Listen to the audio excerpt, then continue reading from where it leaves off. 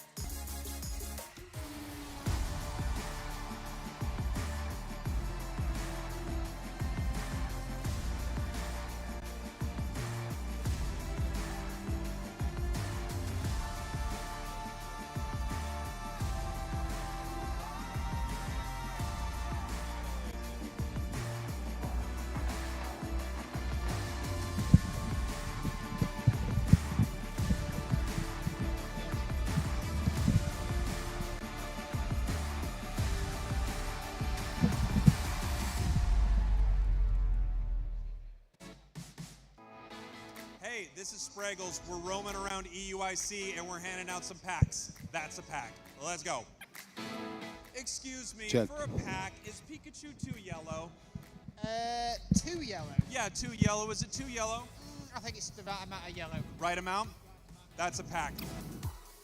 Excuse me, for a pack, do we need to get rid of Squirtle already? No. Okay, great. Here's a pack.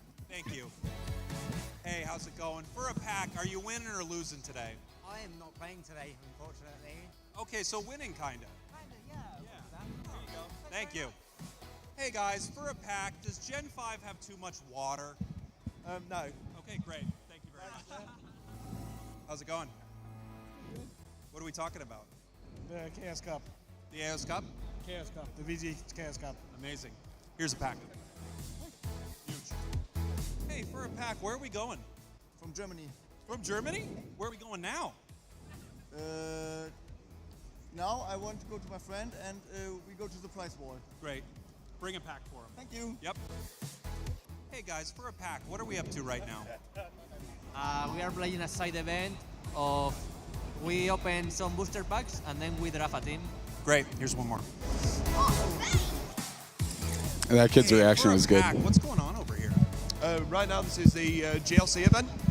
So they're playing the Switch series. So the winner of this event will end up taking a Nintendo Switch home after they played 7 rounds and a top 8. Amazing. What are we going to do about Rayquaza already? I think we set the axis on him. Okay. Probably a good idea. Here you go. Thank you. Thank you. Hey guys, for a pack, can we name a Pokemon we've just had enough of? Iron Hands. Iron hands, easy, hands down. There you go. Enjoy it. We're out of packs, everybody. Oh, we've got more packs, everybody. We're still going. Hey, for a pack, what's a Pokemon that should be a dog but's not? Should be a dog. Yeah, but it isn't a dog yet. I'd say Eevee. I keep it as a fox. Yeah. Or I think it is a fox. It's a fox then. It's a fox. But it should be a dog. Be a dog. Huge. Yes. There's a pack. Enjoy. Hey, for a pack, who are you on the phone with? Oh, I'm on family with us in Australia. Hi, nice to meet you. Yeah. Here's a pack, enjoy. Thank you. Yeah. Hey guys, for a pack, what's going on? Not much. Agreed. Take it. Enjoy. Hey, for a pack, what's a Pokemon that should be more pink? Umbreon. Agreed. Good call. Enjoy. Hey guys, for a pack, can you name a Pokemon that's in Pokemon Go? Mewtwo. I believe it. Here you go. How about a Pokemon in Unite? Meowscarator. That's right. Huge. Enjoy. Excuse me, for a pack, are we fed up with Arcanine? Yeah? Yep. Thank you. Okay, bye. Hey, for a pack, is everything going as planned? Everything's going wonderful, thank you. Yeah, the kids are having a blast time. The kids are having a great time? What's your favorite Pokemon? What's my favorite Pokemon there? I'm gonna have to say. I'm gonna have to say between Fluttermane and Rotom. Amazing. Here you go. And for my last pack, what's wrong with Fluttermane? I don't know. I don't know either. Probably nothing, right?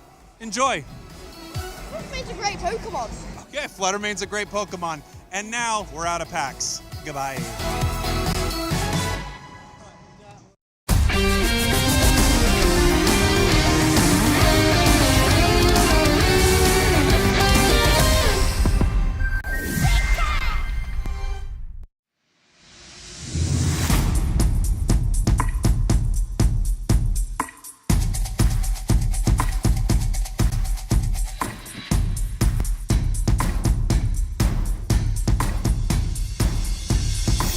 Welcome to the 2025 European International Championships.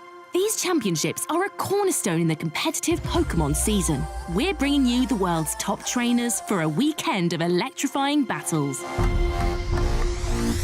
Last season, Emmy Weedle mastered every strategy and dominated their battles to claim the crown. An unstoppable force in Pokémon Go history. Combining teamwork and flawless execution, Fusion turned each skirmish into a victory and claimed the champion title. Tord Reklev made precise plays and maintained an unshakable focus, outmaneuvering every opponent to become a TCG legend. Through flawless strategy and perfectly calculated moves, Niels Dunlop rose to the top and became the Pokémon VG champion. This event is going to be one for the history books. Oh, the energy! Brightbird is coming through! That is literally the example of 1 HP and a North American dream. Currently have the lead. Coffee secures the ring race up. Coffee Chance earns the ring shield. See if it's there. It finds both the counter catcher and the dark energy. It's been locked in.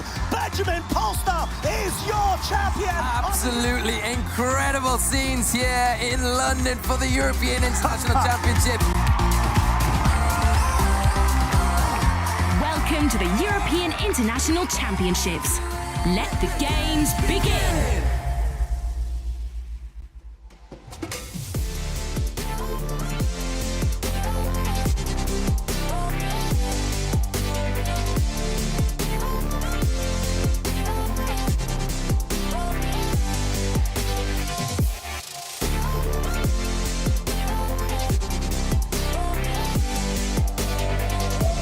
Hello, and welcome everyone to Championship Sunday!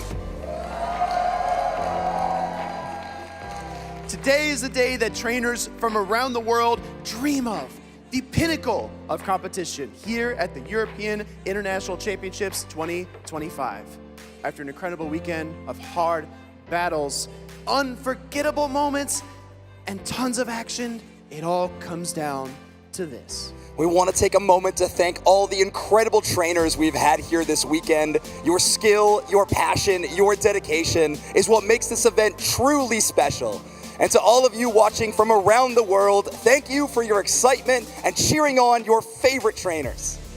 Today, we will be celebrating and crowning not 1, not 2, but 8 international champions across Pokémon Unite, Pokémon Go, the Pokémon trading card game, and the Pokémon video game.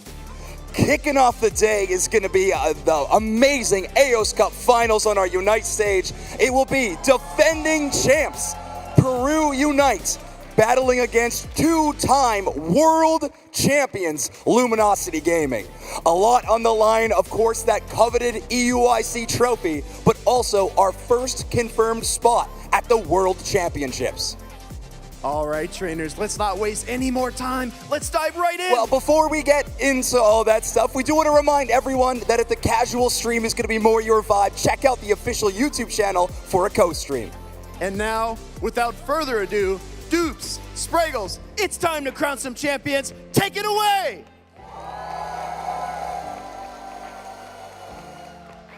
Hello, everyone, and welcome to Championship Sunday. Here we are. Pokemon Unite's biggest event of the season so far is about to have its finale. Dupe Snacks. Hi, everybody. I'm Jake, your resident content cowboy. Yeehaw, joined by the one and only Dupe Snacks. Hello, Dupe Snacks. I could not be more excited for this. I'm on the edge of my seat, both literally and figuratively, ready to go for this event. Again, Peru won this event last year. Luminosity Gaming won LAIC coming into this event. Also have 2 world championships under their belt. We are scrapping with Titans right now. Yeah, we absolutely are. Let's take a look at how this all played out and the format for today.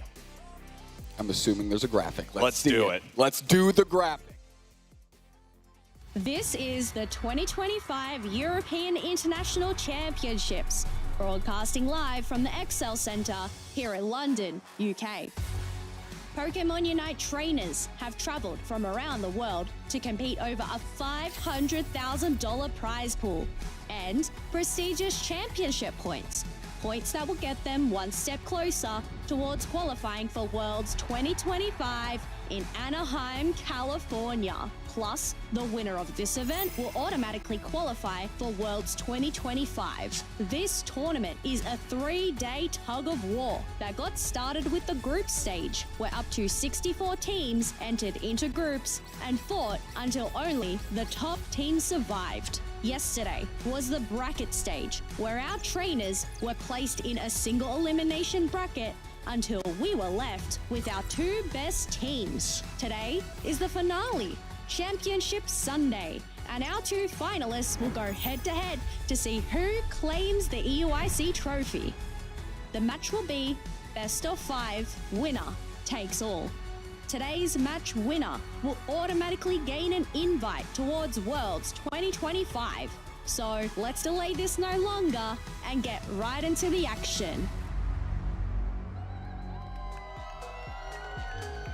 That's right. We're taking a look at the prizes this weekend. $50,000 up for grabs in our game alone. Over $500,000 between all of the Pokemon titles this weekend. And of course, one of the biggest, I would say the biggest reason these teams are competing this weekend, of course, is the winner of this whole thing is going to get that first guaranteed spot to the World Championships in Anaheim, California this August. Anaheim, California, home of the world's largest marble, and Agreed. something that Peru earned last year, a ticket to the World Championships in the halfway point of the season. Let's take a look at our bracket from yesterday here. Peru coming all the way through, beating what is really the salty runbacks against the Orange Juicers from Worlds there, beat them 3-1 to get into the grand finals. Luminosity Gaming having maybe one of the most tumultuous runs to a grand finals we've seen this team have. 2-1 against DreamMax, 3-2 all the way down to Game 5 to the wire against Komai Esport, the EU squad, and EU's last home yesterday. Last hope, not last home. Last hope yesterday, and of course, now squaring up in the grand finals this morning to kick off Championship Sunday. Yeah, I mean, this is going to be incredible, Dupe Snacks. Peru Unite won this whole thing last year, going up against the team that won the first international event of the season, Luminosity Gaming. Not only have they won the first international event of the season, they've also won the World Championships 2 times in a row, in fact. So You couldn't have two better teams in our grand finals. If you've never watched Pokemon Unite before, these are some of the best to ever play the game. They really are. Peru, specifically last year at this event, playing against Kabi-chans from Japan, lost Rayquaza 3 of the 4 games they played in the grand finals and won 3-1. That was a heck of a show of tenacity and resilience by them. I know people say where there's a Ray, there's a way. Well, not necessarily against Fusion. On the other side of the coin, I can't remember a time. You say on the other side of the corn?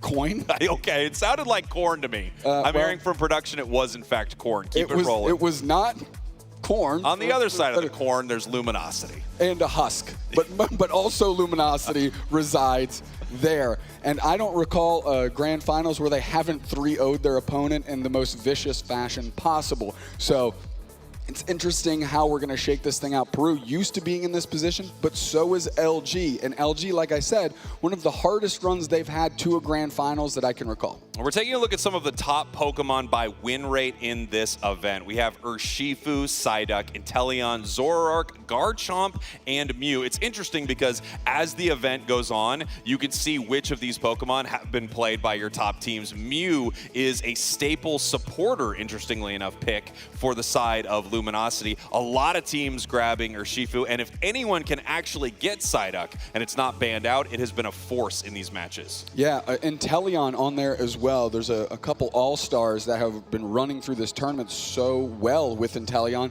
that actually garnered target bans just to limit that player's individual ability to leverage it, because it is such a game changer with that snipe shot, that massive amount of burst damage. Yeah, and then on the flip side of that corn there's Zoroark, right? And a Husk. And the Husk. And this is a Pokemon that makes it through near the end of some of our draft phases, and when it does, it's kind of strategically thrown in right at the bottom so your opponents can't counter it, and I think it's a big reason why you see such a high win rate on it. It's also one of the most skill-intensive Pokemon in the game. So you see all of these top-level players would love to show off on the big stage how good they are. Zoroark is the Pokemon for that. It really is, because here in the land setting there is 0 ping, which means your input's executed immediately on screen. And we'll see perhaps LG go into their traditional strategy of banning a Slowbro with its Slow Beam Unite move, able to lock down a target and allow the team to kind of collapse on top of that premium opportunity that's given by the Slow Beam. So you ban that first,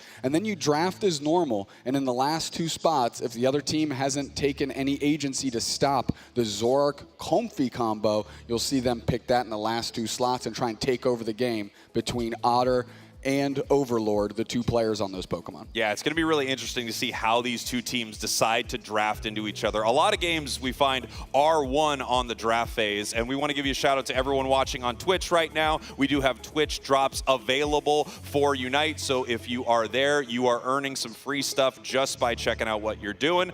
On the other side of the corn, we have other drops for other games.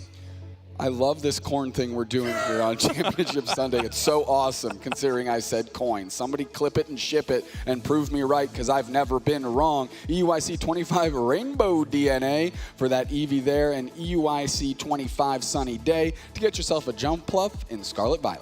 Yeah, so some amazing drops for checking out what we're doing. And of course, this broadcast is live all day. We've got Pokemon Go, TCG, VGC, and right now you are watching the grand finals for Pokemon Unite. This is going to be very exciting. And if you haven't seen Unite before, because this is kind of new for us to be on the main channel here for Championship Sunday, don't worry. We're going to walk you through some of the stuff you are seeing here today. One thing that some players may not have seen, Doob Snacks, is the draft screen. Absolutely. You know, if you're new to Unite, or if you haven't made it up to the master rank yet, you may not have seen this draft screen where you are choosing what Pokemon the other team can't play and then picking against each other. Exactly. So if you start on the purple side, you'll get the first ban, select a Pokemon from the pool that nobody can play in the game, and then you go back and forth, 1, 1, 1, 1. Then we start our draft phase. The team that banned first also picks first. They choose 1 Pokemon, then 2, then 2, then 2, then 2, then 1. somehow I've never been wrong on broadcast, but somehow it's 5v5 in the Thea Sky Ruins, and I got a little too lost in the sauce I think we just kept adding 2s there at some point. But you know, I was really hoping you'd help me out, but you just I got lost too. no-sold me. Up on the main stage, though, we have our 2 teams ready to face off before our grand final. So we are going to send it up to them right now. Take it away.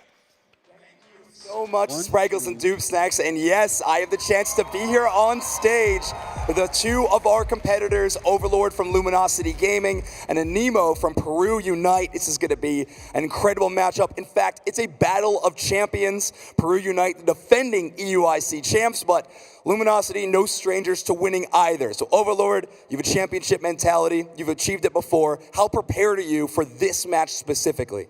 Yeah, I mean, I'd say we're definitely prepared. You know, we took a lot of time last night to prepare. You know, Fusion are a very, talented team. Obviously, they won EUIC last year as well.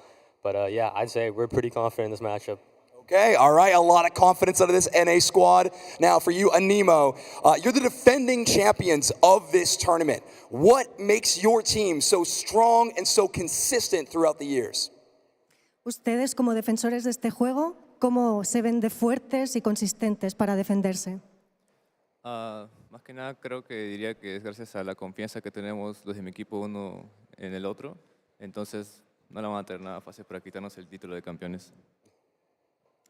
Okay, they are so confident, so they want to beat for the champion All right. prize. Yeah.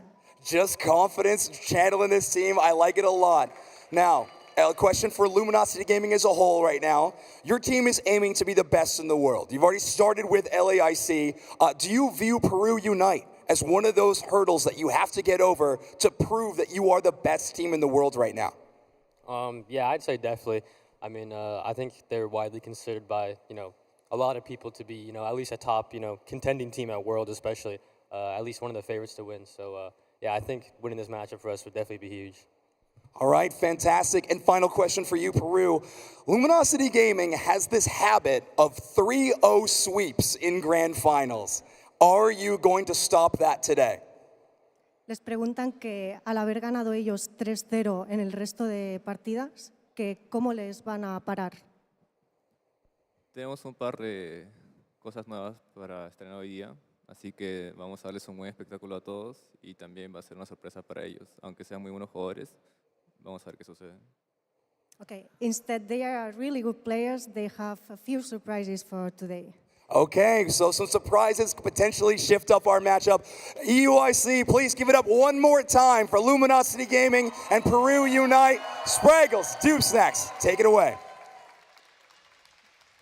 Amazing, and you wouldn't know it from listening to them on stage, but those 2 are absolute demons in Pokemon They are Unite. vicious. They're very calm, cool, and collected up there. My opponent's really great. It would be nice to beat them. They are some of the most monstrous players you will ever play against. Yeah, if you tap into the comms, which probably can't based on some of the language that's fired around, there is tons of intensity between these 2 squads. Now let's talk about the stylistic matchup between these 2 squads. Luminosity Gaming plays a little bit unconventional this year. That's kind of been their bread and butter. You see Overlord / Curios Trainer and Otter. Otter playing a lot of support for this team, but playing attackers in that role, giving unique looks. You'll sometimes see Slash actually pick up the support Pokemon on this team as well. Curios will play melee to range and everything in between, and then Overlord and Trainer, whatever's left, give them what they asked for. Yeah, you really are just trying to give them the strongest carries that you possibly can. I remember hearing Slash say that they're kind of looking at this game in a different way right now. It's not just about finding the Pokemon that's good in that role. They want to broaden their horizons a little bit and just look at what is a great Pokemon in general and how do we fit it into this composition. On the other hand, you have Peru Unite, which plays what I'll call a little bit more of a classic Unite, right? A true healing support, a tank, 2 attackers, and then a ranged attacker as well, right? So when I say attackers, I mean maybe all-rounder and a speedster, 2 speedsters, something like that. So Zainu's usually on range. Draken and Kea make that support core, so support and tank. Anemo and Tempo really look to take over the game with the support of the other 3. So long-range shots to put in some pepper and some early damage, and then Draken and Kea to make sure that when Tempo and Anemo go off the rails that they are there to put them right back on track. Yeah, we talk about this a lot, and you mentioned mentioned this a ton, is how you'll see Tempo and Anemo really get out there, and they have this amazing support crew behind them, making sure that they can go in for these huge plays. It feels like every single game they are limit testing, and they've done this so much that now their opponents have to deal with the fact that they are playing at the height of every single character they throw at them. Even bringing out Pokemon that traditionally aren't huge winners like Scyther or something like that, and absolutely dominating games with it because they have reached the max potential that this has out there on Thea Sky Ruins. Now, again, stylistic matchup-wise, we have the unconventional approach that Luminosity takes and the more traditional approach that Peru takes. Now, over this last season so far, internationally, LG performed stronger against teams outside of their region than inside of their region. And the other thing there is LG has also found themselves victorious against teams that play a traditional style of Unite. Yeah. So, how is Peru going to contend with that? We heard up there on the stage in those interviews that they've got a couple curveballs to throw at LG to keep them guessing. And hopefully, maybe they learned something from that best of 5 we watched between LG and Komai last night, because Komai was doing very, very unconventional things themselves, and LG, to be quite honest, looked a little lost. Here we're taking a look at some of the top Pokemon that have been picked over the weekend. So if you're playing at home and you want to know what the pros are using, here it is. Eldegoss is kind of that #1 support. Now, I think Blissey would be in this spot if Blissey wasn't banned out so often. It was just so incredibly powerful. Umbreon is that incredible defender, followed by Miraidon, probably the premier attacker. It's Miraidon and Inteleon battling it out. The big standout this weekend, not banned a ton, picked so much and winning a lot, Aegislash has been amazing. Yeah, it's absolutely terrific. There's something I want to point out about the first 3 Pokemon we see on that list. Eldegoss is there by proxy because when so many good supports are being banned out, it naturally rises to the top. Umbreon can also be played in the support role using Wish, which has a healing factor to it, even though it's tagged as a defender. And lastly, Miraidon, great attacker in the game, but also fits into that ranged role while also being able to jump into the fray with the Electro Drift moveset. So something that you want to keep in mind is picks that are powerful but also have malleability and can fit a certain thing depending on what your opponent is doing. Yeah, that's right. Miraidon has that really interesting kit, right, where you're able to have the long range but also almost a sort of speedster dive style of gameplay. You have Electro Drift, you have Charge Beam, and I think because of that, it's just found so much success. It can fit into so many compositions. And you really do have to wonder how a grand finals like this is going to shake out. Luminosity does very well at an international event. Again, they have won the World Championships twice. They have won LAIC, and now they are here at EUIC. And then, of course, you have a team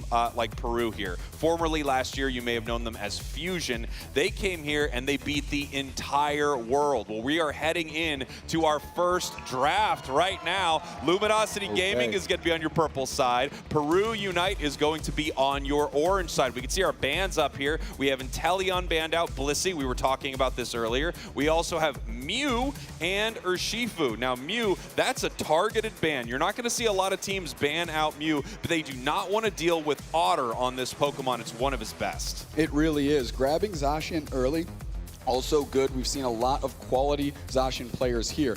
Draken grabbing Snorlax, and that's another favorite of Slashcan, so that's kind of banning by proxy, right? You put it on your team so they can't have it. Trainer gonna look and hover this Leafeon, and we are definitely getting a different look out of these teams than what we were watching yesterday. Yeah, it looks like they're adapting to their opponents already. They know what they want. So Curios on this Mewtwo. Why? I think a huge reason for that, of course, is we've seen Zinus play this quite a bit on the side of Peru. Mewtwo-wise, just incredibly powerful, right? In general, Psystrike is amazing, able to do absurd damage at range, also making you unstoppable, while also knocking your opponents up in an area. Incredibly strong with a global Unite move. That's its strongest move in the game, able to hit everyone on the map no matter where they are. Yeah, Zainu's locking in Alolan Ninetales, so the ranged attacker there, but also Alolan Ninetales is specifically strong into Zacian. So you're grabbing that so that the other team can't happen and cut off your first pick. Good look by Zainu. Let's see where Luminosity decides to round this thing out.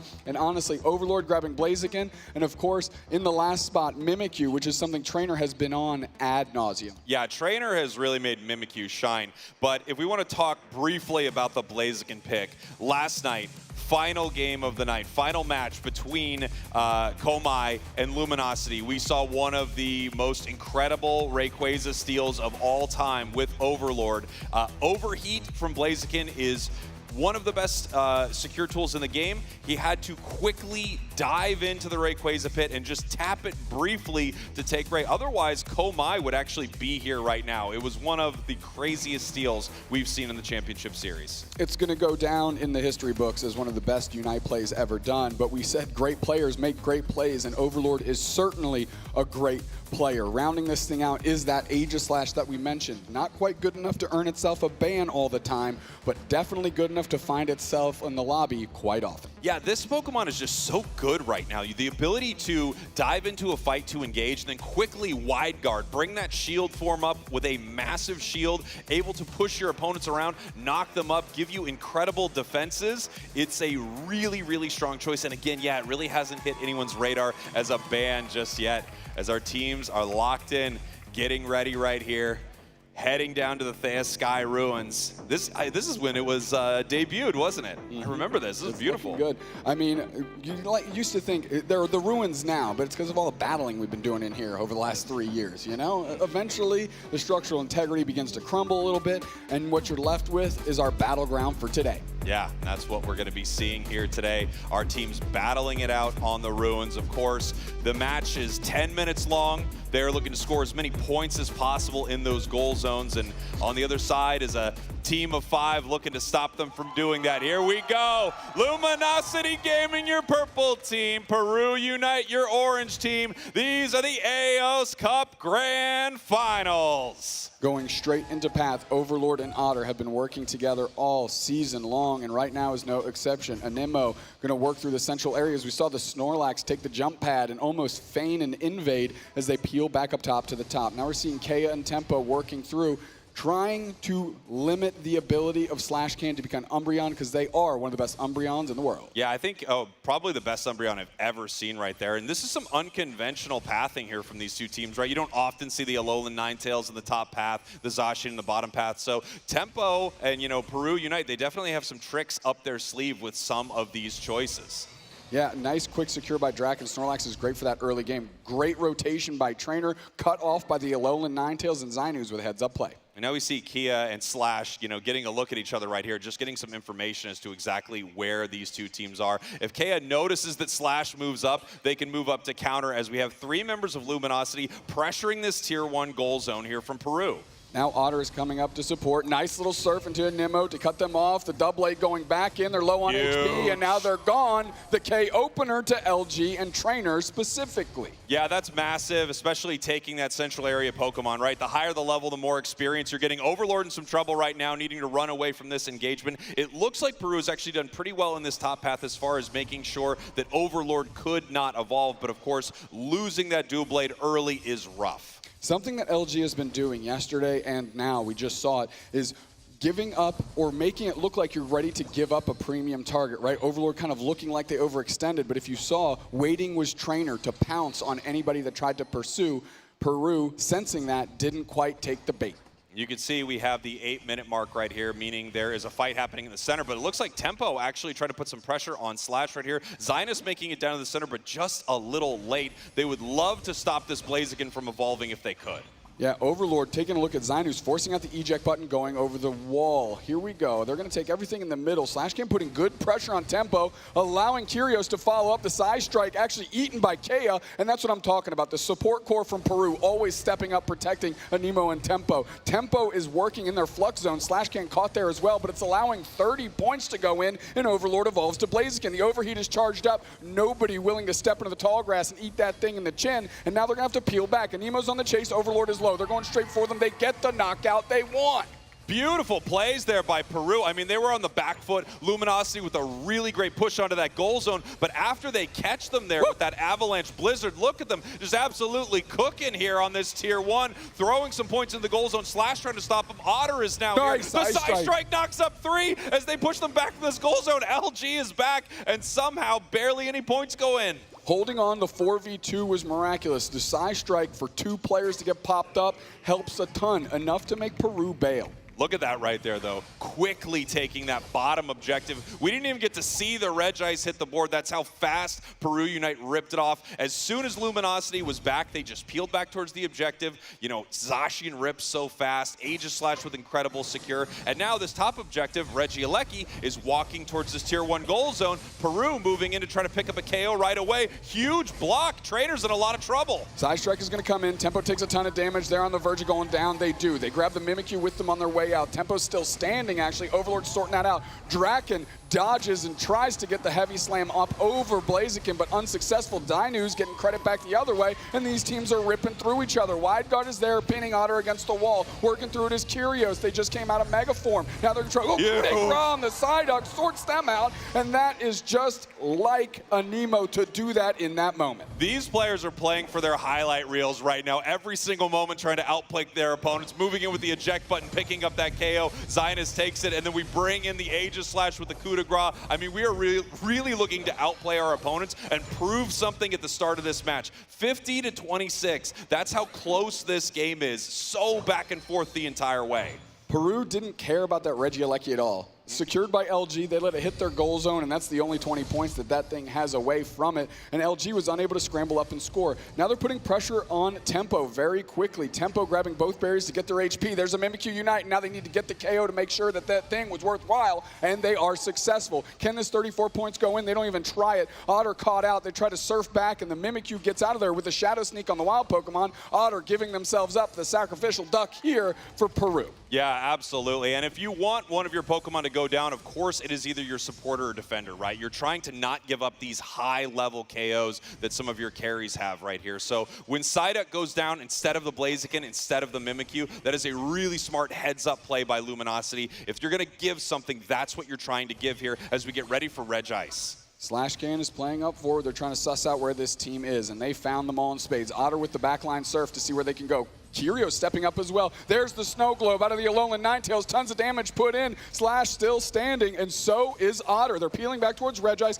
Half HP shrinking quickly. Overheat is there. Overheat secures. That's why you picked that Pokemon. Overlord proved that yesterday. Game 5 against Komai, and now they're looking at Draken. That should be easy fodder on the... Oh no, the block back the other way, pinned against the wall. The Overheat does sort out that KO, and now they need to get out of dodge. The wide guard is there. The Zacian steps up. Coup de grace doesn't quite find it. Smart, but we've got KOs going back the other way as we're slashing through, and finally the sword is broken. This is absolutely relentless. These teams will not let the other breathe. Luminosity moving towards this goal zone, but Zinus is there. Draken moving back down. They're trying to stop them from scoring with another Mimikyu Unite move, and it looks like Luminosity is finally going to need to peel back so everyone can take a breath. In the top path, we have Blaziken scoring. They've been waiting for this for a while here. It looks like they are stacking up one of their stacking items, most likely their attack weight, possibly both an attack weight and Aeos Cookie. This is something a Pokemon can use every time they score. They are able to generate more permanent stats for them throughout the match. Real quick, you saw Otter go in, break that goal zone with a very small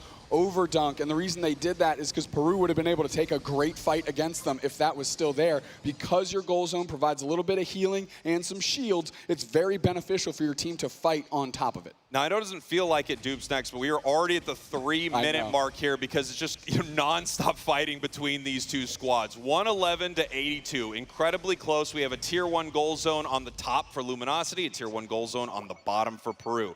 LG is up on the scoreboard, but it is insanely close. You do not feel comfortable with a lead like this, but in 1 minute, Rayquaza is going to hit the map, and if the rest of the match is any indication as to how this is going to go, these two teams are going to be brawling for it right away.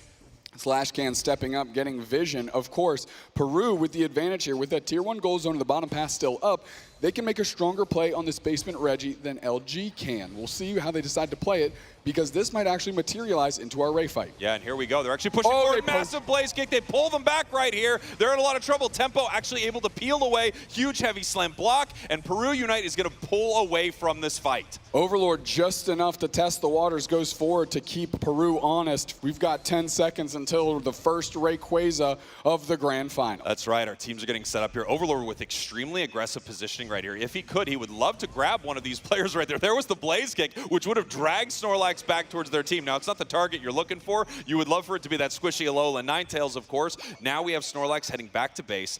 Luminosity getting ready for this fight, and Peru setting up in the tall grass right here. This is a big moment for these two teams. The winner of this game is going to create some huge momentum. Ray is on the board. Snorlax moving in. We have the side strike here from Mewtwo, and here comes the Zacian, but it doesn't look like anyone wants to engage just yet. Cotton Cloud Crash going up to the skies. Eldegoss is going to land right in the middle. Rayquaza's getting ripped up. You got to charge the overheat. You got to get in there. Snow Globe is out, taken by the Mewtwo Mega right there. Cure Luminosity Gaming putting them forward. 3 players down. Zinus is trying to hang tough, but they ain't new kids on the block. They can't. Now we're going to scramble and get some points in. Amazing stuff from Luminosity. It really feels like Peru was moving in there, and I think maybe unexpectedly they did start ripping through that objective. LG able to take it out from under them, and they are going to be taking game number 1 here. 601 points to 82. Extremely aggressive play from Peru, and I'm honestly a little shocked that they went for it so fast.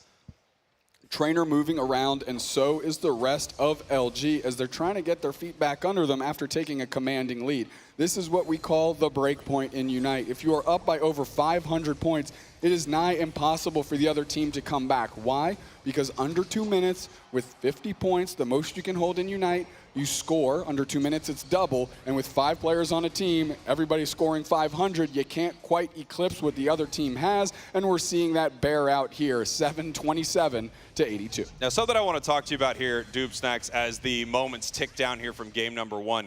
If you're Peru and you're running into a team with, a Blaziken on it, ready around a Rayquaza pit, the only reason I can assume that you would even start hitting Ray there is you think you're going to catch your opponents by surprise, because they have one of the best secure tools in the entire game.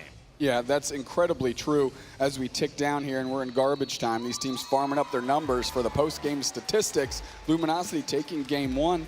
I'm very surprised for 2 teams that were fighting incredibly well and often all game. To have that Ray fight not really materialize that way was a bit of a surprise. Yeah, it really was, right? It felt like every objective they were actually extremely careful how they were engaging. They were spending more time fighting their opponents than dealing with the objective at all. It could be that neither team really wanted to even fight there. They both thought they had a way better potential for secure, and they just went for it. We're going to take a look at a few big moments here from game number 1. Again, a game that I feel like you could just play any moment in the match and you would find both of these teams scrapping. Without a doubt. I mean, right here we saw a great 4-player push, and all of that was really so Overlord could score and evolve into Blaziken. However, Peru makes them pay for that with a nice KO. They push back the other way, and Luminosity has a great defensive stand here for V2 to make sure that this goal zone doesn't have a ton of points put into it. Yeah, and here we're taking a look at our 2 squads up on the big stage. These are 2 teams that are very used to competing in this environment. At Worlds, at EUIC, at LAIC, they've been up on this stage many times, and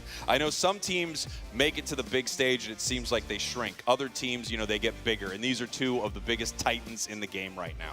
Yeah, really elevated by playing in this environment. Again, the LAN environment on 0 ping. They are showing their skills off here, and we saw it over and over and over again.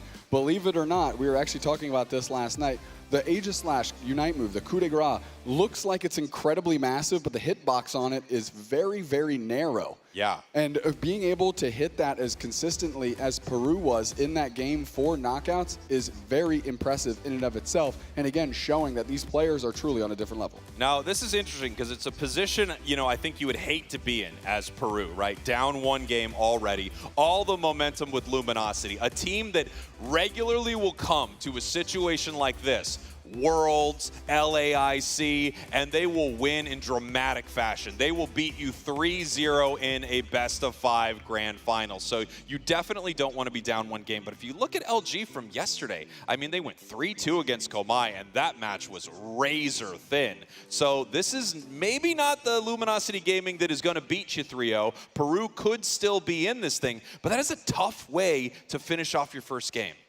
Yeah, I tried to mention at the early parts of the show, stylistically, Luminosity Gaming loves to play against the type of team that Peru is. Again, traditional frontlining with the Eldegoss, with the Snorlax, right? 2 attackers, and then a little bit of ranged mix in with that Alolan Ninetales. Luminosity has seen that for the last 4 years. They know how to play against that cookie cutter strategy, and we just see them win another game 1 here because that's how Peru Unite is playing. I'd love to see one of the mix-ups, one of the change-ups that they were talking about in that on-stage interview here in game 2 to try and snag back some of that momentum. Now, the draft screen that we saw earlier, obviously, that's that in-game draft screen that you're probably pretty familiar with. What you're seeing right here is the Unite Championship Series draft screen. Gives us a little more information about these two squads as we're going through it. We can see our bans here. Once again, Blissey, no shock. Slash on the side of Luminosity has won Worlds with this Pokemon. Mew, of course, that's a targeted ban, making sure that Otter can't get their favorite Pokemon. On the other side, they're worried about a couple attackers here. So they're making sure that Inteleon and Miraidon are not picked. Peru taking that Psyduck. It did really feel like Otter was pretty quacked on that thing, so I'm not surprised they did take it.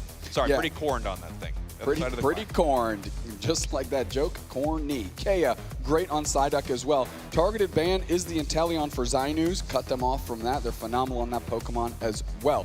Mewtwo selected early, and Urshifu. Now, this has 2 options for Luminosity Gaming. It can be in the hands of Trainer with Wicked Blow, or it can be in the hands of Overlord with that Rapid Strike, that Blue Bear style, ready to schmoove and groove through the opposing squad. Yeah, we're going to have to see how they want to finish out the rest of their picks here. I don't know if I've seen Otter on Hoopa this weekend. It's interesting because one of Hoopa's movesets, Hyperspace Hole, is not available for competition, but Trick has been played by many teams, and it's been pretty phenomenal. It allows you to make some really interesting plays where you give an ally a shield. They also have increased stats while they're going at it. They have, you know, better move speed, and you have the ability to pull them out of an encounter in some really interesting ways with Phantom Force. Yeah, and you get a heal when you go back through that Hoopa portal, so it does offer a healing factor in that sense. Slash, grabbing Aegislash, I doubt they'll be the person on that. We'll see how Peru rounds this thing out. One of the few teams that does play Candle,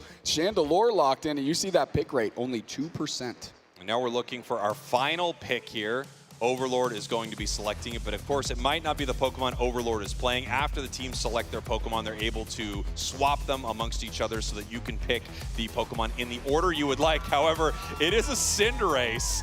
So we have 2 attackers, 2 kind of more stereotypical auto attack Pokemon. You've got Mewtwo and Cinderace, and it looks like Slash is going to be playing sort of a support defender-ish Mewtwo, and then we have Otter on Hoopa. This is what we were talking about earlier. Luminosity Gaming is playing this game on another level. The only question is that level above or behind Peru? Are they the final boss, or is Peru going to take them out here? Well, you can literally see stylistically the differences between these 2 teams that we've been harping on. A support, a tank, 2 melee attackers, ranged. On the other side of Luminosity Gaming, absolute chaos. Yeah, it's really interesting to see some of these picks. You know, we saw Luminosity win the North America tournament last month, I believe it was, with Charizard, a Pokemon that you don't see that much anymore. Now they are bringing out Cinderace, another Pokemon that you just do not see played that often. In fact, the entire sort of category of these auto attack Pokemon has not been super popular here on the Thea Sky Ruins for a while. I'm talking things like Decidueye, Cinderace,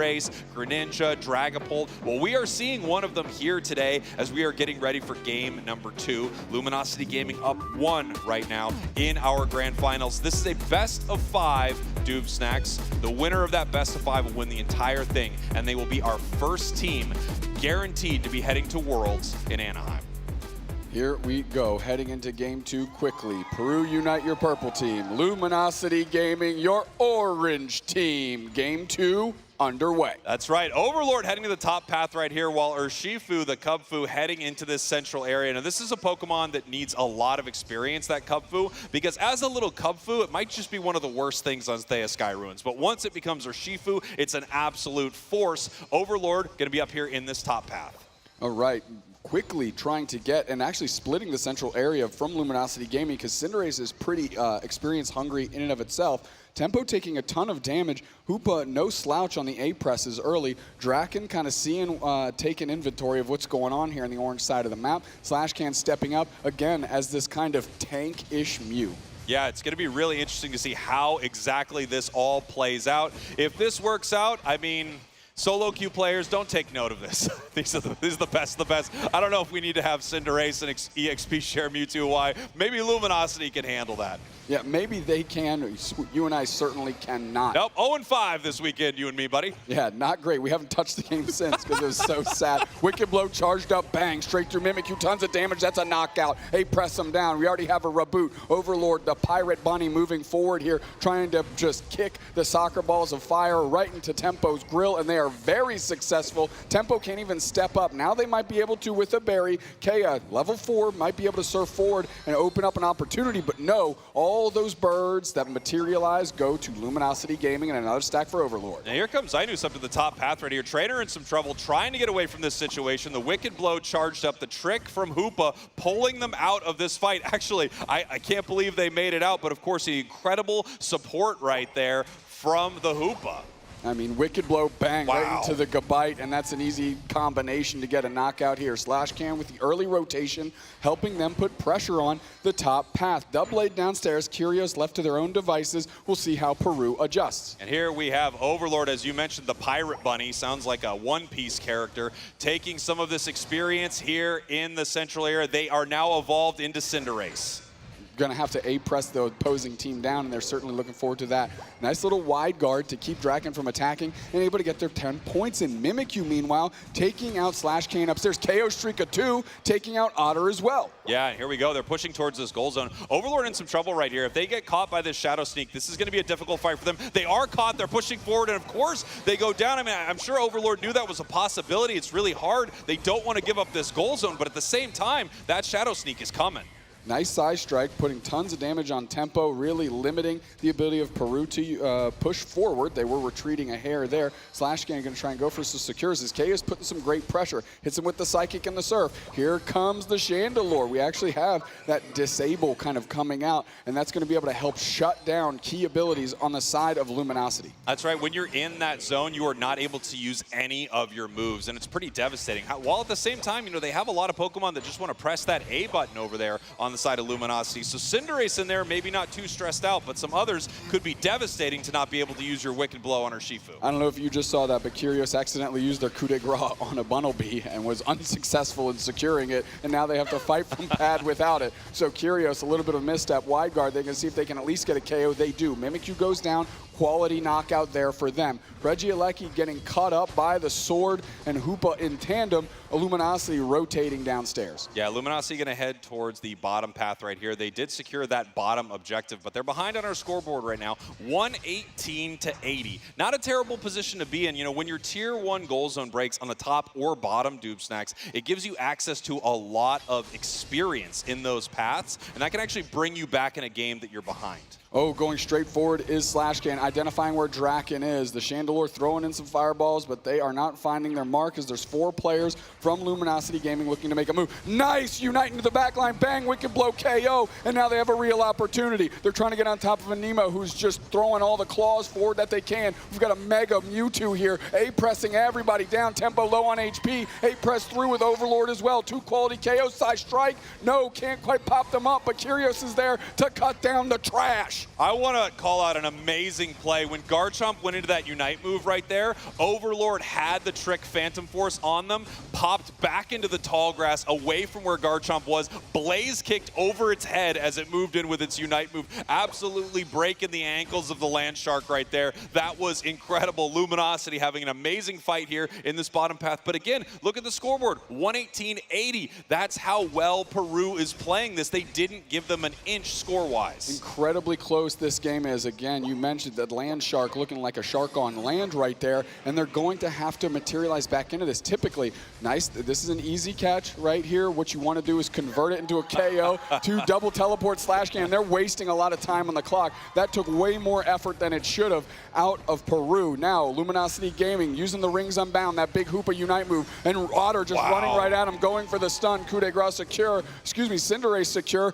Coup de grace secure on Chandelure knockout as they're sitting on this goal zone, and they're looking for more action. They didn't want to put points in. We need to get some better coup de grace secures, right? It didn't get the Bunnelby here. It still doesn't got the objective. I think Kyrgios can make it happen right here. Kea in some trouble as they are going down. But this objective in the top path, ripped down by Peru, that's that Reggie Alecki. It's going to be walking towards that tier 2 goal zone. Massive shadow sneak, and it looks like Mimikyu's going in right into Unite move. They're looking for the KO Dragon Claw combo, and Overlord goes down. A press victory here. Shadow Sneak does hit Otter. Stepping up is Trainer. Nice Wicked Blow using their Unite move back the other way. Garchomp Unite is down, but we saw another escape, I believe, through the Phantom Force, and now stepping forward is Trainer. Dragon Rush goes right through. They can't quite nail their target. Now they're on the chase. Springboard, boing, trying to get after Tempo, who's working through the birds, and because they slow down just a little bit, the Wicked Blow sorts them out. Beautiful stuff there from Luminosity, really punishing them for making their way into their central area. And I got to say, incredible sound effects, my friend. As always, 10 out of 10. 10 out of 10 sound effects. I'll be doing no more and retiring on top. Huge. Wow, this is last day doing sound effects, everybody. Give it up for Doomstacks, everyone. His last sound effect of the broadcast. Okay.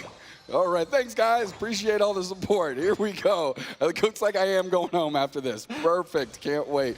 3 minutes left on the clock. The scoreboard is now in favor of Luminosity Gaming. The levels are as well. So they're in the position that they would like to be. They just got to tactfully maneuver the back end of this game and find themselves a Game 2 win. Yeah, here we are, 168-218, and some of these fights have been going really well for Luminosity. We talked earlier about this Trick Phantom Force combination that Hoopa is able to provide their team, and they have made some amazing outplays because of it, right? Just some incredible stuff here from LG as we are walking towards this bottom objective. And look at Peru. They're all making their way towards this tier 2 goal zone, which is going to give them a possible score advantage, and it does. 288-218, 30 seconds left. They are up, and in the top path, Reggie Alecki is spawning, which means if they take this, they unlock another win condition, Dupe Snacks. It would walk towards their home goal zone. However, they all peel back away from it and get ready for Rayquaza because they know how fast Luminosity could rip this off the map with Cinderace.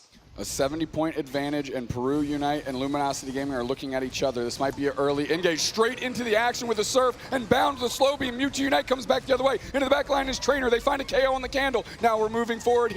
We're pushing back through. Surf gets 2 players down on Luminosity. Otter goes Rings Unbound, and they're going to have to try and stun down this team. We've already got Tempo working on Rayquaza. The Garchomp is great at shredding. We have the Cinderace on the backside, still stand back in their Unite move. And if there's anything we learned from Solo Q is they got an opportunity to steal. Side Strike hits the side duck right there. Overlord is getting chased. They try to get into the mix. They can't. They do find a KO on Draken, though. Rayquaza's getting low. Still standing is the Mewtwo. Why? No. They are down as well. And now the Aegislash can't make it in time, and Peru Unite grabs a Rayquaza. And it looks like Peru is evening up the score right here as they are heading towards Luminosity's side. Now, of course, Urshifu able to do some damage through these Rayquaza shields, but Urshifu is not at that main goal zone as 100 points reigns in. No, 200 points for Peru. It's going to be tough for LG, but there's still a minute left in this game, Dupe Snacks. Yeah, I mean, 2 players down with huge timers. They got to move. This is the opportunity to go. Psyduck peeling back. They're trying to sit on that goal zone. Everybody's trying to nab back as many Unite moves as they can for this push. Yeah, and here they go. They're making their way across the map right here. As you talked about,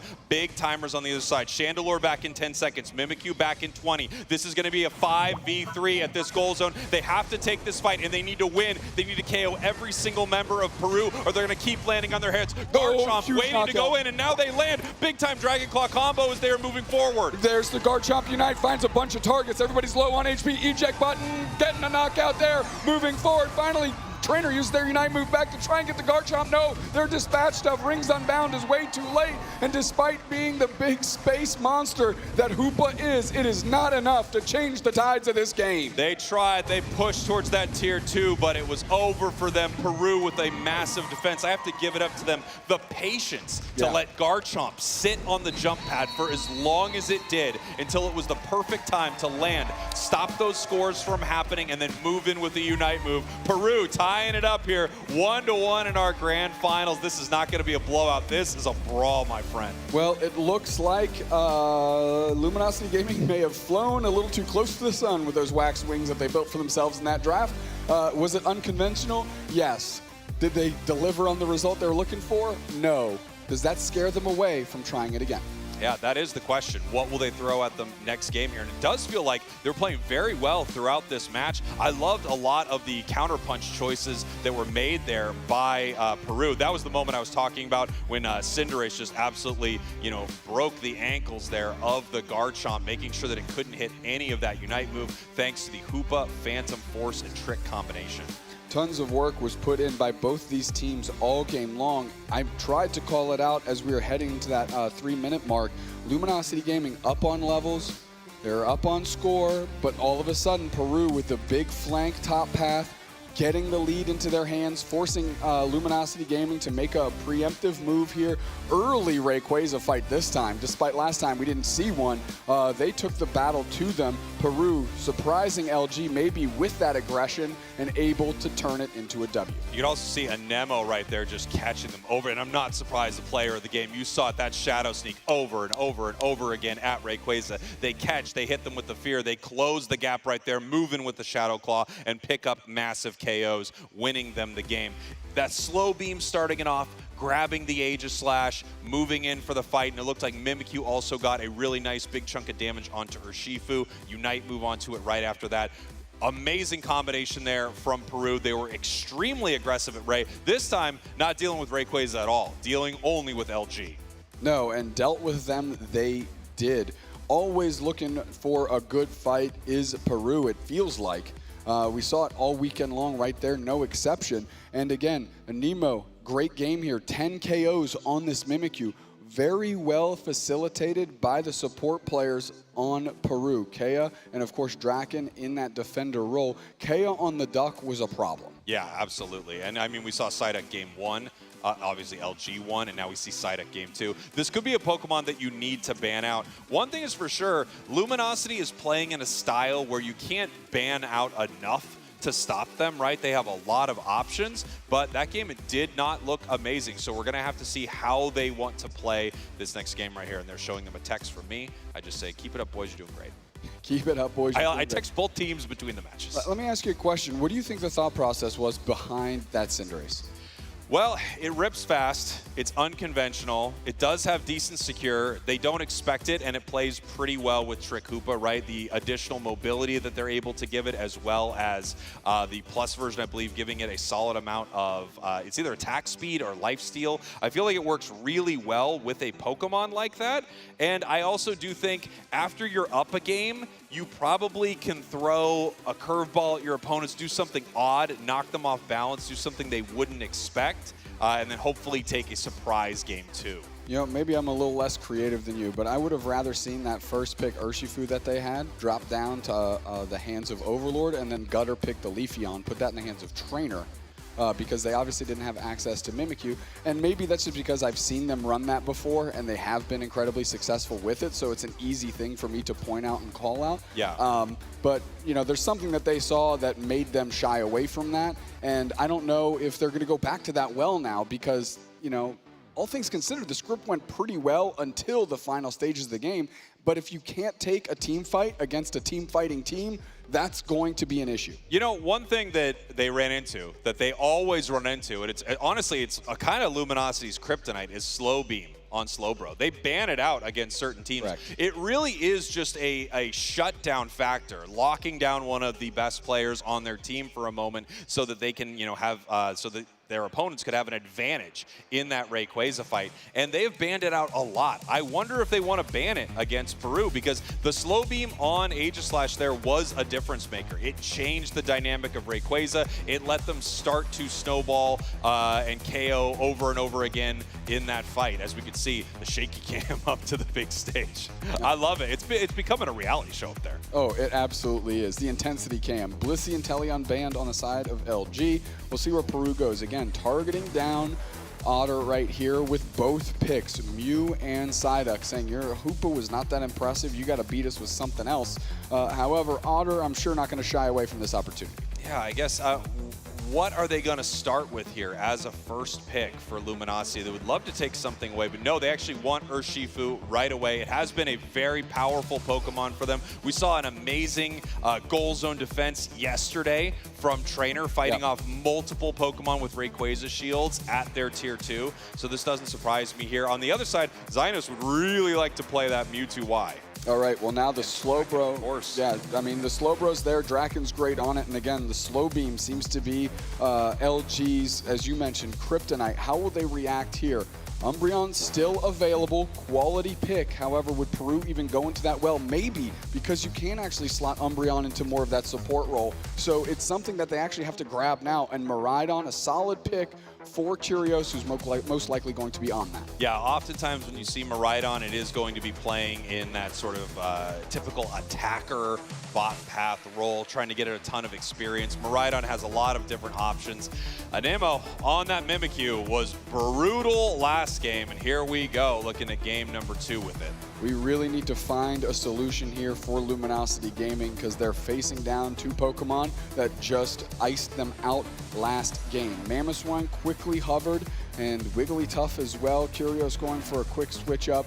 I mean, all bets are off right now. I'm not too sure where we end up.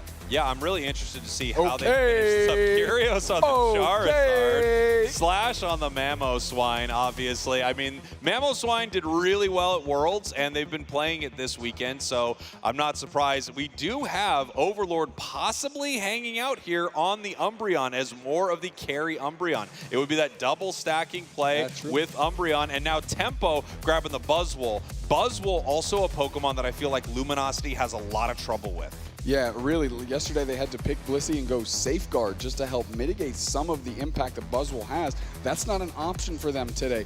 Curios grabbing the Umbreon. Slash on the Mamoswine.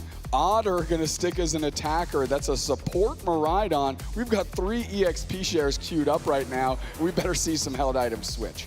It looks like, I mean, Curios is talking to the staff behind them. I can't tell if he's saying how do 3 EXP shares work, but I don't think that's what he's trying to figure out. Yeah, not exactly how you would want. Terrific. But we're going to see what exactly they would like to do right here. This is an odd setup here from Luminosity after an odd setup last game. Overlord, though, once again on that Charizard again. We saw them win last month with it.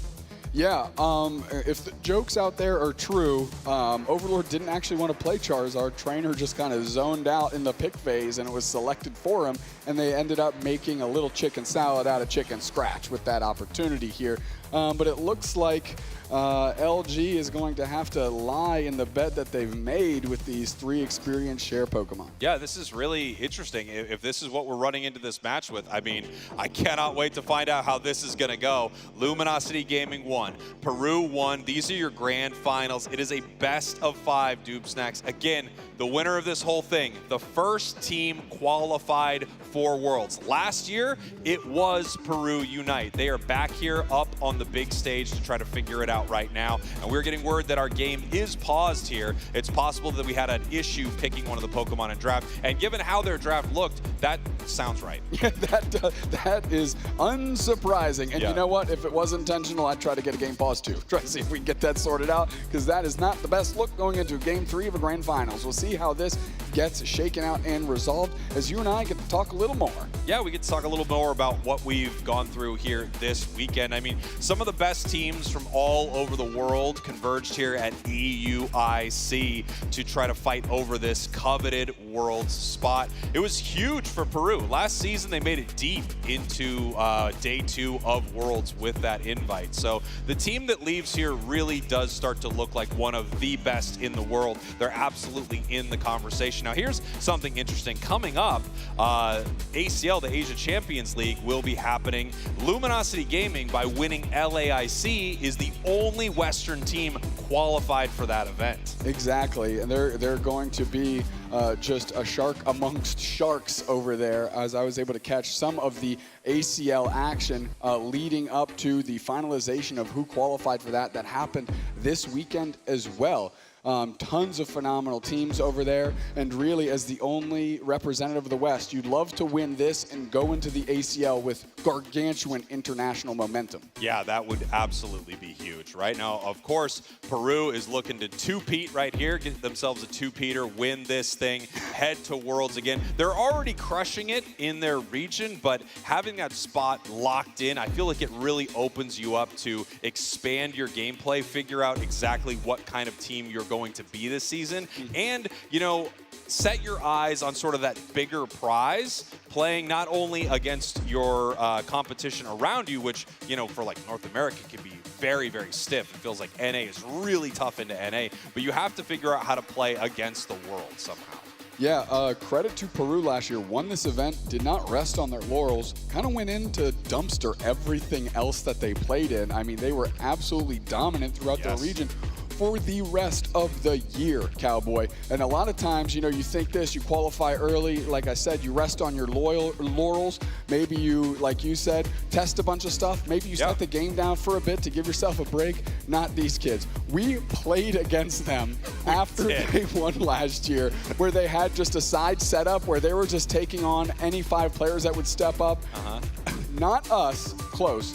But there was a team that they beat 1,300 to like 4. Yeah. It was the most vicious. They don't care who is sitting across from them. They will play you to maximum effort. They're not going to play goofy picks or troll picks. They're going to absolutely rinse you. This team wants to win. This team loves this game, and they love proving how good they are. Yeah, they are incredible at it, and you're right. They're playing a side event here as if they're playing in the grand finals. Just absolutely. I mean, keeping the pressure on, continuing to score, running up that scoreboard. I do think we also did play them, and I can't remember who won that. It was not us. Oh, it was not us? No. We need to get a story where we won a game. We do. We got to win one first. Yeah, we've got to win one. Again, 0-5 here is the Snack Spraggles combination when duo queuing in EU. Is that our fault? No. No, well, there's no. I mean, it is not not our fault. We're part of the squad. we are responsible for the loss, but not the cause of the loss. There you go. I like that. Yeah, we'll take responsibility for it, but let's face it, it's not us. but it wasn't us. Like, we're like a coach. Yeah. You know, we didn't really execute our game plan today. We weren't able to deliver the result we wanted. But it's really the people on the field that are making a lot of mistakes out here. Like, we were calling the right things. They weren't just executed correctly. I love that attitude. There you go. We did it. Here we are getting ready for this huge game. Tying it up, Peru having an amazing game too. You know, they had that opportunity to go for the Regieleki right there at the end, but instead they just took the insanely aggressive positioning at Ray, really went in for the fight. As soon as Luminosity even kind of poked their head out, boom, slow beam, caught him right away, moved in and took the fight. And that might have been part of their strategy, right?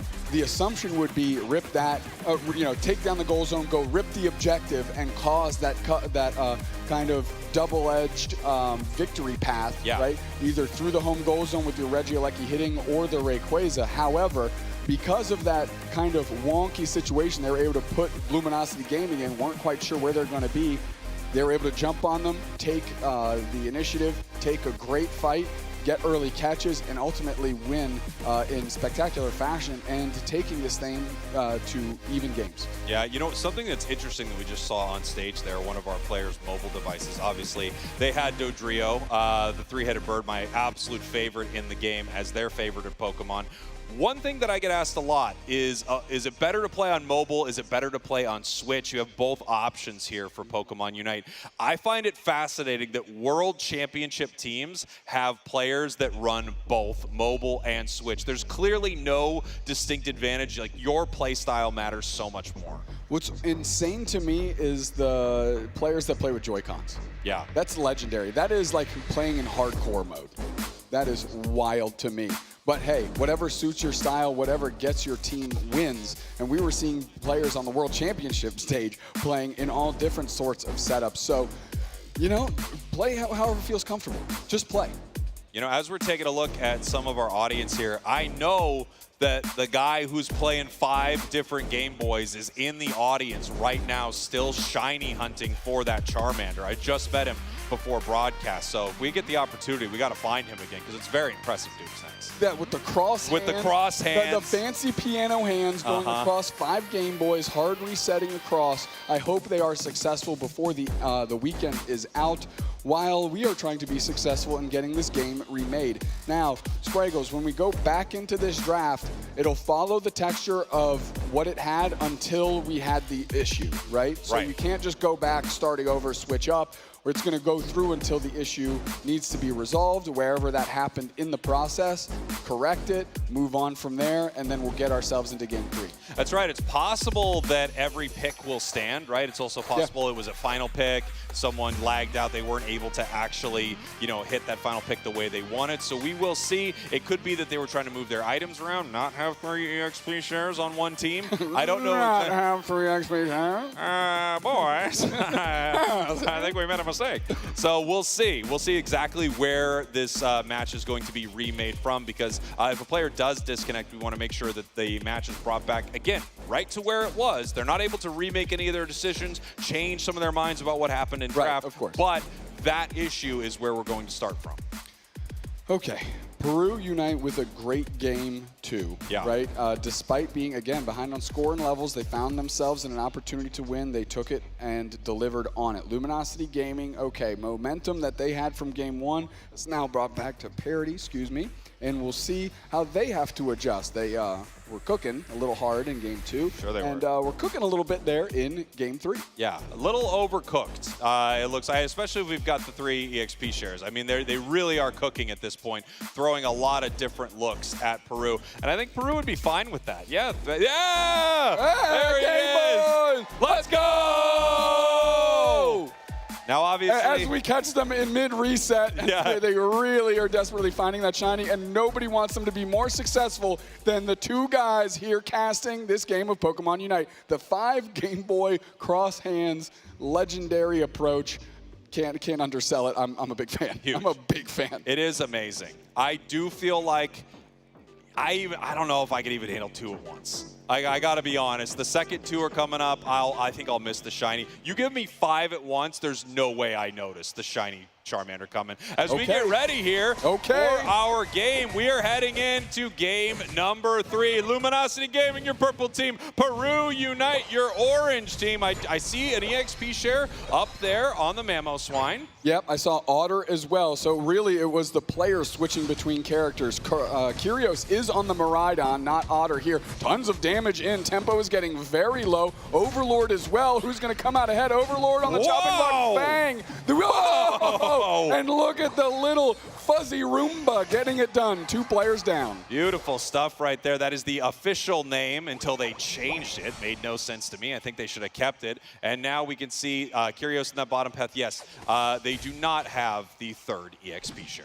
And really, what was most important to me is that they were getting onto the right Pokemon, right? Yeah, of course. Like 3 EXP shares, not optimal, but you can deal with it. Having your players playing the Pokemon they want to play may be a bit more important. Yeah, absolutely, right? This is the strategy that they are looking to deliver here. I don't think they're ready to start playing each other's picks right away. Draken making their way to this bottom path. 8 minutes, 50 seconds here, so the Swablu Altaria are spawning between these 2 paths. Charge Beam looking to try to take some of this, while up in the top path, we have a KO already. Okay, moving forward, we do have the Wicked Blow Urshifu. That's Trainer Ice Fang reposition, and now that Mimikyu's in a lot of trouble, having to get to the berry low on HP. Charmeleon sorting him out. Beautiful stuff right here from Luminosity. Mewtwo coming up to the top path, but in some trouble right now. Huge mean look into a Wicked Blow, and another KO for LG. I mean, that's the thing between these 2 teams. You know, like sharks, they smell a little blood in the water. They want to try and find that target without realizing that it's a trap. And there was more players, or more sharks in this case, waiting for them to counter the shark attack. Sharks counter shark attacks in a game with no sharks. That's right. Just as diamond sharpens diamond, iron sharpens iron, sharks counter sharks. Diamonds sharpen diamonds. You of course heard it they here do. Of course they do. What are you going to sharp put them with? Not a diamond? Get out of here. Get out of here. Maybe that's true. I don't know. I'm not really seasoned on any rock or diamond. No, you're the shark guy. Little did you know that also shark guys, Luminosity Gaming, as they attack that goal zone. And here we go. KO, really nice sneaky goal right here. Now, of course, they're probably going down for it, but it's a low-level KO. And they got a ton of points, wasting a little bit of time here from LG. 7 minutes, 20 seconds, almost on the board. We've got objective spawning top and bottom here in just a moment, Dubes next. And we've seen extremely aggressive plays from LG. Feels like they're taking a lot of amazing fights. Yeah, Slash specifically has been incredibly impressive. KO Streak a 2 upstairs as the Charizard and the Umbreon both go down as Otter and Overlord. And now points going in, 100 to 109. This game is a razor-thin margin. Yeah, it is. As we head down towards Reggie Steele, we have great secure on the side of Luminosity. It's going to be very difficult for Peru to do anything about. Wicked Blow, one of the best in the game. Nice big move there from Slash. They pull it back. Easy secure for LG. Draken able to eject button, get back to pad, and put some pressure back on Slash. Slash, again, very aggressive, getting straight up front, grabbing the berry, and now eject buttoning out, making it back, and has an opportunity to put a couple points in if they want to iframe out of some damage. Nope, they're going to waste all the time in the world, so that 32 points goes in. Trainer gonna get it. Beautiful stuff right here, 147 for Luminosity. We can see in the top path, Peru was able to secure Reggie Alecki, pick up a couple of big KOs, and Nemo already level 10. Tempo about to hit their Unite move at level 9 on this Buzzwole. Charizard on the other side, level 10. That means they also have their Unite available. Looks like they already used it a little earlier. They're going to need to charge that back up. Well, now Buzzwole getting sussed out here, trying to pick up Otter, put them down, forcing out the big slam. Mewtwo Unite is there, and their chase is on. They do get Overlord. Tempo going down and getting out of dodge. Otter buckled as well by Anemo as they're going to keep moving forward. Yeah, beautiful combination there by Peru, right? Like using their Unites in kind of perfect harmony. Oh, nice. Another Shadow Sneak, grabs a KO there, and Anemo is just moving through LG, picking up multiple KOs one after another. Otter going to try and protect this goal zone. There's 3 players from Peru here. How Luminosity is going to play around this is going to be important. They are up on the scoreboard, but really the team fights have felt to be all Peru.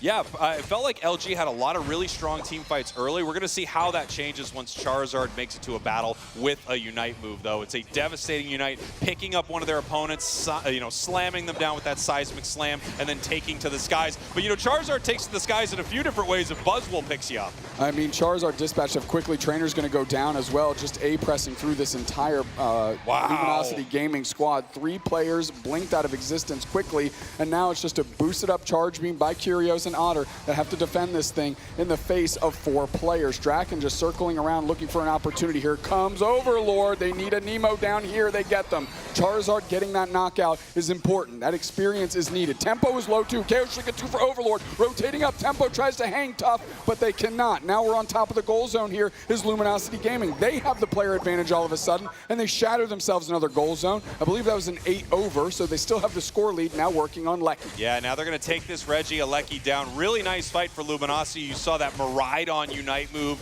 raining the meteors from the sky, doing insane damage, while Overlord finally gets their Unite off against the opponents. Slash always playing forward. Look at the time they've bought for Overlord to get some experience and get out of there. A nice Ice Fang on Draken, or excuse me, on Tempo, and then an Earthquake onto the birds to help secure them. They go down, yes, but a worthy exchange as they are only level 10. Now you can take a look here. Anemo having to deal with this Reggie Alecki means they are not at this fight. That's something Luminosity knows. They could take this aggressively, but 2 of their members are away from the action as well. We see Mamoswine and Charizard not here to fight. So 4 members of Peru, they actually have the advantage down here at Reg Ice. Now Otter is trying and getting spaced out. Mewtwo Unite is there from Zainuz. The pressure is forward. Tempo is going forward, and Charizard getting a knockout on Draken. Okay, Slash can Ice Fang on Kea, and now they're looking to push. Overlord using the Unite move, slamming down the Mewtwo, and chasing them down is what they're going to try and do. Anemo in the front line, they're gone. Now the push can happen. They've taken down 2 damage dealers. Are they going to push?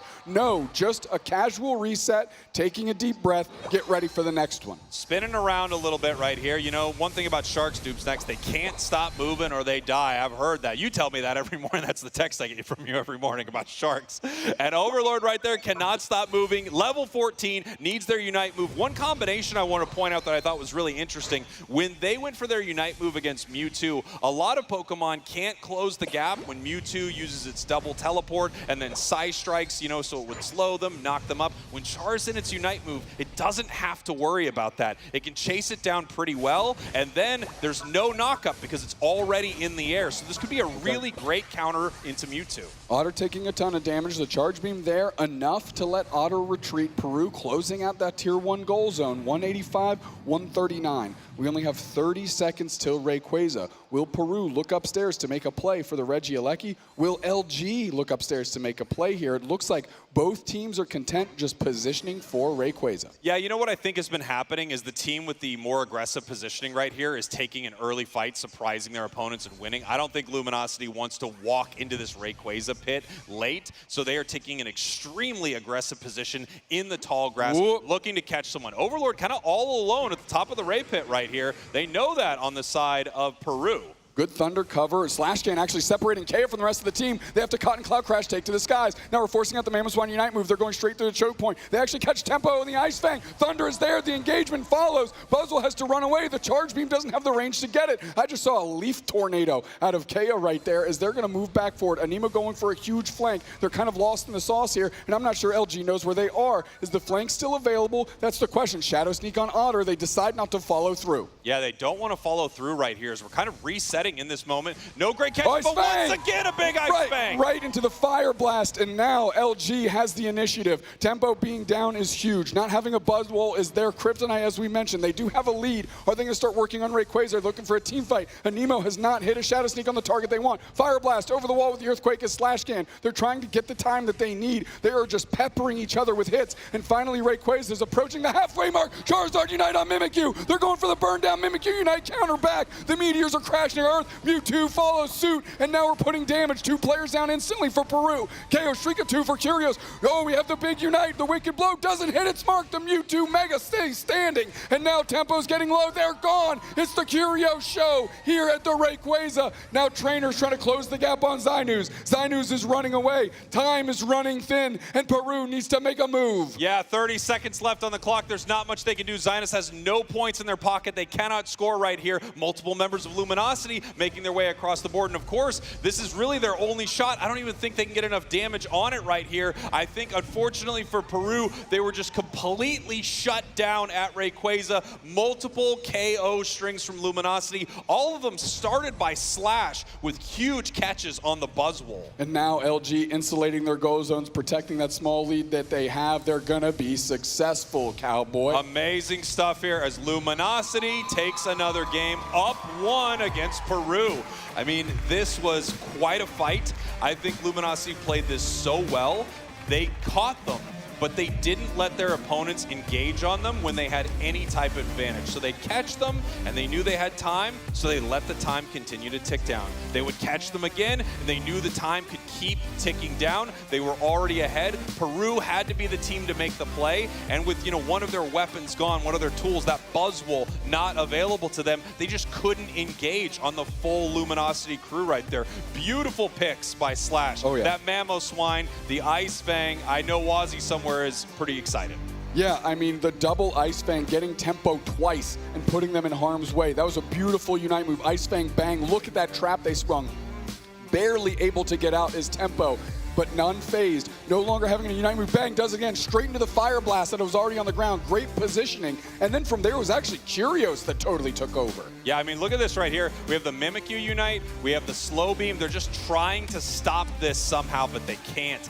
Multiple members of Peru going down. And Luminosity correctly recognizing, like, we don't need Rayquaza here. We don't even want to get it low so that something crazy can happen and Peru can come in here and steal. We just need to play smart Pokemon Unite right now, go and defend. Trainer, player of the game right there. 6 big KOs, 41,000 damage on that Wicked Blow or Shifu build. I really like the priority they've been putting on this Pokemon in their draft. Now, we saw it in Game 2. It didn't quite work out in the hands of Trainer. I thought maybe they should use it in the hand of Overlord, but that doesn't undersell the value of that pick first, because you have 2 players on your team that can play each moveset to insane levels. And because of that, you keep your draft open, you can give the other team different looks, and it's harder for Peru to solve what you're trying to do. Now, what we saw here was still, some curveballs, I would say, from Luminosity, but it definitely felt like more of a Luminosity composition that we've recognized. This is a little stronger, it seemed like, than our Cinderace choice right here. Charizard actually with a few really nice counters to what they had on the side of Peru. I hadn't really thought of it as something that could really keep up with Mewtwo that well. A lot of attackers go down when Charizard, takes to the sky. It's just really difficult for them to get away. But Mewtwo, one of the most mobile in the entire game, still really can't shake Char. It really can't. Let's get into Game 4 here between these 2 teams. Luminosity up a game, and of course the Mew ban remains. LG with an option here. They could really go after that Slowbro if they'd like. Yeah, here we go. The Mew, of course, they do not want to deal with this. Blissey, their next ban. Inteleon, something that a lot of teams have been banning out this weekend. And the final ban from Luminosity, what they do not want to see on the other side, it could be a Slowbro, I mean, let's face it.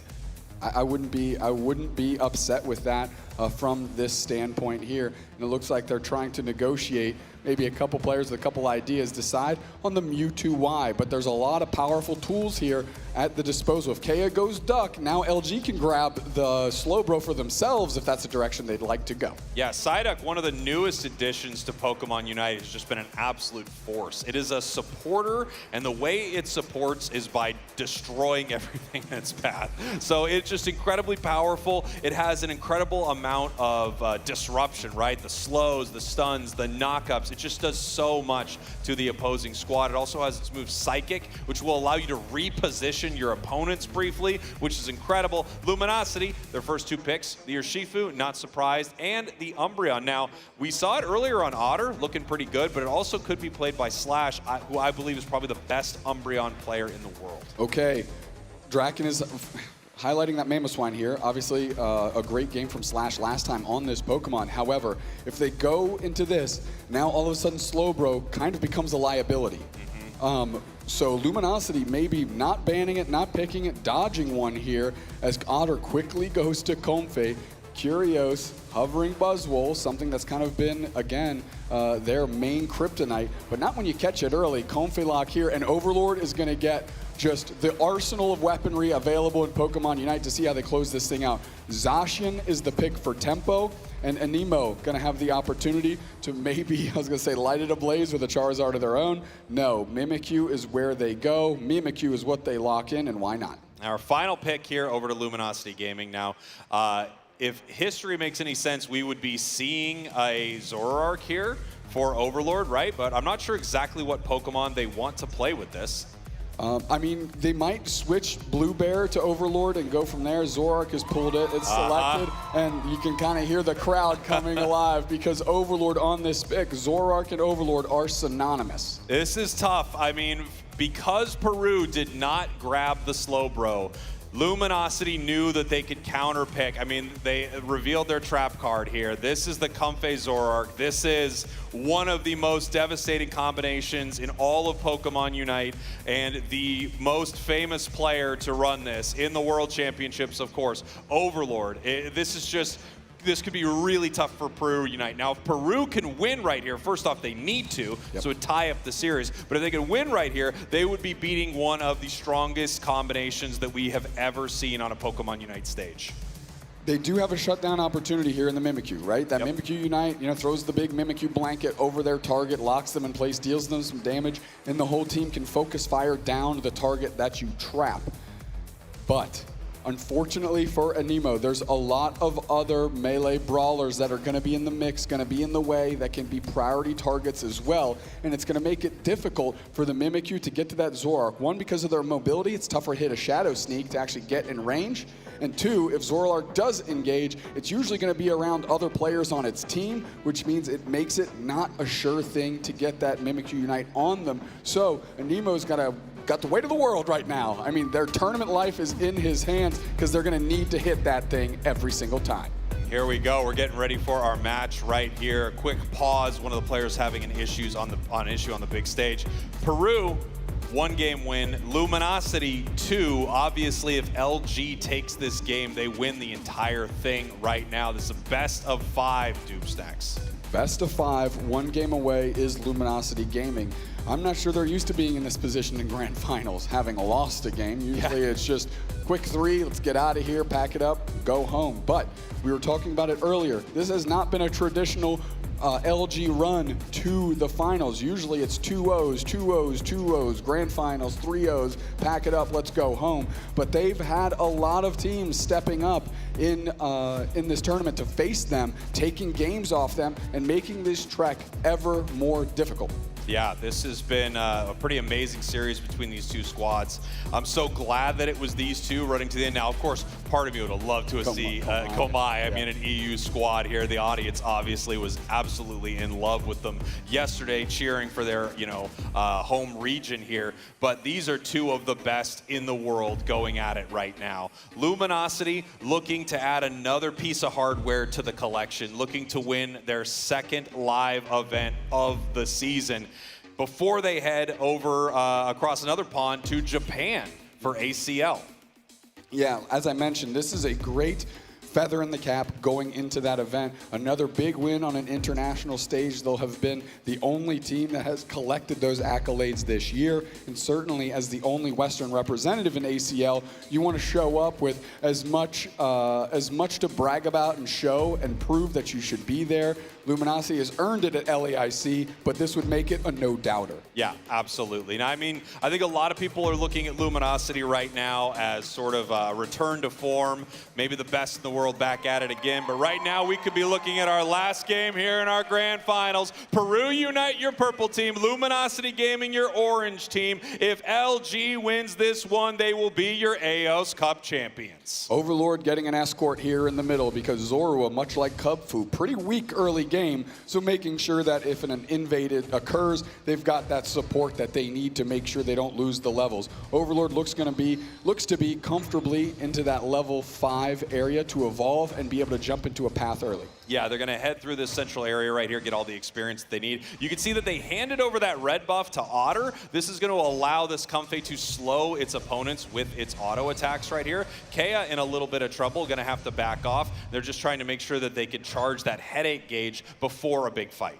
Yeah, we saw the Cubfu hit the path. Zoroark is in the bottom path, or they're looking to drop on top of the heads of Peru. They're coming in. Draken is very low, darting through, and now getting some points in successfully are all 3 players on LG. Anima with the rotation. Curios is going to be put on the chopping block, and they're going to be chopped up for certain as Overlord needs to grab these middle birds. Tons of pressure being put on. Are they going to get out of dodge just in time? Anima with the engage, and they're trying to get through. The surf is there as well. Support Kea really wants Overlord to go down. Now we're just shelling in a ton of damage. Draken barely making it out. We're still laying in surfs as Kea. Now we're picking up a Barryu, and Nemo is put back with the foul play and finally knocked out. I mean, look at these two teams. Every time we cut to one of these paths, every time we see them, they are brawling non-stop. It really feels like they're just trying to show the other team how much better they are at this game.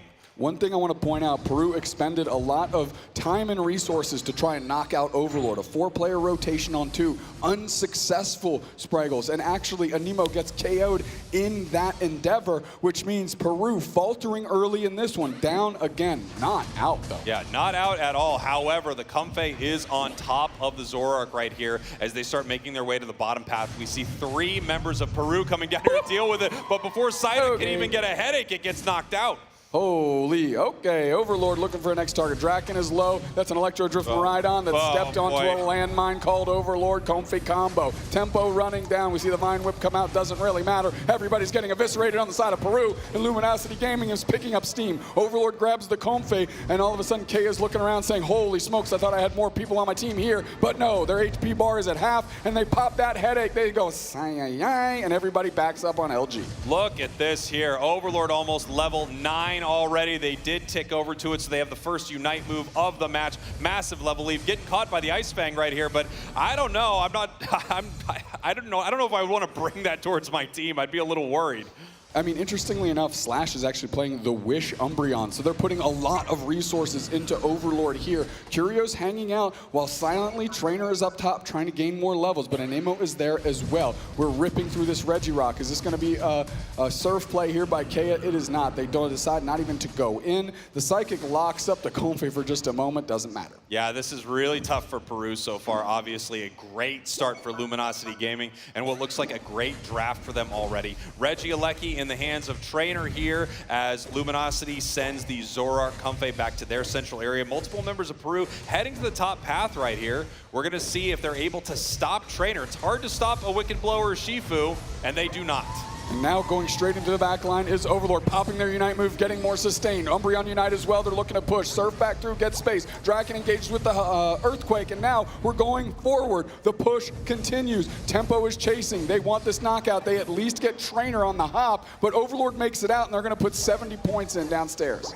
Points right into the bottom goal zone, 15-124. While we do have the Mimikyu chasing down multiple members of LG, picking up another KO in the center there on the tier 2. We have Zoroark and Comfey continuing to score. Comfey putting 30 points into that bottom path here. Now Luminosity up 160.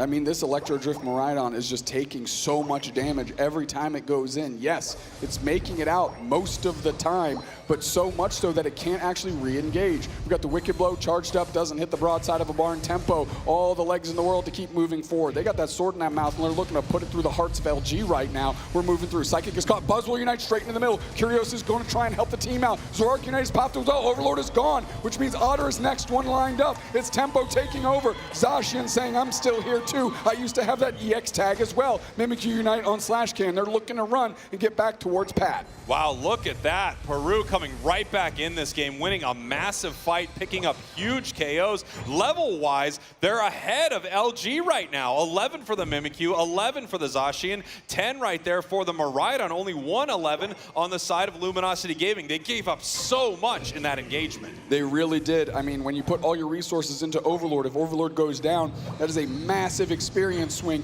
into the hands of Peru. Now, slight score lead here for Luminosity Gaming, but it's even now. Couldn't even finish the sentence before it just got squared away. Yeah, 162-162. Incredible stuff right here. Now, if there is a draw in Unite, it is the first team to hit that point threshold that would win the game, and this has happened on the big stage like this before. It's crazy, but it does happen. Comfey Unite is out to make sure Overlord doesn't go down. We mentioned how big of a deal that is.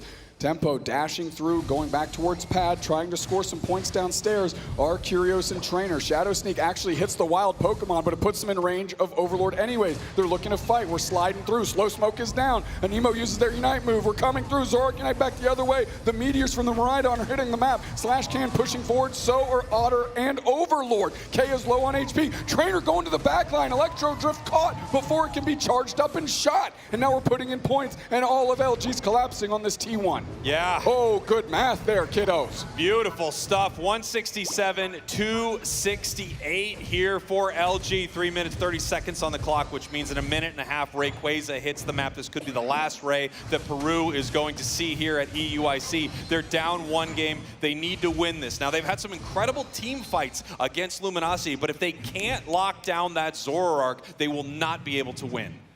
Slashcan moving in, getting some vision, Ice Fang repositioned, and Slashcan in a tough spot. They make it out of this, that is truly something special, but that Shadow Sneak and another Ice Fang is going to deal with them quickly. And here we have scores happening still in the bottom path. Luminosity just continuing to extend this point lead. This puts them in a nice position where if your opponents want to run away from Rayquaza to try to get some scores, they can't. And then also, if your opponents decide, to take Ray, you still have an opportunity to defend. Overlord making it out of a very tricky situation right there. Trainer in the face of Anemo. Anemo can't quite get the right amount of damage in to keep pursuing, and I like them peeling away.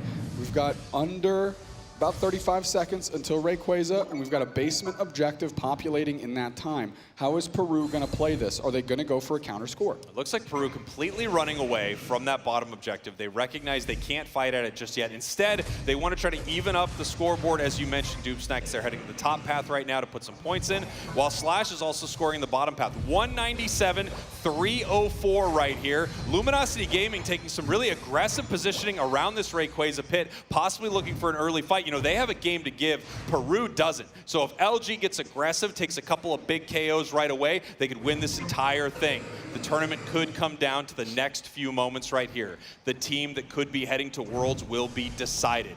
Overlord looking for their moment, seeing if they can bait members of Peru toward their side. Peru knows how important this is and recognizes they are behind. They need to make a play. The Shadow Sneak catches Overlord, but they decide not to follow it up. Overlord looking for Kea. Kea putting a surf down. Overlord putting damage in. Tempo with the engage. They put the slow smoke down. Overlord's going to need some help. No, they're looking to back. Slash Can's there for the cover, and that's a few resources expended right now. It's a few resources expended, but Peru not able to make the catch they wanted. They are now getting pushed back towards their tier 2. Overlord pushing into them right now. Tempo following up. Overlord's getting low. We have to use that Ignite move. The Flowery Fields forever is down. Overlord remains standing. Everybody's pivoting back to the middle. Overlord saw that KO was isolated, and they want that KO bad. They keep chasing him down. They get it. Tempo now caught between two. Nice foul play reposition. The follow-up is there. Urshifu Unite goes in. It doesn't hit its mark. Foul play. Excuse me. Zoroark Unite comes back through to keep putting the pressure on. Finally, the meteors crash to Earth. Trainer uses the throat chop to get out of there. The birds are there. They eat a Unite. Trainer's low. Trainer's gone. Curios is looking, watching my teammate fall. Electro Drift quickly plucked and put down by the Buzzwole on the backside. Slash Can's working through. They finally pop their Umbreon Unite. They're looking to get on top of a Nemo. Electro Drift is there. Mimikyu Unite is down on Slash. Curios is trying to come in and cover, but no, the Buzzwole Unite finally comes out, but it hits Draken. Curios gets put up, put down, and they're still fighting down here. Finally, the Buzzwole is dealt with, but Overlord and Comfy are back. Everybody's low on HP. This is Overlord's kitchen. They get them right on quickly. A Nemo tries to get them, but they put the slow smoke down. They're going to score. There's only 20 seconds left. We have multiple members of Peru on Rayquaza. Mimikyu can rip this. Goes in. 84 is in. Rayquaza is at half right now. Only 10 seconds left on the clock. Here Tempo is here, Overlord. but there's just no time. Overlord moves to the middle, and Luminosity Gaming is going to stop them, and they are going to win the AOS Cup. Holy smokes, that fight went on forever. That fight was all over the map. That fight was a classic. That fight was LG's, and they're going to be visiting the world's largest marble in Anaheim by the team with the world's largest marbles on stage, getting it done. They're two-time IC champions of 2025 season, LG. Luminosity Gaming, once again on the international stage. They've won Worlds, and they won Worlds again. Now here they are, winning LAIC, coming to EUIC, trying to make a name for themselves as the best to ever do it. Incredible stuff. And across from them, a team that is also can be considered one of the best to ever do it. AOS Cup champions last year, here, grand finalists, again, falling just a hair shy. One of the only teams to ever take a game from LG in a grand finals set belongs to Peru. This team is no slouch. This team has no quit. This team, I guarantee we will see at Worlds. Without question, one of the best to do it. I mean, they almost made it all the way last year. Peru is in the conversation as the best in the world. But now you are looking at maybe the best carry player to ever play Unite, playing their signature Pokemon, Zoroark, here in the Grand Finals. And you have to assume, Dubesnacks, once you saw the Comfey lock in on the side of Luminosity and you realized that you didn't pick the Slowbro, you knew what was coming for you. You knew that you were about to face down one of the most difficult combinations that any team has fought. I think Peru's going to be thinking about that draft for a long time. Yeah. Because Draken has been playing a great Slowbro. If you're looking at just the tournament as a whole, Slowbro specifically has not only shut down Luminosity Gaming in certain instances, it's shut down a lot of top players on repeat. I'm thinking of Olivo yesterday with those amazing slow beams that we saw to them actually against Luminosity and getting them a win in their 2-1 exchange as Luminosity was on their path to these grand finals. I think they're going to be chewing on that one for a while. Yeah, I think, you know, we had some early, very confusing drafts from Luminosity, and they may have lulled their opponents into, you know, a sense of safety where they forgot that they still had this incredible play up their sleeve. I think any team that has a Zoroark Comfey combination like that is just going to be able to you always have to worry about it. You always have to sort of draft into it. And when you forget to, that's when Luminosity can peel out and get a huge win like that. And of course, taking game 3, taking our grand finals right here, looking fantastic. I mean, I think a lot of us expected it could be LG at the end. In fact, I think a lot of us expected it could be LG Peru at the end. And that's about how we saw it playing out. Yeah, it's easy to bet on the past champion and the current IC champion of the latest event, right? That's kind of easy money. And there's a reason that those two teams are easy money. It's because they are so good, they are so consistent, and they consistently deliver on this big stage. It's not just at home during these cups. It's when they're on the stage. They are not afraid of the lights. They actually step up into that situation and deliver in big, big games. You cannot get away. I mean, we saw Overlord there, of course, the player of the game in that one.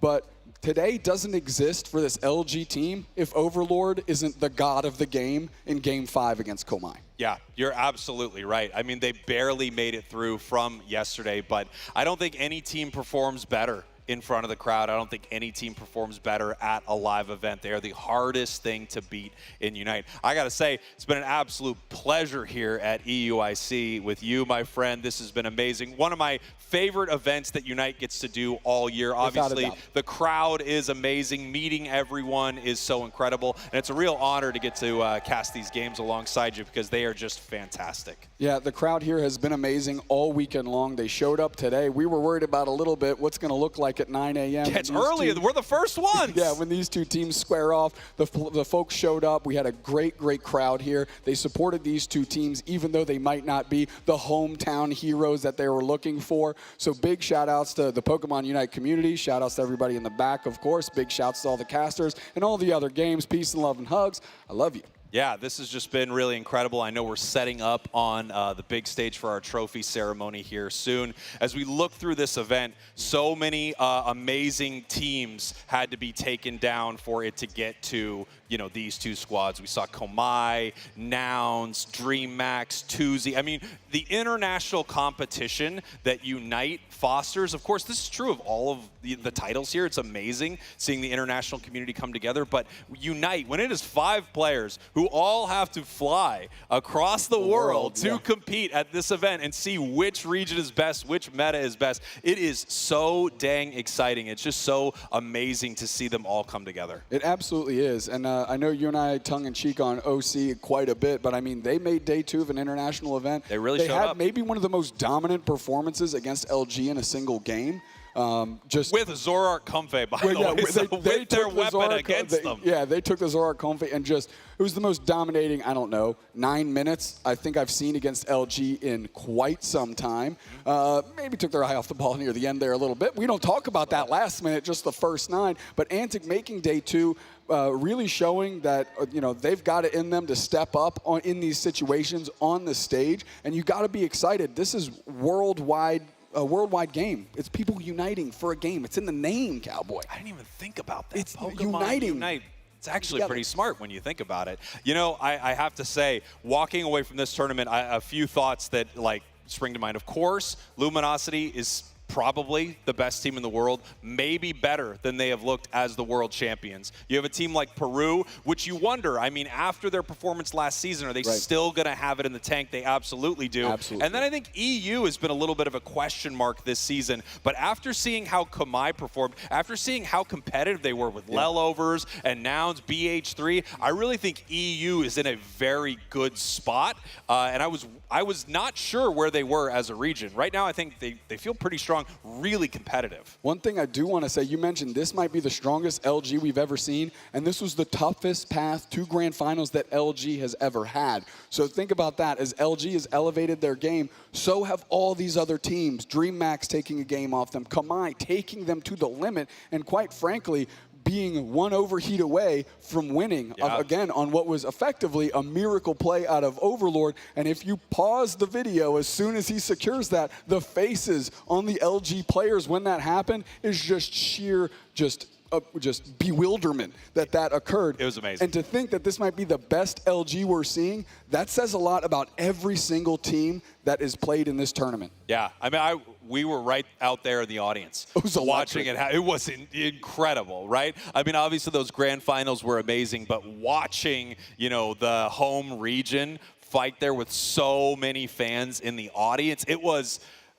The moments that Pokemon Unite delivers are so unique, they are so incredible, good. because it can all come down to this just very small decision, just a mistake on timing by one of these squads. You decide to not hit Rayquaza a few times and instead chase one of the enemies around for a second. That gives your opponents enough time to come back. We saw that yesterday. I mean, the highs and lows of those moments are unbelievable. Yeah, that's the thing. For every team that gets a high on those moments, there is somebody across the way that is experiencing the lowest of lows. Yeah, whether you're talking about DreamMax Nouns with Olivo, with the amazing slow beam catch on Gotlu, so the Overheat can't secure the Ray, to, of course, Overlord in Game 5 yesterday, cheesing their way through the bottom path, eking their way up, and not charging Overheat, tapping Overheat further to get that secure was wild work, bell to bell, and that's why we all love Unite here. And even the games that don't have those, you know, epic historic moments, we just watched a barn burner best of 5 between two amazing teams. Yeah, absolutely.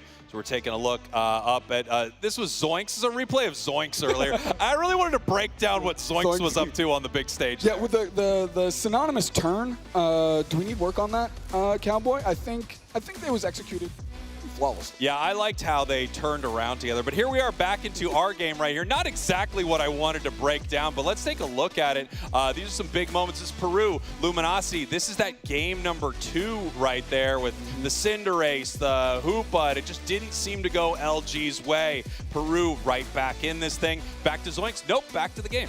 Back to the game as we are in our Game 3. We have the Mewtwo Unite, Miraidon Unite, Luminosity Gaming circling around. Again, the big Charizard putting the pressure on, and one by one you see Peru falling, and it was really the relentless effort of Overlord circling around to try and put pressure on an Emo. Finally gets the Charizard Unite on the Mimikyu, forces the Mimikyu to use the Unite back, and then they take over from there. And now here they are just trying to take down the Rayquaza, but they are not able to in time.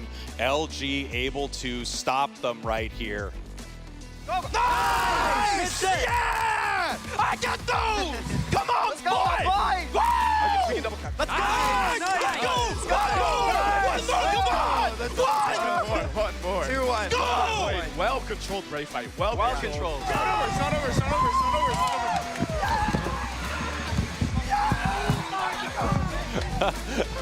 One of my favorite moments is someone still with their eye on the ball. Maybe it was Otter. It's not over. It's not over. The game's not over yet. That was pretty incredible. I like Curios popping off and Trainer and Otter turning to each other and giving the friendliest handshake ever. Like, well done. Good for you, and good for me as well. Luminosity winning this whole thing, taking down Komai, taking down Peru, taking down DreamMax. This is that international competition we talked about. You know, we have Latin America, we have EU, we have NA, we have Brazil. So many amazing teams here in our top 8. And on the other side, of course, Peru, great run in the group stage there on Friday, showing up 2-0 Gen 5, 3-1 against NA's Orange Juicers, finding themselves in the grand finals, and one of the few teams, as I've mentioned, to ever take a game off LG in a grand finals set. Isn't it interesting how, you know, you see some of these squads, like for instance, Orange Juicers from North America, right? They really give Luminosity a run for their money. I mean, they beat them in multiple monthlies here, and they are taken down by Peru. I mean, a team that just feels like, for whatever reason, they absolutely have their number, beating them at the World Championships last year 2 times in a row, running into them again here at EUIC and taking them down. But they couldn't really get a handle on Luminosity like the Juicers can. Yeah, and that's kind of the triangle that we build here in Unite. We tried to explain it the other day with a lot of hand gestures. I think we just ended up saying triangle a bunch of times until they were like, all right, both of you guys can sit down. I successfully used isosceles, I think, somewhere in there. Well, you said isosceles. I don't know if it was successful. That is a successful use of isosceles. If you successfully use isosceles in a sentence like I just have like 4 more times, W's. You're being a little obtuse, my friend. Good one. I like that. It's good to be right. Hey! Okay, here we go. Peru. Guys, we got a lot of angle jokes up here.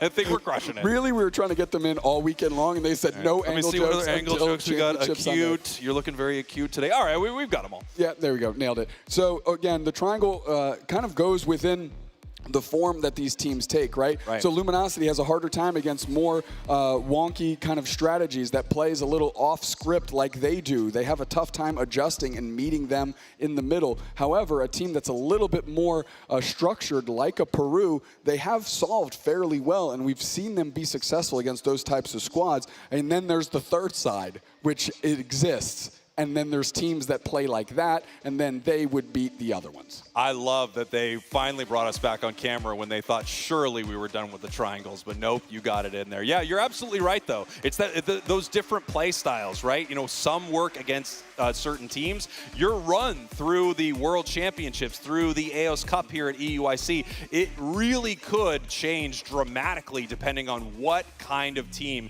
is thrown your way. The classic fire, water, grass typing thing really does feel like it runs into Pokemon Unite with the styles of these teams. It really does. It really does. And again, a team that Luminosity faces a bunch are other NA squads, so they get the looks. They have more experience playing against LG, whereas when LG steps out, let me give you this little sneak back here. I just noticed. You know what? Good adjustment. Thank you so so done. much. You're welcome, production. Stop clapping for me, production. This is so embarrassing. You know a standing ovation for moving. I mean, I guess it was the right call. You know who never started clapping? The entire crowd. When you said give it up, when he give it there.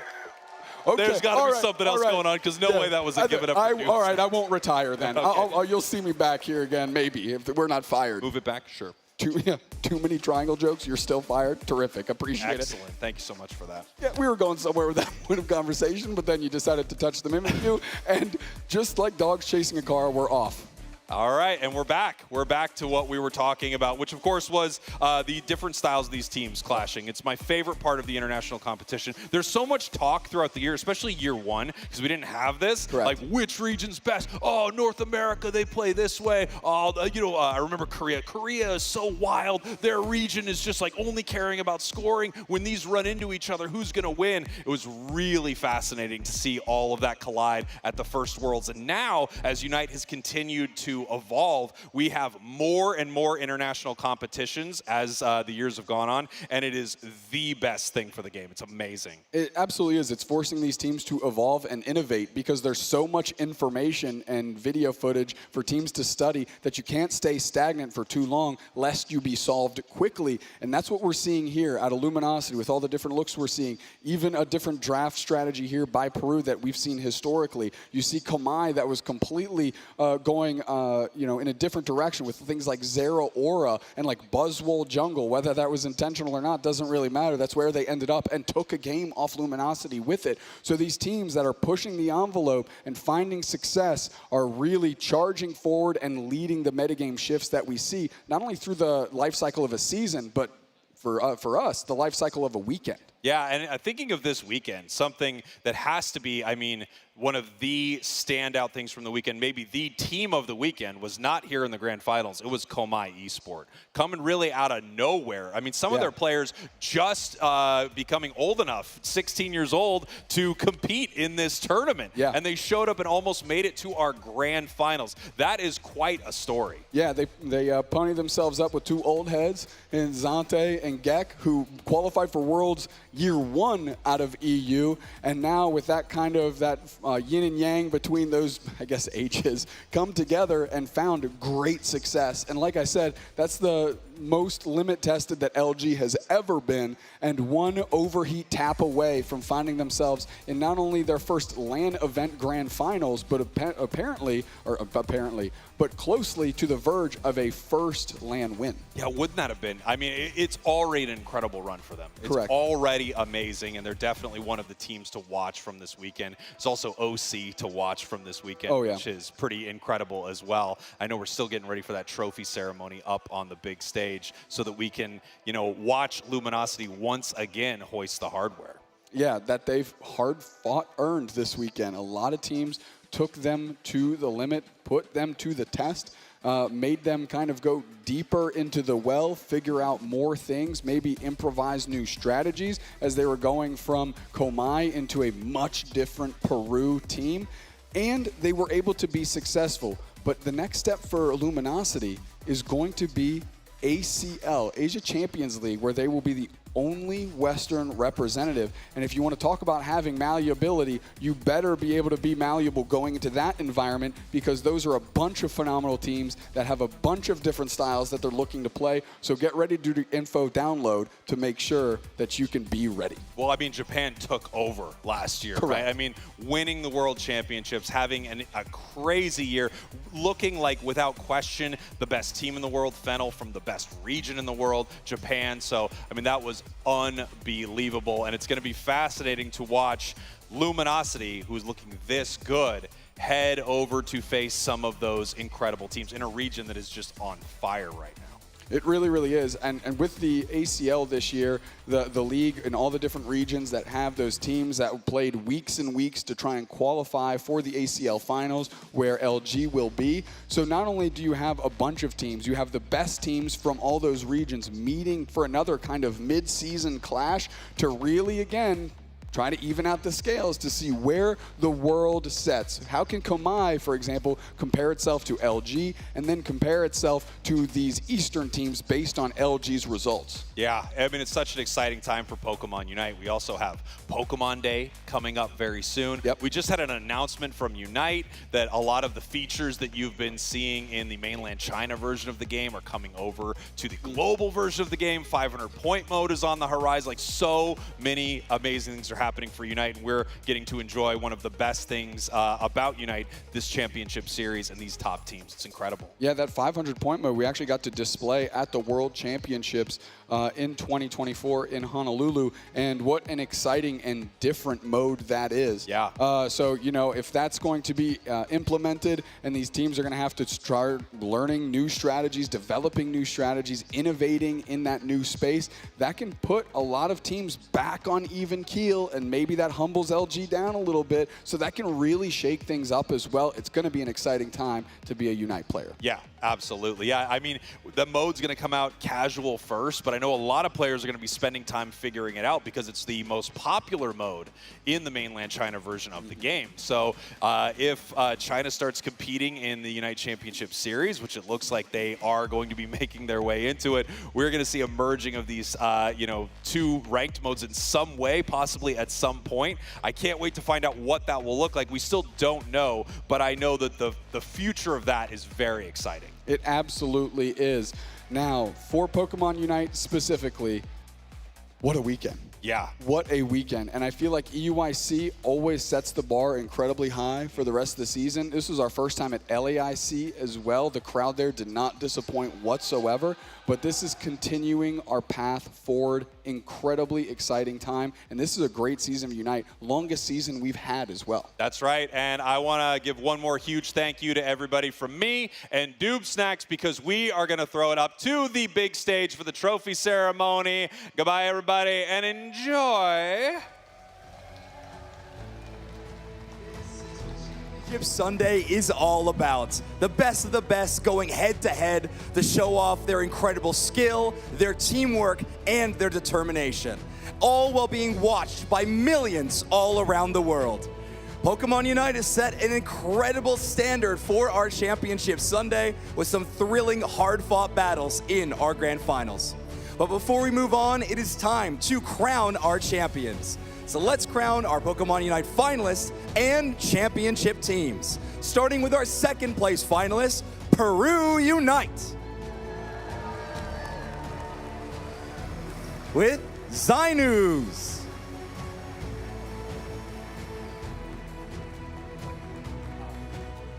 And Draken.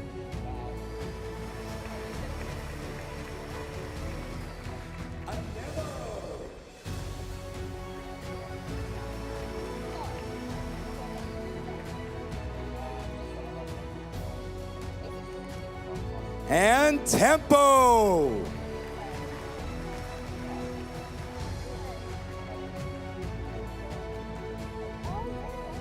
And Kea.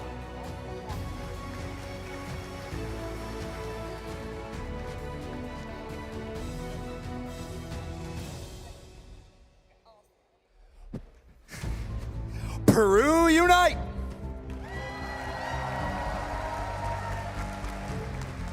And another big round of applause for our Pokemon Unite International Champions, Luminosity Gaming. Otter.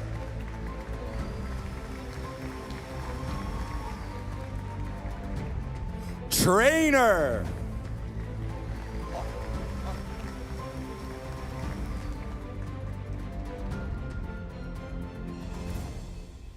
Kyrios.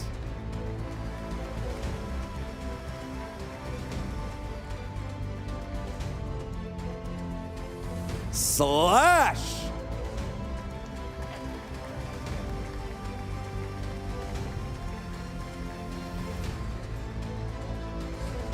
And Overlord.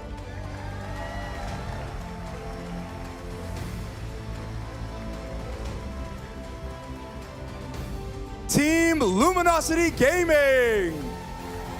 Trainers, raise your trophies high in the air.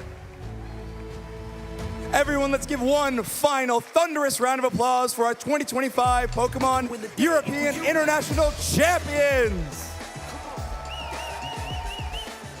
We can't thank you all enough for the overwhelming love and energy you've shown to Pokemon Unite this weekend. This community is what makes this game unforgettable. Don't forget to share your favorite moments from this weekend using hashtag Pokemon EUIC, or check out all of the videos on Pokemon.com/broadcast. With our Pokemon Unite International Champions crowned, the excitement doesn't stop here. Next up, it's going to be Pokemon Go. We've got the winners finals, losers finals, and champion match still to come. So let's send it over to the Pokemon Go casters to continue the action. Trainers, stay with us. There's plenty more on Championship Sunday.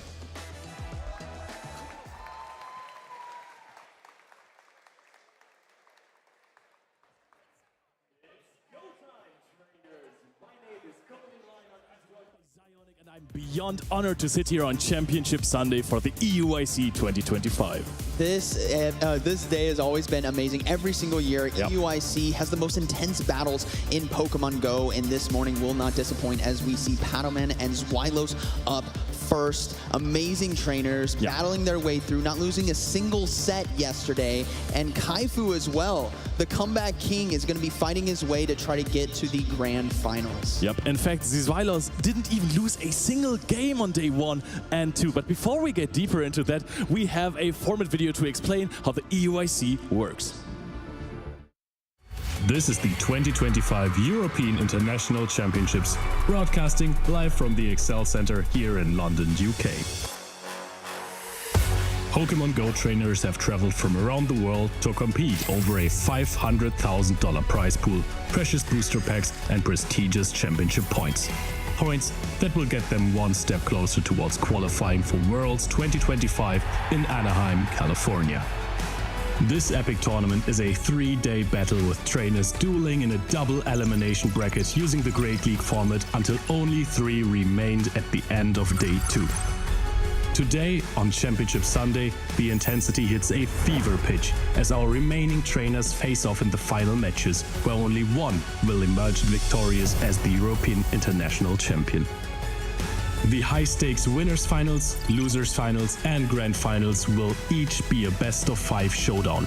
Every match follows the Bring 6, Pick 3 format, where trainers must craft a team of 6 Pokemon but can only bring 3 into each game, making every choice a game changer. All trainers playing today have already qualified for Worlds 2025 in Anaheim, but it's all about bragging rights right now to see who will be crowned the European International Champion. Let's cheer on our competitors and get right into the action.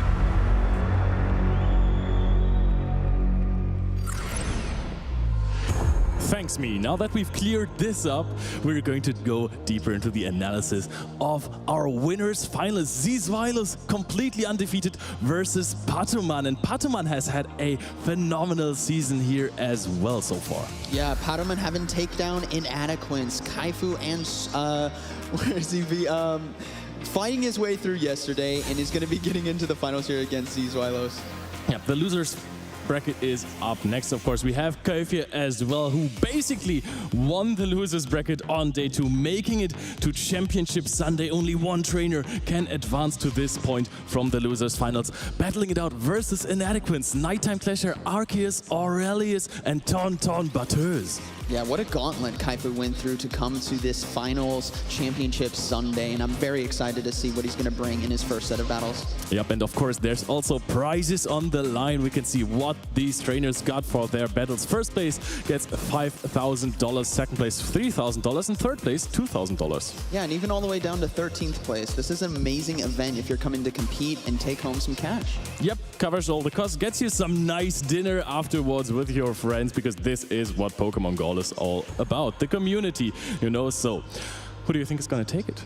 Ooh, if I had to take a guess, right, between all three, I love what Kaifu did yesterday, going through Marto, going through Inadequates, fighting his way to Championship Sunday for the first time ever. And I would love to see him take the victory, but that doesn't mean I'm not supportive of Patoman and Zweilos. They are both top-class trainers in their own right. I'm just excited to see amazing battles today. Yep, I mean, in the end, every trainer who makes it this far is going to be deserving of a victory. There you can see him, Zweilos, Patoman, and of course Kölfje as well in the losers finals. So the player who loses the winners finals will be facing Kölfje in the losers finals, and then the winner of the losers finals will advance to the grand finals against the winner of the winners finals. And what's amazing as well is the unique Pokemon that they have brought. I want you guys to notice there is no Annihilate on any of their rosters. We are seeing the Primeape on Championship Sunday. Do we have a new king of the fighters? Apparently, and it is the regular one and the shadow one. So we have seen all those trainers say, hey, there are merits and problems with both of these Pokemon, so you have to pick your poison. You have to choose which one is going to get you to Championship Sunday. And apparently, both are very, very capable of that. Yeah, and some other unique Pokemon like Talonflame as well. We've seen dominant in this tournament, flown by Inadequates, and now with Zweilos running it as well. It's a very dominant flyer in this meta. And we also see the Shadow Walrein on Patoman, which is actually your pick. Yeah, that is true. I went with regular Walrein. I regret that a lot. But this was a Pokemon that I thought was really, really good at countering Jumpluff. And Jumpluff is actually a Pokemon that if you are following the stream for a longer time, you can get with the Twitch drops. Because for each game, if you're following the stream, we have Twitch drops for you. For Pokemon Go, it is Jumpluff and an Elite TM. They are so rare, you really want them to get those legacy attacks on your Pokemon. Yeah, Jumpluff is an amazing Pokemon. Signature Pokemon by Marto this season, dominating it well. Yesterday we saw him go a reverse 3-0 sweep with a Jumpluff, a 1v3. It was absolutely amazing to watch. Very strong Pokemon to have on your roster. Yep, it won him the game versus Zephymastix in game 2, actually beating a Talonflame. That was crazy. Next up is TCG, so if you're watching from home and you're a TCG player, go get this EVEX full art. That is beautiful with the code EUIC25 Rainbow DNA. That is a beautiful card indeed. Yep, definitely. Also the ability, I think, is called Rainbow DNA. And you can, of course, also get those Sylveon EX, Leafeon EX, and Glaceon. And for VG as well, we have Pokemon. I think this is a familiar face. Exactly. Marco Silva's winning Jumpluff from the LAIC 2025 with the code EU1C25 Sunny Day. Yeah. Jumpluff, such a good Pokemon. So nice you can get it twice now, right? It's the Johto Goat now, right? This Pokemon has dominated the competitive scene out of nowhere, because I think in no game Jumpluff was this dominant ever before. Yeah. It's such a good meta for a Jumpluff to be in, right? With all the Azumarill running around, all the fighters running around. But now Talonflame has risen its way to Championship Sunday. I'm excited to see Zweilos pilot that to perfection against Patoman in the first series. Yep, Championship Sunday, big deal. If you always want to stay updated, go to Pokemon.com/broadcast. We have it here on the lower side of the screen. Also, you can follow our socials. Use hashtag Pokemon EUIC, hashtag Play Pokemon. We will follow your posts as well. You might as well end up on the broadcast. Yeah, and the experience on stage that we're going to be watching is amazing, but your experience at this event is valued as well. So be sure to share, be sure to use the hashtag Pokemon EUIC, is because this event, the best in the world, I think.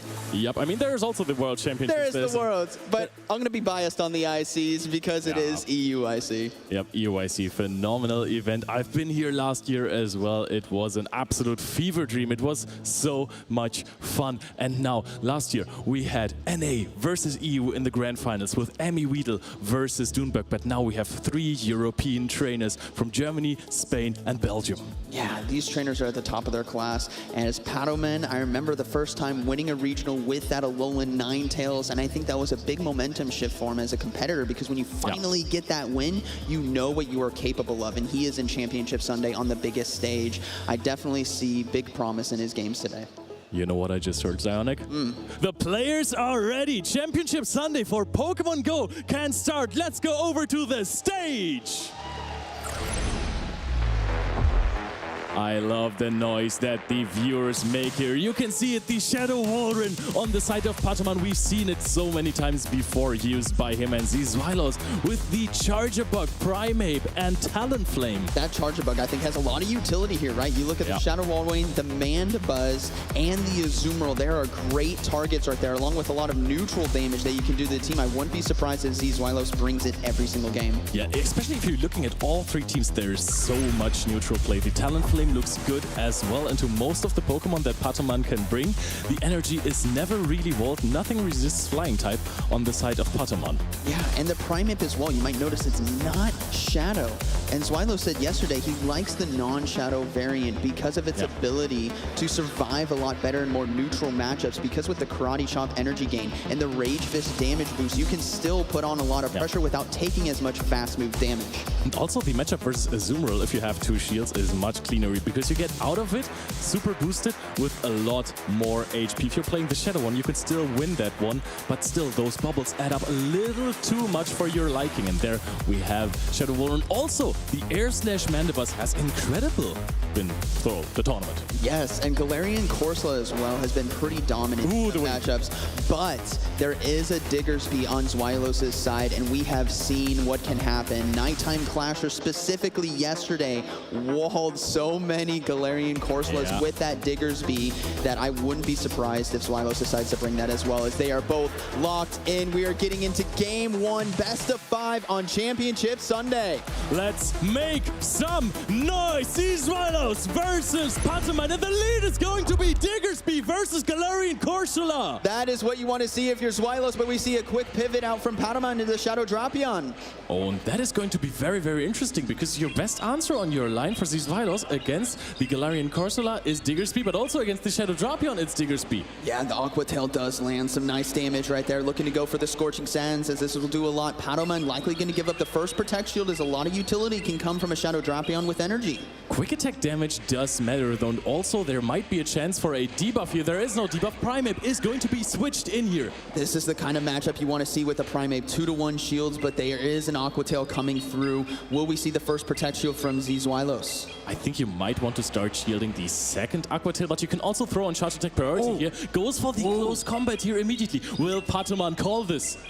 Does call it, giving up the Protect Shield. Now Primeape in a dangerous situation. Those Poison Stings are going to start adding up, as we can see the Aqua Tail now coming through. Zwilos opting to give up the first Protect Shield once he gets some more utility out of the Primeape. Pataman even no charging that Aqua Tail. Wants to go for a farm down here on that Primeape. Tries to go for the swap. Brings in the Azumarill. Azumarill can't catch the close combat, but Zwilos has to throw it. At the last second throwing it. This is going to be some nice chip damage, even though it is going to be resisted because of that Fairy typing. He's able to swap out and save the Primeape. That is huge and might come in very crucial at the end of this match. Yeah, and that is huge for Zwilos, because now he has the Diggersby in the back waiting for the Galarian Corsola. Azumarill is having a tough time withstanding those Volt Switches. Zwilos maintaining positive switch advantage right here is huge. The Charger Bug aligned to the Azumarill with no shields. The Diggersby aligned to the Corsola with no shields. It's Charger Bug's time to knock out the Azumarill.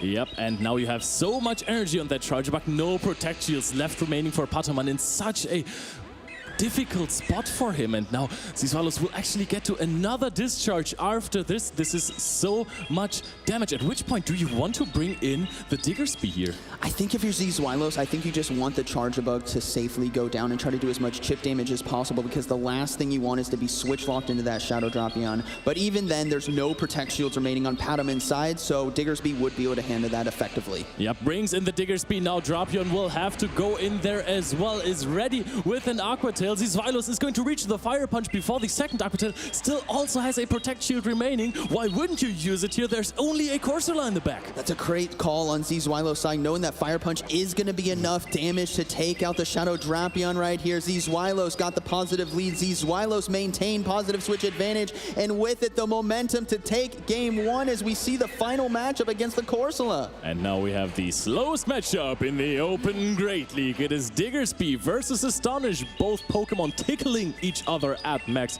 with fast attacks, but Diggersby just has the advantage with the neutral coverage.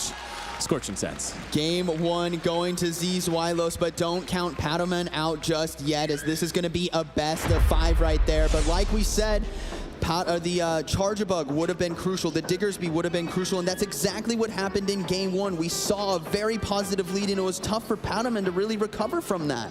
Yeah, Pataman just swapped out into the Azumarill in the end, where he could have tried to go for a farm down on that Primeape with the Shadow Drapion. I don't quite remember the situation in which he was in. If he would have reached another Rage Fist, try to get that Drapion into the back with a little bit of energy, waiting for the Diggersby to perhaps later on play out something. Also, I think he was very much hoping that there wasn't a Charger Bug in the back waiting for that Azumarill. Yeah, and I like the composure from Zizwalos, right? We saw that first Augo Tail. A lot of times trainers will be going, oh, I have a very powerful glassy Pokemon. I don't want to get hit with any damage. But Zizwalos knows I can just save my shields for my other Pokemon because I have that positive switch alignment. I can still dominate this matchup because of how much damage close combat can do. Yeah. And even at the last second, going for the close combat against the Azumarill to do that extra chip damage was amazing. And here we see the accolades of these trainers, especially in this season, regional finalist and regional finalist in Birmingham and Gdansk. And he's in a final again. Dortmund regional top 8 as well as a good placing in Honolulu, Hawaii. Very good placings from both trainers over the years, and that Gdansk win.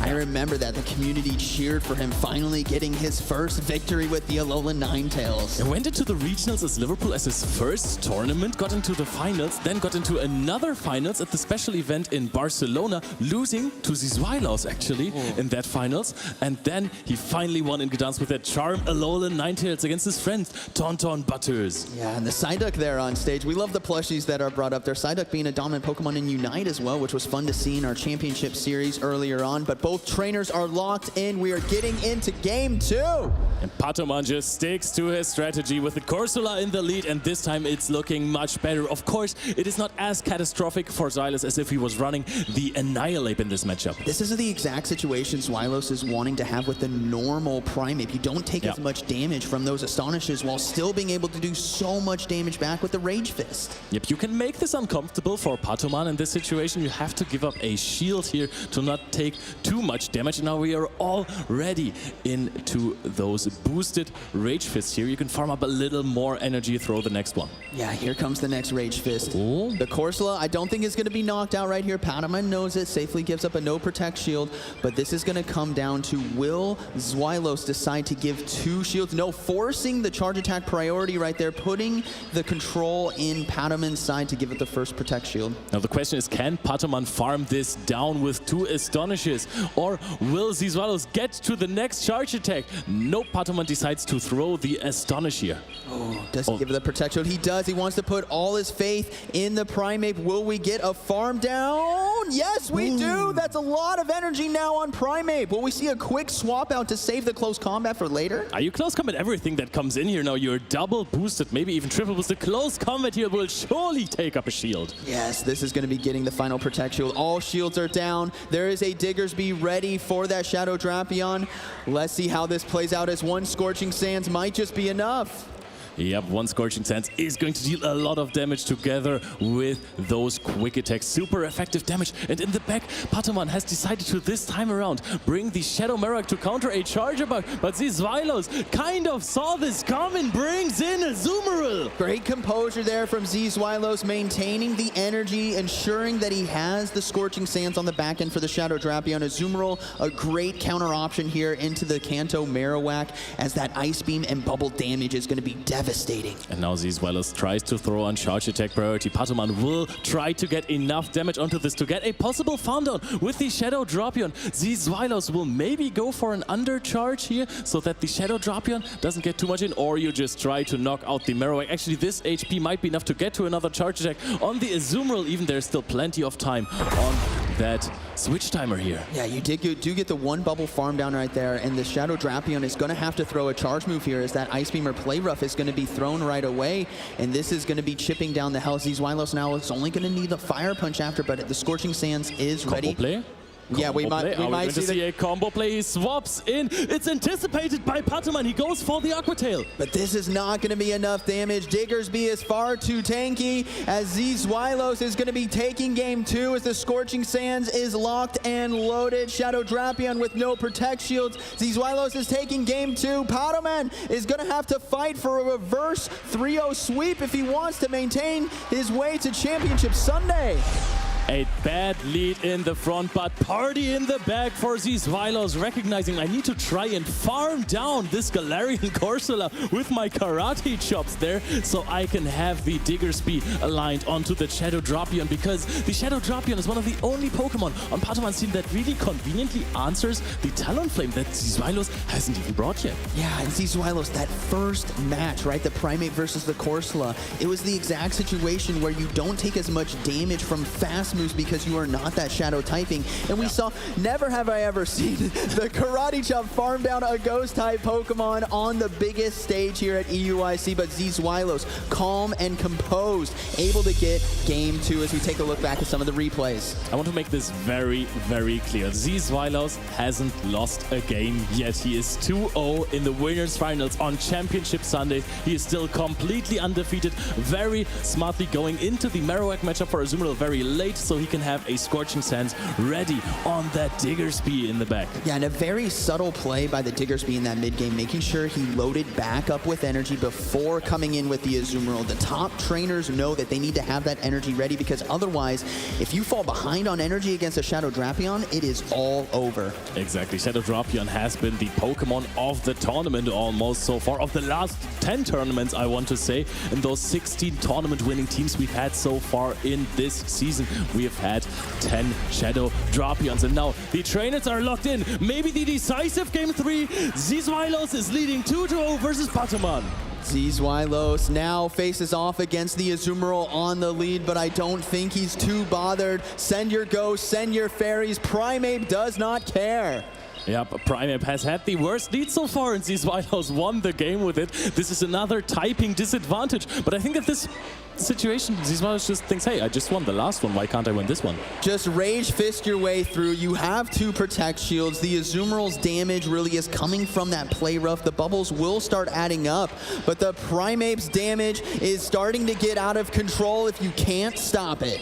Yep, easy shield here, you're double boosted already, and this is where the power of the Primeape just really shines. Oh, and a swap out from Patoman going into that Shadow Drapion, because he knows if Zweilos wants to knock it out, he has to throw a close combat, but Zweilos goes for the Rage Fist bait and it gets shielded. Gets the Protect Shield right there, but Shadow Drapion getting close to that the Aqua Tail, and a quick swap into Azumarill by Zweilos, hoping to catch the charge move. Yep, doesn't even go into the Diggersby here because he knows Patoman has so much energy, and the energy is actually walled by Azumarill while it gets super effective on that Diggersby. Yeah, that's a great call. Even though the Diggersby, right, has the Scorching Sands, it's going to take so much damage from a Shadow Drapion, and the Azumarill is that bulky typing that can survive these crunches, but it needs to start firing off these charge moves and put the pressure back on. Another defense debuff on that Azumarill, another shield used by Patoman on down that Shadow Drapion, saying, you are maybe the best Pokemon in the Great League right now. I will use you to my advantage. Tries to go for an aggressive farm down. Oh! And catches the Ice Beam on his own Azumarill. Patamon is back in this. This is a dangerous position to be in, as a Shadow Drapion in the back with loaded energy is probably the biggest sweeper of this tournament, and a beautiful catch by Patamon as we see the counter swap now into the Diggersby. Yep, Zweilos went for 2 more bubbles on his own Azumarill, doesn't reach another charge attack, and now the Ice Beam is immediately fired off into the Diggersby. Diggersby is facing so much damage, so many super effective charge attacks, but keep in mind, there is a Primeape. You can easily end games with 2 close combats. Yes, the Scorching Sand's now going to be coming through, knocking out the Azumarill. We will see the Shadow Kanto Marowak come in and load up on energy, but Zweilos and his Diggersby does have 1 Protect Shield remaining. He's just got to be very careful about when he decides to use it.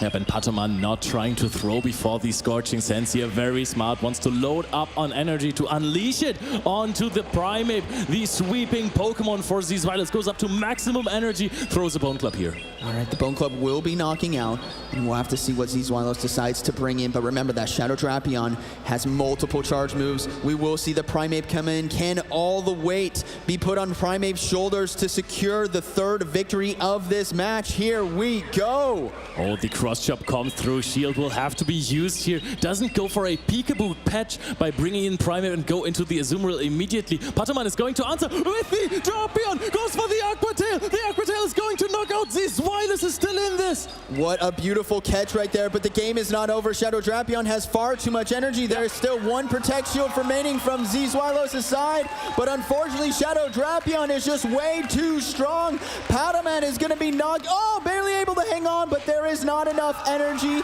and Patamon takes game 3.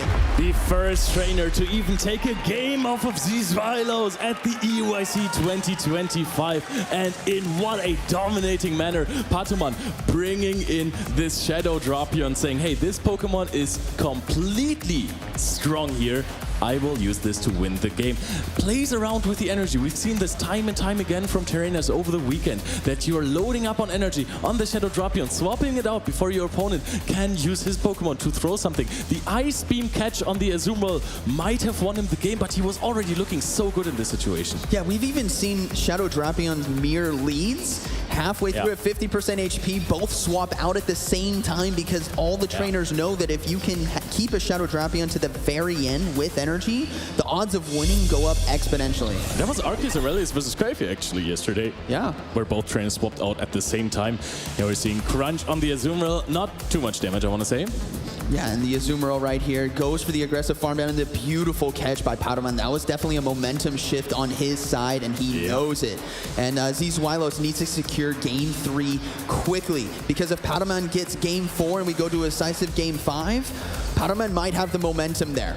Yeah, Zweilos just, he doesn't even know what's happening right here. Losing a game, what even is this? But the players are ready. We're going into game 4, and it is Diggersby versus Azumarill. Another positive lead picked up by Patamon. Both trainers having similar Pokemon on their rosters. This quick swap out into Primeape against the Azumarill. This is very interesting, wanting to keep the Diggersby in the back just in case there is that Galarian Corsola. And that was so good, doing 1 quick attack, taking 0.5 seconds to swap in the Primeape to conveniently throw on 4 Karate Chops again, to throw on good timing, get your damage boosted as fast as possible. And also your opponent can't really swap anything into the Primeape. Man, I'm starting to be a Primeape believer, as we do see the Shadow Kanto Marowak swap in, but Primeape is loaded on energy. Primeape is boosted with the Rage Fist. Yeah, this is going to get out of control here, but Primeape is very low, and those Mud Slaps are going to start adding up. Yep, I like how Patamon played this, knowing, hey, I need a little bit of damage with those bubbles on this, and then my Shadow Marowak can maybe try to farm down here. How much damage do the Karate Chops do, actually? Not enough. Definitely not enough. Gonna have to swap out now into the Azumarill to start getting ahead on energy, but there's a lot of stored energy on that Primeape. Don't count it out just yet, but Shadow Kanto Marowak is ready to unleash. Double mud bombs ready to go. Bone Club, actually. Time or Bone Club. Sorry, Bone Club. My bad. Misaligned. Visalos gets an Ice Beam off, actually, so this might force a shield from Patoman because there is still some energy. Lets it go, actually. Wants to bring in another Pokemon to ramp energy. Oh, look at this. It's Shadow Drapion. Wants to load up on energy versus Azumarill. This is a great position to be in. The Shadow Drapion with 1-0 shields, even though there is the Diggersby in the back and the Primeape. It is in a prime position to potentially sweep, and a no shield now on the Play Rough. Oh, that is so huge. Was hoping for an Ice Beam here. Gets very, very low. Puts everything HP-wise onto that Azumarill. Goes for an Aqua Tail. This might not knock out. You could bring in your Azumarill and bubble down the Azumarill of Xylos. Let's find out the Aqua Tail. Not enough. We do see a counter swap now into the Diggersby, and the Aqua Tails are going to be flying. I completely forgot that there was a full HP Diggersby in the back as well. This is, of course, super effective damage here from Patoman, but I don't even think you can get to 3 Aqua Tails here because Quick Attack deals so much damage in that scenario. And now Xylos has the Primeape free of energy. Yes, Xylos needs as much energy as he can get. He really wants to get to the Scorching Sands against the Azumarill so that close combat on his Primeape can win this game. And Patoman just hoping that he can protect shield. The right move right here. Is it going to be the fight? No, he decides to notion it was the Scorching Sands. Does Xylos need a debuff? He gets the debuff anyways. This means that Patoman might not be able to farm down in time. Another Scorching Sands is being reached. Quick attacks add up slowly as well as the bubbles.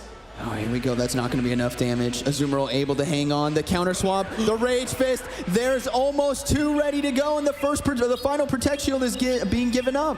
Oh, the first, but it is not there yet. It is not at the second Rage Fist. Patoman is going for the Ice Beam immediately. This is about to take out the Primeape. Now it is Azumarill and Diggersby, the oh so well-known core in the back for Xylos. This is a battle about fast attacks and HP.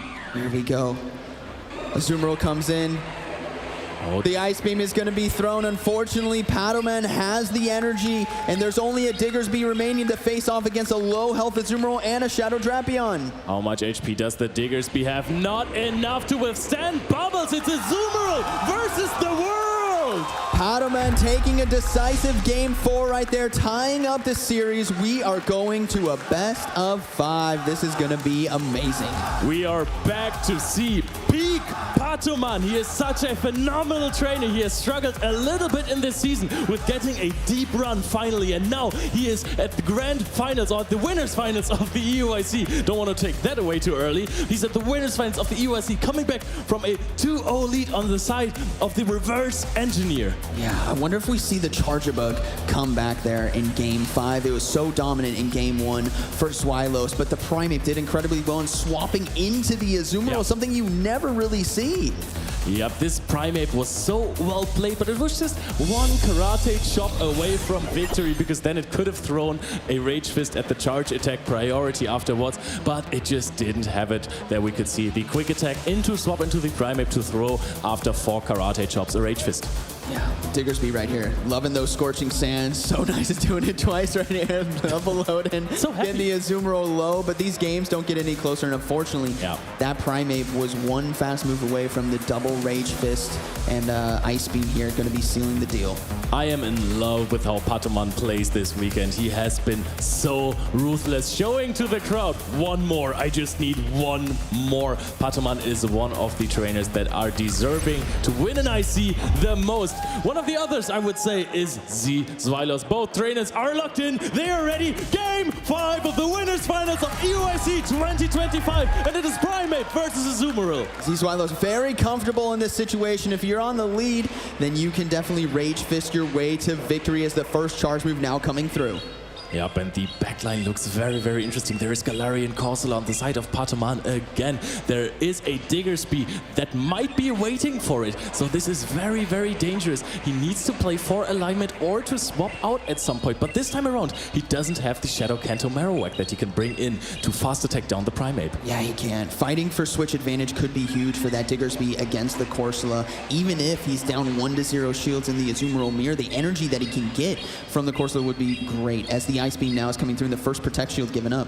Yep, and Patoman has now used the Ice Beam, swaps into the Shadow Drapion. Immediate close combat on the side of Xylos. Do you call it? Patoman plays it safe. Shields this one up. Now what does Xylos go into now? Does he bring in the Diggersby? The Corsola is free. The Diggersby is on Shadow Shadow Drapion. Oh, that might be a decisive decision to bring in the Diggersby into this matchup, as unfortunately not knowing that Corsola is in fact on the back line. What a read by Patoman, bringing the Corsola, saying, hey, I acknowledge that you don't think I will bring it again. Another day, another Aquatail, Aquacola being thrown into the Diggersby. Diggersby looking to load up, going for that hard-hitting Scorching Sands right here, as this will be knocking out, and Patoman giving up the second Protect Shield now.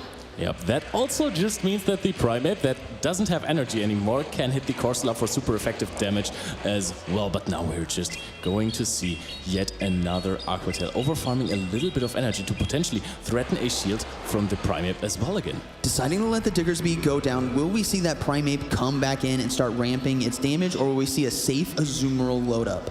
I think that we might see an Azumarill or Primate that goes to farm up a little bit and then catch something on the Azumarill. Yeah. There we go! Aquatail being thrown into the Azumarill, resisting the Aquatail here, not taking too much damage. Zizrael saying, I need to take energy onto my Primate. That might have been the key to victory right there, as Primate will need every bit of energy as we now see the Corsola onto the field against the Azumarill. And this has to be frustrating for Zizrael to see. You could have had it so easy if you just brought in the Azumarill on to the Shadow Drapion. Now the first play rough connects. This is a pretty strong matchup for the Galarian Corsola, actually. I think Zizwilos would be very happy if he can get to this Corsola into a Rage Fist one-shot range. Even though it is super effective damage, it is not a one-shot. So if he can do double play roughs here, get the Corsola into a good position, the Primate might just be able to sweep this game. Yep, the question is how much damage can the Primate withstand from fast attacks? It might actually, I think it has 3 Karate Chops. Oh, the counter swap going right for... Oh, he actually gets the Nightshade off onto the Primate. Zizwilis just says, now I need to use my shield. I want to use the energy advantage that I have. I will win this game. Now, Aquatail on the side of Patoman. He's looking into the crowd. He can't believe it. He might have just reverse swept the German engineer. Throws the Aquatail here. And now it is just a low HP Azumarill with no energy whatsoever. No shield at all. And an Aquatail on the Shadow Drapion. Patoman advances to the Grand Finals. Patoman, you give me one game, I'll take 3. The reverse 3-0 sweep with Shadow Drapion. What a match! Patoman going in here, looking at the crowd, just celebrating the moment. What a performance! What a tournament! You can see all of his Spanish friends there standing up, cheering for Pato. Yeah, wow, what a comeback right there. And the key moment was that Primate swap in not having the Rage Fist energy to throw. Yeah. Forced the shield because of the Nightshade. That was so unfortunate on Zwilos' side, and why these moments come down to one fast move. But I think this was the foresight, the sheer future sight that Patoman had in that moment, where he thought, hey, I think you might want to go into your Primate here, get one Karate Chop in, and then try to Rage Fist my Corsola out of this, so you still have an amount of HP on the Azumarill, have your advantages. No, I'm going to predict your fast attack and combo play and throw a Nightshade immediately. That was so well played by Patoman. Yeah, and what we saw was Zwilos, right? Not able to overcome there the dominance of the Energy Shadow Drapion swap-ins, and his next opponent, Kaifu. That's what he's known for! Yeah, Shadow Primate has been so good for him. Shadow Drapion has been so good for him. And now I'm very curious to see how these trainers play against each other. What I also want to say is that we have had such neutral matchups so far. So it's coming down to the biggest skills of those trainers, to team reading. That's what Patoman just did. He said, hey, I have lost all games so far against you, where I brought my Galarian Corsola. You had the Diggersby on it. You will not think that I will bring it again. So every time I switch in my Drapion, it baits out the Diggersby. This is not the worst matchup. Yes, Scorching Sands will take my Shadow Drapion out. I do have shields, which is a cool thing in Pokemon Go, and I can have the Galarian Corsola on whatever you have in the back, which might be the Azumarill, because Diggersby Azumarill is so good. Yeah, such a strong core in this meta, as we do see the bait out right there. That was the beautiful swap of bringing in the Shadow Drapion and baiting out the Diggersby, giving Corsola free reign on the back line, and a beautiful catch by Zwilos on the Aquatail. These trainers don't give each other any room to breathe. Every single mistake is being so hard punished by these trainers. And there you can see the play rough. The Primate was about to switch in, we skipped that step, but there was the expected combo play from Patoman throwing the Nightshade, bringing in the Shadow Dropion with the Aquatail. That was so incredibly strong. A little bow, the kisses to the crowd go out, and now he has the moment to just chill for a little bit. And our next battles, right?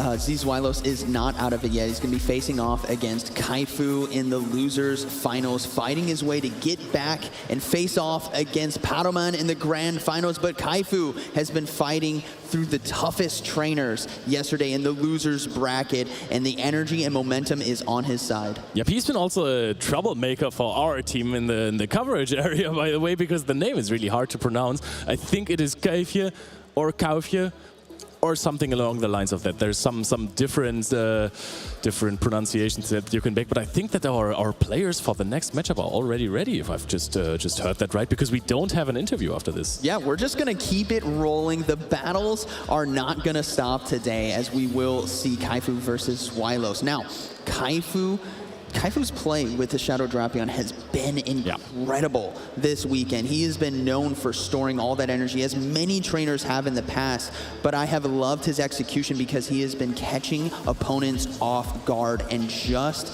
like we saw with Patoman against Zweilos, I imagine we will see it once again in this best-of-5 series. Speaking of catching, I think the best moment ever from yesterday was that Nighttime Clasher actually caught a charge attack from Kaifje.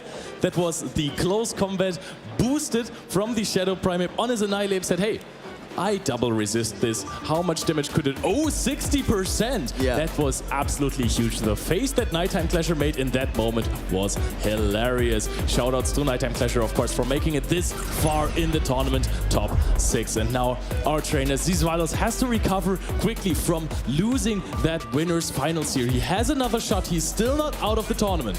Yeah, and we take a look at the teams right here. We got the Charjabug, Diggersby, Azumarill, Primate, Galarian Corsola, and Talonflame. Something we mentioned, right? There is no Annihilate on Championship Sunday, which has been the dominant fighter this season, but instead we have a normal Primate and a Shadow Primate on the side of Kaifu. That's gonna decide it, right? That's gonna decide which player, which Primate is going to be the superior version to play. So everyone get your Primates at home ready to build, because it is either going to be regular Primate or Shadow Primate. Here we're all having to be decider now. Yeah, I also love the Dugong there on Kaifu's side. It was a Pokemon of mine that I chose for this tournament that is so strong, as both of these trainers are ready to get into their first battle. I think we are getting locked in game 1 of the losers finals. The winner of this series will move on to the Grand Championship. Oh, that is amazing. The leads are standing. It is Primate, the regular one, versus the Shadow Dropion on Kaifje's side, which actually has more neutral play than you would think. A close combat, of course, would knock out the Shadow Dropion, but to reach that Aquatail first, you're outpacing. Kaifu are looking to go for the Aquatail right here. Again, a no shield on the Zweilos with his Primate, looking to maintain the energy and put the pressure and shield advantage on his side as he goes for the swap and the close combat into Azumarill. What a beautiful catch by Kaifu. That's a massive catch, and of course the damage that has been done to the Primate before is big for Kaifu, just because you can just throw bubbles and bubble it down before it ramps up with those attack boosts. Now Zweilos he has that charge back. He didn't bring it in the last few games versus Patoman, but now he has Charger back on an Azumarill once again. Yeah, this is a dominant matchup right here, and if he maintains this switch advantage, the Diggersby would be aligned to the Galarian Corsola. But just something to note there, before the Primate swapped out, he made sure to get to that close combat because he does not want to repeat the same mistake that he did in the previous battle, as a discharge now is coming through. Zweilos just wants to close combat everything, and now he exits this matchup with a full charge attack, a full discharge, and that is not something that a Shadow Dropion likes to take. But Kaifje brings in the Galarian Corsola, and now Zweilos is maybe grinning a little bit inside of him because there is a Diggersby in the back. Yeah, no Protect Shield as well. Kaifu is very concerned about the damage and energy that is on that Primate. Needs to be very careful about how he chooses to use his final shields. Yep, I think KFA just needs to swap out immediately once Xylos brings in a Diggersby in this matchup, try to farm down here, and later on possibly combo play the Primeape of the Xylos with the Galarian Corsola. That could be a strategy. Brings to throw in the Nightshade here, hoping that Xylos goes for a Karate Chop here. I don't think you need to shield this. No, you definitely don't need to shield that, as we do see the counter swap into the Shadow Drapion, but this is where Kaifu is at his most comfortable position because the Aqua Tails are going to be doing super effective damage. The shields might start going down here soon. Yep, the thing is that the Shadow Drapion is already so low that a Fire Punch would put it in farm down range for either of his Pokemon. So KFA would need to have to invest shields so early here. Another swap into, oh, charge attack priority. The Rage Fist of Xylos is going to be enough to put it in farm down range as well. KFA lets it go, calls a Rage Fist, says, I can hang on to that. Gets the Aqua Tail off here. And this is such a huge spot for Xylos to be in. He can just let it go and put everything on the normal and ground type Diggersby. Yeah, the Diggersby might just be able to take it home right now. 2-to-1 shield advantage. The only damage that the Shadow Drapion can do is with charge moves, as Xylos has 2 protect shields remaining. Yeah, that's too many in this matchup here, especially when Drapion is deep, deep, deep in the red. Exits this matchup with 1 Protect Shield left remaining as well. Goes to throw a Scorching Sands into the Galarian Corsola. Well, Xylos making a great comeback right here, going for the Scorching Sands and maintaining that switch advantage to take game 1. It's only a matter of time now till the Corsola goes down. Yep, the Fire Punch is going to connect here. I don't think that KFA is going to want to shield this. Rather, focus on the next game. Xylos was 2-0 up against Patoman and then got reverse swept. So KFA is definitely still in this. Now, definitely don't count him out. The comeback king from yesterday, fighting his way through the gauntlet of the losers bracket with his back against the wall every single time. That is where he shines. So I imagine we will see a great team brought into game 2 to try to not have such hard switch alignment dependency. Yep, and now let's look at the teams a little bit more, because KFA brought this Galarian Corsola, which was a difficult bring for Patoman in the winners final so far. So let's look at the team of Xylos. He has the charge of a great target for Corsola, has the Primeape. We've seen that this is not the easiest matchup to handle for Corsola, but it is definitely still something I would consider positive. Azumarill is great. Against Talonflame you also have good play. You can force switch, I think, against that. And the Galarian Corsola mirror match is that's also a thing. Yeah, it's kind of forcing Xylos' hand to make sure that Diggersby is there every single game, and maybe Kaifu can play into that. Maybe we see that Shadow Primeape come out to show that, you know what, the Shadow variant is actually incredibly strong in this format. Yeah, or you could bring in the Degong, because it also has more play against something like an Azumarill. It can soften up some other Pokemon, but it's so risky against the Primeape. But the players are ready, and it is the ultimate face-off. It is Primeape versus Shadow Primeape.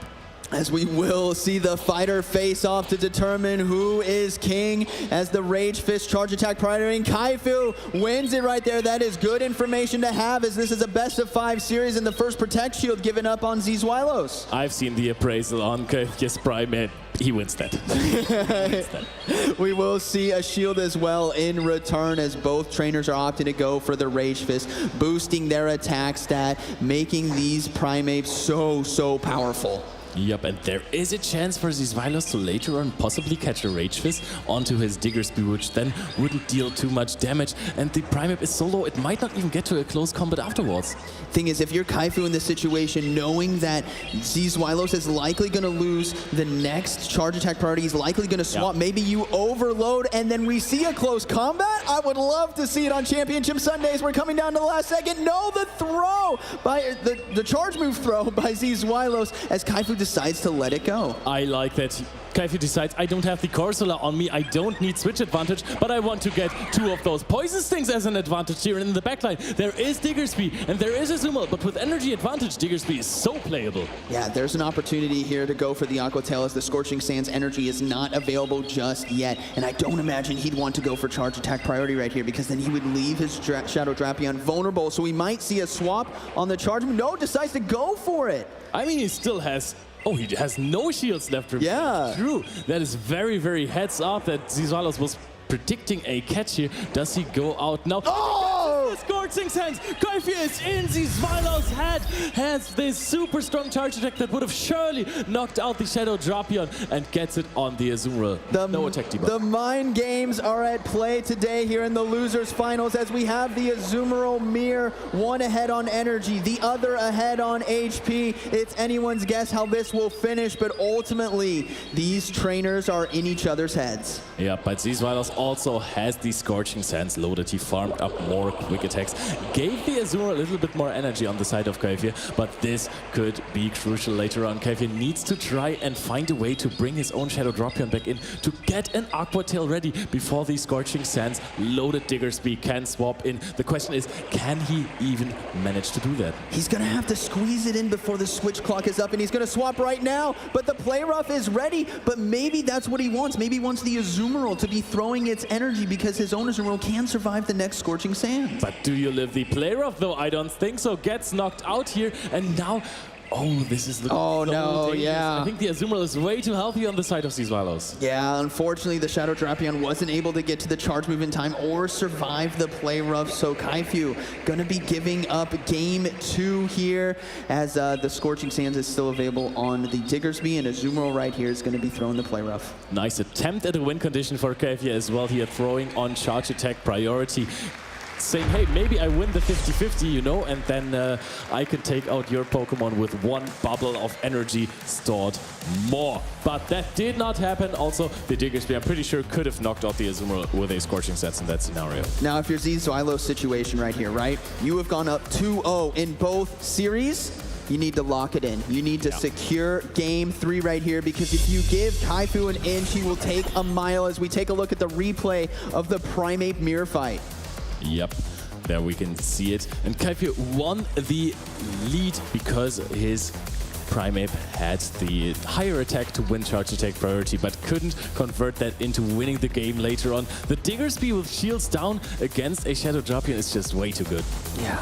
And right here, Zweilos securing that victory with the play rough in the mirror fight. Kaifu tried to make some magic happen, but ultimately the play rough was way too much damage and no protect shields were remaining. Both trainers are locked in. We are getting into game 3. Can Kaifu be the comeback king, or will Zweilos secure game 3 and move on to championship finals? Oh, and we're now resisting the karate chops on the side of Zweilos. Immediate swap out into the Shadow Drapion from Kaifu. You can still throw the crunch at 5. Doesn't even go for that. The X Scissor is going to be thrown here. Do you want to shield this? You have a Shadow Primeape in the back.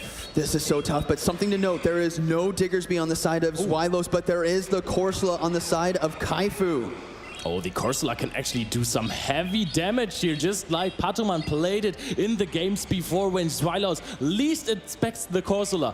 This can come in very handy. And now the Shadow Drapion is doing what Shadow Drapion does, Poison Sting against the Azumarill. And Crunch spam, hoping to get those defense drops, but the Azumarill is so tanky, it can soak a few of these charge moves right here and looks to fire back with an Ice Beam. And I like that he immediately went for the Ice Beam because the timer is almost up for Kaifi. He does want to shield this. 0 shields on his own Shadow Primeape is looking tough. Now you can load up on energy. Go into the Corsola, hoping for no Diggersby into the back because Corsola takes these charge attacks like a champ. Zweilos is forced to throw. The timer wasn't up yet. This is big information here for Kaifu. If he can't get the Diggersby out onto the field and we see a different Pokemon like the Primeape, he now knows he has a win opportunity.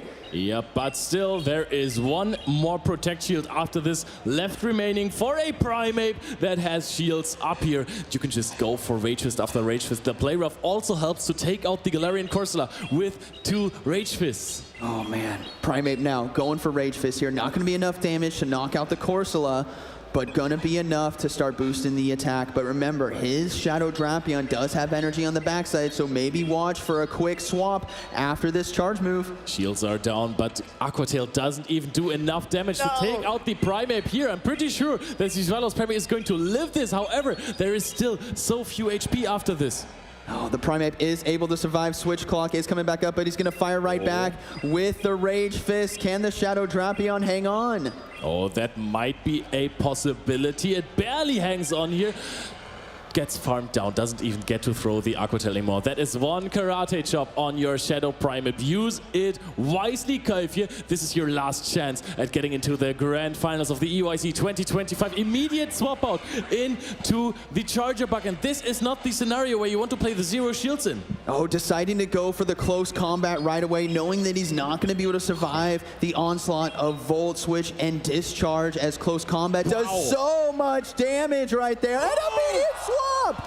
What a catch by Kaifu! The comeback king now soaking the Discharge, and Primeape still healthy and clearing the debuff. Stalling out the timer here. So little HP on everything that Zizwalos has. Throws a Rages here. Says, I can farm you down. Don't you have energy on the Azumarill is the question though. Oh man, Shadow Primeape now in a prime position here to win this game. Azumarill is low with no energy. A charge move is ready. The Primeape King is going to be winning here as Kaifu secures game 3. He is not out of it yet.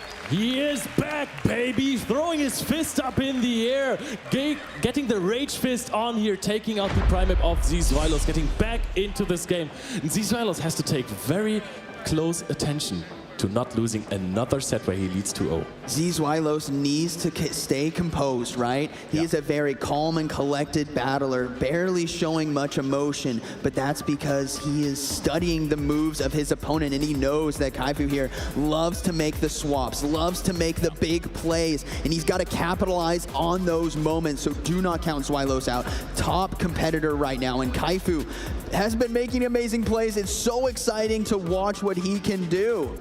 He just has to not be in his head. Both of these trainers, basically, they have to focus up now. And now you can see this play rough that was hitting the Galarian Corsola that had to be thrown because the timer wasn't up yet and Astonish would have farmed down. Yeah, that was the moment there. When Kaifu saw that there was no Diggersby that came in, he knew, oh my goodness, I have a chance at victory, because the last thing you want to see, that was the catch. That was a beautiful play by Kaifu. The switch clock was available, able to catch the Discharge, and that was pivotal for this game. I love the hype of these games because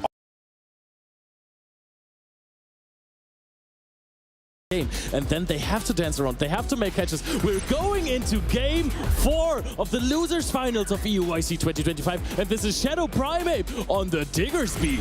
Oh, what a good lead here for Kaifu as we see a swap out into the Talonflame and an instant swap into the Shadow Drapion. But Kaifu just did 2 karate chops, I think, versus the Talonflame, so that is a lot of energy advantage here. Yeah, Aqua Tail now going to be coming through. Talonflame deciding to let it go, but Talonflame is in a beautiful position to unleash the flying type attack moves. I didn't see which one he clicked right there. Which one did you I think see? It was the fly. I think it was the fly? Yeah, it was the fly. Okay, and the first Protect Shield given up on Kaifu's side. Very well played by Zizwalos, knowing that he can't be farmed down here. Kaifu needs to throw the Aqua Tail immediately. Only has 2 Poison Stings of energy left, and Zizwalos wants to go for another shield here. Wants to win switch. Yeah, and I think Kaifu, knowing that he brought the Galarian Corsola, doesn't want to give that switch advantage up, because the last thing you need is a Diggersby matched up, but now he's able to unleash the Aqua Tails. Yeah, but Kaifu is giving him so much energy here. There is already a shield advantage on the side of Zizwalos. Kaifu now going into the Shadow Primeape. No, he doesn't. He wants to go for yet another Aqua Tail. Says, hey, my Shadow Primeape might be able to live a Scorching Sands. I want to chip you down so I can chop you down. As we see no, he's just letting it go down right here. Maybe there's a catch opportunity, but even then, if you were to catch the charge move, that wouldn't be a good situation either, because the Diggersby with this much health can still do so much damage against the Corsola. Yep, Diggersby connecting the Scorching Sands. That does a solid 70%. Rage Fist is being thrown now. Kaifu really just wants more damage on the Karate Chops here. It's a little bit of chip from the charge attack. Barely does anything, but can he prevent him from going? Oh, he tries to go for it. Aggressive farm down with the Astonish here onto that Diggersby. That's the other way around. Putting all his faith into the Corsola to try to win this game. There is a Diggersby, there is an Azumarill, there is a Talonflame yet to take down, and Kaifu doesn't have his signature Shadow Drapion, so let's see what this Corsola is made of. Corsola has a good matchup versus Azumarill, but it has taken some damage already, and most importantly, there is a shield on the side of Zizwalos, so he has a big advantage in this one. Now, this is going to be be a slow matchup. Goes for the Ice Beam, recognizing at this range you can go for the cheaper fast attack, or charge attack rather, and it will knock out if you use it twice. Oh, this is such a tough position to be in. The Shadow Primeape is still available as a potential swap to soak some energy, but Kaifu just doesn't seem to have enough energy as the Azumarill is so tanky, and there's still one Protect Shield remaining. Does he immediately go out? No, he stays in, tries to go for another Astonish. Ice Beam will take out the Galarian Corsola, and now all hope is on the Shadow Primeape, but can it go 1v3? Here we go, Karate Chop loading up. Is he gonna make it in time? He goes for the Rage Fist, but I don't think this is gonna be enough because the Protect Shield still remaining. Zweilous is gonna be securing Game 3 and moving on to the Grand Finals! We have a rematch! Zweilous beats Kaifi and moves on to the Grand Finals to have the grudge match versus Patoman. Man, Kaifu, what an amazing set of battles there, but ultimately Zweilous outpositioned him with his roster, and Zweilous gets a rematch against Patoman. There was so much going on in all of those matches right here. That was absolutely crazy. Every little bit of energy came into play. Every little bit of HP came into play. Shields as well. Every single aspect of Pokemon Go was so important here. Yes, and so much fun. And now, Zweilous versus Patoman. If Patoman loses this set, they have a rematch, right? But if Zweilous wins, or sorry, if Zweilous wins, we have a rematch. If Patoman wins, Zweilous is out, and we will crown our champion. Yep, and Zweilous has shown that he can win before. At some point, when he lost the game versus Kaifi, I thought, hey, he was 14-0 before, but maybe he can only win 2 games against each trainer. Yeah. But no, he showed that he can actually win a set best of 5. So he went in, got the 3-1 versus Kaifi, and now is ready to face Patoman again, who will be waiting for him on his throne with a comfortable lead, because if he gets beaten, you said it before, he can just try to play again. And I think we might see that. Zweilous is determined to be the champion today. He is determined to get that revenge against Patoman, while Patoman is like, I just want to secure this one. I beat you in the best of 3 series right there, coming back down 2-0 in the series for a reverse sweep, and now he just wants to secure the 3-0 victory. Yeah, and actually, you know, I thought that Zweilous has a small team comp advantage against Patoman because he has this talent frame that is so strong against everything that he can basically bring, and he has tools versus the Shadow Drapion. He has the Azumarill Diggersby core versus no grass type, and that is so huge. Yeah, and for Zweilous, the Charge Bug was so pivotal. But let's go ahead and take a look back at some of the replays right here as we have the Corsola versus the Azumarill. Yep, there we go for a Rage Fist in the end game there. Another bubble to glory for Azumarill, taking out Kaifi's Primeape, and there we have it again. Yeah. And Kaifu, great job in this tournament, taking 3rd place overall. Very impressed with his gameplay this weekend. And again, securing his Worlds invite by getting 3rd place this weekend. Yeah, and he had quite the amount of points before that already as well, so he's super safe now. Also, Kaifu, such a strong trainer. He has performed so well in this tournament. Shadow Primeape was crazy, and I think he might have won the most games out of all trainers in this tournament because he had such a loser's gauntlet to go through. He did. He had to go through Marto. He had to go through Inadequance. I believe he had to go through Nighttime Clasher as well, as we can take a look at his journey. Kaifu, yeah, Nighttime Clasher, Arceus Aurelius, Tauntaun Batus. The list goes on and on. And before that, he was also in the winner's bracket where he made it quite far, because if you jump into losers round 4, you have been doing very well in the winner's side of the tournament as well. Because before that, Tauntaun Batus beat Howie to face up against Kaifi, and there we can see he played his first round against against Snorek, and then he lost to Patoman eventually. Yeah, and Patoman taking down Marto, taking down Kaifu, taking down Inadequance, taking down Zweilous. Patoman just seems unstoppable right now. Yeah, Patoman, that was his tournament so far, but we've said the same thing about ZZ before, right? So both of these trainers, they are phenomenal right now, but they can be stopped. It can happen that they will lose the game. So Zweilous, he's trying to get this bracket reset in now. He has to focus up. He was 2-0 up. He already saw himself in the Grand Finals, already saw himself in the lunch break to wait for the losers finals to play out. But then Patoman just came back. He got the first game, was back in this with a phenomenal play. Then after he won the second one, he looked at the crowd and went, One more game, and he got it. Yeah, and momentum is so huge in these sets, right? If you can start getting those wins, you start getting the confidence. That's the decision-making you need, right? That energy that you have, not on your Pokemon, but in yourself, to overcome those tough moments on the biggest stage in Pokemon Go. But I'm gonna say that the confidence in the team picking of these battles was maybe his downfall in the last game, because he saw that the Corsola was so risky to bring for Patoman. It lost him the first 2 games, basically, because he got aligned on the Diggersby. And then he said, hey, he's surely not going to bring this again. With this confidence, Patoman knew that he's going to use the Diggersby to answer the Shadow Drapion later, which didn't help him, because then Azumarill was on the Galarian Corsola. Big problem. Yeah, and that's why we see with these trainers the decision making, right? From the, it's not necessarily in the battle, but it's before the battle. The Pokemon that you choose, the team reading that you have, the bench pressure that your Pokemon can apply, even if you don't bring it, is huge in these battles as these trainers are getting locked in very shortly. This is the grand finals for EUIC. Yep, Zionic, what is your favorite Pokemon to use as bench pressure?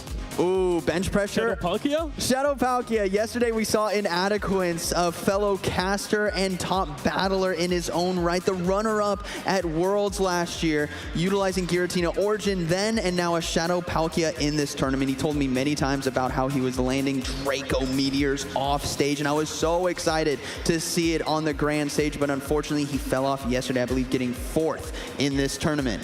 But now stop avoiding my question, my friend. What's your favorite bench pressure Pokemon? The Shadow Palkia! You set me up for the reason why. Have you used it? I haven't used it before, but my goodness, can you imagine the Draco Meteors landing? He told me a Jumpluff was just sitting there, no shields, full health, 0 or 100 to 0 from one charge. That is beautiful. I honestly missed the times where people were running Bastiodon on bench pressure. And then when it came back into the meta, people were not only bringing it as bench pressure, they just brought it to tournaments. Tomahawk UK got to the regional finals of some tournament. The Shadow Bastiodon even, it was so strong because he just didn't say, hey, you have to bring your strong Pokemon against my Bastiodon. I'm just going to bring it because you think it's just bench pressure, and then I'm going to rock throw or smackdown. It looks the same to me. You're making Caleb so happy at home right now. Known for his Bastiodon play. Bastiodon is a fantastic Pokemon in the Go Battle League, but right now on the big stage, it's all about that Diggersby. It's all about the Azumarill. When it comes to the tanks that you bring, they need to be flexible in their coverage. They need to be bulky in their defenses, and they need to have the energy gain and damage output. That's why we see the bubble being so dominant in some of these matchups, whether it's the Shadow Kanto Marowak or even the Shadow Primate. Those bubbles really start to add up. Yep, Azumarill is so incredibly crazy. There's only one hard answer, that is basically the Toxapex, and I hear that the players are ready. So I think we're going to toss it to a little break or something, or an interview, because we are actually leaving the stage now and we're going to swap it out with Landberger and Speediest Chief soon. Soon? Soon. Okay, I thought we were tossing it right the way you were setting that up. So we're going to leave the stage soon. All right, well, we're getting into the battles. You know what? You know, this is what we're here for. We're here to see the battles. We're here to see the grand finals final set. Shadow Walrein on Patoman's side, Charjabug on Zweilous' side, as we will now toss it over to our fellow casters. See ya! Bye! This is like a tag team event here, coming in for the grand finals. We saw them play earlier on today. Patoman playing what we call a reverse sweep there. Oh yeah. And now Zweilous back up at the top. Exactly right. This is going to be an incredible matchup between two of EU's best, Patoman and Zweilous, in our grand finals here at the European International Championships. And we're going to get this underway. Look at Patoman. He's nodding his head. He's ready. Zweilous looking out to the crowd for a little bit of support. So let's hear your support out here in the venue and in the chat. Hello, Zweilous. Who's cheering for Zweilous? We want to hear you loud. Woo! All right, and for Patoman, any Patoman fans in the stands? Let's go, let's go.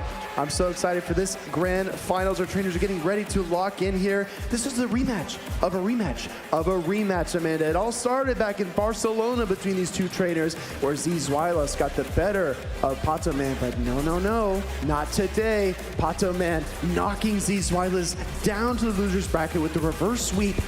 He is cooking, chat. He is cooking today, and these are the ingredients. Not something that we haven't seen so often throughout the tournament, but really has been a wonderful play for Patoman throughout this whole event is that Shadow Wall Rain. One thing I also want to point out about this team of 6 is there's no fighting type pressure on Patoman's team.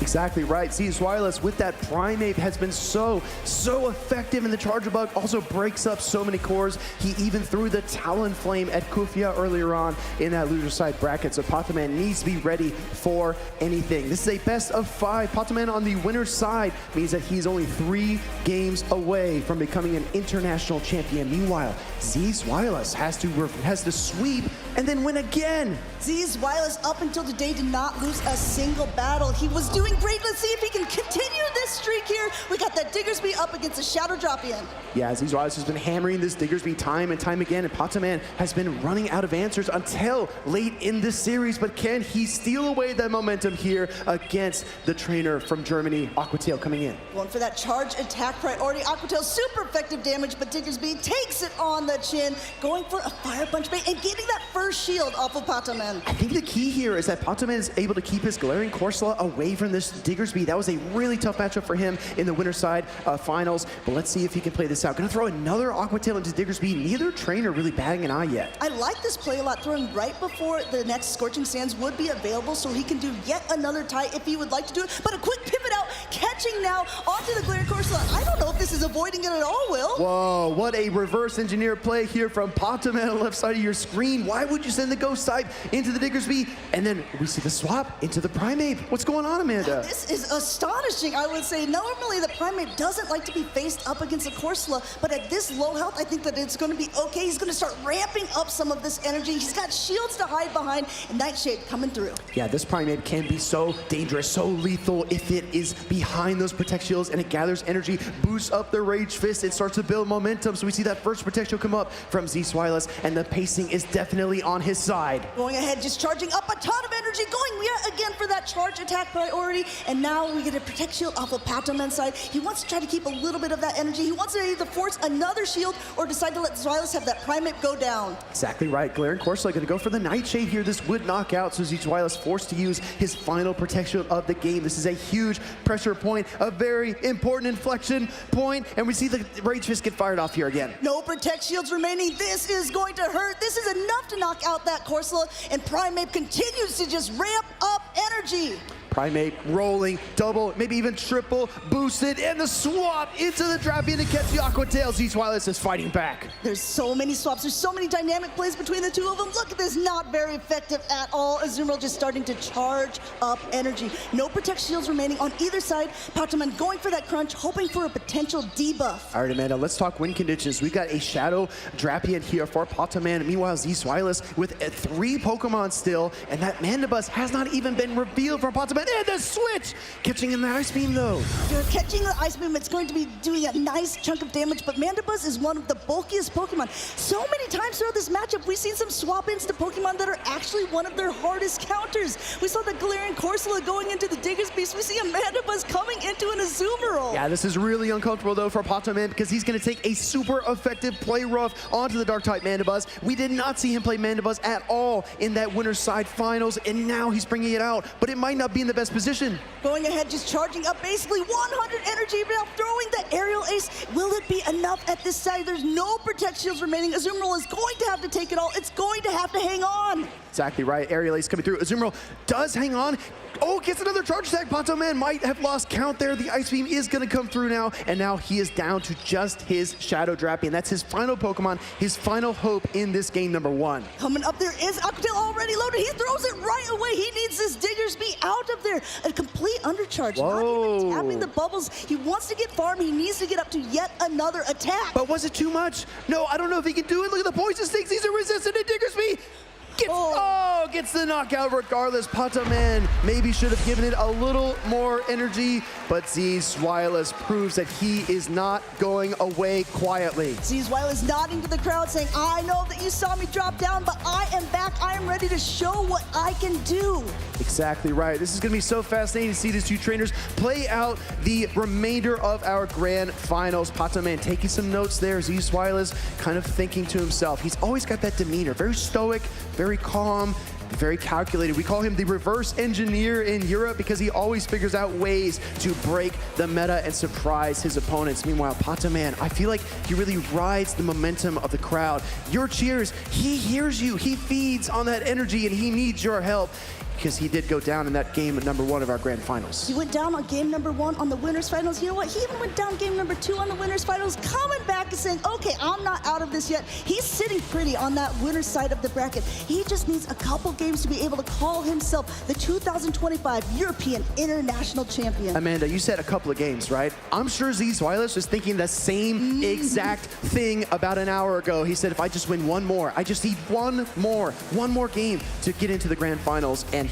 Patoman stole it away from him, a reverse sweep 3-0. So I'm sure that right now, all these trainers are thinking about is this next battle. Sometimes it's not just a battle that's on the phone. It's a battle that's going on in the minds of these two trainers who have played multiple times, numerous times in the past throughout regional competitions. We had Zweilous taking the better of Patoman in Barcelona, but after that, Patoman ended up being a regional champion himself in Gdansk, Poland, so anything can happen, and anything will happen on this big stage. We might be witnessing a chapter of one of the best rivalries in the EU region. Patoman from Spain and Zweilous from Germany. These two titans clashing on stage, and they're taking every single moment, but you don't have to wait any longer because we are locked in game number 2. We got that Galarian Corsola up against a Primeape on the side of Zweilous. Now, we saw Zweilous actually swap in, but this is on even energy. It's going to be very interesting to see how they want to play this. Those Astonishes are starting to hurt the Primeape because it doesn't have a lot of bulk,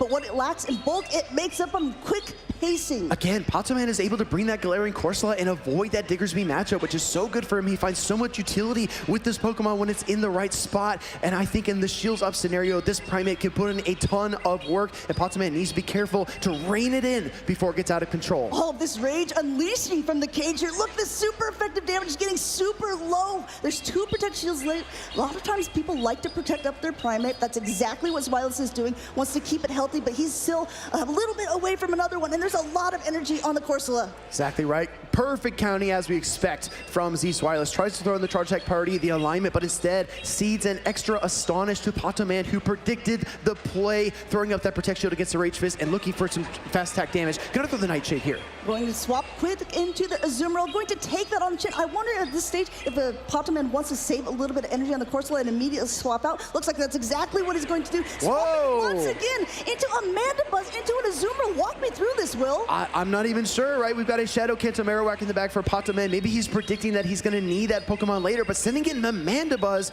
it probably was not on his list of expectations either. Mandibuzz is one of the Pokemon that was really hoping to find that Primeape, and once the Primeape is now as low as it is, maybe Patoman's realizing it doesn't have the efficiency that he wants it to. He wants this Azumarill that came in to waste a lot of this energy on another bulky Pokemon, possibly getting a good farm down opportunity for the back Pokemon. Yeah, they say you always have a plan until you get hit in the mouth, and I think Patoman here is trying to recover from the jabs that Zweilous has been throwing. Gonna switch to that Diggersby now. Zweilous manipulating that switch timer. He's the best in the world at it. He's gonna try to find an opening with it. Going ahead and wanting to throw the Fire Puncher is going to be doing the more effective damage to that Mandibuzz, but Mandibuzz just continuing to go away. Both of them basically at 100 energy before throwing here.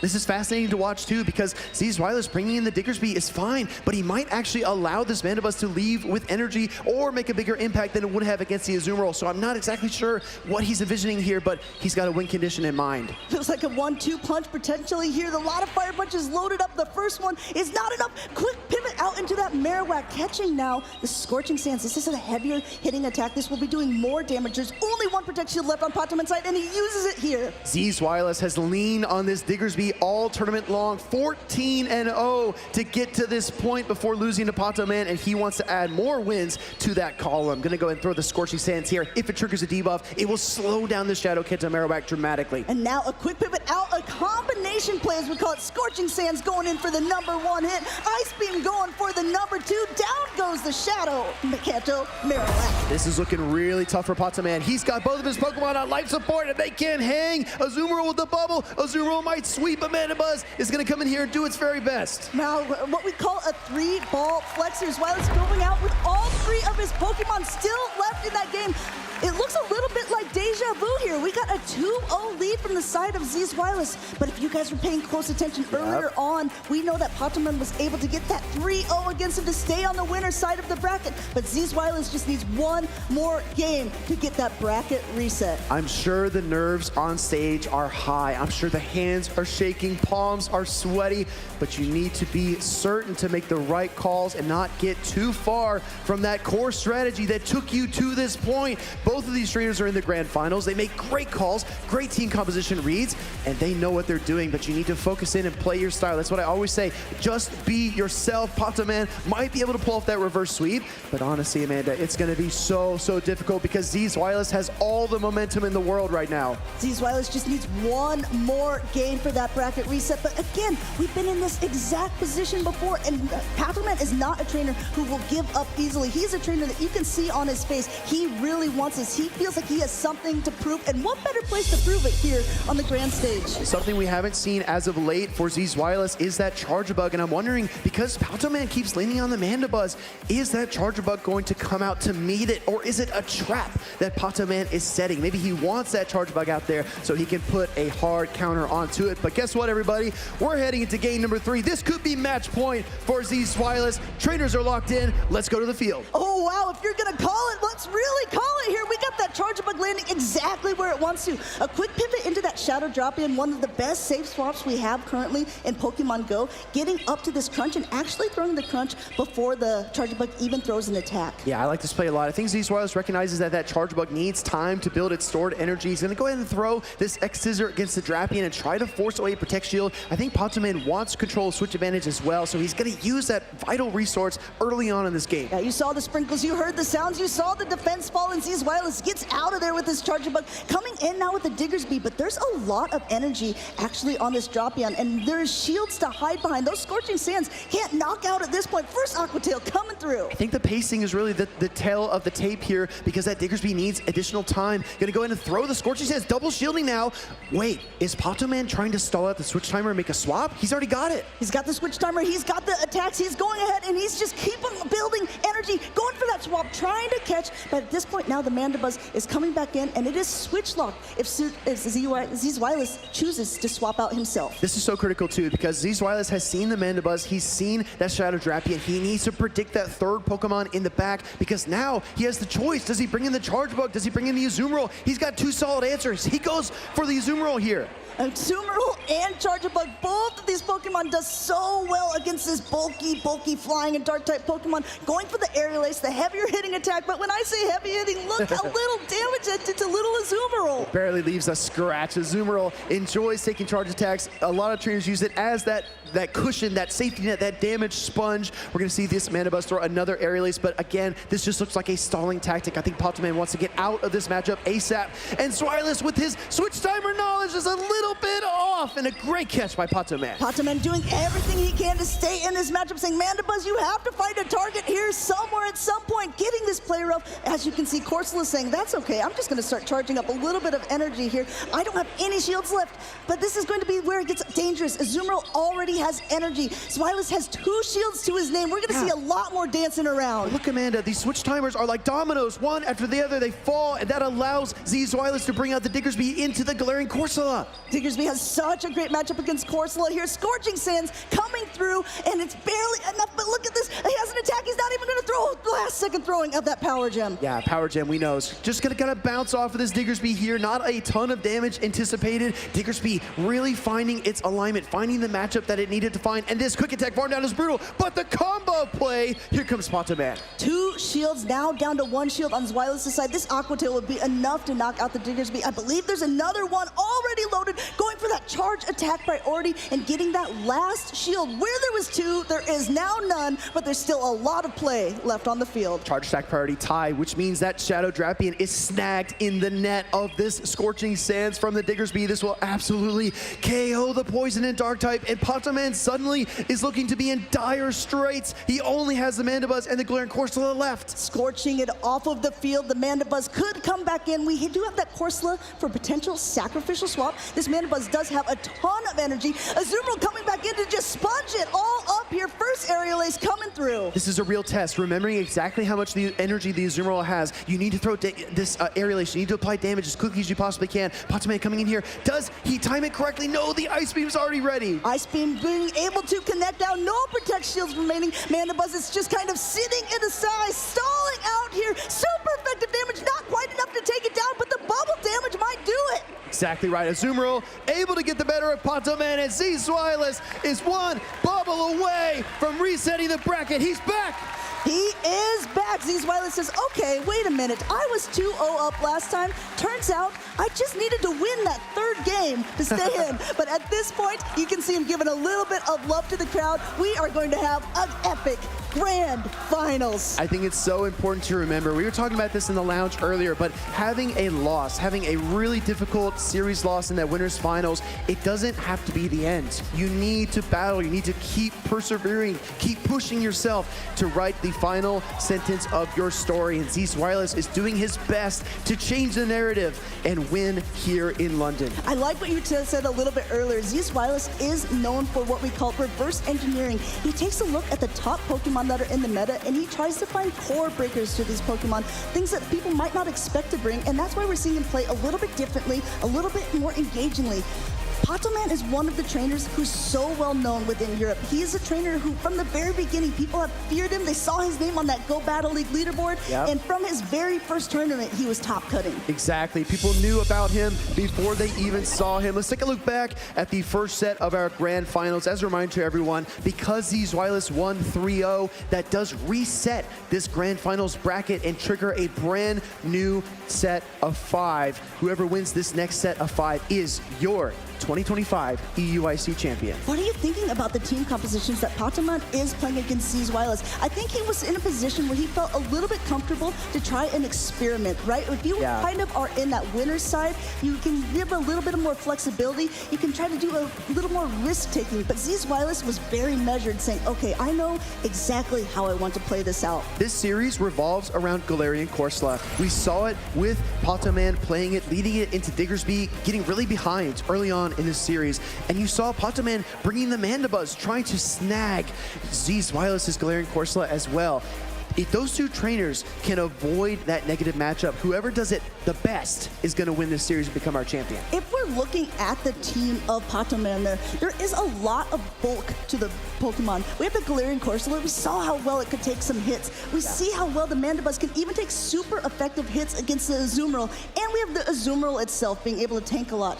And then he has Pokemon that he's paired with it with that Shadow Drop-In that gets very fast to its charge attacks. And then also a Wall Rain, which can do a similar thing. Zweilous is really into that Primate where it doesn't be able to take attacks very well, but it just starts packing a punch, and the more Rage Fist he puts through, the heavier that attack becomes. These trainers have optimized and re-optimized over and over again, and you don't even see particular picks like the Shadow Wall Rain from Patoman or the Talonflame from Zweilous. They don't see an opening for those picks in this series, but we might see them in the grand finals reset depending on how their opponent adjusts. So it's so important not only to play your game and maintain a balanced approach, but also to adapt, to evolve, to change, to adjust to what your opponent is trying to do as well. And I think that Patoman and his Psyduck are trying to give Zweilous a headache here on stage, but he's got to win a few games to do that. If you're looking at the Pokemon that they have been bringing these last couple times, Primate has been really key, I think, for Zweilous, and Patoman has been trying to negate anything that Primate can do by using the Mandibuzz, which has such a good matchup against it. It gets using a Galarian Corsola, but Zweilous has been kind of one step ahead of him, noticing where the Galarian Corsola is going to be at and being able to get his Diggersby on it, noticing where that Mandibuzz is going to be, and even being able to get a Charge-a-Bug on it. And you saw Patoman not even just double down, but also triple down on the Mandibuzz. He says, I know I'm going to find that Galarian Corsola. I know I'm going to get lined up against the Diggersby and make some headway. And Zweilous just did not allow him to do it. So again, great offense, but also great defensive play and team building from Zweilous. So if you guys are just tuning in, we're in literally the grand finals of going on. This is a best of 5 matchup, the first best of 5 5 in the winners finals going to Patoman. The next one going to Aziz Wireless. And really, at this point, it is literally anyone's game. The score is back to 0-0. Our trainers are getting locked in. They're getting ready to go. 3 games, 3 battles, about 3.5 minutes each, but it will make all the world of difference. All right, everybody, we are locked in. We're ready for some games. This is our Grand Finals reset, EUIC 2025. Let's hear from Pato. Let's hear for Aziz Wireless. Let's see the Pokemon on the field. A great lead this time for Patoman with the Azumarill. That though the Primeape does pace very quickly, neither one of these attacks are going to be doing very much at the beginning. Yeah, I think with the shields up, this is not that bad for that Primeape, and I think controlling switch advantage has been the name of the game for Aziz Wireless. Again, trying to snag, trying to snare that Galarian Corsair on the opposing side. We also don't see much variety in the picks. No Shadow Wall Rain here in our Grand Finals reset, no Talonflame either. No shield either, as the next Rage Fist is going to be able to connect. The third one is going to do more damage. Sometimes we also see Primapes going for a close combat at this point because it is enough to knock out the Azumarill. Patoman going for the Ice Beam and still getting the shield off of the Primeape because, again, what Primeape puts in a punch, it lacks in the bulk. The swap here from Patoman to bring in the Shadow Drapion, a very unconventional pick. And oh my goodness, the bait from Aziz Wireless. This could be the close combat. Patoman plays it safe. Forcing a shield here, but if you notice, they're at that charge attack priority. I had to feature the Aqua Tail here at this point. We're gonna have to decide, am I gonna shield this up? And it looks like Aziz Wireless is going to shield it up. He has a lot of energy still left on this Primeape. If there's one thing we can count on, it's for Aziz Wireless to give his shields to his fighting type Pokemon, but now there's only one shield remaining for Patoman. The close combat, firing this off here. Patoman double shields his Shadow Drapion. Since Patoman swapped in at this point, he's forced to use a shield, but Aziz Wireless can go ahead and swap out to clear his debuff if he wants to. Looks like he's just content to let it go down. No, still catching an Aqua Tail onto this Azumarill. Insane, going up 2 more fast attacks before the catch. These trainers are in a synchronized dance, and the Aqua Tail is definitely what this Azumarill wanted to absorb. Switch timer is up for Patoman as well, and he reaches for that Galarian Corsola. Corsola is a great answer to the Azumarill, but there are no Protect Shields on the field for either one of these trainers. Play Rough is going to connect with the Galarian Corsola, and Patoman is going to have to take it. Play Rough connecting into the Galarian Corsola. We talk about this matchup all weekend long. It's very close. These Pokemon are very bulky. They pace even at similar rates. The Nightshade is going to get that same type attack bonus. The Charge Type priority tie will go to that Ghost Type Galarian Corsola, and these trainers are just whittling each other down in this mid-game matchup. Starting to throw a little bit of shade here at the Azumarill, saying, I know that you pace just as slow as I do. Next Play Rough coming through, but it won't be enough to knock out at this point, and there is still another Nightshade loaded. Exactly right, Galarian Corsola. Oh, actually the switch. Aziz Wireless reaches for the Diggersby, trying to nullify this damage from Patoman. Should he have thrown the Power Gem? Should he have swapped? I don't think his switch timer was ready. He had to do something at point because, as you can see, his switch timer is ready now, and he wants to swap back out into the Azumarill. He's so close to an Ice Beam, but a Scorching Sands is almost loaded as well. Throwing this before a Scorching Sands is really great for Patoman because if the Scorching Sands got an attack debuff, this wouldn't have done as much damage. Yeah, it's absolutely key to land that hard-hitting, super effective charge attack as soon as possible in the Diggersby matchup. Gonna see the Scorching Sands coming through here from Aziz Wireless. He has leaned on this Diggersby all tournament long, and it's going to try to pull through for him here. Super effective bubbles are doing it, but it's not doing it quick enough. These quick attacks are going to be able to throw right in time. Wonderful wherewithal from Aziz Wireless, throwing right before that charge attack was available. I think he was hoping he was able to farm down. Not being able to do this Fire Punch is definitely enough. KO onto the Pokemon. Only 2 weakened Pokemon are left for Patoman. That's Shadow Drapion and Galarian Corsola. He doesn't have many options, but he's got to choose. Comes in with a drive. It's got energy. Here comes Wireless with the swap. Once again, catching an Aqua Tail onto this Azumarill. And once again, we're seeing Patoman actually undercharges. He wants to be able to get a little bit of farm, but actually just swapping into the Galarian Corsola, hoping that he can tank this better, hoping that he can get up to an attack. And guess what?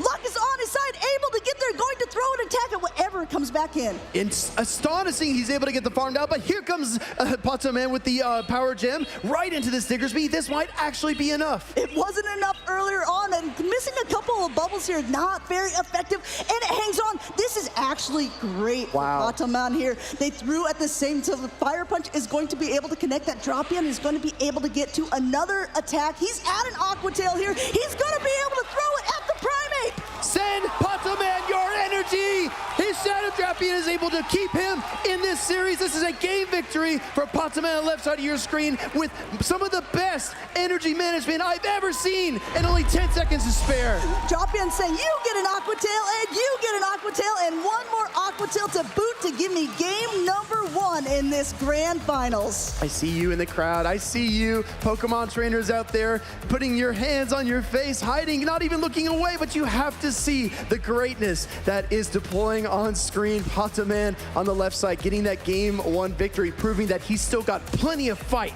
here in London. Wireless did everything he could in that matchup. He caught 2 separate Aquatails onto the Azumarill. That does barely any damage at all. He even got that Diggersby on the Corsola, but Pataman says, no, I know what I'm doing this round. That Power Gem was barely not enough. That Undercharge this time was perfect, and that game number 1 was his. As that logo entails, international champion. That is what is on the line here in our grand finals reset. A maximum of 4 games left to go, but Pataman could end it all with 2 more wins. 2 more wins, and he gets that trophy that's in the center of the stage here. This is what all of the trainers are playing for. This is the thing. This is the glory. This is the title of European International Champion. For all the marbles, as they say, our trainers getting locked in. One of them is already eager to start this game number 2. The other one taking just a few more moments to get their choices right. Visualizing win conditions, thinking about leads, thinking about positive scenarios and negative ones, trying to figure out how you can get into the mind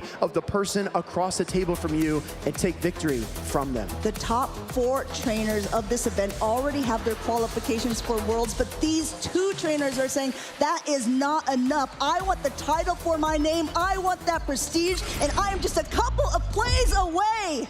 Here we go, ground types on the field. Game number 2, Pataman leads that Shadow Kanto Marowak into the Diggersby. I do think the Diggersby has a slight edge in the even shield situations, but let's see how this plays out. If you want to talk about Pokemon that want to use up both of their shields, we've got Primeape on Zweilous' side, and we've got that Marowak on Pataman's side. Pataman, with that Mudslap damage, does a lot to basically any Pokemon. Diggersby just happens to be one of the bulky Pokemon that can take it better than others. We've seen each of these Pokemon win Championship Series events this season and in past seasons as well. They are both incredibly vital picks for these teams. We're gonna see another Scorching Sands come through though from the Diggersby, and this will actually chip down the Marowak quite a bit. Chip it for real because there's no Protect Shields used at that point. Gets an attack fall too. I wonder if that will change the way Pataman wants to play it out. No, going up to basically 100 energy, throwing this, but since there was an attack debuff, it might not even be enough to knock out the Diggersby. Back-to-back Bone Clubs on the Shadow Kanto Marowak, and looking for the swap now. Pataman wants to go for that Shadow Drapion, and he does, right into the Azumarill. Going in for it now. The Poison Sting damage, this fast attack damage is the thing that's really putting pressure onto the Azumarill. Neither the Crunch nor the Aquatail do that much. The Crunch does have a chance to debuff. That's exactly what Pataman's going for. He's praying that he gets this here.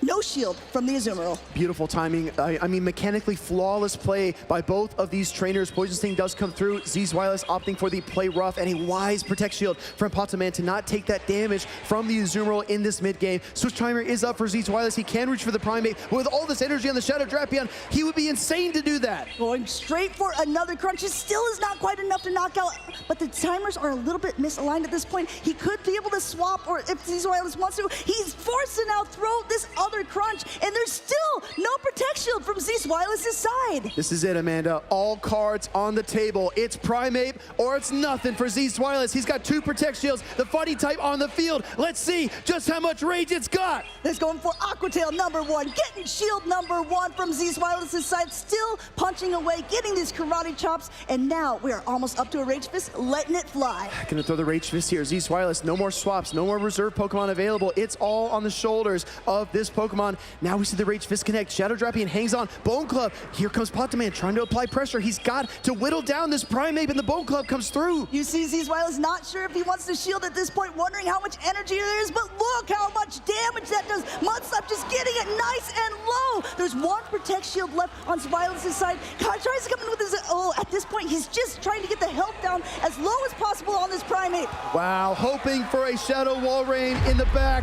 Pataman sends out the Azumarill instead and says, I'm going to take game 2. I'm going up in this series, and I'm not going away. I think Pataman said, I really liked what you did in the winners finals and the grand finals, going up 2-0. I think I I'm gonna try it this time. Yeah, why not? Why not try the shoe on the other foot, as they say? Our trainers are gonna take a few moments to get locked in here. This is the most important game of the entire tournament for each of them. There have been thrilling victories, narrow defeats, and some landslides each way on the sides of the stage. But it's up to Patoman to lock in this game number 3 and win it all. And Zwiles has the reverse sweep. He has to pull a Patoman, if I may say, and take this right out from under his feet. Earlier on in the winners finals, Zwiles was in this exact position when Patoman was able to kind of pull it out from underneath him. We'll have to see if Zwiles will be able to do the same, but I completely agree with you here, Will. The determination here, this is the big game. Patoman just needs one more win to call himself the champion. Zwiles, he's been reverse engineering this whole weekend. He's been not dropping any games until today. Will he be able to pick it back up? Will he get that momentum back on his side? One more yard, one more foot, even one more inch. It sounds so simple, but it's anything but. Zwiles is going to do his very best to fight his way back in this series. He says, I lost to Patoman earlier today. I am not repeating the same mistakes. I want to win this championship and bring it back to Germany. If we look at what he ran, Patoman, earlier on in the first grand final set, we saw a lot of Mandibuzz. Mandibuzz seemed to be in his team almost every time, perhaps hoping to scare away the Primate. Unfortunately for him, not able to do so, landed on basically any Pokemon but the Primate. Now it seems like he's swapped over to that Kanto Marowak. Yes, what are your thoughts about that? Yeah, absolutely. I think just finding different ways to apply pressure, and I think that the tail of the tape here is also leaving that Mandibuzz on the bench. We have not seen the glaring Corsola at all from Zwiles as of late, and I don't think he's going to bring it anytime soon. But guess what, Amanda? We are locked in. This could be the game that crowns your EUIC champion, everybody. Let's go. Let's see what these two trainers want to bring into the fray. We're going to get them up and loaded here. We have that Shadow Marowak up against a Primate, and they are beginning to fight. Absolutely. The signature picks of these two trainers are on the field. Primate is taking so much fast attack pressure from the Mud Slaps, just like it did in that game number 2. Zwiles throwing the Rage Fist to try to break up the mud. Going ahead and just using that first Protect Shield because he's gaining a ton of energy. But guess what? 1-2 punch right away. First Rage Fist gets shielded. Second one actually doesn't, which is normally the reverse since this one will do more damage. Yeah, a little bit interesting there, but Patoman knows this matchup inside and out. Gonna throw 2 more, 3 more Mud Slaps and get the KO. All that energy down the drain. A full farm down. Zwiles comes in with the Azumarill, hoping the bubble damage will do enough to knock out the Marowak before it gets off 2 charge attacks. And it looks like he is able to do so. Now in comes the Dropion to start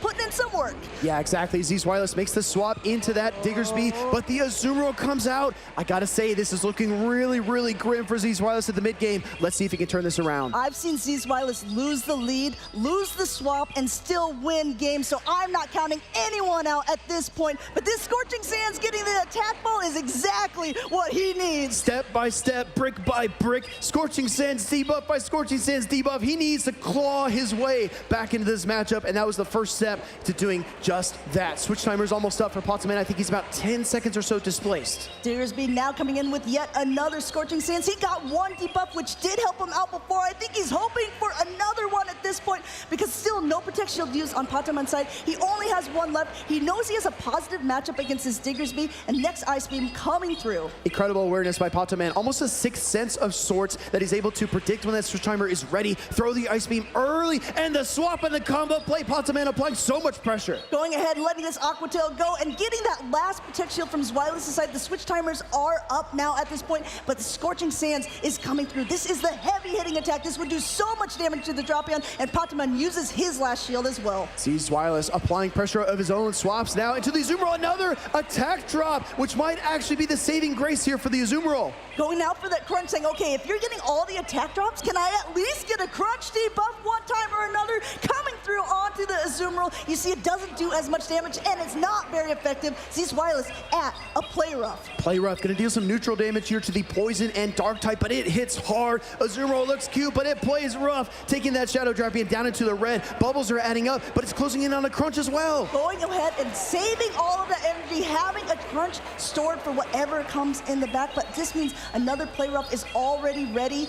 You see how low of health Patoman's Azumarill is. He's gonna have to take this, but will it be able to hang on? No, it goes down. Drapion comes back in. That was critical right there. The 1 HP, unable to survive that Azumarill KO from Z-Swilus. What is what kept him in this series and in this tournament? We talked about it before. Z-Swilus swaps in his Diggersby. It gets countered by an Azumarill, and everyone thinks, ooh, this looks bleak for him.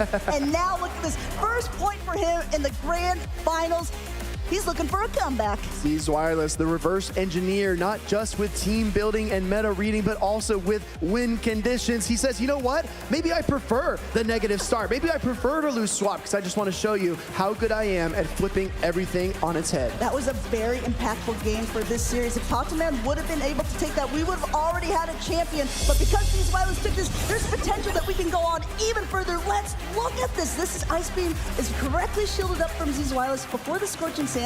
He ended up getting that attack debuff, making him not have to shield the next. Exactly. The crunch coming through here. We talked a lot about debuffs on both sides, but those can really flip matchups. I think getting an early one with the Diggersby is what kept Z-Swilus in this game. Crunch connecting, Azumarill fainting, Play Rough connecting, and that was going to be enough to keep him in the tournament. Patoman shrugging. He says, I don't think I can hang on through this Play Rough, and he was right. There's a lot going on between the body language of these two trainers. You can tell both of them are tense. Both of them know that there are big stakes on the line. They want to be called, you know what? They're actually already called champions. They want to be called an international champion, and this is a good start for Patoman. Lead a quick swap out into a Primate safe swap here. What are your thoughts on that, Will? Yeah, instant pivot into the Primate. I guess Z-Swilus figures that Mandibuzz is staying home, so the worst they can possibly see would be the Azumarill, but he's going to stay in here. Patoman with the Shadow Kanto Marowak, he saw how much pressure he can apply, and he likes to carry energy, so he's going to throw a Mud Slap and then a Bone Club. Last time we saw a full Mud Slap down. This time he said, I know I was already in first. I see you coming in. You're going to have to use your shield here, and that's exactly what Z-Swilus does. Another Rage Fist now coming through. Yeah, ramping up this damage, ramping up the attack stat for the fighting type Primate here is going to do a lot, but we saw this in game number 2. This doesn't KO. This Shadow Kanto Marowak can't stay in here. Is it going to repeat? History repeats. Patoman gets the KO again. It looks like he's going to go for a little bit of a different strategy. He has all this energy, and you see him tapping on that Drapion. That means he's going to try to swap immediately. No matter what comes in, it's going to be that Diggersby. A great call from Swilus here because that's a good matchup for the Diggersby. Amanda, that's an insane call, but he actually pivots back into the Charger Bug, which frees up the Azumarill. Patoman can't believe it. He says, why did you make that switch? See, Swilus has a plan, but is it all going to get foiled in the end? Crunch now coming through. Look how much that does. It does not get the debuff at this point, but the X-Scissor is loaded. Another Crunch coming through. This will knock out the Charger Bug if Z-Swilus chooses to not shield it. Exactly right. Crunch hit so hard, Drapion builds to it so quickly, and now it's up to Z-Swilus and his Diggersby. Patoman thinks he's got it, but let's find out. Going ahead, going for another Scorching Sands. You see him looking up into the crowd. You see Z-Swilus giving a little bit of grin, saying, maybe don't shield? Yeah, maybe let the Scorching Sands through, Pato. Give me one of those. He says, no way. I'm trying to become an international champion here. You can see Aqua Tail going through super effective damage to that Diggersby. Diggersby's trying to just get up a little bit of energy. But speaking of energy, we've got a full healthy Pokemon in the back line. We've got a charge attack priority tie, and we've already got CZ clapping. Whoa, I think he's got a sense. He knows what's in the back. Aqua Tail comes through here. Looks like a charge attack priority ties. Z-Swilus throws the Scorching Sands, but Patoman is still hanging on. I don't think he can believe what's about to happen. Looks like it's going to be able to connect, but at this point it might be too little, too late. Bubble damage coming through, still tapping, some clapping. Let's give it up here. Patoman is your 2025 EUIC International Champion. He's already stopped tapping, but he's still got a tap. Look at it go. Give it up for Patoman. Patoman, what an incredible rise of one of EU's best. He has so much passion, so much love for this game and for this community, and to win an international title, I can't even begin to express what he's feeling right now. From the very beginning, from Patoman's very first tournament, he was making waves. He's been top cutting throughout the years. He's been a champion in his own right, but now he can call himself the 2025 European International Champion. Patoman had such an incredible career, and it's just getting started. I remember in Barcelona when he lost that grand finals, he went off the stage and he hugged his parents in tears. He said, "I can't believe I came up short." And guess what?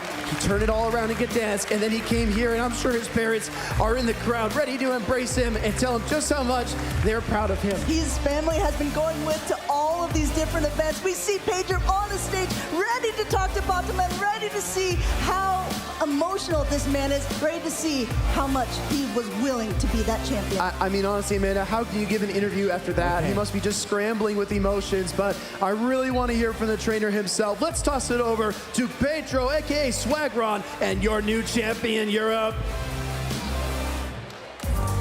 Yeah, I'm getting emotional over here. I'm here with the Spanish prodigy, Patoman. Unbelievable player, incredible person. Dude, congratulations. Any words? I don't know how to say right now. Just that I wanna shout out all my family, my friends, and all people that have been supporting me this time. I really appreciate that. I love you all. Dude, this crowd is amazing. You're gonna make me cry. You did amazing. You deserve everything. You've been playing so good for so long. You deserve this title. And now, I just wanna ask you one more thing before we go. Your parents have been with you, have been there with you for so many tournaments, so many different tournaments, and now you've won. What's next? What's next in your trophy? I mean, you've won an international with them. You won a regional with them. Are you gonna win worlds with them now? I made that promise last year, and I wasn't like in the mood. So right now I can promise I'll do my best to win this World Championship because it is my best goal, and I have, of course. Yeah, I believe it. I believe it. Ladies and gentlemen, here the Spanish prodigy. One more round of applause, please.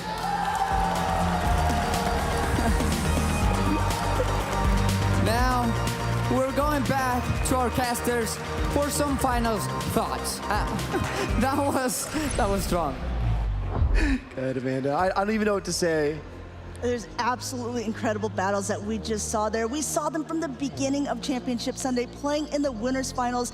Zwei was up 2-0, and Patoman was able to reverse sweep in the actual grand finals. Patoman says, "We're done playing around at this point. I'm just going to go ahead and take these three." Yeah, took the gloves off, so to speak, right? But what an incredible story from Patoman, a young trainer that a lot of people have been looking up to because he's so talented. And to see him come now into Championship Sunday and actually reverse sweep to win that winner's side bracket, but then maybe stumble a little bit in the grand finals, it's just proof, Amanda, honestly, you can stumble, you just have to not let it turn into a fall. You need to recollect yourself, stay steady to the course, and trust in your own abilities and your fighting spirit, and Patoman did exactly that here in London. This was the largest tournament for Pokemon Go to date. There is so many accolades. There's so many really good trainers here at the venue. Patoman is well known within the European community. You saw everyone going nuts for him in the crowd. You saw his family there.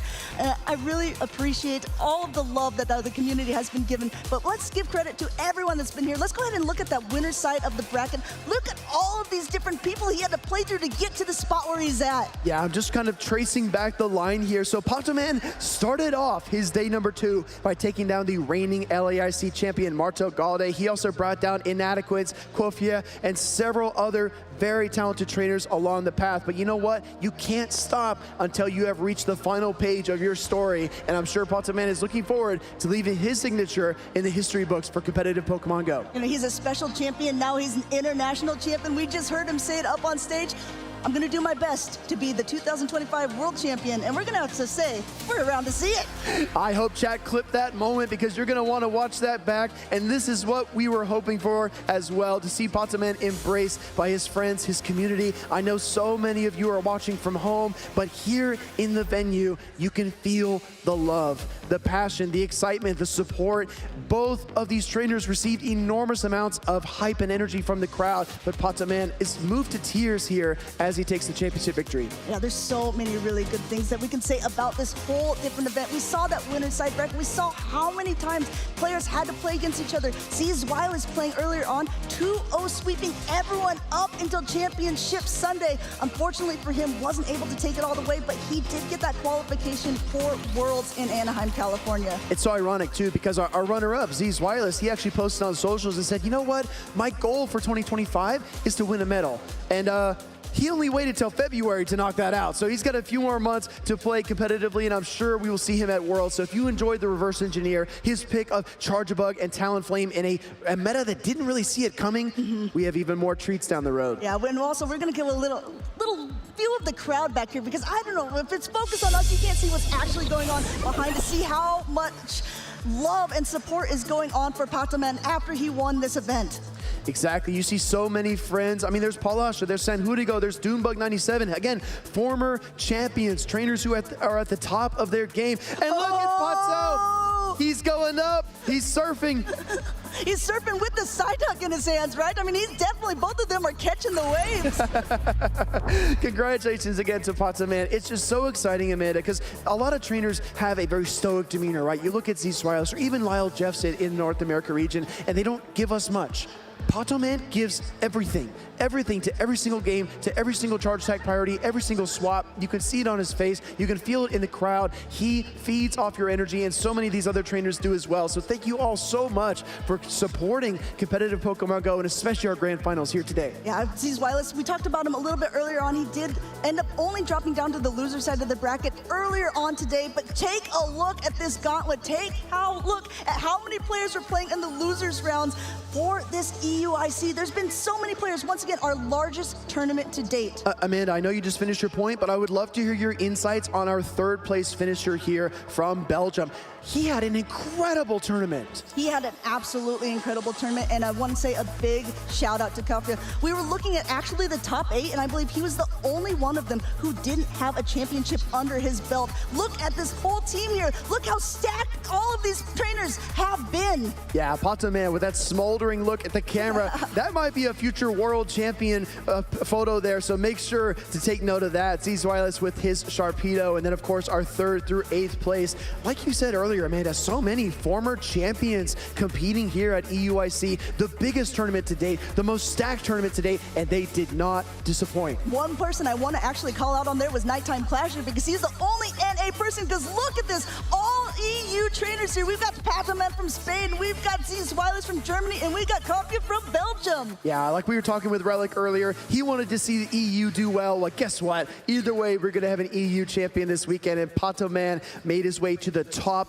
of the pile there, just furiously fighting his way through a gauntlet of some of EU's best. And not only did they play for that prestige, they also played for these prizes and points. There were so many people in this tournament. First place going home with a nice chunk of change. Yeah, $5,000 for first place, but look at what you earn for fighting onwards in the bracket. Even if you take that early winner side bracket loss, being tied for 13th still nets you $600, which is great for traveling, for getting to, spending a little bit of money here on the side, or buying some food at our lovely concessions, whatever you might spend it on. It's a great way to continue fighting, a great motivation, right? Now, I know we kind of came in with a whirlwind into those grand finals, but now that they're over, we have a little bit of a time to relax. Any thoughts about this whole tournament so far for you, Speediest Chief? Yeah, I think that when you look at the international championships throughout the year, we have LAIC first. That's going to be the calendar year where we start the new season. Then you've got EUIC in February, followed by NAIC towards the end of the season. This tournament is always like a temperature check, is what I like to call it, where trainers are still trying new things, they're being inventive, and I don't think there's any more inventive region than EU. These trainers give it their all to break the meta, to reverse engineer things, to find clever ways around what you expect, and that's exactly what we got here. Honestly, Amanda, coming into this event, so honored to work with the Pokemon Company. I had high hopes. This tournament met every single one of them and more. I mean, I think you're taking the words right out of my mouth. This has been such an incredible tournament, and it's not over for Go, because we want to congratulate our winners. We're going to go kick it over to the stage for our trophy ceremony. Thank you, Will of Amanda. Thank you, Will and Amanda. You know, Pokemon Go never fails to bring the excitement. And this weekend was no exception. We're so thrilled to see our trainers create unforgettable memories here at the 2025 Pokémon European International Championships. On the road to Worlds, the top 4 competitors from tonight, from this weekend, have earned automatic invitations to 2025 Worlds this August in Anaheim, California. So remember their names and their faces because they have earned their place amongst the best. So now, let's take a moment to recognize our outstanding finalists, starting by congratulating our third place finalist, Kuvia!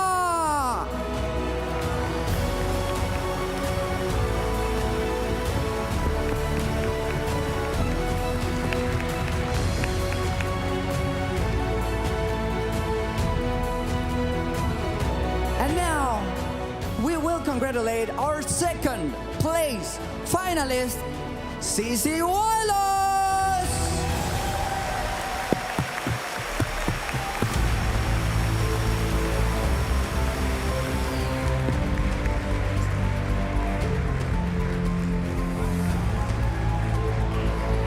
Yeah. And finally, a huge round of applause for our 2025 Pokémon Go European International Champion, Patoman!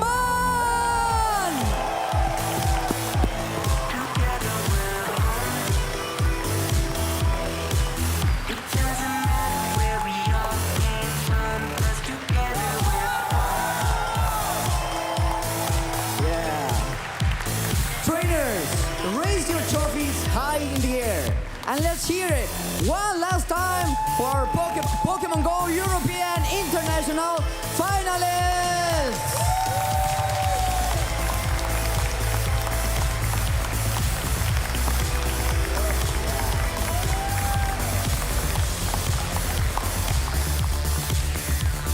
With 2 international champions already being crowned, we are just beginning. We still have so much action in front of us, ahead of us. But before we continue with the action, I just want to say thank you to you, the viewer, for watching us at Pokemon.com/broadcast and for accompanying us throughout all weekend. Your support means everything. Up next is the turn of the Pokemon trading card game to take over the stage. Yeah. We are so excited to dive into Junior, Senior, and Masters Division to finally find out who will stand the tallest. So let's send it over to our incredible TCG casters to keep the momentum going.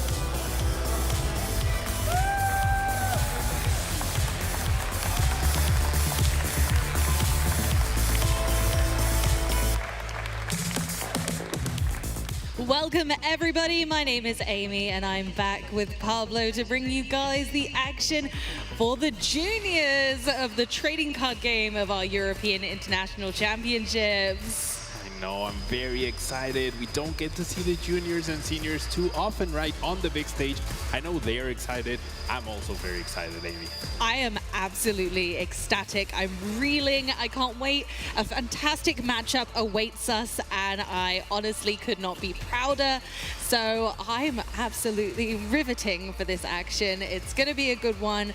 I think a match for the ages. About allegedly neither competitor has lost to the opposing deck previously, so it's going to be a real clash of the titans. Yeah, it's going to be a decider match for both players, right? Do they continue that undefeated streak in the matchup, or do they finally catch one loss? And would be the worst time to catch it, right, in the finals. But I mean, both players have already made it so far, so deep in the tournament. What a time for them. Right, and there has to be a winner. There's finally going to be a decision. They're going to have to bring out all of the stops. But clearly these two are an expert at their craft. They've been training, and well, we're going to have a match and it's going to be fantastic. So make sure your eyes are staying eagerly peeled for our competitors who will be along very soon. How do you feel about this matchup, Pablo? So, I mean, I feel like on paper, Lugia does have an advantage a little bit. It has that potential to 1-KO those Dragapults depending on the build, right?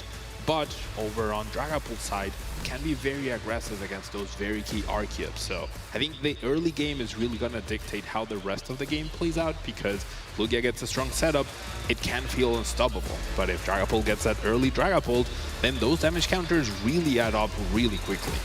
Absolutely. So let's have a little look at the format before we jump into things. This is the 2025 European International Championships, broadcasting live from the Excel Centre here in London, UK. Pokémon TCG trainers have travelled from around the world to compete over a $500,000 prize pool, precious booster packs, and prestigious championship points. Points that will get them one step closer towards qualifying for Worlds 2025 in Anaheim, California. This tournament is a 3-day event that kicked off with Swiss rounds, where every match is a best-of-3 battle. Trainers who earned total match points to exceed the threshold for their division advanced to Day 2. On Day 2, trainers continued to face off in more Swiss rounds to determine who advanced to Top Cut. After all Swiss rounds were completed, the top 8 competitors, plus all competitors with the same number of match points as 8th place, advanced into an asymmetrical Top Cut single elimination bracket until the final 2 players remained. Today, on Championship Sunday, our finalists from each division will face off and compete for the EUIC trophy and title of International Champion. Congratulations to all competitors who gained points towards Worlds 2025 this weekend. Our remaining trainers are ready to fight for the crown, so let's get our battles started.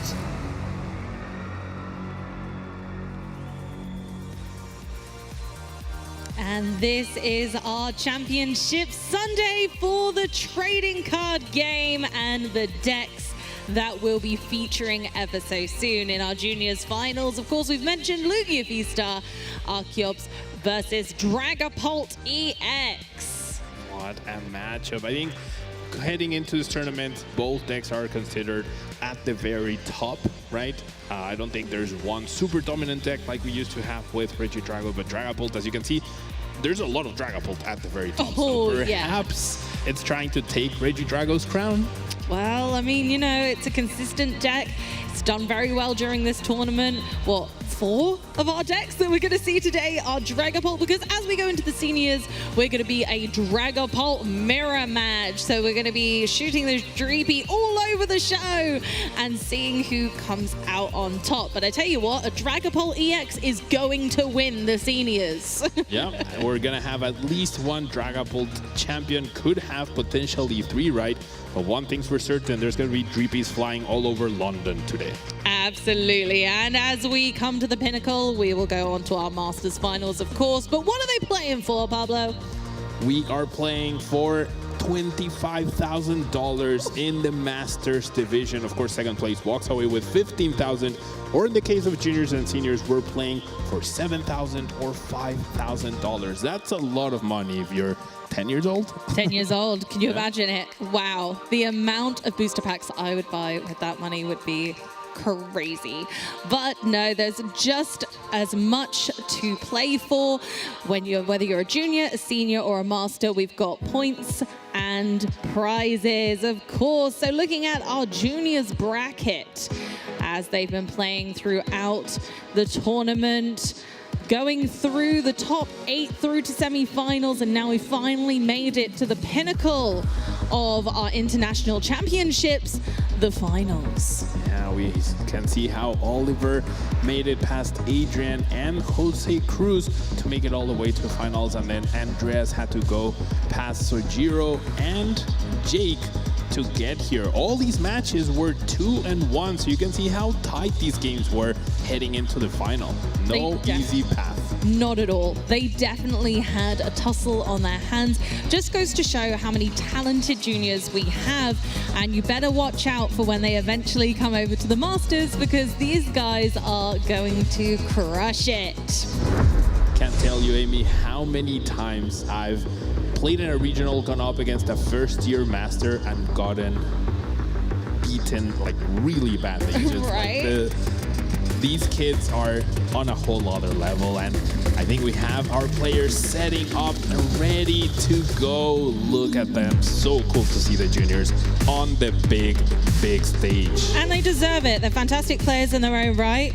And, you know, like you said, they crush it in all the local tournaments as well. We've got Andreas there on our right and Oliver on our left. We've got Oliver rocking our Lugia V-Star deck, and Andreas, he is rocking Dragapult today. Yep, now looking at their accolades, Oliver has quite a few just this season. Dortmund Regional Champion, Stuttgart Regional Champion, Lille Top 4, and Gdansk Top 8. At Andreas, this is his first accolade, and what a result to have as your first one in your resume. Absolutely amazing feat, and Andreas could go all the way. They are being coached currently by Drago, apparently, so I'm imagining they're looking upon this feeling very, very proud. And I do have to admit to everyone watching that Oliver is from my local store, and so I'm really excited to see him play after I taught him how to play the game back in 2022. So very excited to see how both of them do. They are both top of their game and look very ready. I would be so nervous if I were them. This is a huge tournament and a very big deal, and they're right at the tippity top. No matter who comes out of this a winner, they're both winners in my eyes. They both look completely locked in, as if playing on the big stage was just another day in the office, you know? They seem completely unfazed by everything around them, and they're just focused on making sure they're playing their best. Absolutely, as they should be. This is the Pokémon TCG European Championships 2025, and we're about to get started with the Juniors Finals. I wonder who will come out on top. If you're watching from home, which deck would you be gunning for? I'm personally, I don't know. I feel like Dragapult, now that both players are set up and ready almost to go, I think we can talk a little bit more in detail about their list. Oliver does have that Regigigas, right, which immediately deals with those Dragapults, which are hard to power up, but Andreas's list is actually quite peculiar. There's a copy of Lost City, there's, I believe, 2 Crispin, so usually powering up a Dragapult can be a little tough, especially if you only have Sparkling Crystal, which is something we've seen a lot in the Masters division, but Andreas just really wants to make sure he has access to the 2 energies at the right time. Absolutely, and you know, keeping that consistent flurry of attacks into Lugia can still be really tough. So both players looking raring and ready to go. I think we had a couple mulligans to resolve before we get this match started. Now, Oliver does have a very peculiar Cinchino line that you were talking to me about earlier. Tell us a little bit about that, Amy. So at our locals, we have a bit of a joke about the Cinchino line, saying the optimum Minchino-Cinchino line is a 1-2 line, as we like to play the Thornton.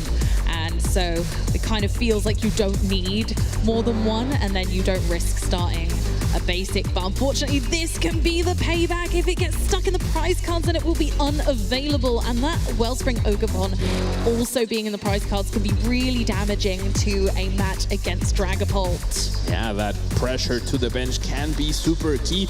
But for Andreas as well, he prized that Temple of Sinnoh, so he won't be able to deactivate that Legacy energy or that Mist energy to be able to place the damage counters wherever he wants. So both players having, I want to say, impactful enough prizes to where either of those cards, the the Minccino or the Temple of Sinnoh could end up dictating who ends up winning this game. It really could. Those prize cards could be everything, but hopefully both players have a stellar plan to put into action once we get started. But honestly, I'm so excited. Will it change the entire turn of the battle to have those key pieces prized?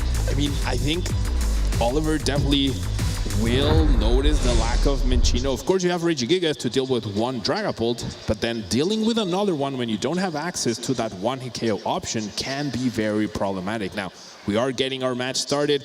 We do have the Buddy Puffin for Andres getting those Dreepies established. And over on Oliver's side, we have that very threatening Iron Hands. Yeah, definitely one of the pinnacle Pokemon that you want in this match. So Iron Hands beginning our match against now a flurry of Dreepy have made it out thanks to Buddy Poffin. Buddy Poffin lets you search your deck and grab 2 Pokemon basics and put them on the bench.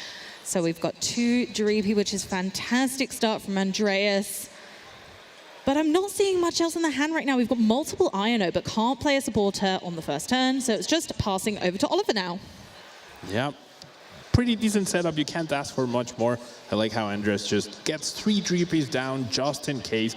Probably not going to follow this up with a turn 2 Dragapult EX. You can maybe expect the active Dreepy to go down.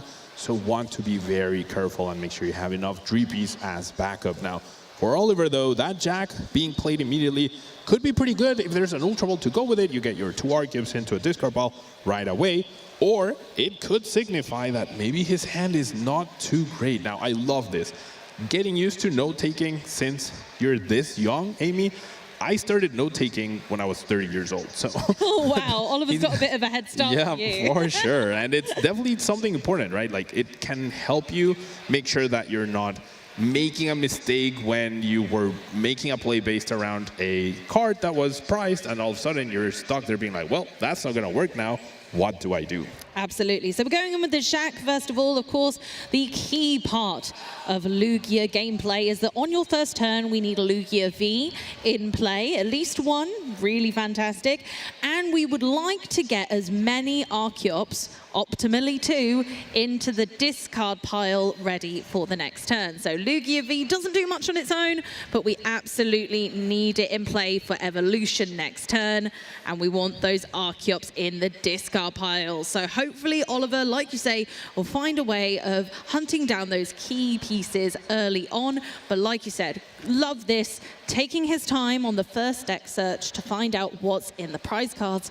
Unfortunately, they're not great. Unfortunately, yeah. That Ogerpon, the Minccino, even one Lugia could be an issue if he's not able to like get off to a strong head start. And now I think Andres has a very good possibility at any moment in the game to use a Dusknoir and be able to take down both Archeops. So it's going to be very important for Oliver to manage his energy very, very well and try to get as many as possible into play in case that play happens, which I think based on both players being in the finals, I'm sure they've both really prepared and tested this matchup in particular.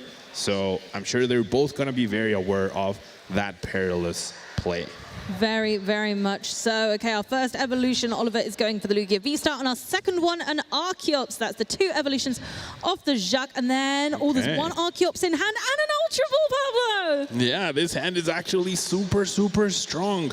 Already having the Lugia V-Star, getting the 2 Archeops in the discard pile, and you know next turn, the Lugia is definitely not threatened whatsoever, so looking pretty well here for Oliver. Can't ask for better, I don't think. No, honestly, this is kind of your ideal Lugia start.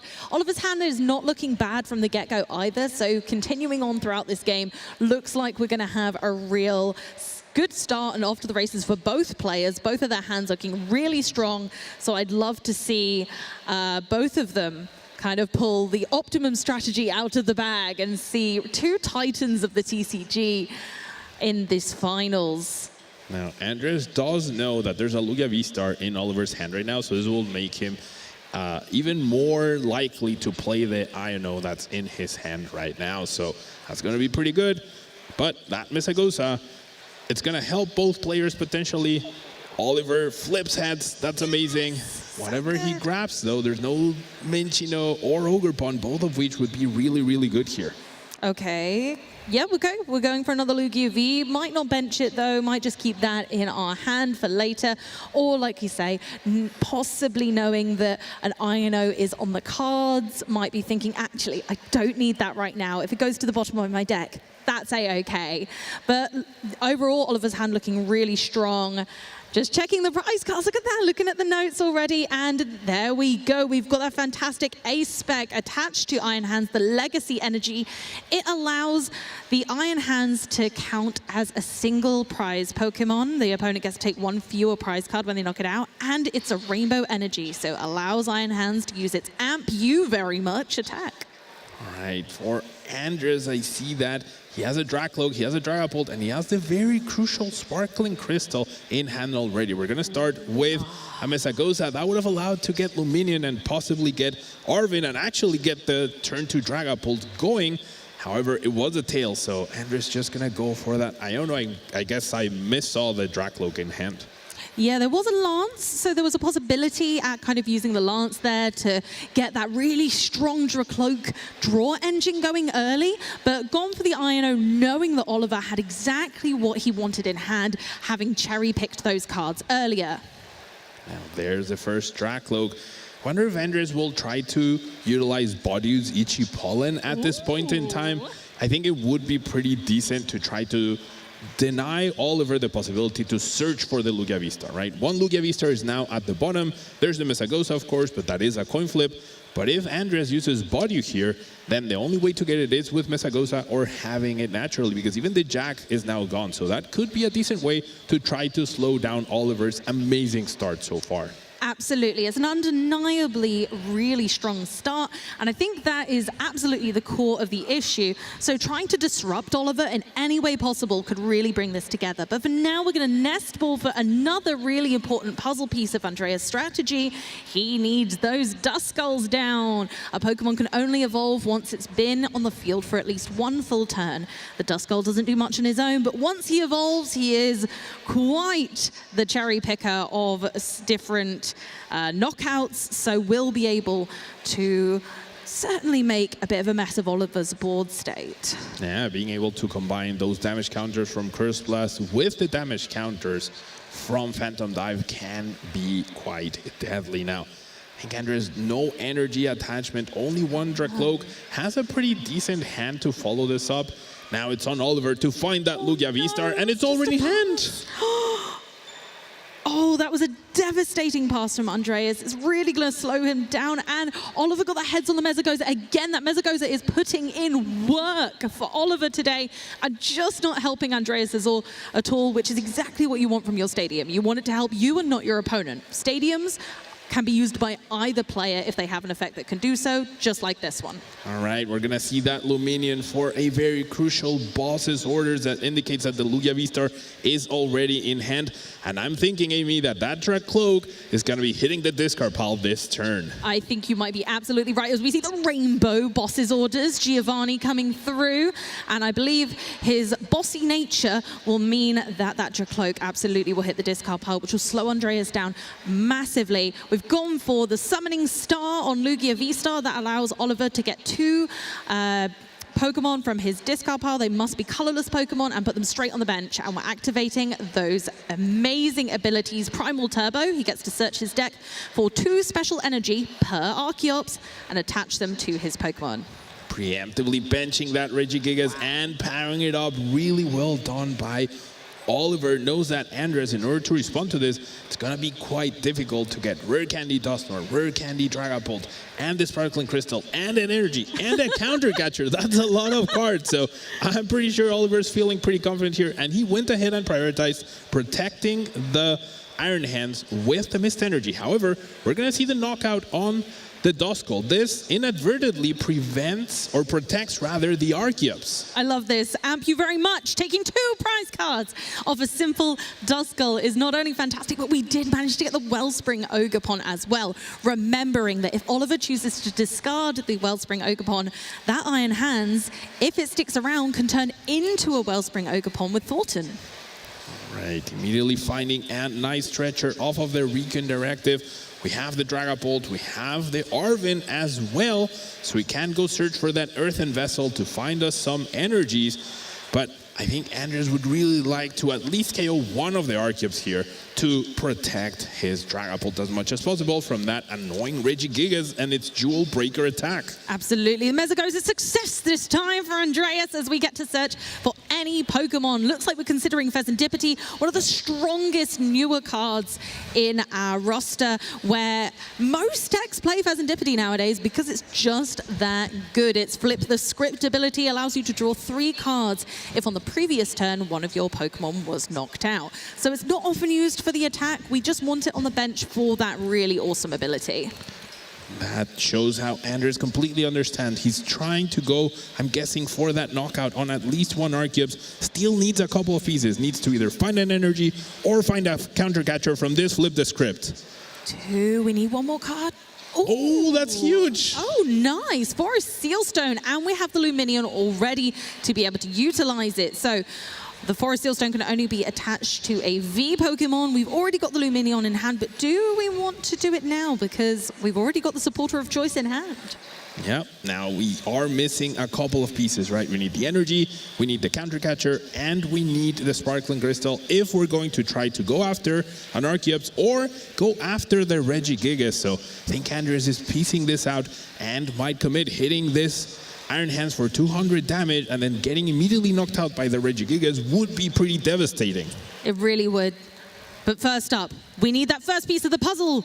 We need the energy, so Earthen Vessel is going to help us with that. We have to discard a card from our hand. Bye-bye Tatsugiri, which is a really awesome addition in this deck, I might add. Not very common in Dragapult decks, but I appreciate the consideration of its use in this deck to help find supporters. And we're allowed to go into our deck and grab 2 energy of different types. So going ahead, we can get the Psychic and the Fire energy that we need to make Dragapult kind of the strongest it can be. Yeah, of course. Now, we did shuffle, so maybe we're not going to go all in on this Luminion plus Forest Sealstone to find the counter catcher. Seems like Andreas will be content to just utilize Phantom Dive on the active. There's the Sparkling Crystal, there's the energy, so Phantom Dive is ready to go. All the drip, he's about to fly here in London. Amazing. Sparkling Crystal, when the Terra Pokemon this card's attached to, uses an attack. The attack costs 1 energy fewer, so we can go ahead and use it for just the fire energy.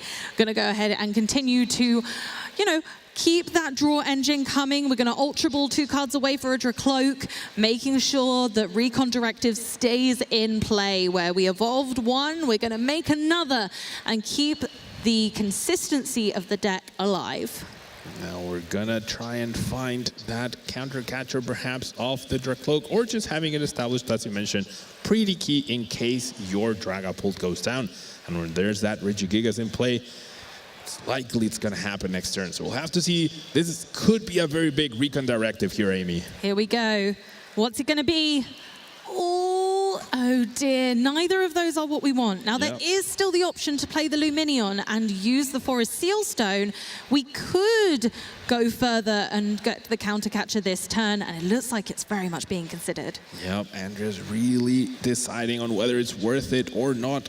Because once you bench that Luminion, sure, you protect your Dragapult, but there could be another Boss's Orders, and all of a sudden, Oliver takes 3 prize cards with that amp you very much. So it's almost like a lose-lose situation, but you're gonna try and win this game. You know, the one thing you know is that Oliver had to play a Luminion last turn to find the boss, right? So maybe there is no Boss's Orders in Oliver's hand, but of course, there's still a Mesagosa that could find that second Luminion, but we're just gonna go for the Phantom Dive here. I like this. I think, like you said, just playing the Luminion feels too risky at the moment. We can set up damage counters and mop up later. It's not imperative to go too vicious this early and risk kind of damaging yourself in the process. Okay, on to Oliver's turn. We're going to be looking at trying to get another Amp You Very Much on one of those smaller Pokemon, like we were saying earlier. We want to definitely take a 2-prize turn, and ideally not having to deal with Iron Hand's huge retreat cost would be better. And Oliver did find that boss's orders, perhaps from the prize cards, perhaps the top deck, but did have that available. So good call on Andres to not bench that Luminion. And I think he might have to bench it anyways, because with the Recon Directive, he had to put the Crispin at the bottom of his deck. And if he wants to Phantom Dive, he's definitely going to need to do that. That is very true. But if Oliver takes another 2 prize cards, taking 3 doesn't make too much of a difference to the prize map. So at that point, Andreas doesn't really mind. We're going to amp you very much another Dust Skull. And Oliver very much assessing that those are the problem right here and doesn't want one of those to stay in play. Oliver down to 2 prizes. Andreas still on 6. But if any deck can take multiple prize cards in one turn, oh boy, is it Dragapult. All right. Temple of Sinnoh being prized does prevent Andres from potentially taking a multiple prize turn here by sending that Iron Hands to the bench. Does flip heads on the Mesagoza.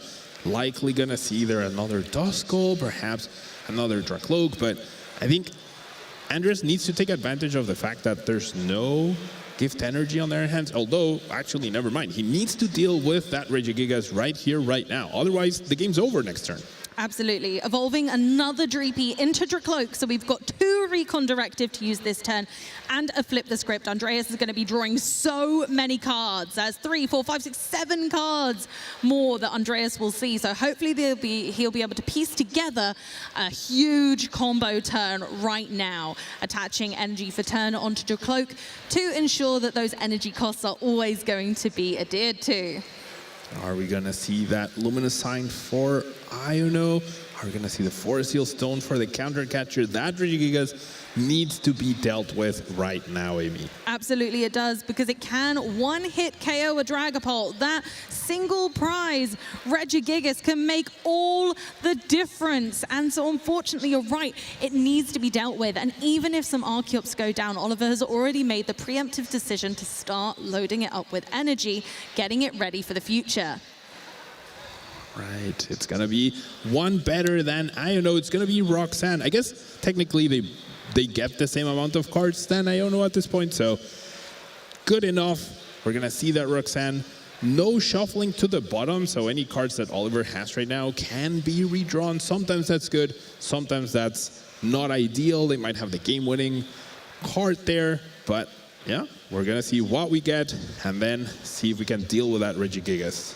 I imagine the Forest Seal Stone might be attached first, then the Roxanne, and then we'll go on from there. Again, plenty of card draw after that as well. So the Roxanne now feels really great because we still have Flip the Script and Recon Directive available. So if Andreas does need more puzzle pieces after that, then we're live, we're all good. We are gaming. But realistically, just that counter catcher needed right now to progress the game further. But if Andreas can just solidify a hand where all of the pieces are together to make a follow-up turn, then we're grooving. Yep, 2 cards. If the Regigigas goes down, it's gonna be an extra 5 thanks to that gift energy. Oliver down to 1 boss's orders, and I'm not seeing any way to counter that Mesagoza. There is 1 Lost Vacuum. Temple of Sinnoh is still in the prizes, but Lost Vacuum is another piece we might want. Deny that Mesagoza and make Oliver really work for that boss's orders to potentially win the match. Absolutely. Boss's orders or Fortin might be able to help us out as well. We did take the Cinccino to hand. I don't know if we managed to get the Minccino. No, it's still in the prize cards. Okay. Let's have a looky which Pokemon Andreas is going to activate next. We've got the 2 Dracloaks still to go. We can look at 2 cards, put 1 into hand and 1 to the bottom of the deck. And we can do that per Dracloak. So we've got 1 more to go yet. Going ahead, we're trying again. We're going another Dust Skull, surely at some point. I don't know if it'd be very wise to activate 1 at this point, but what's the harm in putting it down? The Dracloak could be taken out by Iron Hands regardless if it sticks around, which it's going to for at least 1 more turn if we target that Regigigas, which is really, really posing a huge threat to the entire outcome of the game at this point. Yep. Gonna have to see what we commit to. I wish I could see Oliver's 2 cards in hand. Maybe he already has game in hand and he's just waiting patiently, but counter catcher is right there. Yeah, Oliver's 2 cards in hand are not what he wants. I can tell you that. I did take a sneak peek. One is an energy, and I think the other was a supporter, but it wasn't quite what we wanted. Okay, yeah, we've gone ahead and bought. Yeah, we've counter-captured. We're gonna get some help from that gift energy, though. Where do we place the damage counters? Perhaps on the Archeops, perhaps piling them up on Luminion. Can't place them on the Iron Hands thanks to that missed energy. Okay, the other damage counters are going on that Lugia V-Star as we just figure out where those are gonna sit. Some contemplating going on while the damage counters are still being set. Okay, some on the Luminion as well, just soften that up a little bit more as well. And Oliver's going to draw those other cards, and we'll see if any of them help us along the way to really close this match out. Yeah, and it's amazing that we get to draw those cards before we even need to commit to a promotion. I think I saw an Ultra Ball, Amy. I'm pretty sure I saw an Ultra Ball, and then we can get the Luminion, and we can boss for the game. Iron Hands taking all of the prize cards in this match. My word. Thank you very much 3 times. Seems like a pretty good deal, right? You know what? I think it does. And it's exactly what decks like Miraidon try and do as well. Of course, we're just double checking there using our Archeops. Ultra Ball there for the Luminion. Take the boss's orders. And we're going to take 3 Duskull with the Iron Hands. Thank you very much for game 1. Oliver takes the lead. Who cares about Dragapult when you can just KO Duskull over and over and over? That amp you very much attack, so powerful.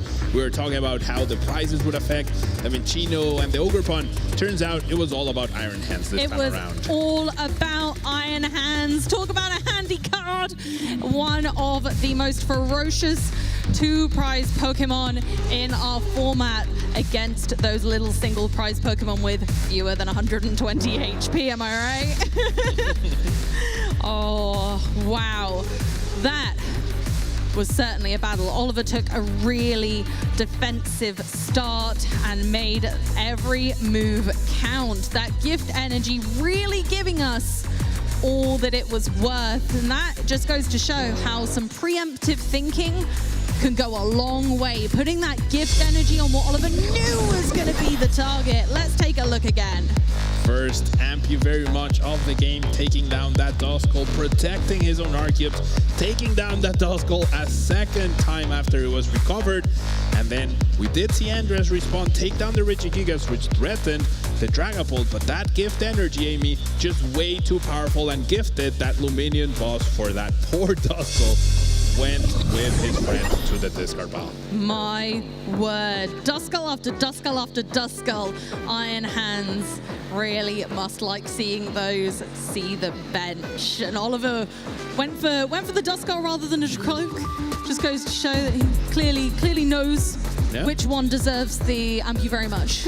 Yeah, for sure. I mean, usually you could argue that, okay, I'm going to take down the Dracloak. That likely becomes a Dragapult. I don't want my opponent to get Dragapult. But if they can't get Dragapult and Dusknoir, that could be worse for you. So if you deny the Dusknoir, even if they get the Dragapult, you can deal with that eventually. So really well done there by Oliver, prioritizing what he deemed the threat. And I would love to see Andres try to adapt here and try to always have 2 Duskull down so that he can access the Dusknoir at some point in the game. Absolutely. I've got a couple of fun facts for you.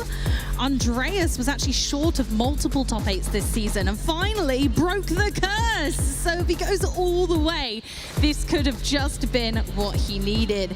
And as for Oliver, he actually wanted to bring Hydreigon to this event, but his mum defeated him so many times in testing that he decided not to bring it after all. And I bet he's glad he did. Yeah, put those dragons down and now facing other dragons in the finals. Can you believe it? I'm sure Andrea's very happy that this is the tournament that he got his break, right? He's in the finals. He's 1 game down, but he's already made it all this way. I'm sure if anyone can turn this around, it's him. Absolutely. And like we say, undefeated into Lugia in best of 3 thus far. So we know he's got the skills to pull it off. Let's see if this game 2 can be a little bit different and whether that tussle is a little bit fairer. Right, both players are getting set up here. I have to imagine Andres will choose to go second, even though Lugia wants to go first. Most of the time, just having a turn to play an item and a support to be able to search for those 3Bs with the buffins and potentially find technical machine evolution could be key, but Andres has another plan. Unfortunately, starts the Luminion, but will get that body puffin to get going. Absolutely. And just as Andreas checks the cards, let's take a look at the prize cards. Not looking too hot for Andreas with both Crispin in the prize cards, Super Rod, and the one of Dusk Noir and a rare candy. That's not looking too hot to me. That's definitely not ideal. It's going to make it so that taking down both Archeops in a single turn is going to be pretty much impossible. And now every energy counts, Amy. Andres will have no wiggle room and will really need to make use of that Sparkling Crystal and make sure there's another energy somewhere else so that he can get back-to-back Phantom Dives. Otherwise, he could be in trouble. This could be spelling trouble all round. Neither player started with a Pokemon they want to put down in this matchup, though. Yeah. Obviously, Andreas with that Luminion, which can be knocked out for 3 prize cards by Iron Hands, but also Oliver starting with the Squawkabilly with only 160 HP can really easily be KO'd by a Dragapult. So Andreas going ahead and attaching an energy to that Luminion, knowing that it's going to need to retreat at some point soon. 2 Dreepy on the bench so far is a lovely start, but I don't know if we're going to be able to go much further than this, and it might just be a pass. I wonder if Andres took note there that he has no access to Crispin, and he's just really prioritizing having the option to attach 4 Seal Stone to Luminion instead of having to attach that rescue board to retreat. But we'll have to see. Now, Oliver, we talked about this in the beginning. The starting setup for both players will determine, right? And Oliver had a flawless setup last game. Can he do it back-to-back games, Amy? Hopefully he can, but there is that Minccino again, really punishing Oliver for what our locals call the optimum Cinccino line. I've got to say, that is really adding insult to injury. But other than that, the prizes are looking a-okay with that Blood Moon Ursaluna being quite early on in the prizes. You only want it late game anyway. That feels like the perfect spot for an Ursaluna in my eyes. Absolutely. The one energy you might really not want to prize is that Legacy energy, right? You play multiple copies of all the other energies, and since these Lugia decks are playing so many energies anyways, you have to expect that you're always going to have at least 1 or 2 prize, right? So this balance of prizes is definitely way better for Oliver than for Andreas, but yeah, let's not count anyone out now. That Minccino, though, I do want to touch upon it. There's usually a 1 in 10 chance of prizing any given card, right? Absolutely. So in a best of 3, it's like, okay, it happened once, it probably won't happen in the other 2 games. However, here we are with that 1 in 10 chance multiplying. Now we're seeing a 1 in 100 situation at this point. Absolutely, and that's just variance. Yeah. It's going to happen at some point. So here we are in the finals of the juniors of the European International Championships 2025 with a 1 in 100 prize card. And I would love to know what's running through Oliver's mind right now, because like, are you frustrated at the Minccino? You're like, oh, well, I don't have that. Like, how does he deal with that, perhaps, inflection point in terms of like, okay, that could be a very key card. I don't have access to it. I don't know when I'll have access to it. So how do I adapt to this situation? I think personally the nice thing about Lugia is its flexibility. The scary part is the setup. And once you're past that hurdle, it does feel a little bit easier. You're like, okay, I've done that. Now everything else is flexible. We've assessed that Regigigas is one of the other really big attackers into Dragapult. If that were prized as well, I'd be much more afraid. But right now, I know that Oliver has other ways that he can cope with those really high HP attackers.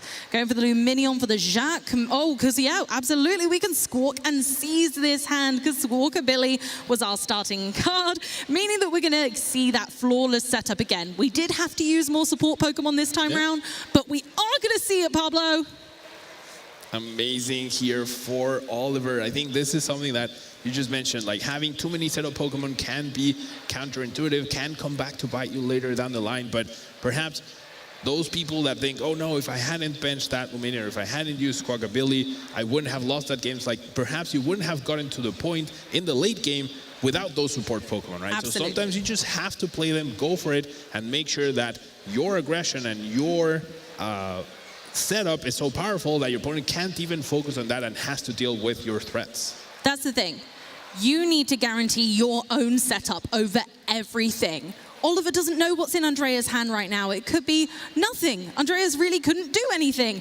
So it's better to focus on what you're doing than what your opponent is doing, especially in a matchup like Lugia. You just need to focus on that setup. The 2 Archeops in the discard pile and the Lugia V on the bench are the most important things, hands down. It is paramount. We're seeing double capturing Aroma coin flips, first tails grabbing that Wellspring Ogre Pawn to threaten any Dreepies or Duskulls on the bench and multiple prizes, and then we're gonna go ahead and grab yet another Archeops. We already have the Lugia V-Star in hand. Can't ask for better for Oliver at this point, I don't think. Not at all, and knowing that the threat of an Iono might be on the way, don't really want to take anything else than an Archeops. We'll thin it from the deck, absolutely, because then if Oliver does get Iono'd, at least that Archeops that we don't need is on the bottom of the deck. And we even have the Jet Energy. Oh, wow. Immediately bring up the Lugia to the active and read the win for an extra 3 cards. 3 Archeops in the discard pile on turn 1. That's every Lugia player's dream. It's so windy in here, everyone. We've got 3 Archeops, 4 Archeops, in fact, I think that was, in the discard pile already at the beginning of the game. Cards that we just don't want in the deck anymore because we don't want to draw it off the top. It's a useless card from this point on. We don't need it. Brilliant setup from Oliver, really couldn't be any better. Hopefully Andreas will be able to respond and give us a real gritty battle now. With no Duskull in play, that Lugia is completely protected. There's no way for Andreas to deal 220 damage. Can get to 200, right, with that Phantom Dive, start piling on the damage counters on the bench, but very well calculated by Oliver. You can see why he's undefeated so far in this matchup, and that Technical Machine Evolution is probably a good indicator that Andreas' hand is not quite up to par. Absolutely, and also assessing that they're not probably going to get a super meaningful knockout right now with not being able to gust either of the benched Pokemon who can get one-hit KO'd by a Dragapult. So Andreas going for the safe bet right now of making sure his Pokemon actually evolve. They need to get off the mark. These Dreepy need to get bigger. They really do. We needed them bigger 1 turn earlier, but we're gonna see another Ultra Ball keeping that Technical Machine Evolution. No Roxanne, no Dusclops. The other one is Prize, so that Duskull might even just be a distraction. Andreas probably aware at this point that one Candy's Prize, the other Dusclops not available, the Dusknoir is not available, so probably trying to be like, okay, yeah, here's the Duskull that you really don't want to see, because I really need to start getting my Dragapult set up and ready to go at the latest next turn. Now, if you're Oliver, which do you pick? You have both Iron Hands and Wellspring Ogre Pawn in your hand right now. Do you have a boss's orders to take down a Dracloak and the Duskull perhaps, or do you go for the 3 prize cards on the active Luminion? I think it's a really difficult choice, honestly. I'm not sure which one I'd go for personally, but considering the Andreas kind of whole strategy at this point with making sure that his card draw is sustainable as those Dracloak, I would be tempted to say I would go for Wellspring Ogerpon here.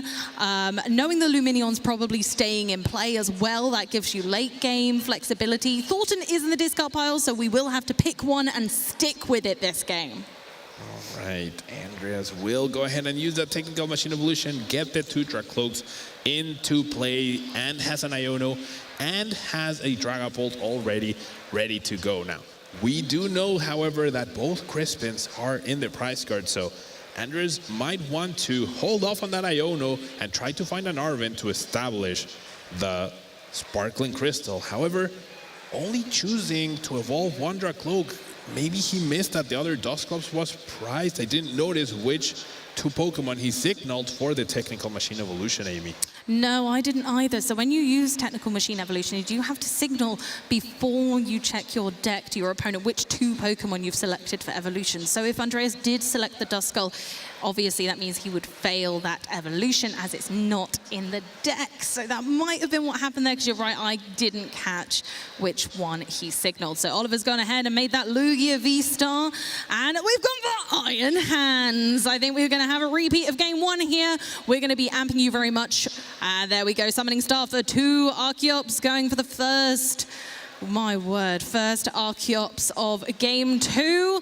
Andreas, I like the call of putting Duskull down as like a distraction. Andreas knows that Oliver likes to go for those, so I don't dislike the Duskull on the bench right now. I think that's really clever, regardless of it not being able to evolve, unfortunately. Such a stark contrast between Oliver's setup and Andreas. I feel like we're seeing Oliver running on full steam ahead and Andreas barely trying to hold on. No boss orders this time around to combine with this Ampu very much. But Oliver at this point, 3 prize cards ahead. This game is looking better and better for him each turn. Really is. It is looking absolutely petrifying for Andreas. I wouldn't want to be staring down at that Iron Hands right now. 3 prize cards. Wow. And Iron Hands currently only counting as a single prize Pokemon. If Andreas does manage to deal with it, unfortunately, it will only grow up 1 prize card in return. So his prize race is really going off to a great start for Oliver, taking 3 prize cards, and good prize cards are they. Great top deck for Andreas, though. That Arvin means now we definitely can get that counter catcher plus the sparkling crystal guaranteed and take down perhaps an Archeops. By taking down an Archeops, we potentially protect our Dragapult from a Regigigas follow-up to this, but that Iron Hands, of course, still very menacing. And if we play Arvin, Oliver has a pretty huge hand, and we know that there's at least 1 boss's orders right there. Absolutely. So there is still a chance of a comeback. The game is not over yet. It's only just begun. Honestly, no. We do have the Iono coming down, a great opportunity for a bit of disruption. Oliver took 3 prize cards, so he'll only get 3 cards from this Iono, and Andreas will get a full 6. So if there's anything that's going to stop Oliver at this point, it's going to be some heavy disruption. Now, can Andreas find the Fire Energy? I see the Fire Energy immediately right there. That's very good news. We get the other Dracloak that we weren't able to find with that technical machine evolution. I do believe we still have 2 Recon directives to go, which is great, great news. Now, if Andreas is going to make a comeback, this is how. Absolutely. If Andreas can establish some big Pokemon with huge HP, right now Oliver has nothing that can cope with that and a full bench. So if Andreas can come back, it's going to be by establishing this Dragapult and really making it work. Flip the script gonna come online after those 3 prizes were taken. Andreas' hand will now be quite big after the Iono, so looking pretty good here. Yeah, looking really nice. We've got the Forest Sealstone we can bank for later. Multiple energy to keep us going, which we've established could have been a problem in this game, but not looking like it's going to phase Andreas on this occasion. Other than that, I'm not seeing what else. We've got the, we've got the Night Stretcher and an Ultra Ball. We're going. And if we can establish a Sparkling Crystal, then this is going to be nice. We're going to get some really consistent gameplay, but I'm not sure if I'm Andreas, which Pokemon I'd be targeting first. Now this, getting the Luminion into play again to utilize that Forest Sealstone to find that either a counter catcher or something along those lines, like that would open up the possibility for Oliver to just win by knocking out that Luminion again. So I don't know if Andreas should be using it here. I think holding off for 1 turn, hitting into this Iron Hands and trying to appease the Temple of Sinnoh plus an Iono plus a counter catcher, that could be a game-winning play and a way to make a comeback in this match. Absolutely. As we said, it's very far from over, and some clever plays from Andreas could really make all of the difference here. So we're getting that fire energy attached, so we're going to be able to start going with our Dragapult's Phantom Dive attack for 200 damage to the active Pokemon and 6 damage counters across Oliver's bench. Right. Where do you place? I like having the gift energy not proc at this time. Really nice as well. Putting Oliver down to 3 cards and choosing not to take a knockout actually benefits Andreas in this scenario. Biding his time and waiting. And we saw Natalie do that yesterday in the Masters division to great success. And so if Andreas can emulate that and choose when to take his knockouts to benefit him, that is going to be a game-winning strategy. Oh, certainly. Not opening up a bench space. So cool. We saw it multiple times throughout both days of the tournament. That way your opponent doesn't get access to Aluminium for a boss, or doesn't get access to our Regigigas to deal with your Dragapult. So even though Andreas had the possibility to get that Aluminium back and play that Forest Seal Stone, choosing not to do it, choosing to be very patient, because right now that amp you very much against the Dragapult is actually not as impactful as Oliver would like it to be. And one boss did go to the bottom of the deck. There's no way to search for one with Luminion, so if you don't have it in your hand, can't cost and take 2 prizes this turn. Absolutely, and although Lugia does play 4 copies of Boss's Orders, it doesn't look like Oliver's got it in hand. Looks like it might just be an amp you very much for this turn. Wow, 120 damage. Doesn't really do much to 320 HP's worth of Dragapult.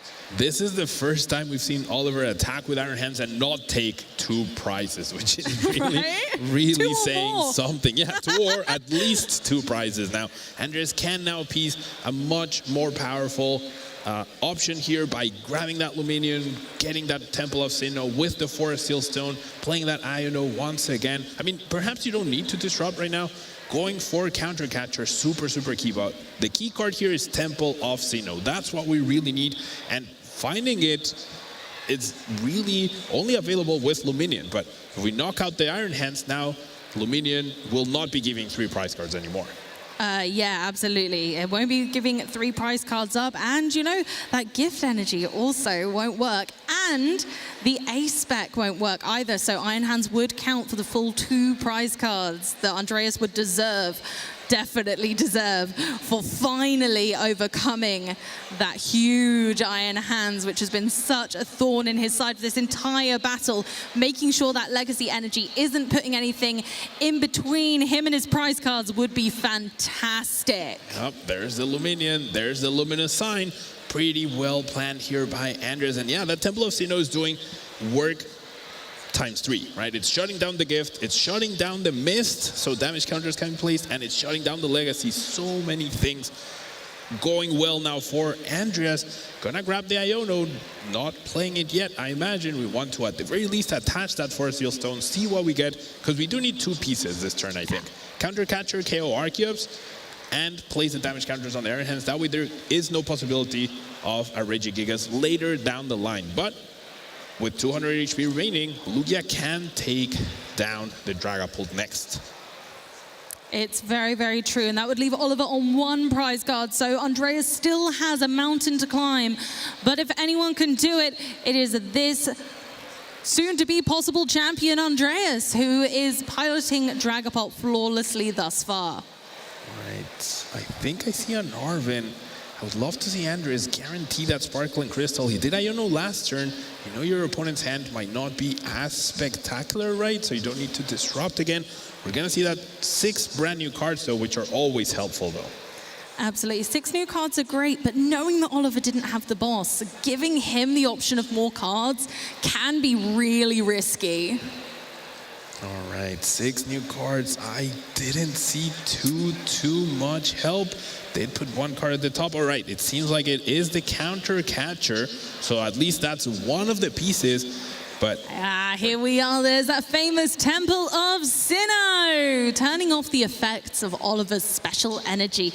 They will all count as basic colorless energy from here on in. As long as that temple stays in play, then there we go, brilliant. Then all of those energy are just colorless energy as far as anyone is concerned now. All right, there's the Counter Catcher. Going for prizes, though, putting himself in a situation where 1 more Boss's Orders, knocking out the Squawkabilly, would win him the game. And he's going to take 4 prizes this turn. He knows Rare Candy, Dusknoir, and Dusclops, and even Crispin are prized. So this could be how Andreas wins the game with only 2 more attacks, this one and the next. Here we go. This is the comeback, taking 4 prize cards in 1 turn using Dragapult EX. 200 damage to that active Luminion, and then finishing up the rather squishy Iron Hands on the bench for a colossal knockout. Amazingly done by Andreas, piecing out that potential comeback. Now I do see an Ultra Ball and a Boss's Orders in Oliver's hand, so if Oliver takes 2 prize cards this turn, Dusknoir will not be available to win the game against that Squawkabilly.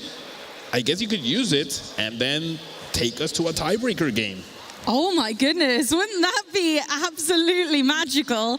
I don't think I've seen a tiebreaker game in a finals in quite a long time. But let's see how this irons out without that iron hands.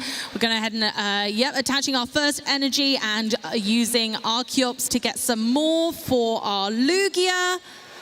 But we're going to need more than the double turbo energy if we're going to make it, because Temple of Sinnoh means that energy is only counting as 1 right now. So Oliver does not actually. Oh, is there 3 energy or 4? It looks like I think there's only 3 energy. I think there's only 3 as well.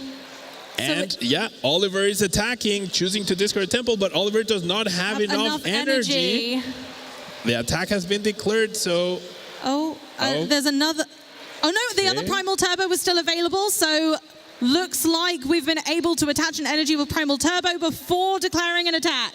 All right, it looked like it had been, but there we go. There we are. We can't hear them. Just so that we know, we can't hear what's going on the table. So we managed to get the knockout on that Duskull for 1 more prize card, leaving the squishy Dragapult ready for taking later. Prizes are tied. Counter Catcher is not live. I think the boss's orders was put at the bottom of the deck after that Iono. So Andres needs a way to shuffle the deck and needs to find that boss's orders to take down the Squawk ability for game. Otherwise, the game will continue at this point because Oliver very smartly targeted that Duskull. I like the Duskull play because although it may not have been a threat if Oliver had taken 2 prize cards, it's also not a threat if you just take it down. And it means that Andreas can't use Counter Catcher because he evens the prize race. So not getting too excited and going ahead is what is bringing Oliver to this finals, I imagine.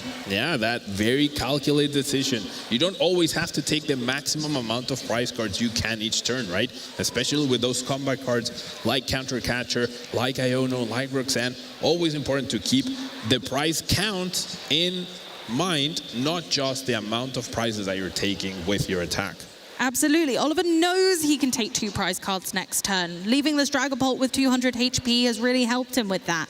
But something he can control is when he takes his prize cards. We just need to take 6 in total to win. It's 4 all currently, and either side could piece together a victory. I think it's just a little bit of a discussion going on there, but we will see exactly what's going on. Yeah, I think the judges are talking to the kids right now, so hopefully we get an update soon. All right, we are going to see the flip the script. We are going to find 2 cards to shuffle the deck because that boss's orders is at the very bottom of the deck, Amy. Absolutely, and using cards just to shuffle your deck can be a really awesome strategy, especially with Iono being so prevalent. So we're going ahead and using Earthen Vessel to get 2 energy, but also shuffling the deck is fantastic because we still have Ardra Cloak, so we can Recon Directive. Andreas is choosing to go for a Buddy Poffin, hoping to thin the deck a little further. Getting Badu out for the first time in this best of 3.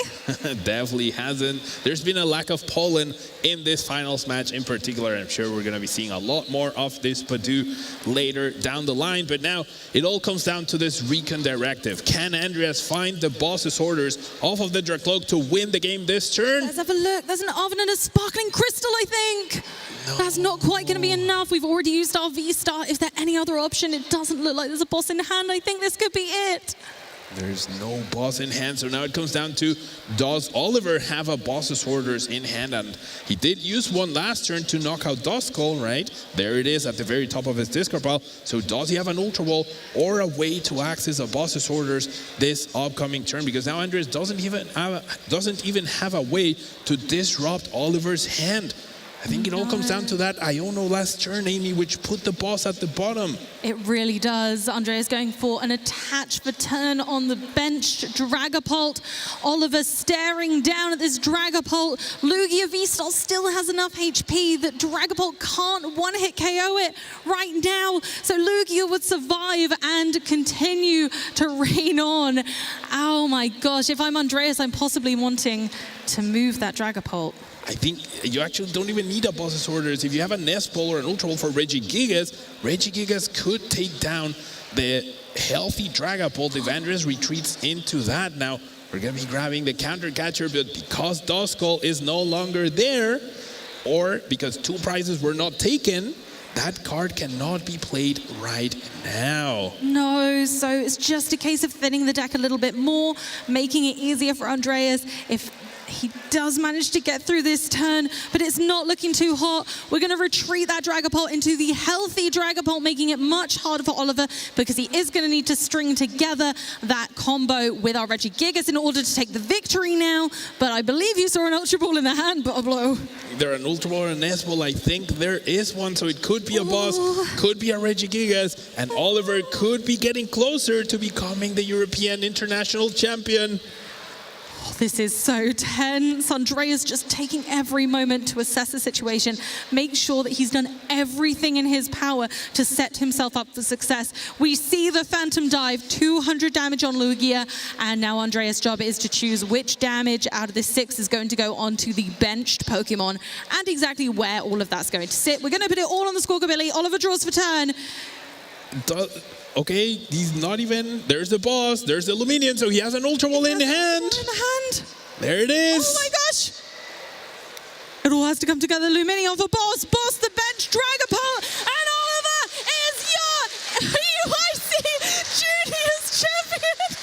What an amazing game for both players. Andres was so close to making an amazing comeback. But Oliver, with those perfect setups in back-to-back games, piecing everything out perfectly, not activating counter catcher. If you told me this was a Masters Finals, I would have believed you, Amy. What an amazing match we just saw. Look at how happy Oliver is. I'm crying. I'm so happy. Oh, Amy. I'm so happy for him. I can't believe it. This is amazing. Both players played amazingly. I loved seeing this game, and Andres was so close to taking us to a game 3. Never had access to that crucial toss around those prizes in game 2. Really played against him, but amazingly well done by both players. Let's take a look at what happened in the series. That poor Duskull kept hitting the discard ball over and over and over. That Duskull really got bullied, the poor little thing. He didn't deserve that, but in the second game, of course, we saw that unfortunately Duskull wasn't too useful. But as we carried on, Ampu very muching those Duskull, obviously assessing the threat correctly there, and Oliver just managed to take all prize cards seamlessly. And now I know we did talk about the Ampu very much, the prizes, the attacks by Lugia, but I want to say in game 2, it was all about Squawkabilly and Luminion, the combination of both Pokemon being able to find the Jack for the double Arceus and immediately discard them with the Squawkabilly. That was amazing. And then the Temple of Sinnoh almost gave Andres the perfect comeback possibility. Unfortunately, though, it just wasn't quite enough. It really wasn't. Unfortunately, Lugia's attack has that secondary effect of being able to discard a stadium. So it stuck around long enough to deal with the Iron Hands, but not long enough for Oliver not to take an impressive win. What an amazing game. And now... Hello, everyone, and welcome to the big stage here at EUIC. I'm Adam Watson, joined by your champion, Oliver Cahill. Give it up, folks. Let's hear it. Lugia V-Star. A deck that nobody was really thinking of. It was too much Miraidon, too much Dragapult, but what was the decision process to settle on this deck? Basically, after Miraidon won, we thought that lots of juniors don't really play it. And if they do, there'll be people from our locals which we think we know how to work a matchup. So you had a lot of training and practice just from your local competitive scene, and you used that to predict the meta. Now that you've got this gigantic win, what's the first thing on your mind? What's the first thing you're gonna do? Just celebrate with my family. I love to hear that. Another big round of applause for him, folks. So Oliver can celebrate with his locals and his family. Any final thoughts or shout outs I can get from you before I let you go to celebrate your big win? I'd like to shout out my friends, my locals, and my family for helping me to get to this point. Brilliant. Well said once more for Oliver Cahill, your EUIC champion. We're going to kick things back to the cast and guests and get our next batch of matches underway.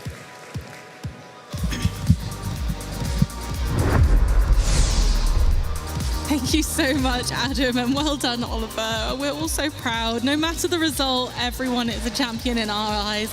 I am so thrilled, but no matter what, even if Andreas had have won, I'd have been just utterly flabbergasted at such a fantastic result. Played it very well. We're all really proud. I know, they both played so well. Oliver didn't miss a beat. Andres fell just a little bit behind. Had to play from behind both games. Almost made the perfect comeback. That recon directive for a boss orders would have been so epic to see. It really would have. It would have been awesome for it to have gone to a game 3. Yeah. They were both very talented players, and it would have been really awesome to have seen some more. But we are going to get to see some more Dragapult. Don't worry, Pablo. We're going to have a look at the seniors bracket now as we move on to crown our next champ. Yep, we have our finalists, Gabriel Fernandez, no stranger to the finals against Nathan Osterkatz, but they did have to go through quite a crowd of talented players. Gabriel defeated Tristan, then defeated Kingsley to make it to the finals, and Nathan defeated Omar and Pedro in order to get here. Absolutely, a very tough set of opponents, but as you said, Gabriel is no stranger to this circuit. 2-0ing both opponents there, where Nathan certainly had more of a struggle, but against some really amazing competitors. So you know what? I'm not surprised. Yeah, both players are fantastic. They have multiple wins to their name. I do believe Nathan won last year's NAIC, if I'm not mistaken. Gabriel has been a world champion and multiple IC and regional winner, as well as Nathan. So both players are essentially the final boss of seniors. I think whoever comes out here as the winner could really say, like, they're on top of the world. I very much agree. And again, I'm very, very nervous of them coming into the Masters bracket. I can envisage me pairing one of them one day at an event and just be like, oh no, not you. Sure. Both absolute champions already, but who's going to come out on top as our Pokémon International Championships Europe for 2025? Now, Amy, I'm going to make a bold prediction and say that Dragapult is going to win this one. No, I don't think so. You don't think so? No, I think Dracloak is going to win. I think Dracloak is going to take the final knockout. I don't know how that would happen, but I just want to be different, Pablo. I mean, speaking of different, both of these players' lists are actually, despite being Dragapult decks, there are actually some significant differences, and especially over on Gabriel's side, there are quite a few innovations. There's a Defiance Vest, which is played as a tech card, makes the Dragapult that little bit sturdier, makes it survive perhaps an extra turn, but very crucially makes it survive the Regigigas attack. So it's not going to factor into here for that specific situation, but minus 40 damage even protects something like Luminion from getting KO'd by a Phantom Dive. So true, and you know, both of these players are experts at that craft. They've been testing a lot online, both having met as well at many events. And those testing moments online against lots of masters has helped them to refine these lists and make those interesting decisions about new cards. Oh, certainly. These two players, I think, play online so much. And here they are, their accolades: Gabriel Fernandez, Yokohama World Champion, Honolulu World's Top 4, Sao Paulo LAIC Champion, and London EUIC Champion, whilst Nathan Osterkatz, Sacramento Regional Champion this season, New Orleans NAIC Champion last season, Columbus NAIC Junior Champion, and Frankfurt EUIC Junior Champion. So both players coming from the juniors division, now top senior division players as well, and you have to expect that when they hit Masters, they're going to be just as good. Absolutely. You don't get to Yokohama World Champion without being quite the fantastic player, regardless of bracket. And NAIC champion, junior finalist in Frankfurt. Nathan and Gabriel have both been playing for many years now, and both absolute champions of their craft. You can see these two have fantastic accolades. This is a battle of titans. Now, aside from their results, though, we can talk about their decks. As we can see, Nathan has a more traditional Dragapult deck featuring Dosmer, just as we saw from Andreas in the junior division. I'm not seeing anything too surprising in his list, other than the lack of Crispin, which I think is becoming a bit standard. However, over on Gabriel's side, there is no Dosmer, so no extra damage counters through Cursed Blast. There's going to be a bit more focus on Bodyu. There's also Klefki as an option to slow down any Rotom draw or any Luminion use, or even the flip the script. However, Monkey Dory is making an appearance, so there is a copy of a Darkness Energy, and Monkey Dory could actually make Nathan's damage counters from Phantom Dive work against him. Absolutely. So these decks are built very differently, both starring Dragapult as a primary attacking Pokemon, but actually when you look into the nitty-gritty of it, these are so different that this battle could really be a tussle. We've got Pokemon that disrupt so much in Gabriel's list. Will Nathan be able to overcome it with the extra damage? So this is kind of a battle between an offensive and a defensive stance with Dragapult, and I think that's what's going to make this a really entertaining battle. Oh, for sure. And both players have played against each other at this very tournament already. I do believe Nathan was able to defeat Gabriel, so I don't know if that will sort of play some mind games into this. Nathan, will he be overconfident? Will nerves start piling up for Gabriel, or are both players just completely locked in? They've been here before, they've been against a top opponent before, and I don't know, they both seem like very calm. Once again, as if this was just another day in the office for them. I think for these two, it very well feels like that. They probably test together, and, you know, this is probably an online occurrence quite often. So this time it's on a big stage, but normally I imagine this is done from the comfort of their own homes. So I'm sure that us and the crowd can make them feel very welcome, as well as we cheer on these fantastic competitors. Let's check out those prize cards, Pablo. Goodness gracious, immediately both players having rough prizes. We see the Darkness Energy prize for Gabriel, so Monkey Dory will likely see no use whatsoever in this match.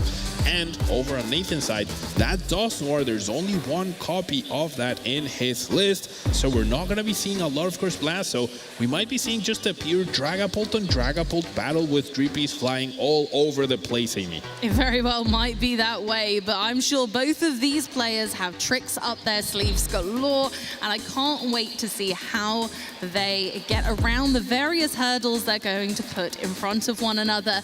But there we see the Houndshake, and here we go! The battle begins! We are getting started. Seems like Nathan is going first. I don't know if he chose to go first or if Gabriel won the coin flip and chose to go second.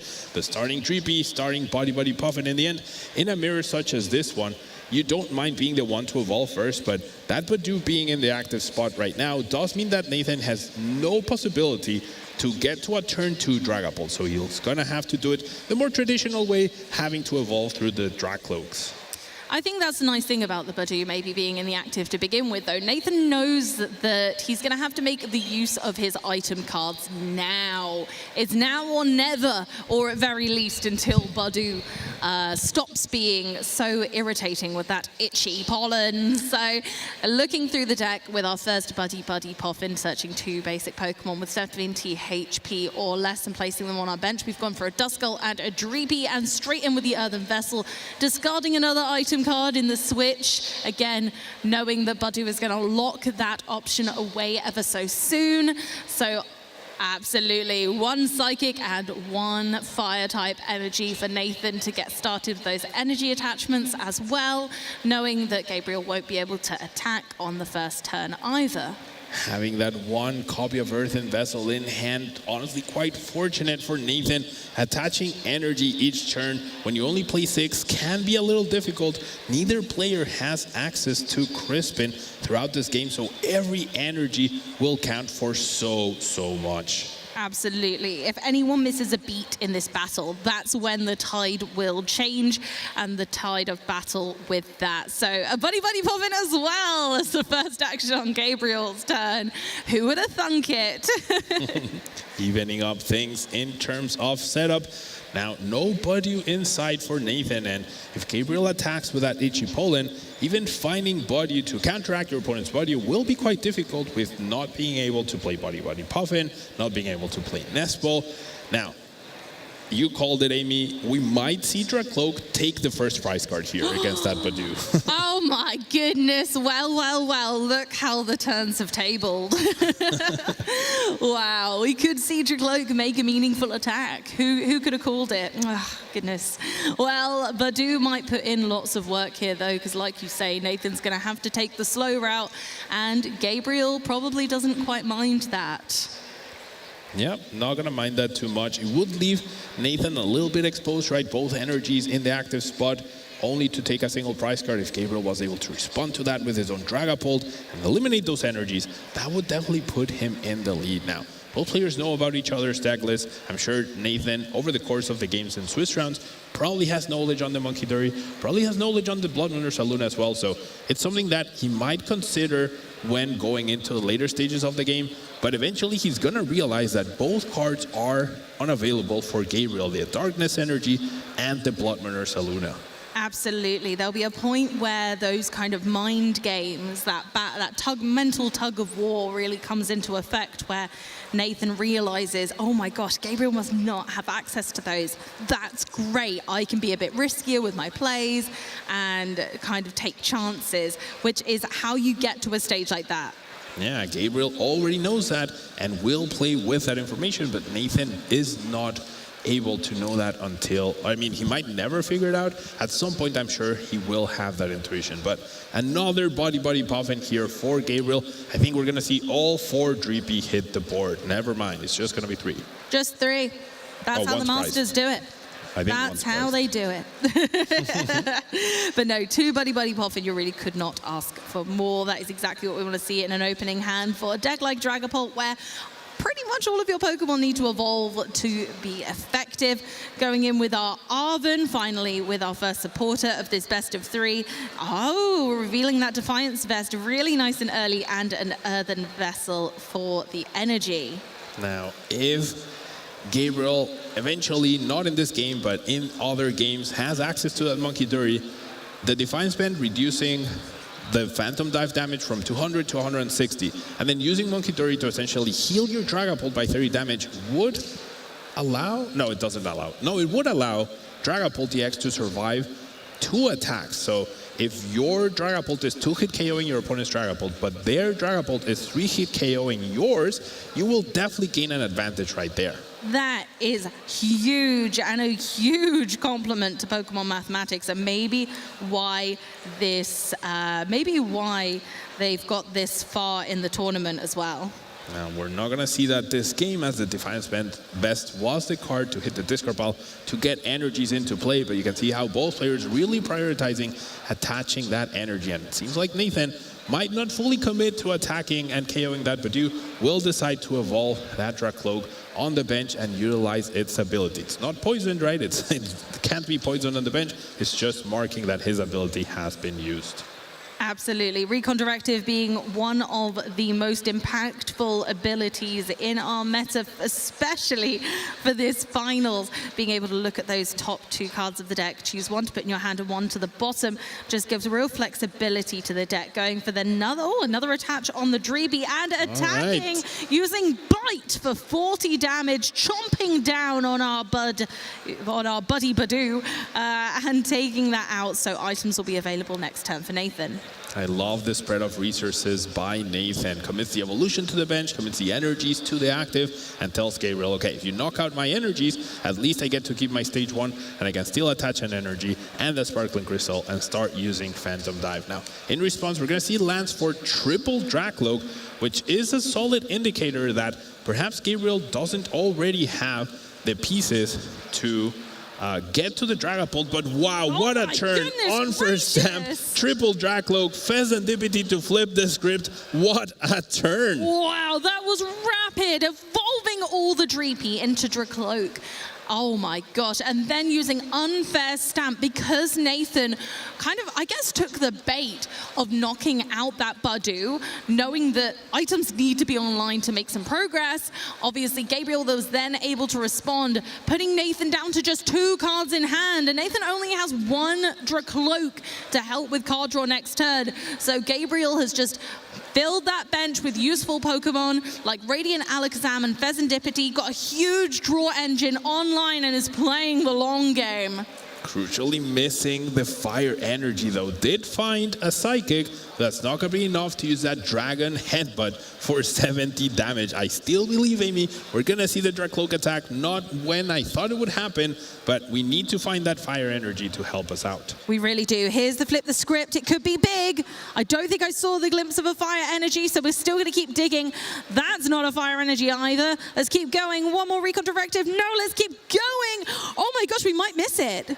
Yep, I don't see any fire energy available just now, so perhaps no KO. We're going to move 1 damage counter. Oh, it's already in the active. Couldn't tell that both energies were already attached, so that dragon headbutt will happen, and there's our first KO for Gabriel. We did it! We did it, everyone! Dracloak took a knockout. Master of predictions, me. I can't be out here on the stage. I'm not a player, but I tell you what, I can make some mad predictions about Dracloaks.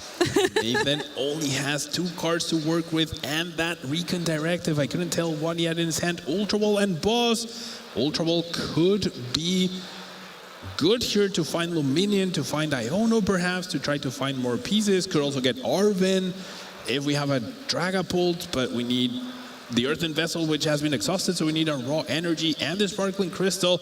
We're just going to see a lance. Now, Nathan is the one playing defensively, and Gabriel with a super, super strong setup. Triple Dracloak, ready to go into Dragapult, and ready to start wrecking Nathan's board. Gabriel definitely looking like he has the advantage right now, but if Nathan manages to evolve into this Dragapult, which we're definitely going to thanks to Lance, we do have 320 HP to get through. So, you know, Gabriel is going to have to work really hard to damage through Nathan's board effectively.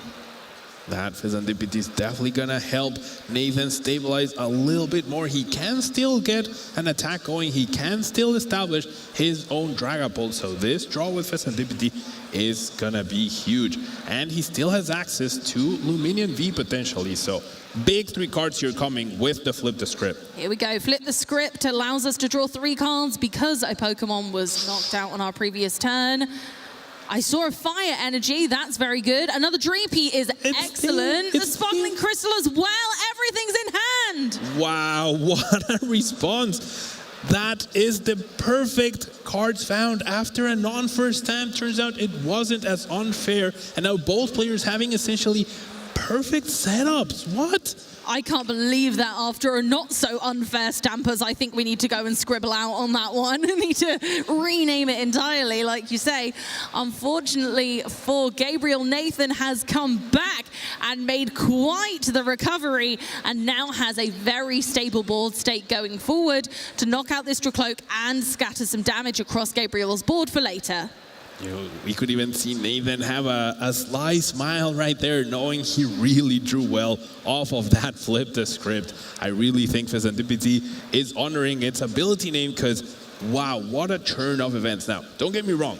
Gabriel already has a huge hand and has Flipped the Script and has 2 recon directives. So it's very likely that he's just going to get his own Phantom Dive activated right now. Oh, okay. Monkey Dory is hitting the bench, so we're definitely looking forward to seeing that come around, but also just being there as a bit of a mind game as a threat to Nathan's board state is a nice feeling. Going for the Crispin there. Crispin lets us attach 1 energy from the deck and put the other in hand, so the other wasn't attached for turn, so that's fantastic. Crispin really was a fantastic addition to this deck recently, and I'm so glad to see him being used now, just in the perfect moment. Yeah, I completely missed the 1 copy of Crispin in Gabriel's deck. I thought there wasn't any, but turns out it is available. We're gonna see the Dragapult response. So this game is completely haywire, Amy. It's madness. Like with how both players started, I'm really surprised we're at this stage where we both have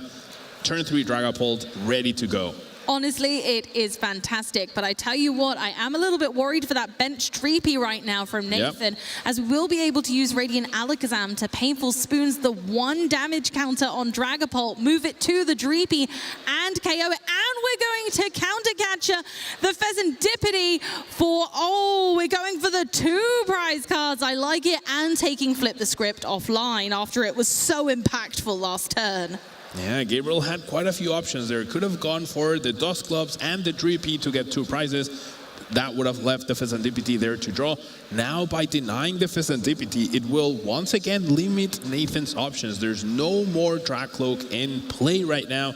So, pretty well done, but that does mean there's still a very healthy Dragapult DX in play for Nathan. Very much so, and that's the thing with the Dragapult mirror match, right? The Dragapults can't one-hit KO one another, so either you've got to find a way around that fact, or it really is a bit of a tussle between both players as they continue to spread damage counters around and just use Phantom Dive again and again until eventually someone goes down. Now in this war of attrition, there's an opening for Nathan if he's able to find Dusknoir. Actually, I think Dusknoir is prized. If Dusknoir had been available, Nathan could have actually KO'd both the Dragapult and the Dracloak on the bench. So that is one vulnerable spot in Gabriel's current setup. But I think Nathan only has 1 card in hand, so pulling that off might have been a bit difficult. Maybe indeed. I like this removing the Pheasantipity from play just because it does really make the difference, like you say, from the Flip the Script, as Nathan won't be able to recover much. We don't have any card draws, so we are living in Top Deck City. All right, Arven, Energy, a Dragapult available. We can recandy into another Dragapult, right? Get an Energy attachment down, and then in the end, if you end up having more Dragapults than your opponent, that seems like a good way to try to win this match. Absolutely. That Arven was really nice. That has really saved the day a little bit, because otherwise the hand was not looking too great. But we do still have the Dragapult in the active, but it's obviously nice to make sure this Dreepy doesn't go down when it's so low on health. Seems like Nathan has something else in mind, likely gonna try and recover the Pheasantipity. This does open up a possibility for Gabriel to win the game next turn by taking 3 prize cards. Absolutely, 3 prize cards in 1 turn. Something Dragapult really specializes in. Now Nathan, what is he going to try to piece out? Clearly he has a game plan, something that is different than protecting that Dreepy. Feels like he needs more help, perhaps looking for, I don't know, in order to disrupt Gabriel's huge hand. No, we're just gonna get that Dracloak into play. Going for more card draw instead. I don't dislike this, but we've ended up with a counter catcher and an Iono. Counter catcher can be played, Iono not so. But definitely a tricky decision still, as Nathan still has a really small hand size, so maybe going for the Iono to repopulate that next turn. But I think we went with the counter catcher in the end. Yeah, I think he kept the counter catcher this around. He really wished he could have kept both cards, right? They're both amazing. We do have the rescue board. Make sure that gets attached in case your hand gets disrupted. You don't want to redraw that over again. And we're just gonna see the Phantom Dive doing 200 damage to the active and taking down the Dracloak on the bench. Yeah, knocking out that Dracloak again, just keeping Gabriel's board in check, because now we don't have any backups once this Dragapult falters. Okay, over to Gabriel's turn. We've got a really heavily damaged Dragapult in the active and nothing on the bench to evolve this turn. This could be the pivotal turning point that Nathan needed to disrupt Gabriel's gameplay, once having a really solid bench, but now only support Pokemon to be seen. Yeah, Gabriel has focused so much on denying resources for Nathan. We see an attach being committed to the Monkey Dory at this point in time. which is very interesting to see. We could actually end up seeing a mind bend, and this game could end up coming down to a coin flip of confusion, Amy. I love seeing status conditions at this stage of the game, showing that all of the different mechanics of the Pokemon TCG are worthwhile.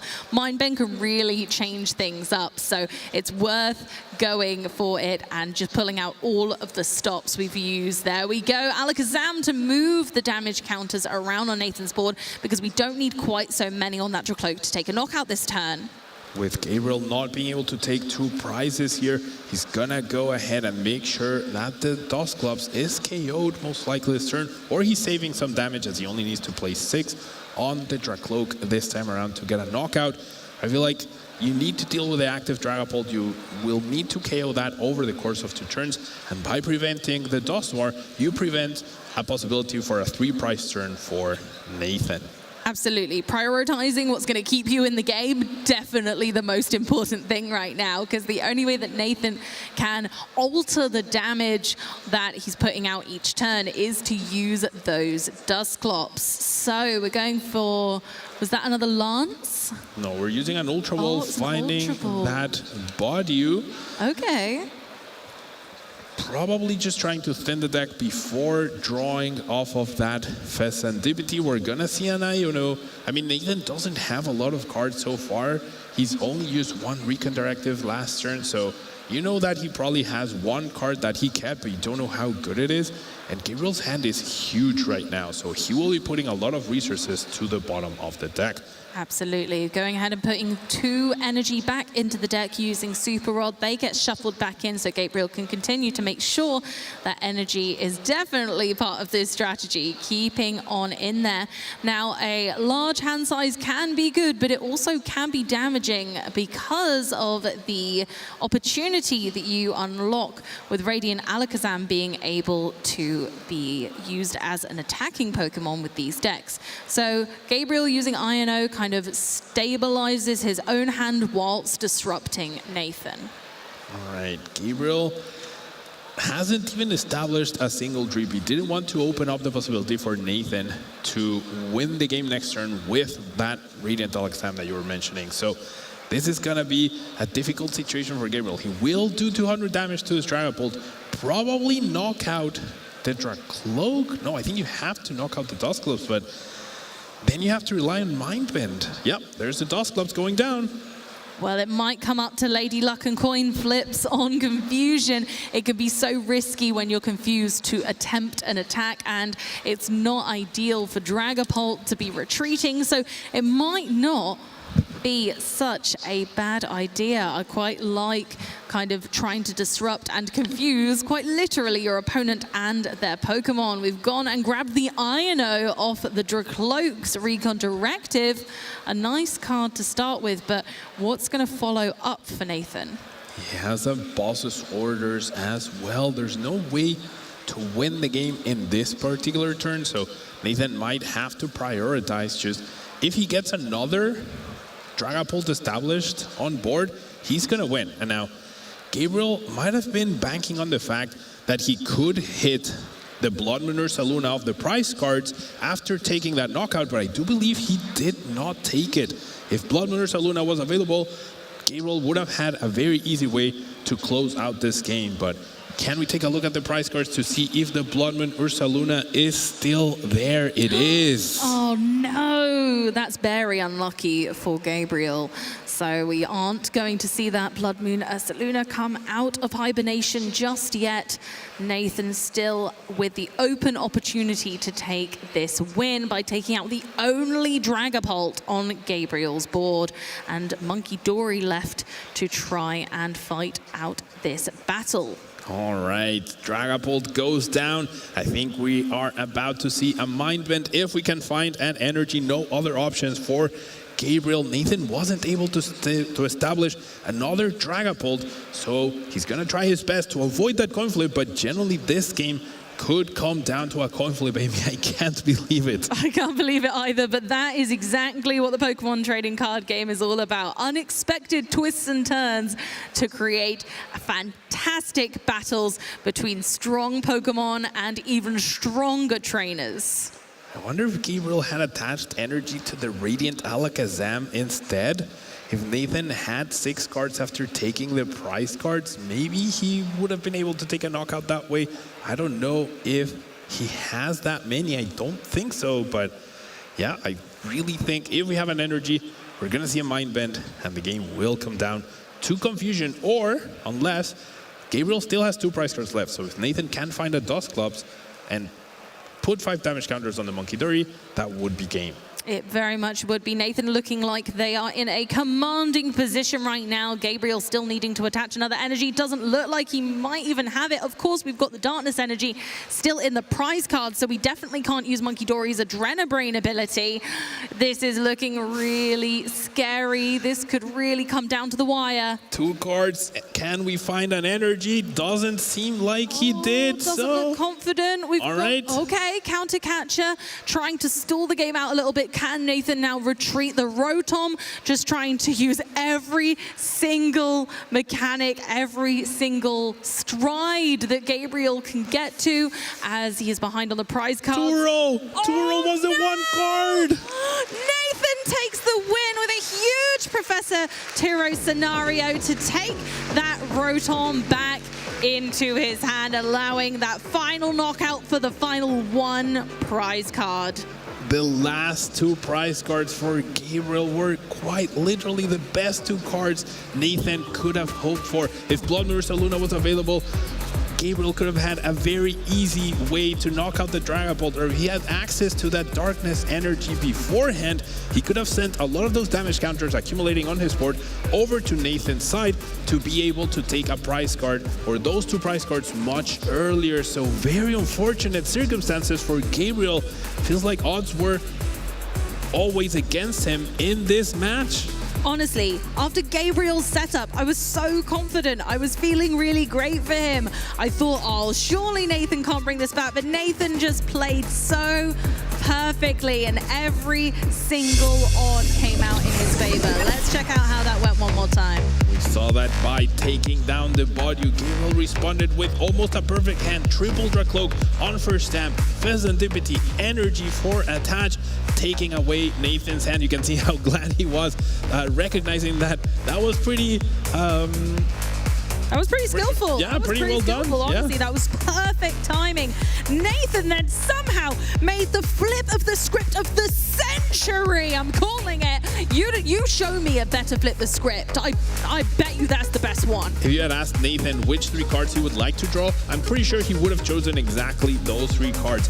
That was the perfect response that gave Nathan the lead, and then Gabriel set up because he didn't have that backup Dream backup Dragapult established. He wasn't able to overcome, and it didn't end up coming down to Mindbend because there wasn't even an energy played. It all came down to that Professor Turo being the 1 card off of the Iono. So Nathan drawing pretty well off of those disruption cards so far. That is a wow with a capital W, Pablo. Wow. Those top decks, the Pheasantipity, everything went Nathan's way, and we saw that aggression has overcome the defensive stance of Gabriel's deck thus far. But will Gabriel's defensive stance overcome the aggression of Nathan's Dusclops and Dusknoir on this occasion? We've seen offensive win game 1, can defensive come through and take game 2. Gabriel did everything he could to disrupt Nathan. Nathan still came through, but will the disruption stick in this game 2 of our Pokemon trading card game championships for Europe? And this is where the pressure starts piling up, right? I think Gabriel should be confident that he really played that well. He got pretty good draws, and he honestly got pretty unlucky with the combination of the prize cards and Nathan's draw, perfect draws off of the flip the script, to where if this game 2 plays out similarly, it's very likely he will come out the victor. However, Nathan must be feeling pretty good. Everything went his way, both against his opponent and for himself with those draws. So if it's your day to win the tournament, this game 1 really showed that. Unfortunately, in this game too, it seems unlikely we'll be flipping the script for a while, as Fezandipity sits pretty in the prize cards, taking a back seat after such fantastic draws. Fezandipity has decided it needs a rest. Yep, Fezandipity gonna be living in the prize cards until the very end of the game. No extra cards for Nathan. That Dragapult and the energy could also prove to be crucial. We are playing only 2 copies of Dragapult DX in our deck for Nathan, so having access to only 1, we do have Night Stretchers, a couple of Night Stretchers available, so we can continually recover it, but sometimes you need to search for it with that Ultra Ball. Absolutely, and moving on to Gabriel's turn after quite a simple turn for Nathan with just the Radiant Alakazam in the active, an attach of an energy and 1 Dreepy thanks to an S-Ball on the bench. We move on to Gabriel's turn, which hopefully will be a bit more fruitful for him with the Buddy Buddy Poffin. And over in the prizes, we do see the on first stamp right there, so we're not gonna be disrupting heavily too much until the middle of the game. And that counter catcher at the very top could be crucial as well. These decks really love to disrupt and ghost, mess with their opponent's setup, make sure they are taking down the right threat or attacking the right Pokemon. So not having access to that counter catcher throughout this game, or having access to only 1, could actually be very crucial for him. True, true. So we've gone for Arven, taking a Buddy Buddy Poffin for the Dreepy and the Badoo, assessing that Nathan's turn 1 was, well, quite lackluster. I think that is a good shout. And the other card off our Arven being our rescue board, so that Dreepy can hop on a little board and jump out of the active for free. No retreat cost involved. Yeah, rescue board, very clutch for sure. Gives you a lot of maneuvering throughout the game, no matter where you attach it. And of course, that Itchy Pollen on your first turn will definitely prevent a quick Dragapult from Nathan. Absolutely. Turning item cards offline. Will it be enough just to allow Gabriel to get a more solid footing in this game than last time? Slow Nathan right down and allow Gabriel to take this game by storm. Gabriel being very thorough with the price checking, I believe, this time around, making sure that he knows exactly what he can count on, what he won't have access to. And this time around, I would love to see the Blood Moon Ursaluna come into play and the Monkey Dury. Those are the 2 cards that really distinguish Gabriel's list from the rest of the Dragapults, honestly, Dragapult Dusknoir. So I would love to see how he prepared for this mirror match, which I'm sure he knew was gonna be the match he was gonna play the most at the European International Championships. Such a popular deck. I'm not surprised we're seeing lots in our finals. Of course, as predicted, going ahead and using that board to bring Dreepy back to the bench, attaching a Fire-type energy to the other Dreepy is great foresight for the future, making sure that we're going to get Dragapult powered up in time. Badoo into the active for an Itchy Pollen, so nasty, and giving 10 damage to our Radiant Alakazam, whilst also not allowing Nathan to play items on this turn. Hey, if you had told me before we got this game started that we were going to see a Bite, we were going to see a Dragon Headbutt, and we were going to see a Mind Ruler to deal with the first few prizes, I would not have believed you. But I think that's how Nathan is planning to deal with this Badoo and free up his setup. I think that's just what you've got to think, though. Anything can happen in a Pokemon battle. Every twist and turn is unlike the last. And that's exactly how our players have got to this point, is by being unpredictable, playing well, knowing their outs. And as we carry on with Nathan's turn, with an Arven, we get to take an item card and a tool card. The tool can be played, so the Sparkling Crystal can be attached to a Pokemon. But the item card will be unavailable until Badoo has stopped being quite so irritating with that Itchy Pollen. Does Nathan have the energy to deal with this Badoo, or are we going to see a pass? He does have the Psychic Energy. That does mean there's only 1 left outside of Night Stretchers to power up multiple Dragapults. But there's the Mind Ruler doing like 1,000,000 damage to that poor Badoo, because Gabriel has a very healthy hand. And now it's on Gabriel to make something happen here.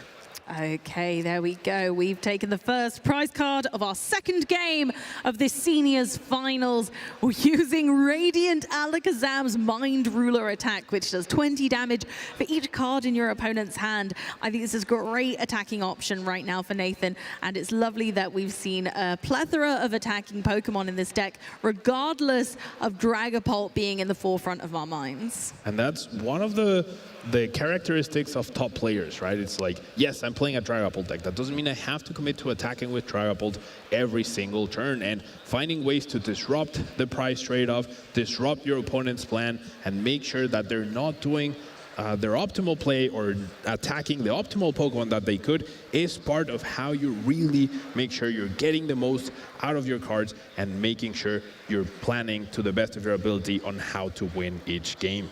You're not wrong, Pablo. And as we continue with Gabriel's masterful comeback, Luminion comes into play with our fantastic ability, Luminous Sign. On play, Gabriel gets to search his deck for one supporter Pokemon. Of course, there we go. We're getting the Lance played down for those Dracloak, as per last game, making sure that we get that really strong draw engine after Badu bought us a little bit of time. Now, it's important to note that Gabriel does play 2 copies of Badu, so if he really wishes, he could go into that and try to buy himself another turn. And I think he just drew it. Yep. Off the flip the script. Now that would be quite fantastic, since we can't really take a knockout this turn.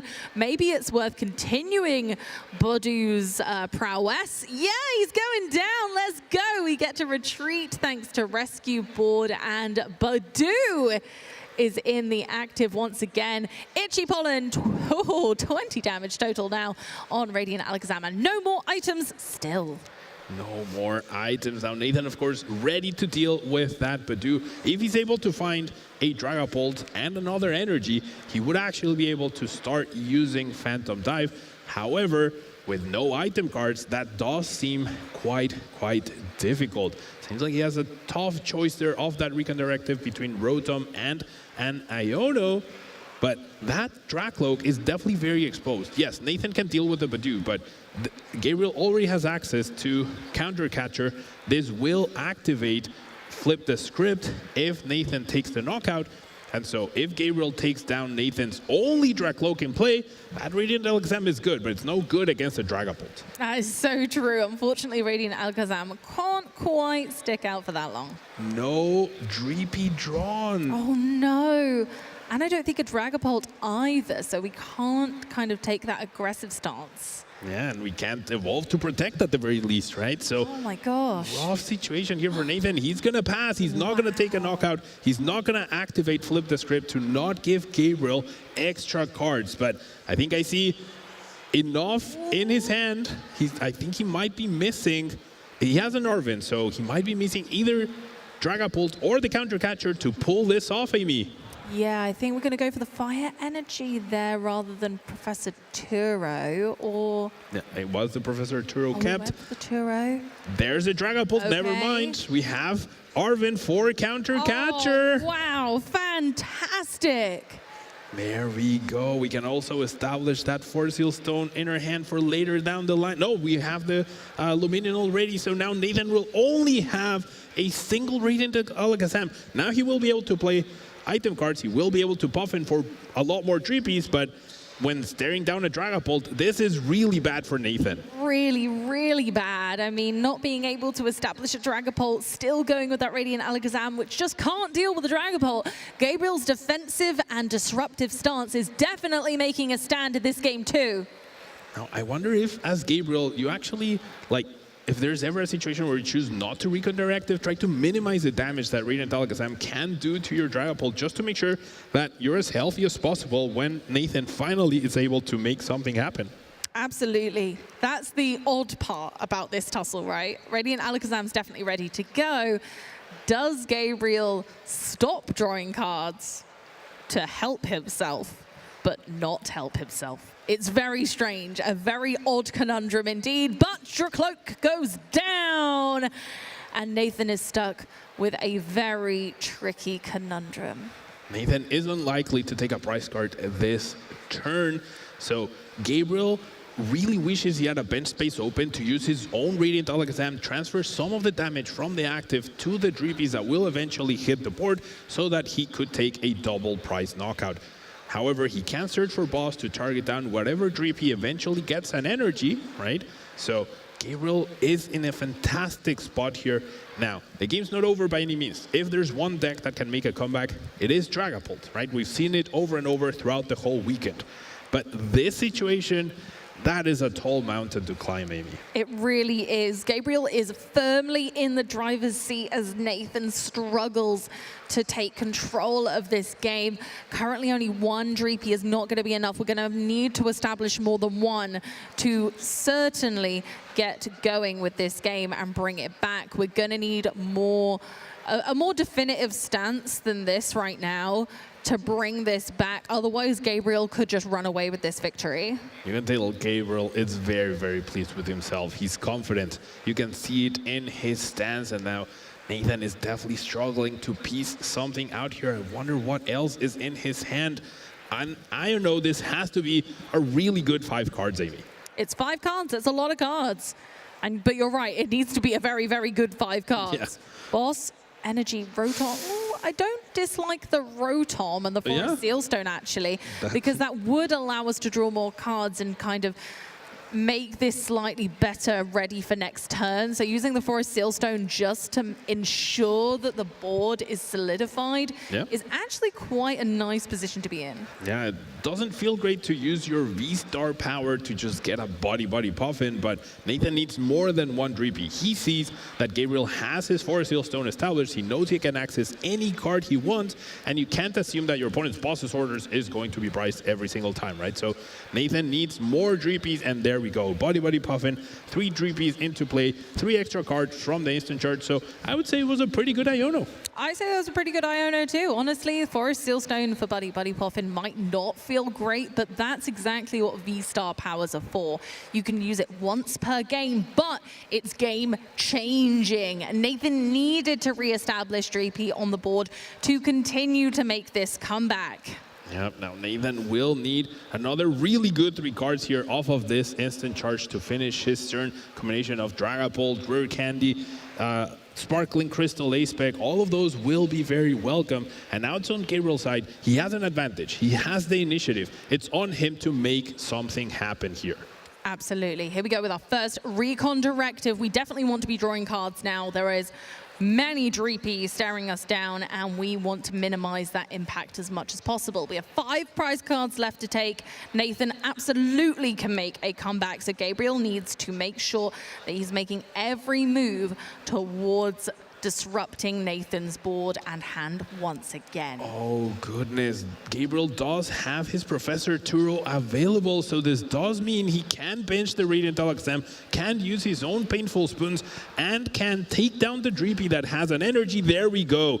Can move some of that damage to the bench and make the best use of the previous damage counters he established the previous turns. Absolutely fantastic. That Dreepy only needs 1 damage counter, so even just 1 Itchy Pollen from a Badoo can make all the difference in this matchup. Radiant Alakazam's Painful Spoons dishing out some damage on some Dreepy to really change things up. We're going to knock out the Radiant Alakazam and a Dreepy with an energy, making it really hard for Nathan to come back, using every measure necessary. Nathan now needs the Sparkling Crystal to make a return attack on this turn. Gabriel needs to evolve both Dreepies at the very least to not lose to a boss's orders next turn, but things are definitely not going for him right now. Does find a choice between Arven and Lance. Not an easy one. I think you essentially need both, and you have Night Stretcher, but you don't have access to Dragapult just yet. That's why this decision is quite tough. I think personally I'd go with Arven. We can go for the Ultra Ball and the Sparkling Crystal, and then we have both. Yep. It's not ideal to be discarding some of these cards in hand because they are phenomenal, but at least it gives you the option. It gives the possibility of an attack from a Dragapult on this turn. Going for Night Stretcher, what are we going to take out of the discard pile? Going to go for a Dracloak, maybe taking the slower approach here. Yeah, gone for the slow approach. We're not going to establish this turn. It's just with that Ultra all, I don't think Nathan had enough cards to really discard and have everything. He would have needed to get the energy, get the sparkling crystal. So close, right? Arvin almost got him there. But now he at least has to evolve so he doesn't lose to the boss that Gabriel knows he has access to with that Forest Seal Stone. Things are looking really bad here for Nathan. They really are. Unfortunately, Nathan has made every stride to try and make a comeback here, but unfortunately still just a few cards short of those impressive combinations we need to make it back into this game. Going for the boss's orders on the Radiant Alakazam. Great move, trying to disrupt Gabriel back, kind of give him a taste of his own medicine, and we're going to instant charge for 3 more cards and ending our turn with that. This is so good for Nathan. That boss's order is so key. The Professor Turo has been exhausted. The rescue board is right now attached to the Dracloak on the bench. So I think Nathan will get himself a turn to really have a little bit of breathing room. I don't know that Gabriel can piece out an attack this turn. However, he did Forest Seal Stone for something.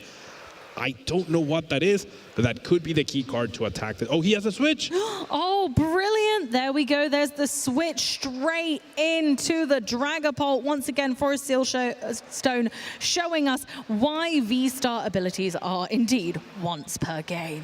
Goes for the boss's orders, targets down the energy, which is so crucial, forcing even more cards from Nathan, and preemptively attaches energy to the Radiant Alakazam to make sure that he doesn't find himself in the same spot as he was this turn. Gabriel 1 turn away essentially from potentially winning this game. Everything going well for him. Big hit, taking down not only the Dracloak inactive with the energy, but placing more damage counters for the future. Rotom looking pretty shaky on the bench there as well, I imagine, because one boss's orders does take that down for a guaranteed game winning move. Nathan going in with a nest ball, exhausting all options. It's not over yet. The game is still afoot. Going for a Duskull, not a bad option now, thinning the deck, and is still possible to be used, but only one would be possible. Now we do have enough cards in hand, right, to be able to Arvin for that Ultra Ball that you were talking about and get our attack finally going, finally get a Dragapult established. That Duskull, though, is very likely going to be the target of some damage counters from the upcoming Phantom Dive. Very much so. It's going to become even ghostlier. Okay, there's the attach for turn. Now we need an evolution and a sparkling crystal to continue to stay in this game. We have a counter catcher available as well. He's going to bring up the Luminia now, and we're gonna Iono now. Important to note, Gabriel has used a Professor Turo, has used his switch, but more importantly, he placed 2 copies of Professor Turo's. Finding it off an Iono to 2 is a whole other question, but he does have the possibility, or with a single energy, he's fine, right? But picking up the Luminia, I think, would be really, really powerful, because then you can reuse it to find whatever support you might need later down the line. Quite right. Okay. This recon directive, a little tricky. A decision between Dracloak and Switch. Neither super useful right now, sadly. Nathan did not find the Sparkling Crystal, did find the Dragapult, but Gabriel taking down that energy last turn. So important, and we're just gonna see instant charge. There's the energy, there's the knockout, and we're gonna go ahead and go to a game 3. Congratulations, bringing that back. Gabriel with a big game win. Dragapult versus Dragapult, but a very different strategy. Defense winning this time. Will the defensive stance or the offensive attack go in either of their favor for this game 3? Very decisive, showing they're very evenly matched at this stage, both playing fantastically, and my word, have they definitely practiced this before. It might not look like it, but that Padu attacking twice, giving up a single prize card, the other was surviving, but those 2 turns of no item cards really prevented Nathan to have any sort of decent board. He was never able to find the lands. He couldn't get more than 1 Dreepy into play, and by the time he got it, it was too late. So let's take a look at what happened in this game 2 so far. My word, Radiant Alakazam, didn't expect that, but really happy we got to see Radiant Alakazam putting in some work, taking out those Badoo. But unfortunately, then it got down to a stance where Nathan had no Dragapult potential on board and was having to really try and scrape back. Gabriel doing everything in his power to put pressure on Nathan to make a Dragapult, but unfortunately, Nathan just missed the essential pieces, and Gabriel took our Game 2 of the European Pokémon International Championship 2025 Seniors Finals. We saw the complete opposite this game as in Game 1. Gabriel was the one who was in a commanding position the whole time, and Nathan had no help from the draw, from the disruption, missed the crucial pieces at the right time, and that's why we are heading into Game 3 now. It'll be interesting to see who Nathan decides, or what Nathan decides, whether to go first or second. I'm gonna guess second. This is the decider, and those are the decisions that can make or break your strategy. Let's see what they decide.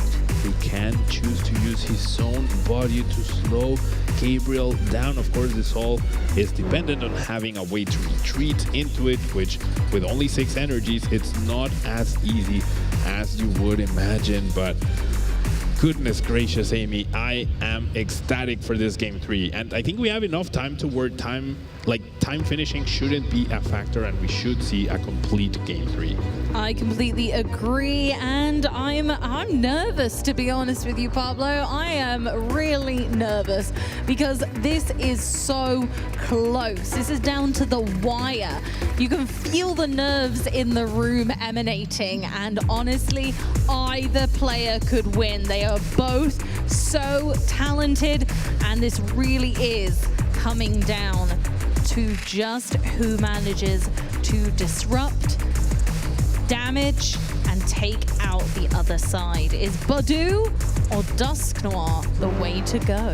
And I mean, so far, we haven't really seen both decks at their full potential, right? We didn't see Monkey Dory come into play in either of these games, or the Blood Nurse Luna. We haven't seen any Curse Blast at all so far. And Nathan choosing to go second, Gabriel with the body puffin in hand. We saw once as he was setting up, he was nodding at his hand. Seems like he was pretty content with it. He's gonna have the bad news that one Dragapult EX is priced and his only copy of Boss's Orders and that Luminion as well, but I do believe he plays 2 copies of the fish.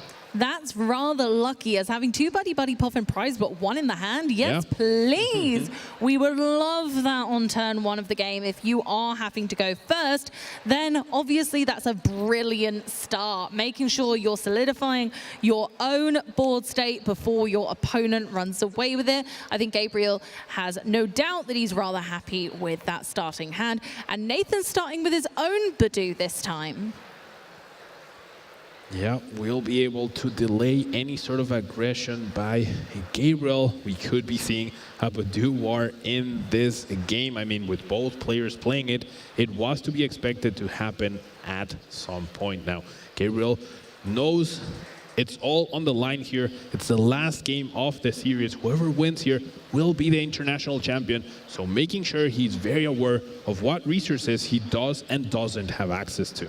Absolutely. I applaud both players for being able to memorize this. I'd be writing it down because I don't think in this high pressure situation I'd be able to remember, even if I'd established what's in the prize cards.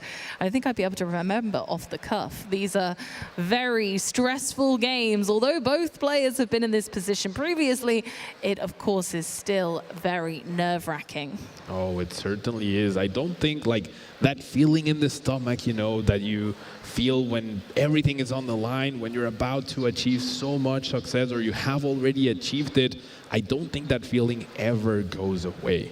Absolutely, completely agreed. So we're going with the rescue board, of course, on our Dreepy, which is nice to be able to retreat it with no cost. So that's excellent for Gabriel. And now really it's just going to be a case of solidifying that board as much as possible before passing, knowing that an itchy pollen is on its way. But whose pollen will be itchier? Well, it seems like Gabriel had second thoughts on perhaps retreating into that Badoo, because in the end, whoever attacks the other Badu first does have a slight advantage, right? If we have a 3-hit KO situation of the Badus, whoever attacks first will have that advantage. But I didn't have Itchy Pollen taking a knockout on my potential finals bingo card. I mean, we could see either player perhaps try to avoid that or be a bit more aggressive with a bite here and there, right? Gabriel does have access to Monkey Dory if he does find that Darkness Energy, but under item lock it's going to be so much more difficult.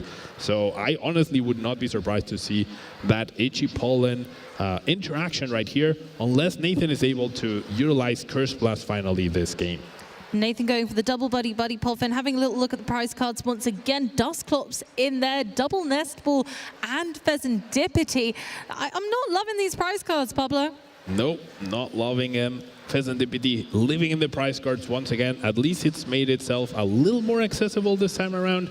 Boss's Orders and Iono at the bottom, those are decent. Sometimes you're very glad that you find a boss after you take a prize card right off your prices. So true. Not terrible, but we're going to see an Iono. Whatever Gabriel was planning for the next turn, no longer possible, but I think I saw a land, so that's the perfect card to play when you're under the Itchy Pollen lock. Wow, yeah, that is absolutely ideal.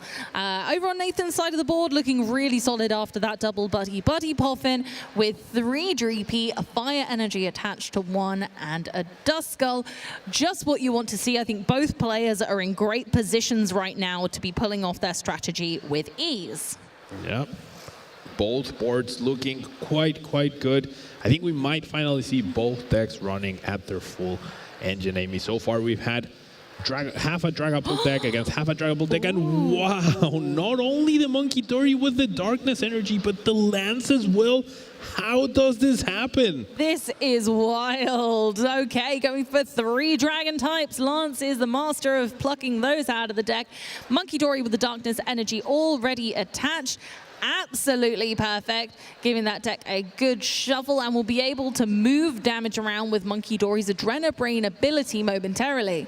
Gabriel is so aware that finding all these pieces just like raw in your hand after your opponent Ionos you, the chances of that happening are so low. But in order to become champion, you have to be very good. You have to have a very good deck, and sometimes you need that sprinkling of luck to go your way. And after that game 1, I think Gabriel earned it here. So true, and we'll just see that the Monkey Dory might be the factor that takes Gabriel into a leading position in this game 3 of our seniors finals. So going ahead and looking like we're going to go for the item lock. We're going to move that damage counter using Monkey Dory's Adrenabrain ability over to the opposing Badu, and then our own Itchy Pollen will lead Gabriel's Badu into the lead of the Badu battle.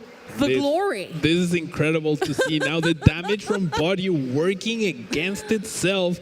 And now Nathan in a very awkward spot where if he chooses to go Itchy Pollen again, his body will go down. So Nathan actually choosing to commit to a knockout with bite once again. How have we seen 2 bites this round, Amy? What? I love it. Biting their way back, literally. Badu goes down, and now over to Gabriel's turn. Unfortunately for Nathan, board looking not too hot. Otherwise, really on the back foot with no draw engine available, but 2 Duskull, and that could be what brings it back. We're really using the differences of these decks against one another. The Radiant Alakazam coming into play with an S-Ball as well. Now those 2 damage counters on the body will be utilized to be able to take a 2-price turn, possibly on double Dreepy, leaving Nathan with no energy on the board and a single Dreepy established. Gabriel just running on full steam right now. That Iono feels like he handpicked his 6 cards. How does he do it? Oh my word, we've seen fantastic draws from both players, but this feels like it's really taking the cake. We're going for those recon directives still. Wowza, I am absolutely astounded. We still need to see the Dragapult evolution. But other than that, we've got the Dracloak on the bench with the energy. We're ready to rumble. We just need to see the evolution and then where those damage counters are going to end up. But the flexibility of being able to move damage counters from Gabriel's deck is astounding. astounding. There's the Dragapult, had an Ultra Ball already, found a Professor Turo as well. Gabriel has all the pieces in his hand right now. There's the Dragapult TX. Are we going to see a double knockout on the active and a Duskull, or are we going to see a double Dreepy knockout? Wow, looks like we're going for the double Dreepy as Professor Turo's scenario comes down. Is that going to pick up the Radiant Alakazam? Make sure it's not a liability for next turn. We're considering the Pheasantipity instead. Again, Pheasantipity being a little bit of a liability itself, and then we could rebench it later to flip the script. We could also flip the script a second time if we pick it up with Professor Turo's scenario and bench it again now, but I feel like that might be risky. That would be quite risky, especially if we don't need too many other cards. We're going to see Lumineon preemptively be benched. I'm guessing there's a Force Seal Stone to go along with there that. We go. Oh, for the unfair stamp, using every single card in Gabriel's pocket, making sure to disrupt Nathan as much as humanly possible. What a play. It feels like both times that Nathan has aggressively immediately dealt with the Ichi-Pollen, he's been heavily punished both times. Now he's going to have 2 cards to work with, his top deck, and a single Dreepy in play. Now, we did see him be completely fine in game 1 in that situation, but can he do it 2 games in a row?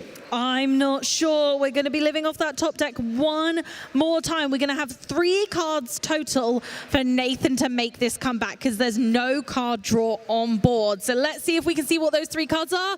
Oh, we've got a Dracloak at least. That's a handy card. That'll give us an extra. 1 more card potentially. We're going to see... I have to imagine Gabriel's going to just knock out 2 Dreepies, right? If you take 2 prizes and then your opponent starts using Curse Blast, that just gets you closer to winning. So the difference in both players' boards is like, wow. Absolutely. Okay, pop in the Defiance Vest, possibly on the Pheasantipity just to give it a little bit of extra wiggle room, but it only activates if you're behind on the prize cards, and Gabriel is very much about to go ahead in the prize cards. We're going to, yes, put some damage on that other Dreepy and take out 2. Budu, of course, being the choice into the active as it has a free retreat cost, but also we might need to Ichi-Pollen in the future. Goodness gracious, now we're committed to the Dracloak, so no Dragapult this turn. Oh no. There is a counter catcher found, but there's no more Radiant Alakazam to be trapped. What can Nathan do here? Get another Dreepy into play with that Buddy Puffin and Ichi-Pollen. Is that all? It might well be. I mean, we've already used our rescue board. I suppose we could counter catcher something and hope that Gabriel doesn't have the energy in hand again to be able to attach and retreat. That might buy us some time with Budu using Ichi-Pollen, but it would be a bit of a Hail Mary. And this is where Gabriel's deck is really making a difference. The Adrenabrain has come into play. The Unfair Stamp has come into play. And he also plays a higher energy count than most. He's playing 8 total energy in his Dragapult TX deck, making it more likely we see a Boss's Orders. I'm guessing we're going to see an energy to retreat. We see the damage transferred from the Pheasantipity onto the Dreepy. So now we just need the energy. I'm guessing he has it because he played the Boss's Orders first. He just found another energy in case he needs it. Looks like that's definitely going to be a possibility. There it is. Here we go. Dreepy and Dracloak will be going down, Amy. There will be 2 Duskull in play, and that's it for Nathan. I don't think Nathan can come back from that with Sparkling Crystal already in the discard pile as well. I think a comeback is nigh impossible, Pablo. I always call it, and I'm always burned, but I'm going to call it again. Nathan, there we go. There is the handshake. Gabriel Fernandez is your seniors victor, our champion of EUIC 2025. Congratulations. Went down game 1, kept his cool, and made the comeback. He knew he had the right tools to deal with the mirror match, and he showed the power of Monkey Dory. Monkey Dory with Dragapult, not something I had on my bingo card heading into this weekend. Not at all, but it made all the difference, especially in this mirror match finals. Obviously, that was the right call, making all the difference. Everyone seems so proud, my word. His mom, I think she's always there supporting him. You can see how emotional she is. I mean, Gabriel has won how many tournaments so far? And I'm sure each and every one still feels extremely special. Absolutely. I don't imagine there's any better feeling. Congratulations to both of our finalists. Let's watch that back. Game 1 was really back and forth. I think that was the most even game we had. We had both players establishing Dragapults off of really powerful turns. Nathan recovered perfectly off of that on first stamp and was able to take over the game because Gabriel ran out of steam. Absolutely. Unfortunately, Gabriel wasn't able to keep up that defensive stance after a really crazy flip the script. We saw that dragon headbutt, we saw a bite, and we saw Nathan respond perfectly at that moment. There's the dragon headbutt, there's the knockout. Then Nathan was able to respond thanks to that amazing flip the script. It was absolutely bonkers. I am going to live by that being the best flip the script I've ever seen, getting the exact 3 cards we needed to make a colossal comeback. Yeah, and you could tell Nathan was very pleased. Gabriel wasn't with how that game played out. Gabriel tried his best to respond, but it always felt like he was dealing with everything except the Dragapult, and that ultimately ended up costing him the game. Yeah, and then not being able to establish any further Dreepy throughout just kind of meant we fell flat, and not being able to find an energy for that Monkey Dory. Professor Turo made it happen, and we moved on to game 2. Now we see his brother watching. I'm sure he's pleased as well. And game 2 was a complete other story. There were no Dracloaks left in play. Only a field of Dreepies after that first KO. And Gabriel was just too far ahead and managed to knock out both the Dracloak eventually in order to close out the game. Absolutely, and unfortunately, no matter how great that start looked, it didn't quite stick for Nathan, and Gabriel just found that really disruptive core of his deck so perfectly helpful, especially that unfair stamp, which finally stuck. Yeah, on first stamp made all the difference. There was no serendipity possibility for Nathan as it was priced, and that allowed Gabriel to close this out. We do have him at the stage ready to go for an interview. Hello, everyone. Welcome to the big stage at EUIC. Adam Skarzik-Watson here with our winner, our EUIC Senior Champion, Gabriel Fernandez. All right, let's see what he's got to say, folks. What's going through your head right now? I just want to thank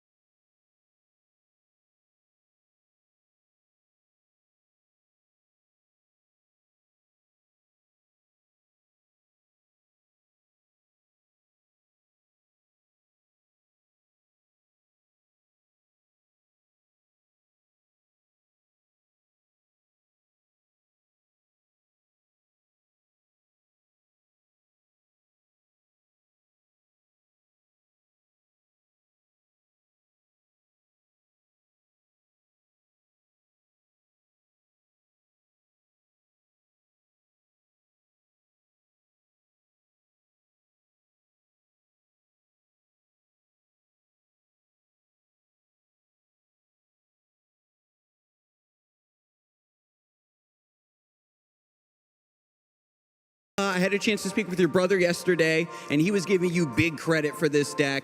And are you so excited to just rub his face in it? So my brother got top 8 as well, and no surprise on the deck list because he played on stream. He did very well. Unfortunately, he lost, but I created this deck originally based off Tord, but I changed so much and the list just became better. It felt a really good deck while I was testing, and I just didn't lose to anything in tests, so I brought it here and it got me the dub. And that is indeed a big dub, Gabriel. Congratulations once again. Give it up for him, folks. He found a deck he loved, saw the potential, brought it here fearlessly and won. And we are going to kick things back over to the desk after one more shout out. Meta fight guide in 1 hour. You heard it here first, folks. We're kicking it back over to the desk so we can kick off Masters Finals.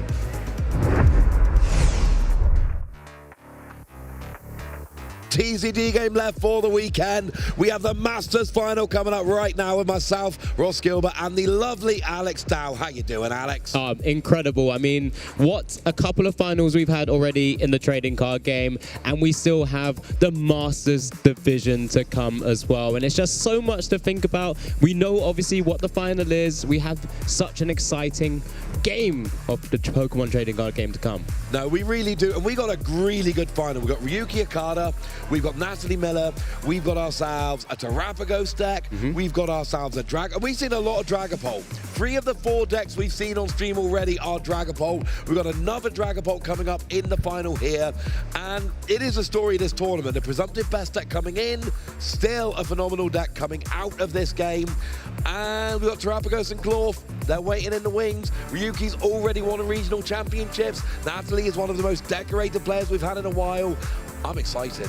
Yeah, I mean, one of the key things for us is actually trying to figure out exactly how both of our players actually ended up here in this final, in this European International Championship Finals. Have a quick look at those brackets just to figure out that pathway for both of our players, because it was incredible to see them make it all the way through. At the very top, we had a fantastic top 8, but Ryuki Okada has had to overcome Vinny Fernandez, the brother of the winner of the senior division, Gabriel Fernandez there. He bested him 2-1 in that top 8 match before beating the, at the time, undefeated Xander Perot in the semi-finals before making it to the finals here to face Natalie Miller. Yeah, and we noticed there was a lot of 2-0s in that top cut there. Ryuki against Vinny, actually the only game that went to a third game. Lots of 2-0s throughout the top cut, but we showed both of the semi-finals on stream yesterday, and I'm talking to a lot of people yesterday, you know, asking them what they think of the final,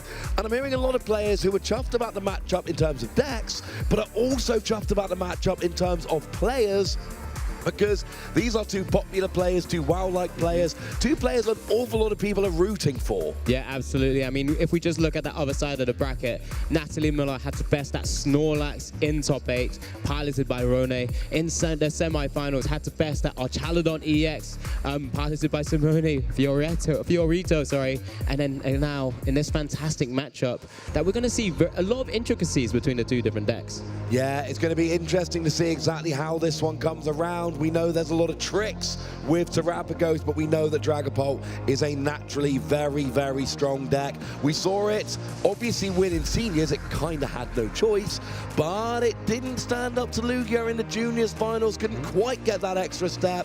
So for Dragapult, is it 2 out of 3, or is it only winning the mirror?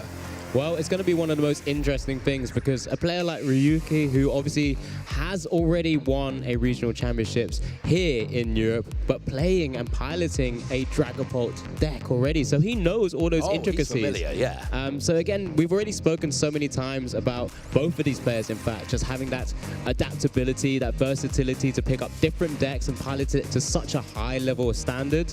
I mean, this is what makes this game so interesting. Yeah, it really is, and I love that storyline where Ryuki comes to Dortmund Regionals, wins the whole thing with Dragapult, when Dragapult was not necessarily the best deck in the format. It was kind of there, but not really number 1. Now Dragapult is number 1 in the format, and it is in the final, but not piloted by Ryuki, piloted by his opponent, Natalie, and he's gone on to Terrapagos Clorf, which, I mean, look, at this stage, I don't doubt anything Ryuki does, because they've won 2 direct invites in Europe, and they are a Japanese player. They live in Tokyo. They are not from this region, but they've come over twice, and both times they've gone and taken that direct invite. Yeah, it's an incredible feat. And I mean, in talking about incredible feats, prior to this European International Championships, both myself and Ross here, alongside our fellow casters, did make a number of predictions, and I think you're in a pretty good spot here, because one of those cards is actually in the finals as well. Yeah, absolutely. So here we see trainers' predictions. So Clorf Tarapagos, essentially, I said Precious Trolley. I said Precious Trolley was going to get the victory, and it is in the final. Whereas, you know, Amy actually went Badu, which is both of these players, but it seems like that's what we've got here for the trainer predictions. Yeah, no, and it coincides with exactly who we think in this particular matchup, that Tarapagos Clorf deck against that Dragon Ball, which of our players will be winning this TCG Masters final, because that's why you were kind of a bit more on Ryuki's side because of that card like Precious Trolley.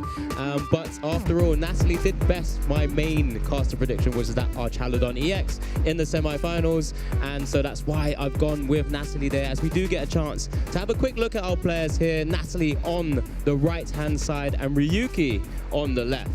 Yeah, we've got Ryuki, we've got Natalie, we've got Tarapagos, we've got Dragapult, and if we have a look at some of their accomplishments there, start with Ryuki. We've got a top 32 in Perth this season, that Dortmund Championship this season, like we said, and then top 16s in the Fukuoka and Kyoto Champions Leagues in 2024. And as I've told you before, those tournaments like 5,000 players, that is huge, but it looks like we are heading down to the table here, getting to get ready for our Masters final of the European International Championships 2025. Yeah. And I'm seeing some prizes going down here. We're going to get 2 Treepy. Yeah, that's going to be a little bit tough to try and navigate as we get the chance to see Ryuki's prizes as well here. There's going to be some really sort of interesting sort of sequencing that's going to come out. One of those Badus also currently prized on Ryuki's side. We know he plays 2 copies of. We've seen him on stream already. We know how important that Itchy Pollen can be in combination with that other card that's prized as well, Binding Mochi. But let's see how both these players are going to navigate this actual final. Yeah, that Binding Mochi, there's 3 of them that can be played, and we were counting them in Ryuki's top 4 game. We spent the whole of that game counting the Binding Mochi, seeing how many were left, because, you know, that extra damage was such a big deal for getting so many of those KOs. There's a fist bump, ladies and gentlemen in the crowd, make some noise for your Masters Division final. Okay, so we start off with Ryuki and that lovely Monkey Dory, and Natalie with that Pheasantipity. And it looks like Ryuki is going to be taking our first turn. Yeah, one of those very good things about not actually starting one of those Dreepies is actually having a Pokemon that can't be instantly knocked out from some of those tips and tricks that we've already mentioned and started talking about in Ryuki's deck. Those poisons opportunities with that Pecharunt to try and take an easy KO and actually end the game sometimes on his first turn. But this is the opportunity to do that first deck search here and actually identify exactly what is available. Actually, hang on. This is actually... Yeah, that double turbo. Yeah, I took a bit of a... what are we looking at? The support has been played. Does that mean Natalie actually went first and it was just a pass back over? Oh, if this is turn 1 for Ryuki after Natalie's had a turn, that is terrible. You're right. If Ryuki's playing a supporter, that means Natalie had a full turn where she did nothing. Oh, and that's already game 1. Ryuki's already won game 1. Natalie has nothing. Ryuki wins game 1. We're going to game 2 with less than 2 minutes taken off the clock. Wow, incredible for a very, very first game. I started talking about the opportunity to poison a smaller HP Pokemon, but we didn't quite get the glimpse that actually Natalie was the one who went first and had that Pheasantipity EX in the active spot, fighting weak. And then that Clorf was just ready to go down in just that single quick turn, had everything already in that one hand. Yeah, and I did wonder, I was like, why is Ryuki getting rid of a double turbo energy? That's a really useful resource, and the answer is because Clorf is a fighting type that hits Pheasantipity for weakness, and that whole turn happened so fast. I mean, Natalie's turn was literally just draw past. We didn't even see the turn happen. There come the Clorf hands. Oh, we got a minute. Can we get some more Clorf hands going in the crowd? I love seeing all of those Clorf hands. It makes me happy. But that's why Ryuki was willing to get rid of that double turbo energy, because you only need 1. He had a second, and like you say, Precious Trolley, get the Clorf and everything else, get that KO. There's my crab hands coming down. Come on, let's make sure there's some noise also for Natalie here. She's a fantastic player. She's gone, who's going to be trying to turn this back around, of course. 1 game down, but We know Natalie's been in positions like this before. She's been a champion before as well, so she deserves every plaudits for even being here in the first place, and we'll be looking to try and turn this way back around on Ryuki. Yeah, one of the top players in the game. That was just a very unfortunate thing. Right, I've been here since we started doing these EU streams in 2016. I've been here for, well, I'm in my 9th year doing this. I have never seen any game in any match end that quickly. I'm not talking about a final, I'm not talking about an IC, I mean any game in any tournament. I have never seen a 1 minute, 10-second game.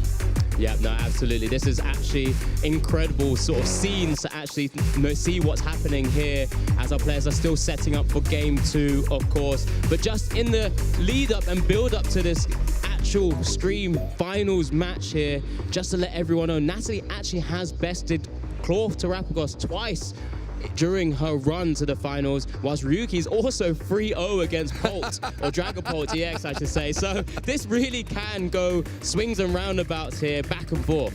So the question is Ryuki really good against Dragapult?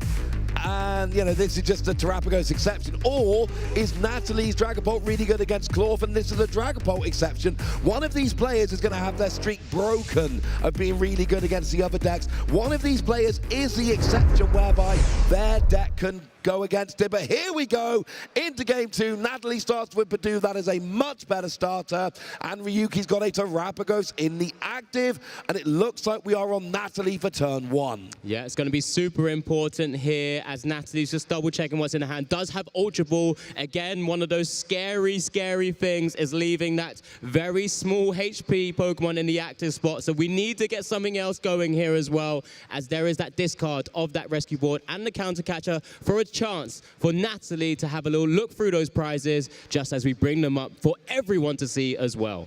One Dragapult, one Dracloak, not ideal, not the end of the world. Obviously, it's 4-4 free line is generally standard. Yeah, that's what Natalie's playing here.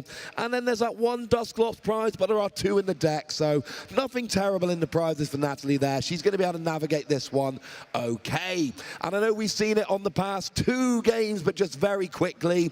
Dragapult, you evolve up into Dragapult. You've got that attack that does 200 to the active while dropping 6 damage counters on the bench, and that fantastic Stage 1 Dracloak, which has got that recon directive ability, which draws extra cards. Generally speaking, you evolve up into Dragapult, you use Phantom Dive to do big damage, and take extra prizes. And then we've got some other damage manipulations and Badoo shenanigans we can get to as we go further into the game. Yeah, so Natalie Miller right now is just double checking what exactly she has available for the rest of this game. Remember, she's currently 1 game down after just 2 minutes, and we'll be looking to try and mount a massive comeback here.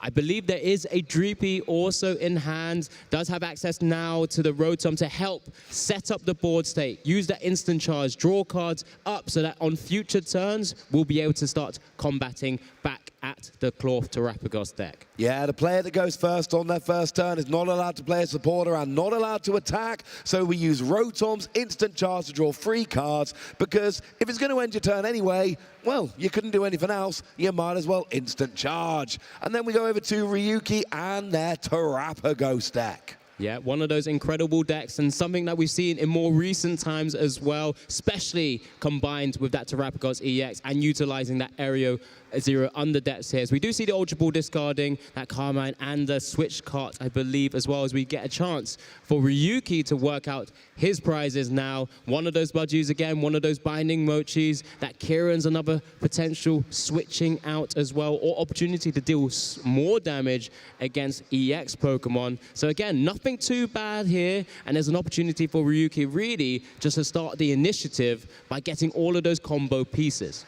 And it's going to be, this is the game that's going to test our mathematical skills here, Alex, because what we basically got, we got that Terapagos. It does 30 damage for each of your bench Pokemon. Generally, we use double turbo, so it's reduced by 20. Now, 220 damage is not enough to KO something big like a Dragapult. It doesn't do enough damage. But then we play around with poison. We use Binding Mochi, which does extra damage if you are poisoned. Radiant Hisuian Sneasler that adds poison damage, and maybe even that Kieran. So we build up that damage much higher than normal. Right now, we've got ourselves Oranguru. When it's in the active, you search for any 2 Pokemon tool cards. That's a good thing. Yeah, back order, a really, really useful ability within this sort of combo-based deck when you're having to piece together all of those. Why is there energy on Oranguru? Doesn't want to discard it away, maybe sort of just going through a different motion here. Remember, trying to utilize that double turbo energy to retreat as well, because it does require 2 energies. Maybe get into something like a Badoo himself and maybe start locking out Natalie in this game initially, because it's just that 1 Dreepy. Yeah, generally speaking, Oranguru, not a good attacker, and you only play 4 double turbo energy, and that really is what you use for both Terapagos or Clorf, which are your 2 attackers in the deck. But it was going to be discarded anyway. Here comes Precious Trolley, and we don't have Area Zero Underdepths on the board right now, so only 3 extra bench Pokemon. 1 could actually be a Latias to allow you to free retreat, and it is, so you don't need the energy for retreating. Could we see Oranguru doing 130 damage at some point? Maybe, but I'd like to think that there's going to be a retreat here, and then with Itchy Pollen and the Brute Bonnet Poison will actually be a potential knockout here into that opposing Badoo with the Poison, because it's 10 damage with Itchy Pollen, and then the Hisuian Sneasler allowing to tick over the damage counters from the Poison status checkup between turns. And very important, as we pointed out on the stream yesterday, 10 damage was done and the KO happened with Poison, which means it happened during Pokemon checkup, which means Pheasantipiti's flip the script does not work. What does work, however, Lance, go get free Dragon Pokemon, and right now it is Dreepy time.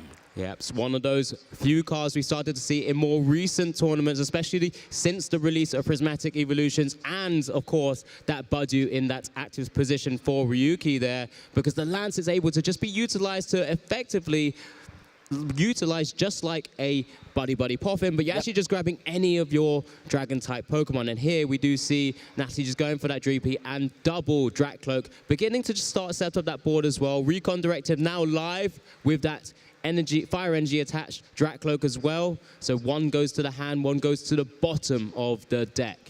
Yeah, generally speaking, your ideal scenario is use stuff like Buddy Poffin on turn 1, you get all your Dreepy out, and then Lance will go and get you free Dracloak, and then you've got free Recon Directive, and then you're drawing a whole bunch of cards. The fact that Natalie's got 1 Dracloak on the board and nothing else tells you 2 things. But mostly it tells you she didn't get enough Dreepy out on turn 1. Not her fault, she didn't have the cards to do it. But it means, you know, even though this game is obviously going better than game 1, she's not getting the setup she would generally like. We see a second Dreepy, but the hand is like Arven, Duskull, there is another Dreepy. Okay, that's good, I like this. Yeah, the one other thing is, maybe wouldn't want to have that Rotom V in the active spot, does elect to use Instant Charge, drawing 3 cards and ending your turn.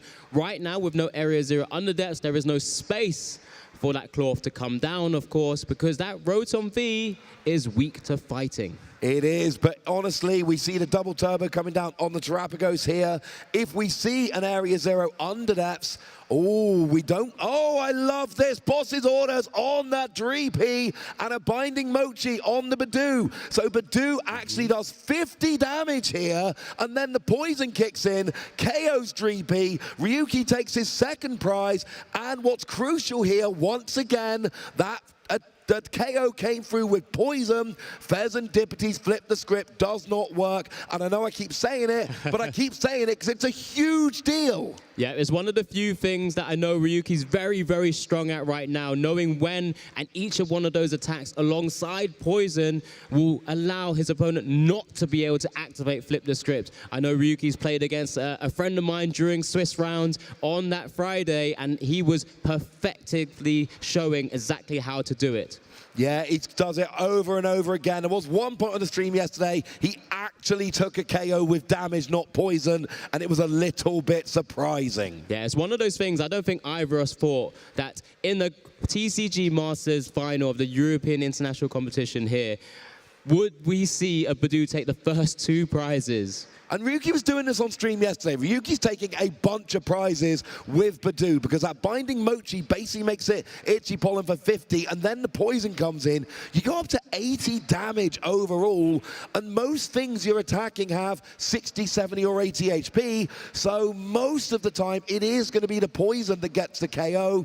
And, you know, Pheasant Dipty, it's got an ability whereby you draw 3 cards if you had a Pokemon KO'd last turn. It means that you can get a benefit from having a Pokemon KO'd, but not if it was KO'd by poison during Pokemon checkup. Here comes a Forest Sealstone on the Rotom to search for any card, which I believe was that Dragapult, and now we're going to be seeing an attack.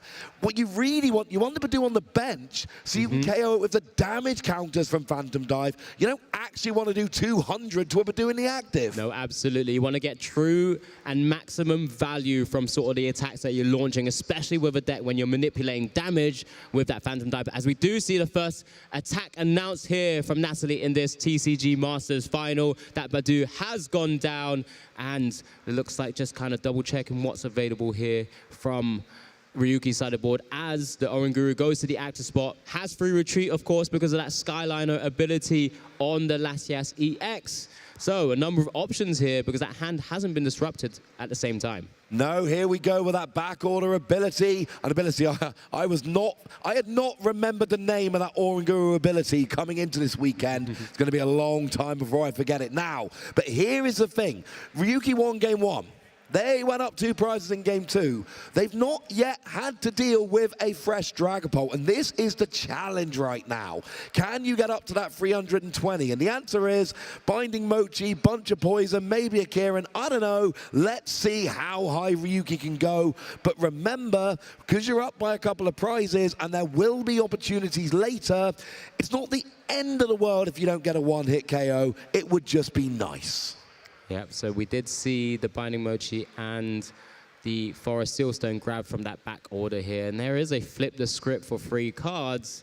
And again, that Hisuian Heavy Ball coming down, making life a lot easier. When you've already had to search for those prizes, you get a chance to double check you have been correct. And when you're piloting a deck like this, the way Ryuki has been, you already know you've got it right.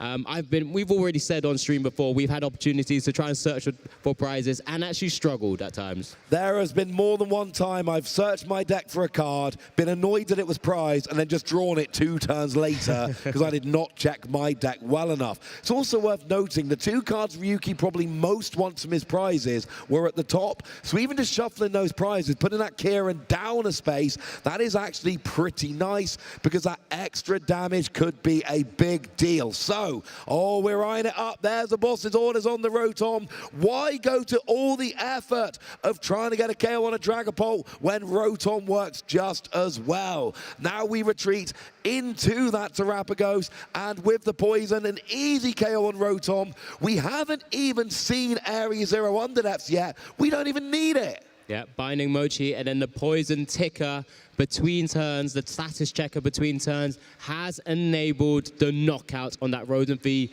once again, Ross. Another sticky scenario for Natalie to find herself in, and really backs up against the wall as Ryuki has taken 4 prizes now in this game 2 of this European International Championships. Okay, so here's a nice little quiz for you, Alex. Was that KO taken by damage, or was it taken by poison? Poison. Of course it was taken by poison. We had 130 damage plus a 40 for the Binding Mochi is 170, and then the poison came in and KO'd. Pheasant Dipty does nothing. Natalie hasn't even benched Pheasant Dipty in this game. It is in the deck list. Obviously it's in the deck list. She hasn't even benched it because it just never works in this matchup. Yeah, absolutely. And even right now, having to think from Natalie's side of the board, Dragapult EX is actually dealing 200 damage with that Phantom Dive. Right now, that Terapagos EX in the active spot has 220. Even with a poison ticker, it's only going to go down to 10 HP remaining after the between turn status checkup. It won't be enough, but... No, we saw this time and time again yesterday. The numbers work so well for Terapagos here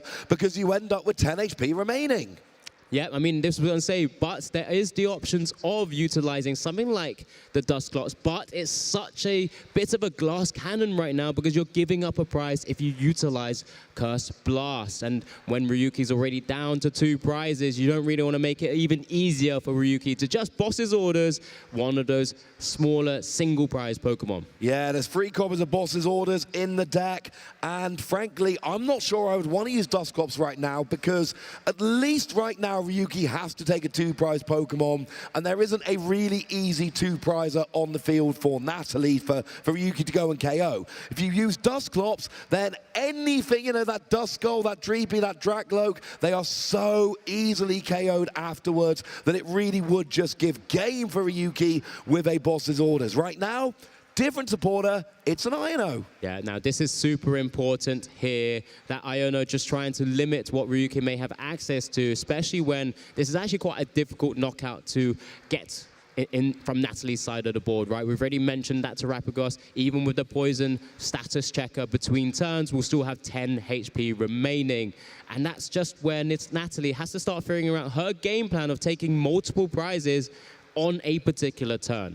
And that is really what this Dragapult deck excels in doing. Using the residual damage from Phantom Dive, plus the damage on the active from Phantom Dive, plus your Dusclops, all bundled together into a big multi-prize turn. That is the goal. Now, this is actually a sneaky big stadium here, that Temple of Sinnoh. It turns all special energy into single colorless energy, and Ryuki's deck has 2 Pokemon, Terapagos and Clorf. They attack for 2 energy or 1 double turbo. The deck is built for that.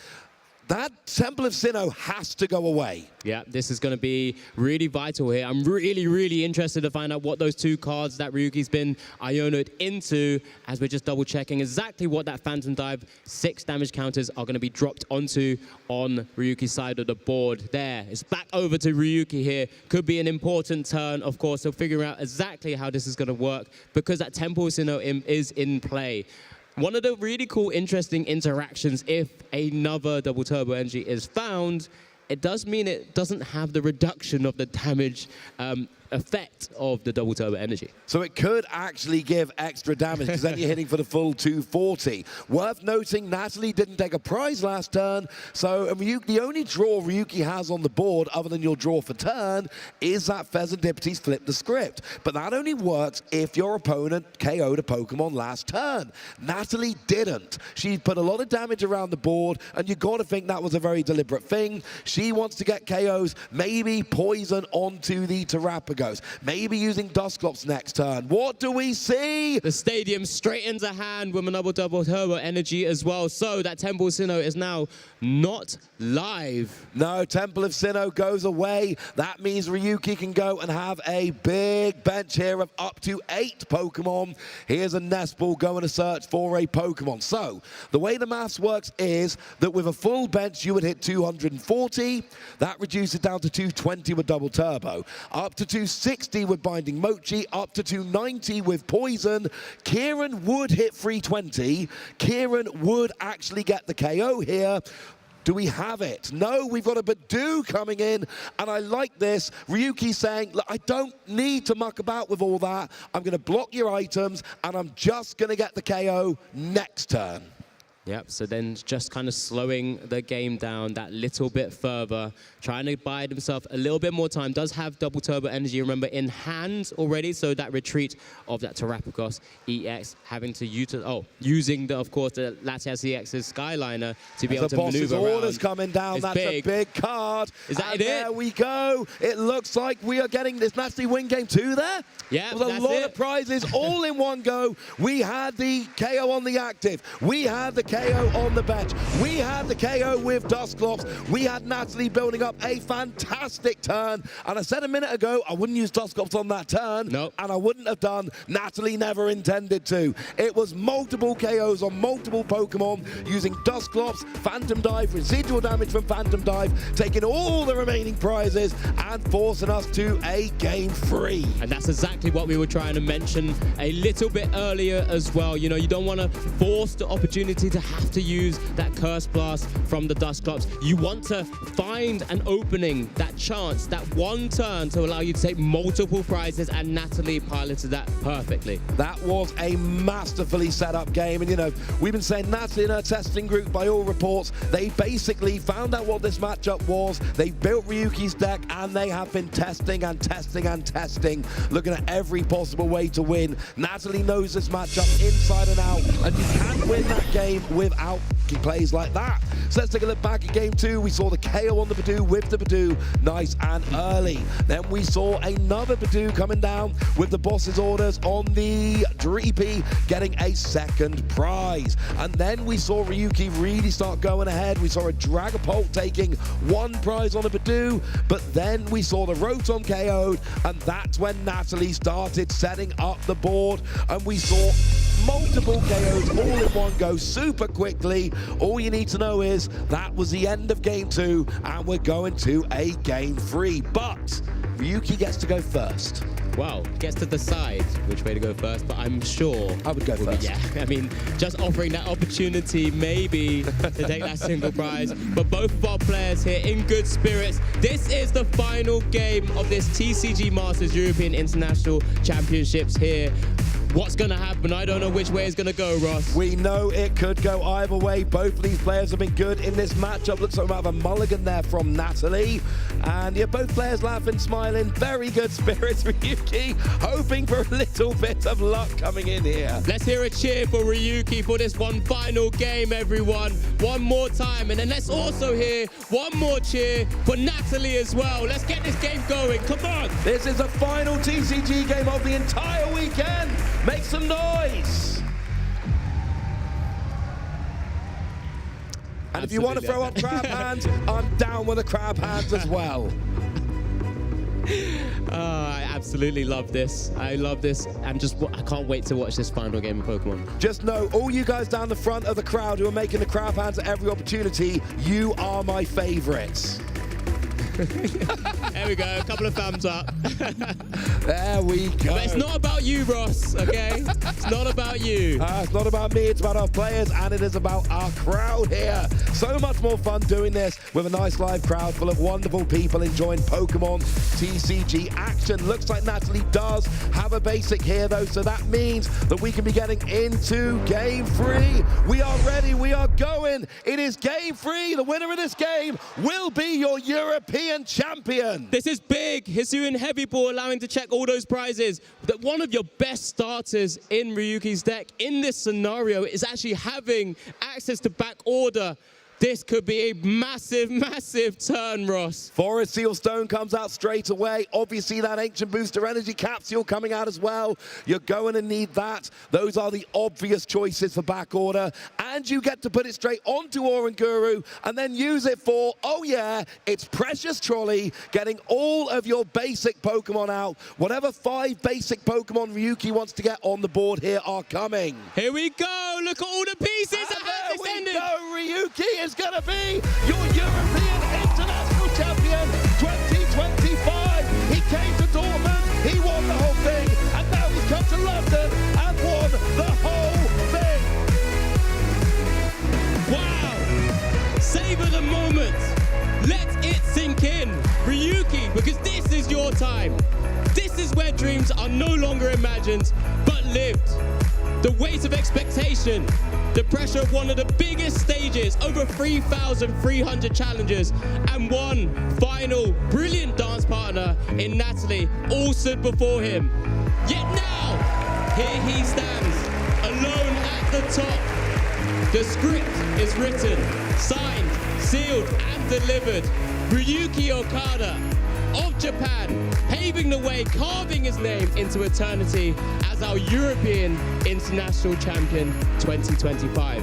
Absolutely, a Manitoga Zayamas to Ryuki coming in, winning the European International Championships. Commiserations to Natalie there. Both of those games where she lost, she didn't really get a chance to play the game at all, but it does not just come down to the final. It is a deck building. It is every game you have played up to this point in the weekend. Ryuki a very deserving champion, and Ryuki might live in Tokyo, but they are one of the best players in Europe. So let's go back to game one. Natalie starts with one basic Pokemon, and it is Clorf taking that KO nice and early in the game. And of course, Crabhands. We absolutely love it. Great to see them in the crowd. This was game two, of course, when Natalie was finally able to build out a large Dragapult EX. There were some big prizes taken by Ryuki, but the combination of Iono and the Temple Sinnoh and the Curse Blast has taken game two for Natalie. But we get to game three, and it's an alarmingly similar scenario here, where Ryuki is able to go and get that Forest Seal Stone from the Oranguru, go and get that Precious Trolley, build out that bench, and have a very similar result to what we saw in game one. But it's actually the Pecharunt, we didn't even mention it yet, Pecharunt with the poison, turn one going first, getting all of that poison damage on the Dreepy. It is a situation we don't see very much, but it actually means we get the dog. Let's go and hear from our champion. Hello, everyone. I'm here on the big stage at EUIC with our champion, Ryuki Okada. How you feeling, my friend? EUIC の大舞台、ただいま優勝者、隣に岡田龍樹選手がいます。今の気持ちはいかがでしょうか？めちゃめちゃ嬉しいです。I am just so happy. You've really demonstrated what players from your region are capable of on the international stage. Have you done enough? What's next in store? 日本から来てその力強さをここで証明していただきました。次のゴールは何でしょうか？世界チャンピオンです。ワールドチャンピオン。Next goal is world champion. I think everybody at home and in the audience here in London knows exactly what Ryuki is out for. The World Championship indeed. Is there anyone you'd like to give a special shout out here to on the stage in this big moment?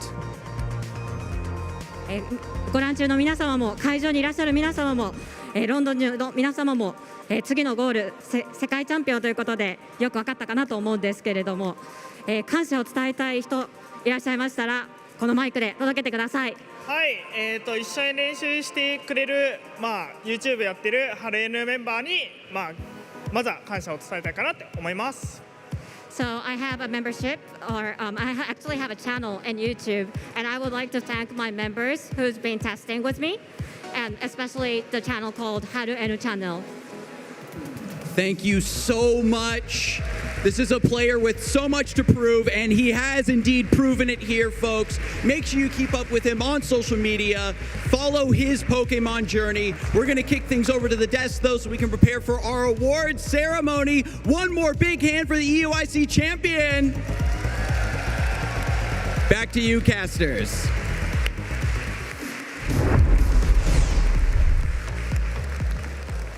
Thank you so much. Alex, we never actually got a proper chance to explain what happened. So, it is that Pecharunt card with the Subjugating Chains ability. When it's in the active, it puts 5 extra damage counters on for poison.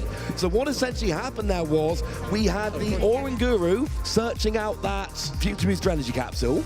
You then got all your basics with Precious Trolley. That was your Brute Bonnet with your with the capsule on. That allows you to poison both active. You then get your Radiant Hisuian Sneasler adds 2 for poison, then you're up to 3. You put Pecharunt in the active, now you're up to 8. Latias gives 3 retreat, so you can get the Pecharunt in the active, and it's actually 8 damage counters from poison. That is why the Dreepy got KO'd before Natalie even got a turn. You're not allowed to attack turn 1 going first. You are allowed to use abilities, and that is exactly what happened. Ryuki streamed a bunch of abilities, and it all happened so fast, we didn't even really get a chance to explain it. So that is what happened. It was Pecharunt's Subjugating Chains. Subjugating Chains? Yeah, you're correct. Subjugating Chains ability, and it's something we all talked about when we first saw the card.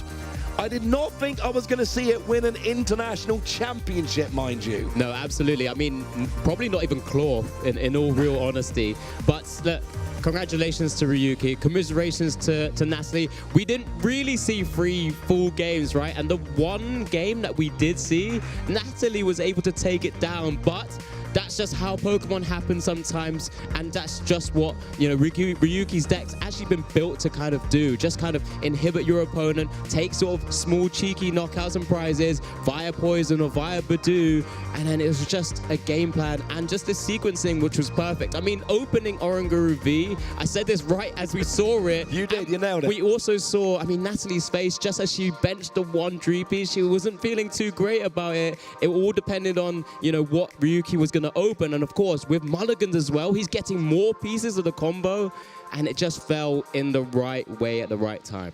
I think Oranguru V was basically all you needed, because you search for your Forest Seal Stone, which you can put onto Oranguru V to use, and then you get your Precious Trolley, which gets all of those basics I mentioned a minute ago, and then the only other thing you need is your Ancient Booster Energy Capsule to put on your Brute Bonnet, but oh wait, you get a second tool from back order, so you get that as well, and it literally was one back order, got everything you saw on the screen there, and yeah, starting Oranguru, it could not have been a better starter, but I need to point out Ryuki's deck is built for this. We've seen a lot of decks this weekend like Dragapult, Gardevoir, Archaludon, decks that are not built for cheeky wins. Ryuki's is. Sure, Terrapagos can't attack turn one going second, but Clorth can. Oh, absolutely. And you've got that subjugating chains, which I said, you're not playing your jungle stadium, so you're capping out at 80 damage.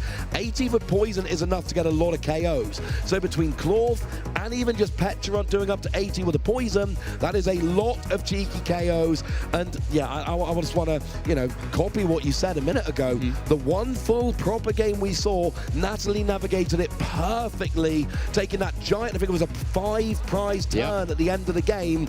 But unfortunately, and it's partly bad luck on Natalie's part, absolutely. It's also partly because Ryuki built a deck that can do that. There are plenty of games where Natalie starts a lone Dreepy and her opponent goes, well, I mean, I can't KO that, let's get set up. Ryuki's playing a deck that can.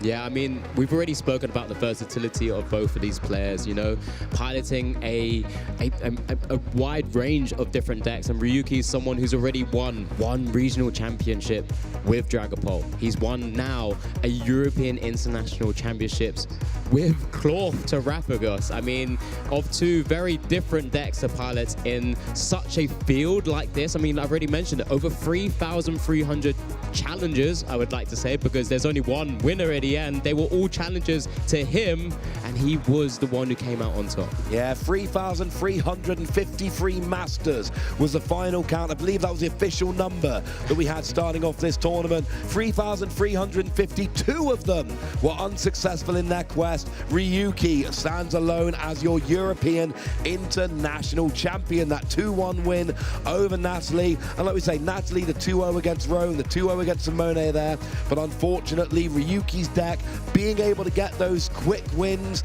And, you know, Dragapult doesn't play a huge amount of basics, not like some other decks do. And sometimes you will have that lone basic start, and sometimes you will be up against a deck that can punish those lone basic starts. Yeah, I can't imagine exactly how many times maybe Ryuki's done that across the weekend. But, you know, to do it in the biggest moment, the biggest final of his maybe Pokemon career so far. We know he plays in across the pond, across the seas over in Japan, where there's a field of over 5,000 players sometimes. But this is the biggest tournament that we've had thus far. How long till Ryuki wins the Champions League? How long till Ryuki wins the World Championships? I'm not sure, but I'm seeing some silhouettes behind me on the stage, and I think that means it's time to crown our champion. The 2025 Pokémon European International Championships have been absolutely spectacular. And we want to take the moment to thank this incredible crowd for making it such an unforgettable experience.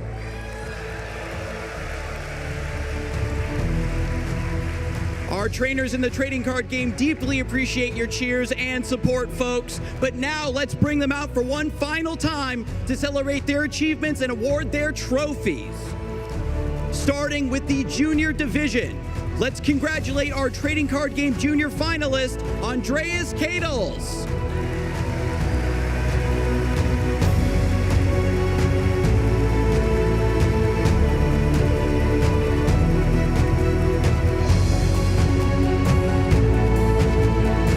And a big round of applause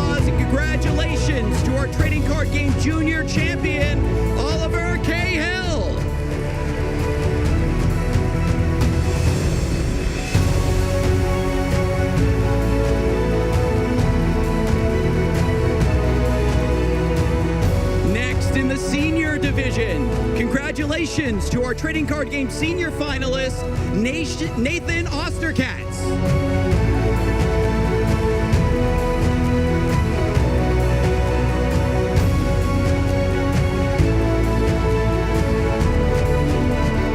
And give it up for our trading card game senior champion, Gabriel Fernandez.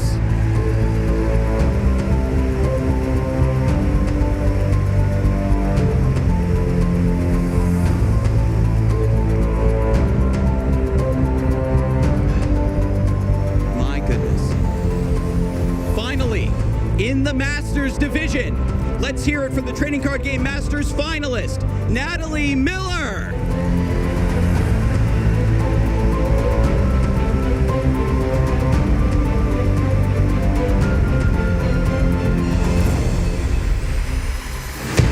And a huge round of applause, folks, for the Trading Card Game Masters champion, Ryuki Okada.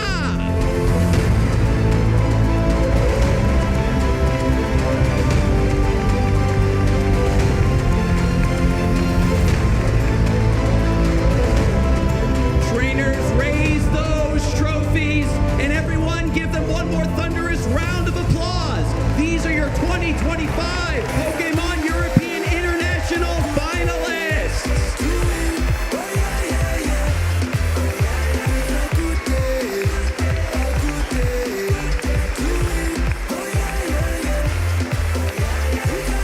It's been an amazing journey celebrating these talented trainers, but we're not done yet.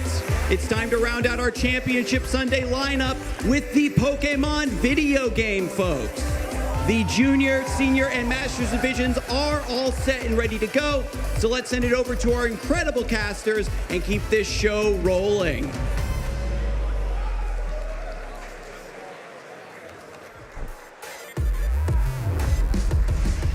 Thank you so much, Adam. Pokémon Unite, Pokémon Go, Pokémon Trading Card Game.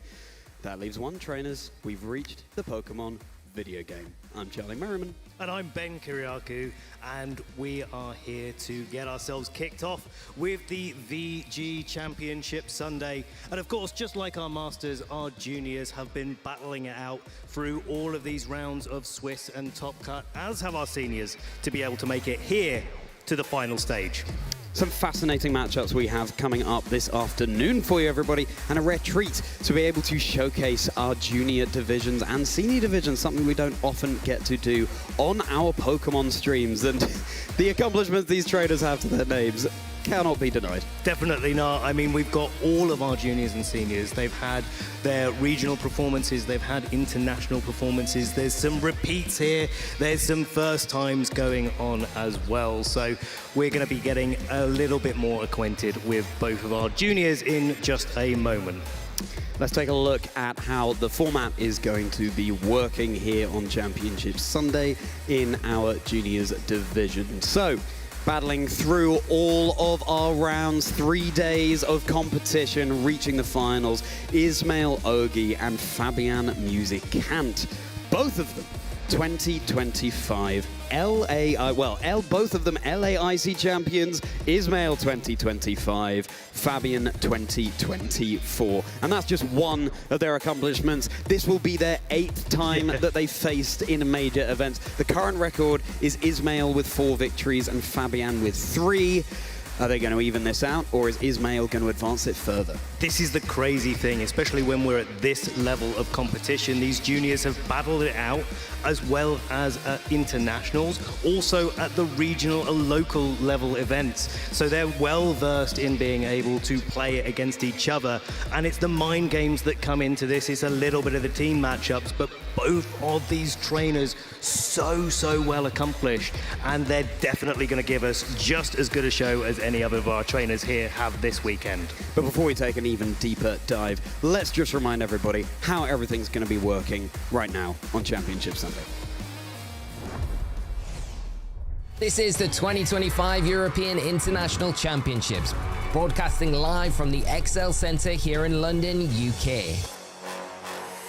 Pokemon VG trainers have travelled from around the world to compete for a $500,000 prize pool, a heap of booster packs and prestigious championship points. points that will get them one step closer towards qualifying for Worlds 2025 in Anaheim, California. This tournament is a 3-day event that kicked off with Swiss rounds. Trainers whose total match points exceeded the threshold for their division advanced to Day 2. On Day 2, trainers continued battling in Swiss rounds. After all Swiss rounds were completed, the top 8 competitors plus up to 24 competitors with the same match points as 8th place advanced into an asymmetrical top cut, battling through a single elimination bracket until only 2 trainers remained. Today on Championship Sunday, the finalists from each division will face off and compete for the title of International Champion. Our video game finalists are standing by and eager for the battles ahead. Let's cheer these trainers on and wish them all the best luck. Casters, back to you.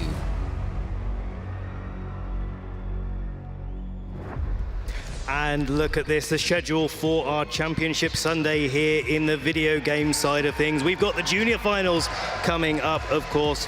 Ishmael and Fabian going to be battling out. And then we have our Senior Finals up next. We've got Louis there on the left-hand side, and he's going to be playing up against our other finalist in the Senior Division, Ian Larson. And then for our Masters, of course, Wolf Glick, you might have heard of him, trainers, as well as Dill Yeomans. Cannot wait to get into the action. Let's make some noise for your finalists, please.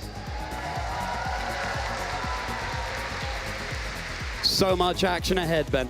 So much action, and all of these matchups we're going to get into a little bit later, but let's just remind ourselves, if you've just joined us, what is on the line for our trainers. Not just the direct invitations that they've already earned by getting to this stage of the competition, but that prize money that is up for grabs as well.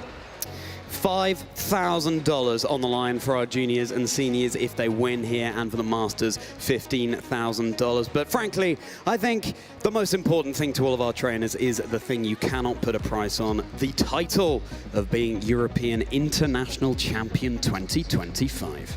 Those Pikachu trophies are really something else, Charlie. That's really something that everybody that's been competing this weekend has been vying to take home, and our trainers here in the finals are just one match away from taking it home. And what path did they take to reach the finals, Ismail and Fabian? Well, claiming some names here on their way, and keep your eyes on these names, trainers, as we progress through our seasons of Pokemon, because they will be the ones to beat.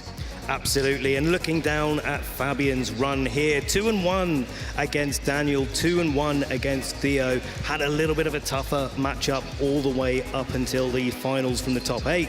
Ismail going 2-0, so looking really comfortable in this position coming in if you're just looking back at their journey through into the finals.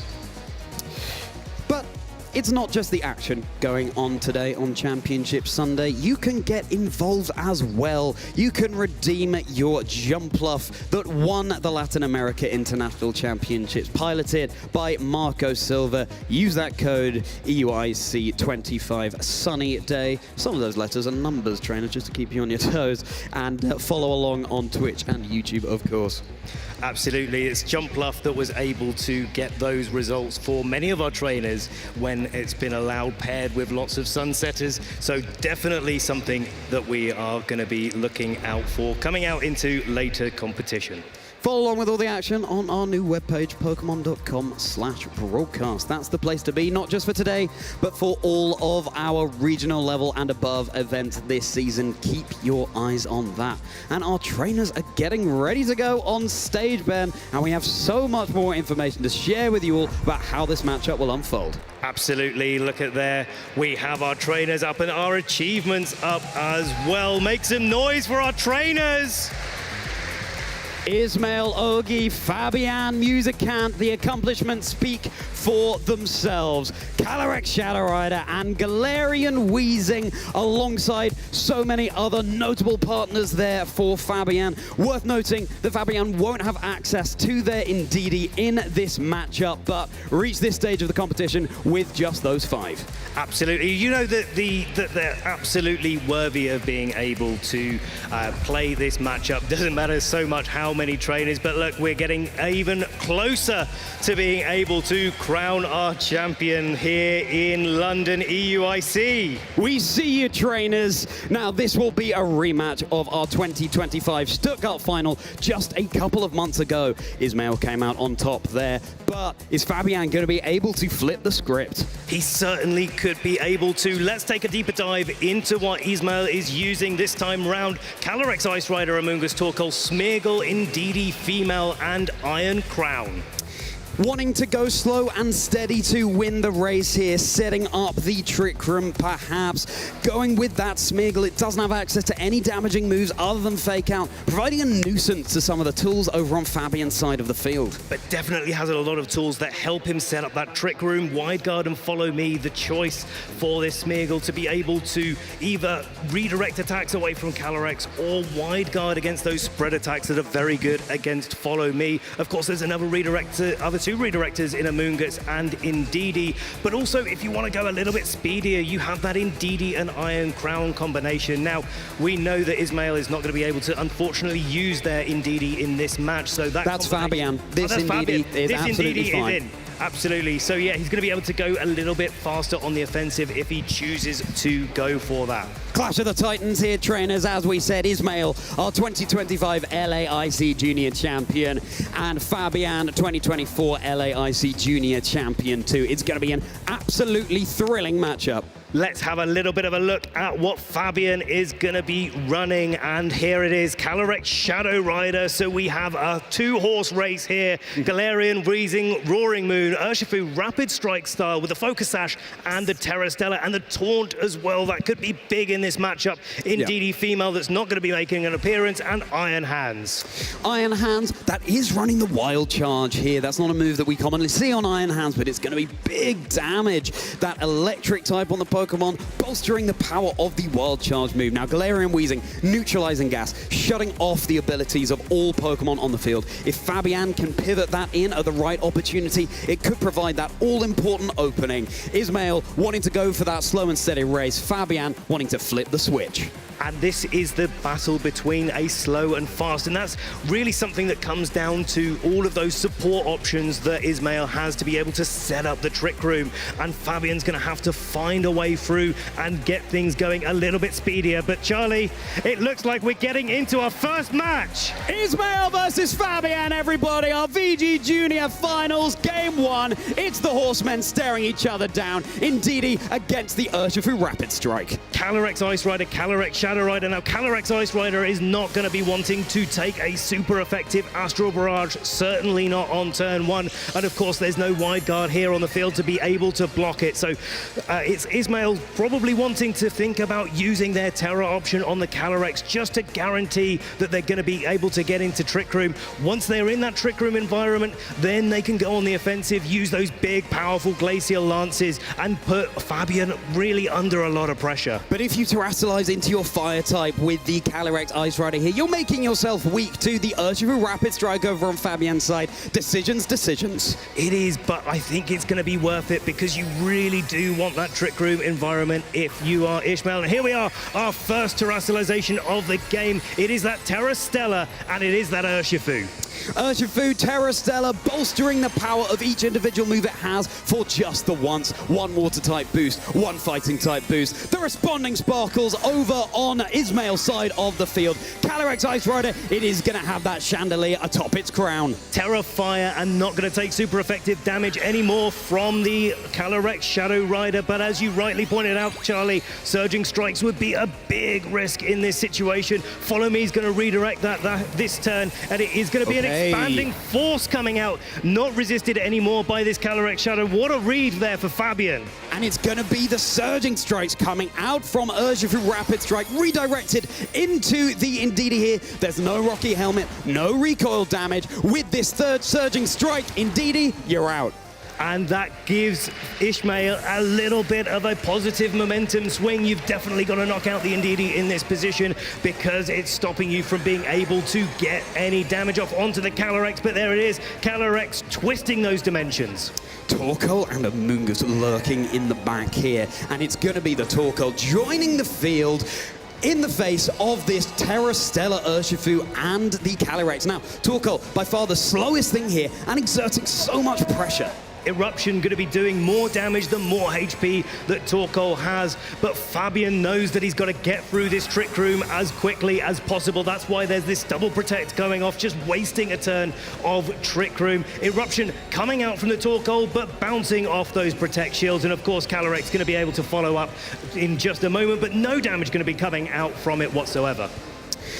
The more successive turns you use Protect, the more likely Protect is to fail. This is unlikely to be an option Fabian has on successive turns. He's either going to have to risk taking big damage from this Choice Specs Torkoal in the sun, or have to switch something out. At least you've got the Urshifu resisting Fire-type moves. And Ice-type moves as well. That could be really big here. You definitely don't want to lose your Calyrex, especially with the power of that Expanding Force and the Psychic Surge that the Indeedee set up Here before. it is. Galarian Weezing, though, switching off all of those abilities except for Calyrex's. The sun and the terrain, though, already on the field. The Weezing is coming into a massive blow. Big one-hit knockout. Urshifu is brought right down to its Focus Sash. And it's going to be a follow-up move from the Calyrex here. Any attack whatsoever, as long as it connects on this Urshifu, will give it a Chilling Neigh boost. Chilling Neigh bolstering the physical attack of this Calyrex. It might be a Terrifier, trainers, but it's going to be snowballing. And it's going to be getting that easy KO there on the Urshifu. That is the Terra option down there for Fabian Ishmael, putting themselves on the front foot here. They're looking really, really strong to be able to take this game. But of course, there are two Pokemon still in the back for Fabian, and we're going to be seeing what they are. Calyrex, the first one. And the second, Iron Hand joining the field. Front foot or front hoof bend on either side of the field, either would apply. The Iron Hands ordinarily coming in, threatening that fake out pressure, but the Psychic Terrain on the field blocking that. So the fact that the Torkoal can't protect doesn't matter here. And Torkoal still at full HP. That means the Eruption is going to be doing maximum damage. Now the Chilling Neigh boost has come out. Calyrex is able to protect itself, but Iron Hands is susceptible to an attack. First, we're going to see the Eruption. This is how these Trick Room teams really like to operate, getting as much damage while you're in Trick Room as possible. And it's massive into the Iron Hands. That Pokemon cannot protect. It's holding the Assault Vest. There's the Wild Charge, but the Calyrex Ice Rider hanging on. This is an absolutely huge turn for Ismail here. High horsepower connecting into the Iron Hands. That is down as well. It's another Chilling Neigh boost for this Calyrex. It's going up to 2 stages of increased special attack, effectively doubling its damage here. Now this Calyrex is staring down a Calyrex and a Torkoal. Both of them are able to attack, but we're still in Trick Room, so this Calyrex is not going to have to try to get another protect there. It's able to stall out the Trick Room at the end of this turn. The speed orders are going to be reversed back into the Calyrex Shadow Rider's favor. It's going to be the fastest thing on the field, but does it have enough gas in the tank? Has this horse been fed well enough in order to withstand the onslaught Ismail is providing?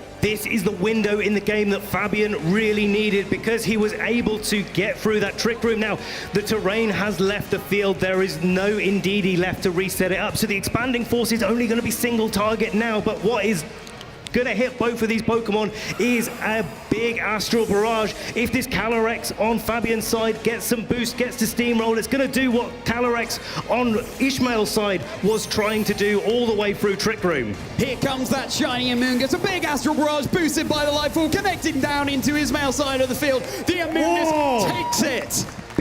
Big KO there for the Calyrex, and Calyrex on Fabian's side is getting its special attack boosted from that Grim Neigh ability. Amoonguss taking more than 50% damage from that Astral Barrage on the switch-in. Now this Choice Specs Torkoal is the only option that Ishmael can bring in, but at 1 stage of increased special attack, it's looking like Astral Barrage is probably going to be able to take this. Torkoal has much higher physical defense than special defense, and as you say, Ben, at +1, this could have been the tables entirely flipped for Fabian, just like that switch Fabian was trying to switch with that neutralizing gas coming in.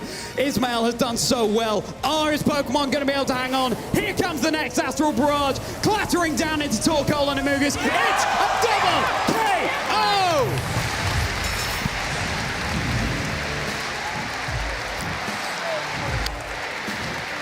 Fabian taking that game when all looked like it was lost, taking him 1 step closer to taking this finals here. And it's all going to come down to these calls, these reads, trying to find as many outs as you can all the way through. Fabian has a little bit of an uphill battle, but he's just proved that he can do it.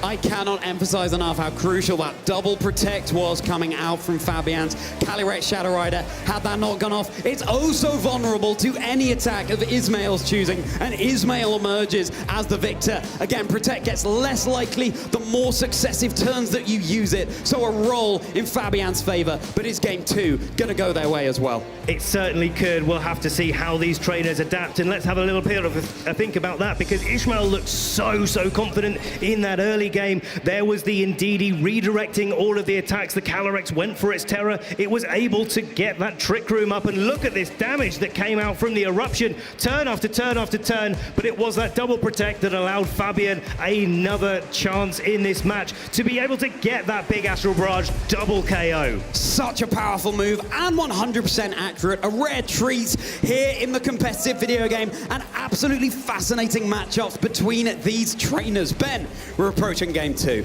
What are you thinking?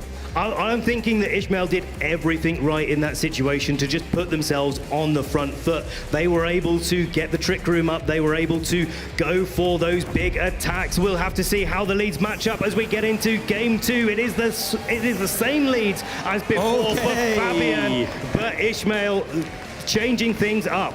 It's going to be Smeargle and Calyrex Ice Rider. Now, crucially, this Smeargle has access to the move Wide Guard. That is going to block any spread moves over onto Ismail's side of the field. I'm looking at you, Astral Barrage. That is no longer such a successful option for Fabian. Not just that, you don't get the expanding force set up because Ismail's not bringing their Ndidi to the game. It's going to be straight up a switch there coming out from Fabian, getting the Iron Hands up. There is no psychic terrain, therefore this fake out is going to be oh so more effective. It's active, and so is Terastallization. Time once more for Ismail to Terastallize their Calyrex Ice Rider into the Fire type. Calyrex Fire Rider has hit the field trainers, and it's going to be blazing its trail, hopefully through to a game 3. Fake out right down into the Urshifu Rapid Strike. It's not going to be able to move this turn, and there goes that Trick Room.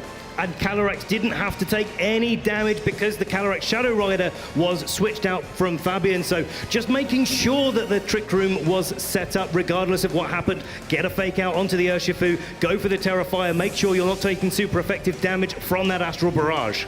Seems like a switch coming out from Ismail. Fabian's head in their hands. Is this something that Fabian did not call correctly? The Amoonguss hitting at the field in Trick Room. That is going to be so threatening, shutting down Fabian's teams with spores.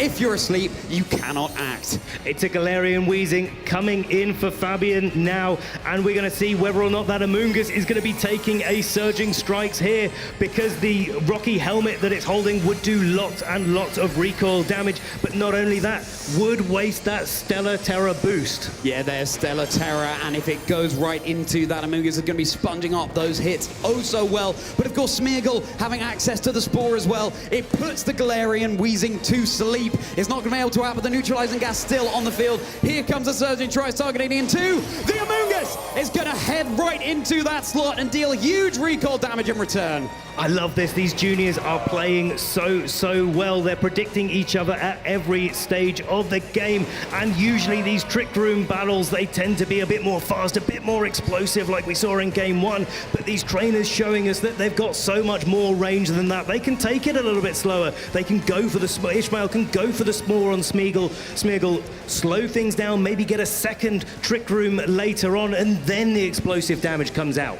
Fabian's team is so vulnerable to these spores. How is Fabian going to be able to weather this storm? There is an out here for Fabian. If your Pokemon get lucky and they wake up after that first mandatory turn of sleep, potentially there's a way back in. But with Wheezing off the field, neutralizing gas has gone, the abilities are back online, and here is this Calyrex Shadow Rider. Yeah, you don't want to leave the Wheezing in not doing anything. You want to be able to get your board set up if you're Fabian. But now the Smeargle switching out, not wanting to stay in, and of course Ishmael has the same idea. They need to get things moving with that Calyrex coming back. Calyrex Ice Rider in the Trick Room conditions, exactly the stable it likes to be a part of. It's going to be Urshifu going for the Protect. Does not want to be put to sleep. Where did Ismail target here? It was down into that Urshifu. So the Calyrex slightly safer, but then the next turn too, Trick Room will still be on the field. Yeah, but not for very much longer. And I think Fabian's doing a fabulous job of being able to just wait out that Trick Room as much as possible. You want to have that Calyrex in play just when the Trick Room expires. If you can sort of weave in a quick nasty plot as well on the way through, then maybe or a little bit of a way to boost yourself up with a cheeky Astral Barrage potentially, then you're putting yourself in a good position when Trick Room expires. But that is what the name of the game is here. This Urshifu as well, let's not forget, is getting closer and closer to waking up. Cheeky Astral Barrages are my favorite kind of Astral Barrage, Ben, but it's going to be the Spore targeting right down into the Urshifu. Rapid Strike now. It was protecting on the previous turn, far more vulnerable to that here. The Glacial Lance will be connecting into that slot as well. One advantage for Fabian here is that you're going to burn that mandatory turn of sleep. Right now, the Urshifu going faster under normal conditions, therefore last in this Trick Room. And this is the last turn of Trick Room as well. So where we saw a double protect last turn, maybe Fabian needs to find a way to play a little bit more consistently in this time. But if you do switch out your Calyrex maybe into the Weezing to block another Spore, then you're just going to take that little bit of damage. Of course, Calyrex could be able to knock out the Urshifu if the Urshifu stays asleep. So Fabian's going to have to be really careful here, and Ishmael is definitely on the offensive.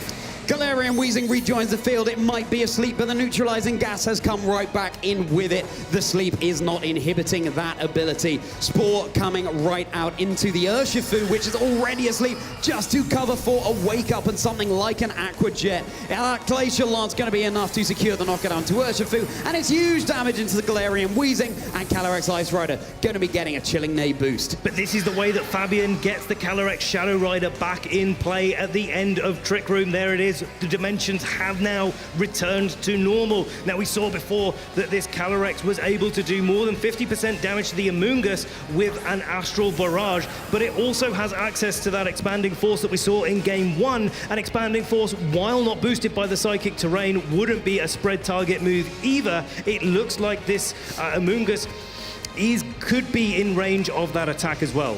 Yeah, it's not just the Astral Barrage that's threatening down on the field here. You have the Smeagol lurking in the back if you're Ismail. Timing when to click Wide Guard could be crucial too. Neutralizing Gas once more off the field, and a turn of sleep burned at least for that Galarian Weezing. Iron Hand is coming in fresh-faced and awake. Oh, Here comes a big Astral Barrage. Is it going to be enough to secure either knockout here? No! Amoonguss hanging on! Amoonguss hangs on with 9 HP. Look at that, getting a Spore off onto this Calyrex and allowing Calyrex on Ishmael's side to maybe go for a Trick Room here. Set up that second devastating Trick Room. One step closer here. The Iron Hand's coming in. We saw that it's slower than the Calyrex naturally, so it is going to be faster than the Calyrex in this Trick Room environment. But now you've got Amoonguss on the field to be able to put it to sleep.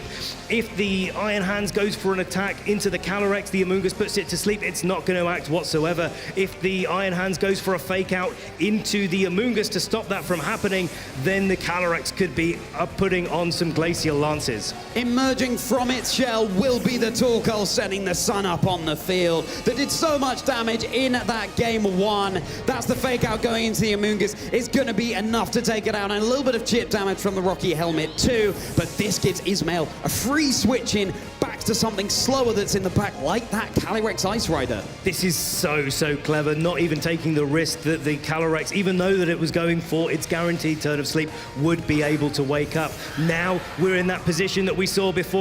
Calyrex next to Torkoal in Trick Room for turn after turn after turn. This combination of Eruption and Glacial Lance is devastating. And the options that you have available on that Calyrex Ice Rider, threatening both of Fabian's targets for really good damage here. Once again, could get snowballing. Ismail has approached this matchup expertly in Game 2 here. That's Galarian Weezing re-hitting the field and switching off abilities so that this Calyrex Ice Rider doesn't get too carried away with its Chilling Neigh boosts. It's going to be an attack here coming out, or Protect here coming out from the Calyrex. It goes for the Protect. That's huge. damage in order to stall out some turns here. Another big eruption though, connecting down onto the Galarian Weezing, and with that, that should be the abilities back online for the rest of this game too. This is a really good option for Fabian to go for. He's managed to get the Calyrex woken up. That's going to keep it on the field this turn, most importantly, so that the Iron Hands can come in and offer some fake-out support. Now, this Torkoal on Ishmael's side does not carry Protect, it's carrying the choice specs. And so it's not going to be able to protect itself. We know that Smeargle's in the back, that means there's no Psychic Terrain to block the fake out whatsoever. And it might be that this Calyrex has found a way to weave in an attack, especially since it was Torkoal that was able to pick up the knockout on that Weezing and not the Calyrex. That's right, it hasn't begun its snowballing journey quite yet, but it's time for the Torkoal to retire and Smeargle to hit the field with its easel. And that's Calyrex going for the Protect here from the fake out, but where did Fabian target? It was into the Torkoal slot, which couldn't protect, as you said. Astral Barrage, Smeargle is going to be immune to that. It's just seeing how good these normal type Pokemon can be when you're facing up against a Calyrex Shadow Rider. But now, Ishmael has really got to dish out some damage here because Trick Room is getting closer and closer to expiring. Oh, and another Protect coming out from Calyrex, stalling things out here. Well, the Drain Punch comes into Smeargle, healing up a little bit on the Iron Hand. Super effective, of course. That Smeargle is down and out. It's now all down to Calyrex and the Torkoal. But Calyrex and Torkoal do have what it takes to be able to try and knock out this Calyrex, but the Calyrex not even targeting it down, just going for that high horsepower. And it brings the Iron Hands down to roughly a third of its HP, and that puts it in range of a KO from something like Glacial Lance. Now, whether or not the Iron Hands is carrying the Assault Vest, and of course it is, even it's not known for being able to take those special attacks so well. So there is an opportunity here for Ishmael to get an attack off. Fabian really popping off there, predicting perhaps what Ishmael was going for. Here comes a big Astral Barrage connecting down into the Torkoal. No damage to the protecting Calyrex. It hangs on with 13 hit HP. But did Torkoal go for Eruption? Which is... No, it doesn't matter. We're not in Trick Room anymore. Into the Torkoal there. Torkoal is down. Ishmael seems to be once more on this back hoof with that protected Calyrex there, heading into this next turn, staring down two very threatening opponents. One Pokemon standing between Fabian and his EUIC title. That's it, your EUIC Junior Champion, Fabian Musicant!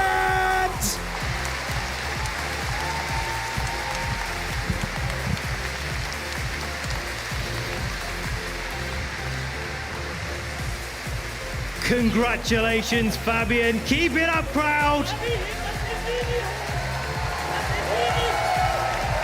And keep it up, Fabian, as well. We cannot wait to monitor your competitive video game journey through the years. Same goes to you, Ismail, our EUIC runner-up in 2024, our EUIC runner-up in 2025. That sort of consistency, very hard to come by in the competitive video game. Being the champion is what all of our trainers are vying for, of course, but you cannot ignore the consistency of getting to the finals over and over again, and I'm sure we will see Ismail taking the crown as they did back in LAIC. Two LAIC champions, and that's the 8th match between these trainers, and now Fabian has leveled the record. They've now got 4 wins each against each other. Pokemon games are all about those friendly rivalries we have, inspiring each other to be the very best like no one ever was, and this is certainly one that's developing right here in London.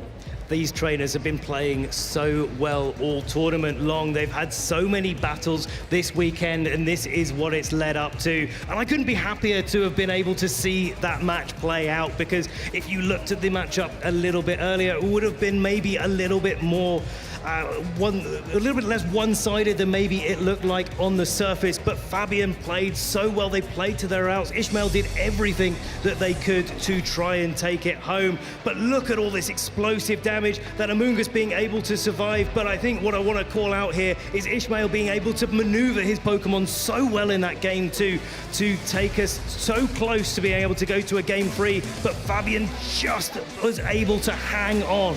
And another thing I want to call out, Ben, is that Fabian didn't need the Ndidi. Ndidi who, just with 5 Pokemon, winning the Europe International Championships. That is no mean feat. Not at all. I mean, it takes a very skilled trader to be able to do that, absolutely.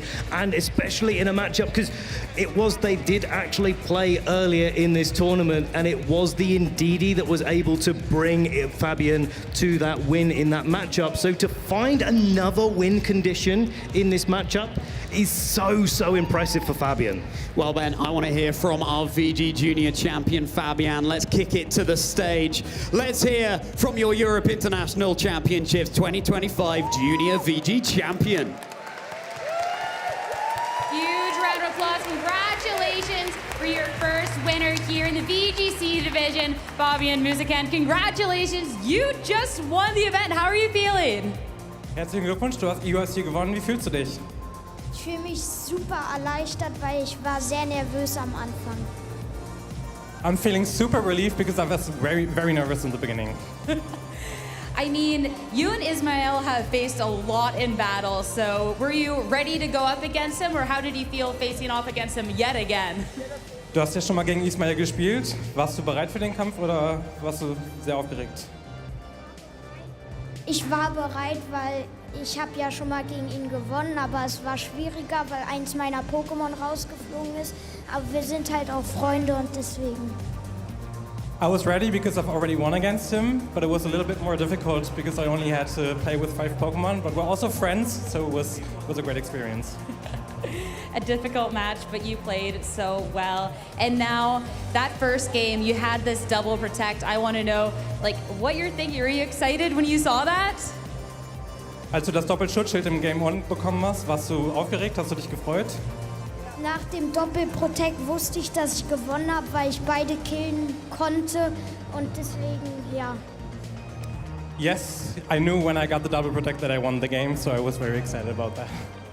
A big moment and big congratulations yet again. Is there anyone out there you want to thank you? Any shout-outs that you have? Wem möchtest du Danke sagen? Ich will meinem Trainer Dominik danken und auch meinem Guardian Malte. I want to thank Dominic and Mate. Congratulations once again. Give it up, everyone, for Fabian, your VGC Junior Champion.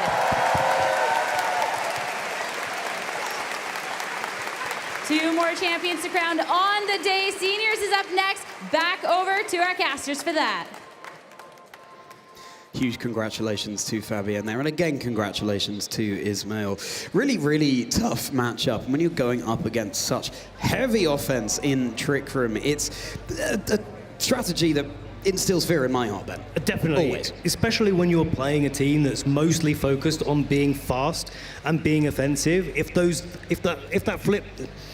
If that script has been flipped and you're on the back foot there, you're not the one that's going first. Usually you've got to sacrifice having a little bit of bulk or maybe having a little bit of power to be able to have that speed investment. These Trick Room centered Pokemon like Torkoal and Calyrex Ice Rider, to a point, they don't need to invest so much in their speed training to be able to do anything. So they're really powerful. They can take a lot of hits, but then in the Trick Room environment, they can go first as well. You get absolutely everything. Well, that's one of our VG finals down already, trainers. 2 to go. Now, we turn our attention to the seniors. What was their path through this EUIC this weekend? It's going to be Ian Larson of the US going up against Louis Fonvier from France, running teams that we are slightly more familiar with. And once more, keep your eyes on these names, trainers. Pietro Silva might be one that you recognize there as well. Definitely, there's a lot of good names here. Ian was able to win 2-1 in his top 8, going into 2-0 in the semi-finals to make it to the finals. Louis, on the other hand, 2-0 clean sweep through from top 8, so definitely on form there going through this top cut bracket. In fact, in the final Swiss round, Ian was able to beat Louis. Louis at that point was at 7-0. This was Louis' only loss through the tournament. Let's see if that's a record that these trainers are able to keep up. Now, one other thing about Louis, he was undefeated up to that point where these two trainers, where Ian and Louis were able to play and Ian was able to come out on top. But also, if we look back at recent tournaments that they've been competing in, the Gdansk Regional Championship, the Stuttgart Regional Championship, and the Birmingham Regional Championship, Louis was able to win all of those events in a row. Louis on an absolute tear this season, and let's see if they can keep it up with another consecutive win. Such recent achievements, and there they are, those teams on screen. This, for Louis, is the San Antonio Regional winning team. In fact, Louis was running this before Justin Tan and Xilian Tang were doing so themselves. Ian Larson, that's a team that we've seen piloted by Joseph Ugarte over this past weekend, and a slightly different take on things. That Ditto is going to be so fun. It could be really game-changing in this matchup. We'll have to see whether or not Ian decides to bring it. But look at that, Ian, the Portland Regional Champion, but also getting some great results in the online challenges, showing us that they have the proficiency to play in best of 3 open team sheet, but closed team sheet best of 1. And that really sets the stage of how good of a trainer that Ian is.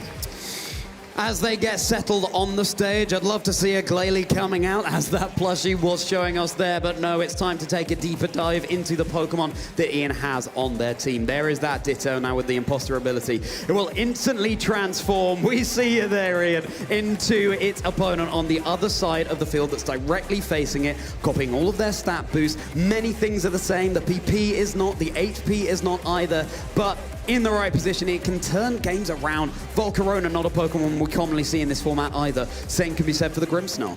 Grimmsnarl is really good in this team composition. It's able to set up those reflect and light screens for 8 turns because of that light play, but also making sure that the Volcarona has the space to be able to set up its Quiver Dances. And one of the nice things when it's playing up against a Calyrex Shadow Rider is you can get those Quiver Dances going up, and then the Calyrex Shadow Rider has to get their boost. Then Ditto comes in and copies it with its imposter ability. And the Focus Sash, that really does change up lots of different game states.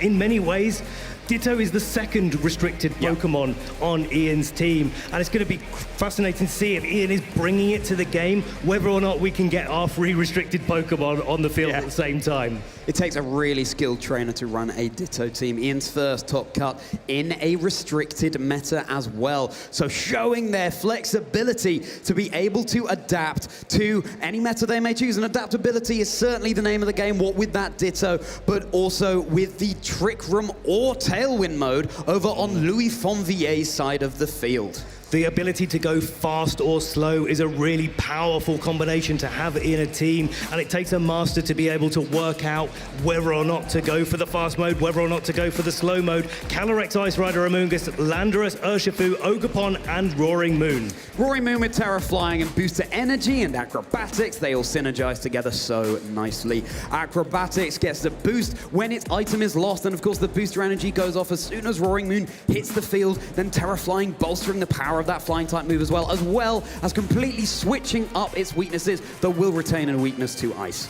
This team has so many good supportive options on it, not just the Taunt on the Urshifu that's been doing so much work in the Masters Division over this weekend, but also you've got that double redirection with Amoonguss and Ogerpon Half-Flame, Grass-type Pokemon doing really well in this format. And look at this, we said it earlier, Louis has won 3 consecutive EU regionals on his way to EUIC. This could be the 4th in a row. It would be absolutely unprecedented right here in the Pokemon competitive video game, and certainly Louis is looking ready to be locked in. Certainly a lot more focused than that. Adorable Pikachu on the desk there. Here are Louis' friends and family keeping their fingers crossed. Let's see how this match is about to unfold. I'm sure they are beyond proud of Louis no matter what happens, and the same it can be said for Ian's friends and family. This is what it all comes down to. We're on Championship Sunday here. We're getting into our seniors finals. These trainers look locked in and ready to get this match underway. Glalie, look alive, my friend. We're about to get into our seniors finals. Now, Ben, if you're looking at this matchup, what are the key things to consider?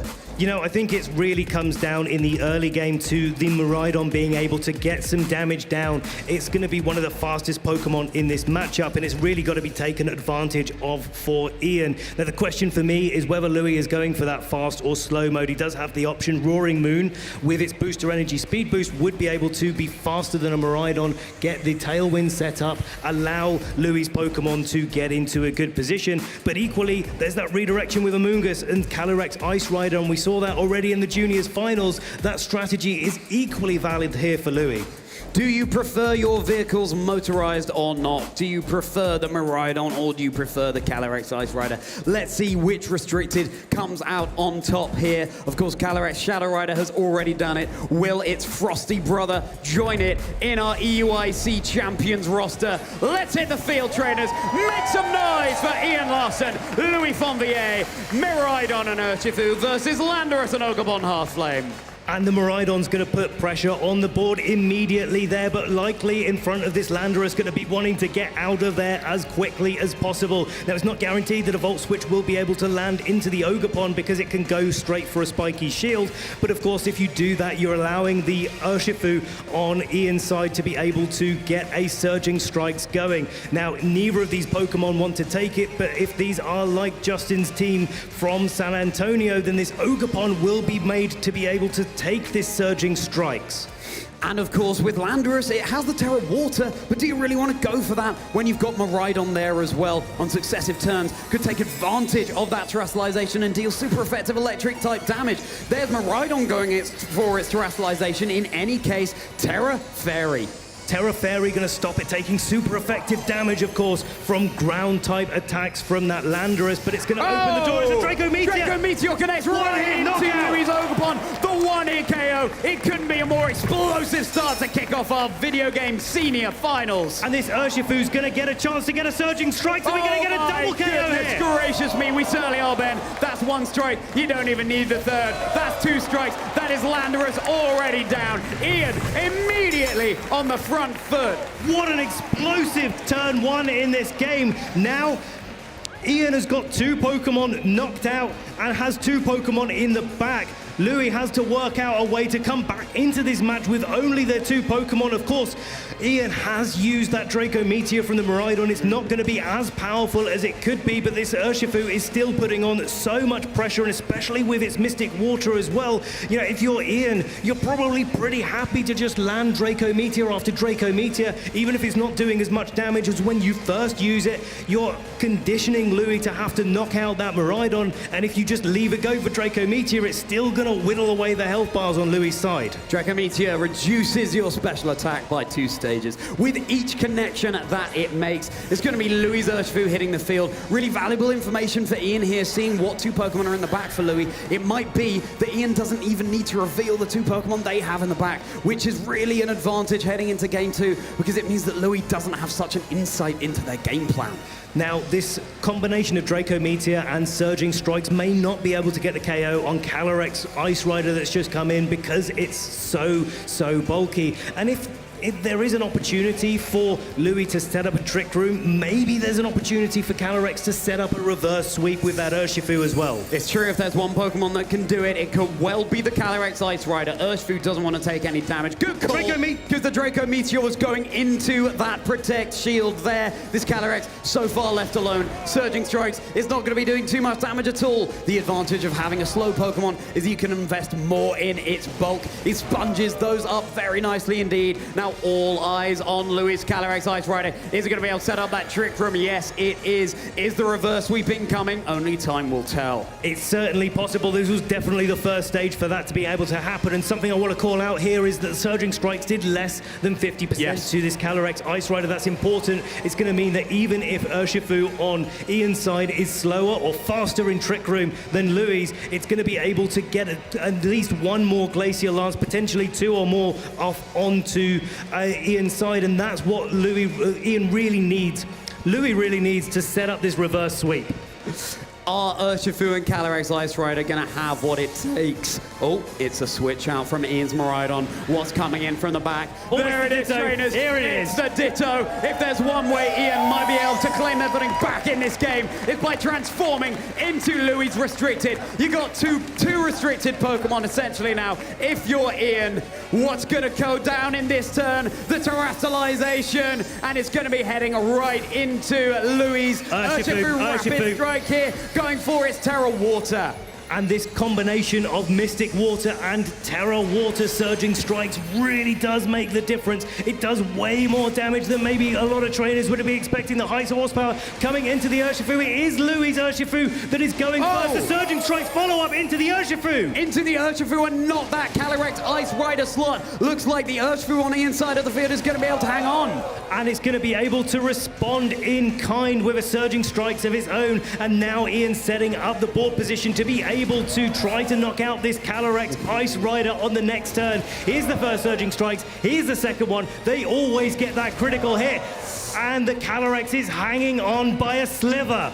As we saw from those damage calculations on the previous turn. Now, Louis' own Urshifu at full HP. The Ditto that is not, in fact, a Calyrex Ice Rider. It's just posing as that, ready to threaten a KO, getting a Chilling Neigh boost. And of course, there is Aqua Jet on Ian's Urshifu, so he's able to go for that into Calyrex on Louis' side and pick up an easy KO there. Of course, with the Unseen Fist ability, the Aqua Jet will go through any Protect if Calyrex wants to go for it. But here's the Aqua Jet coming in. Terra Water Aqua Jet is enough to knock out the Urshifu, and Calyrex is going to be able to attack with a Glacial Lance unless this Ditto goes first. No, it will be the Ditto going for the Glacial Lance. It's going to be enough to secure the knockout onto Louis' Calyrex there. It's going to get his Chilling Neigh boost. It's just Louis' Urshifu left. And Urshifu is going to have to knock out all of the Pokemon on Ian's side, but it can only target one Pokemon at a time. Now, this is a little bit dicey for Ian because the Urshifu will be able to get a Surging Strike, probably KO into Ditto here. Even though the Calyrex was able to hold on Louis' side, Ditto doesn't copy the HP stats, so it's a little bit less bulky than a normal Calyrex Shadow Rider. And this Grimmsnarl, there's a nice interaction here for Ian where Foul Play is going to be the damage-dealing move of choice, but Urshifu has dropped its fighting type and resistance to Foul Play to be able to do that damage into Urshifu. Now then, with the Grimmsnarl, you do have access to something like Thunder Wave, but of course then you're reducing this Urshifu's speed. It could be fully paralyzed on a successive turn. If you set up the screens, those critical hits will just be hitting right through. For now, Louis is just going to be protecting. I think this is wise, trying to get through as much of the Trick Room as possible, but you do want to take a knockout while Trick Room is still up because you do need to deal with that Miraidon in the back. If we go through all of the turns of Trick Room and the Miraidon comes out, it will be able to outspeed the Urshifu on Louis' side and then pick up an easy KO with any of its electric type moves. Will this be the little Urshifu that could? Of course, the Miraidon in the back for Ian has gone for its fairy type Terastallization. It's no longer resisting those Surging Strikes. Foul Play, really nice damage. Is this Glacial Lance going to be enough to secure game one for Ian? Yes, it is. That's going to be Ian securing game one step closer to being your senior division EUIC VG champion. One step closer, one hoof closer, as we were saying before. Ian playing that game so well. It really did come down to that turn one of that match. Such an explosive turn one, but Louis did so well to bring it back. Losing two Pokemon on your side of the field for free in turn one is not really what most of our strategies are revolving around in the video game. But Louis found an option. If there is a way for Louis to get through that turn one and be able to do so without taking so much damage, without losing two Pokemon at the same time, there really could be a very even matchup here. But this is it. Draco Meteor connecting into an Ogerpon that didn't protect, didn't go for Follow Me either. Only we will never know what move that Ogerpon was locking into there. But Louis absolutely delighted on the stage. You need to get more out of those two pieces that were so crucial. They would have been so crucial. Of course, Landorus with Sludge Bomb as well as those ground type moves. It threatens Miraidon whether it goes for its Terastallization or not. One thing that these trainers have learned, though, is the Urshifu on Ian's side is pretty speedy, and the Landorus that Louis has trained has been trained to be slower than it, so it was able to go first. Now, Urshifu is able to be knocked out by a Landorus with the Life Orb, with the sheer force boost on an Earth Power, so that turn could have gone completely differently, depending on how these trainers had trained their Pokemon. As it stands, I think we'll see a big switch up here from Louis, trying to go for another strategy there, because they know now that the Landorus is going to be under a lot of pressure. Here it is, Calyrex and Ogerpon, Miraidon and Urshifu kicking us off for Game 2. Let's make some noise for Game 2, everybody! Miraidon versus the Calyrex Ice Rider is both restricted on the field. Urshifu staring down Ogerpon Hearthflame. And now this is a completely different environment that these trainers are playing in. Ian won't be able to get a double knockout here, not with the Ogerpon being able to go for a follow me. And that Trick Room environment that really did allow Louis to have a little bit more of a foothold in the game is going to be able to put him on the front foot a little bit sooner, and with one more Pokemon at his disposal.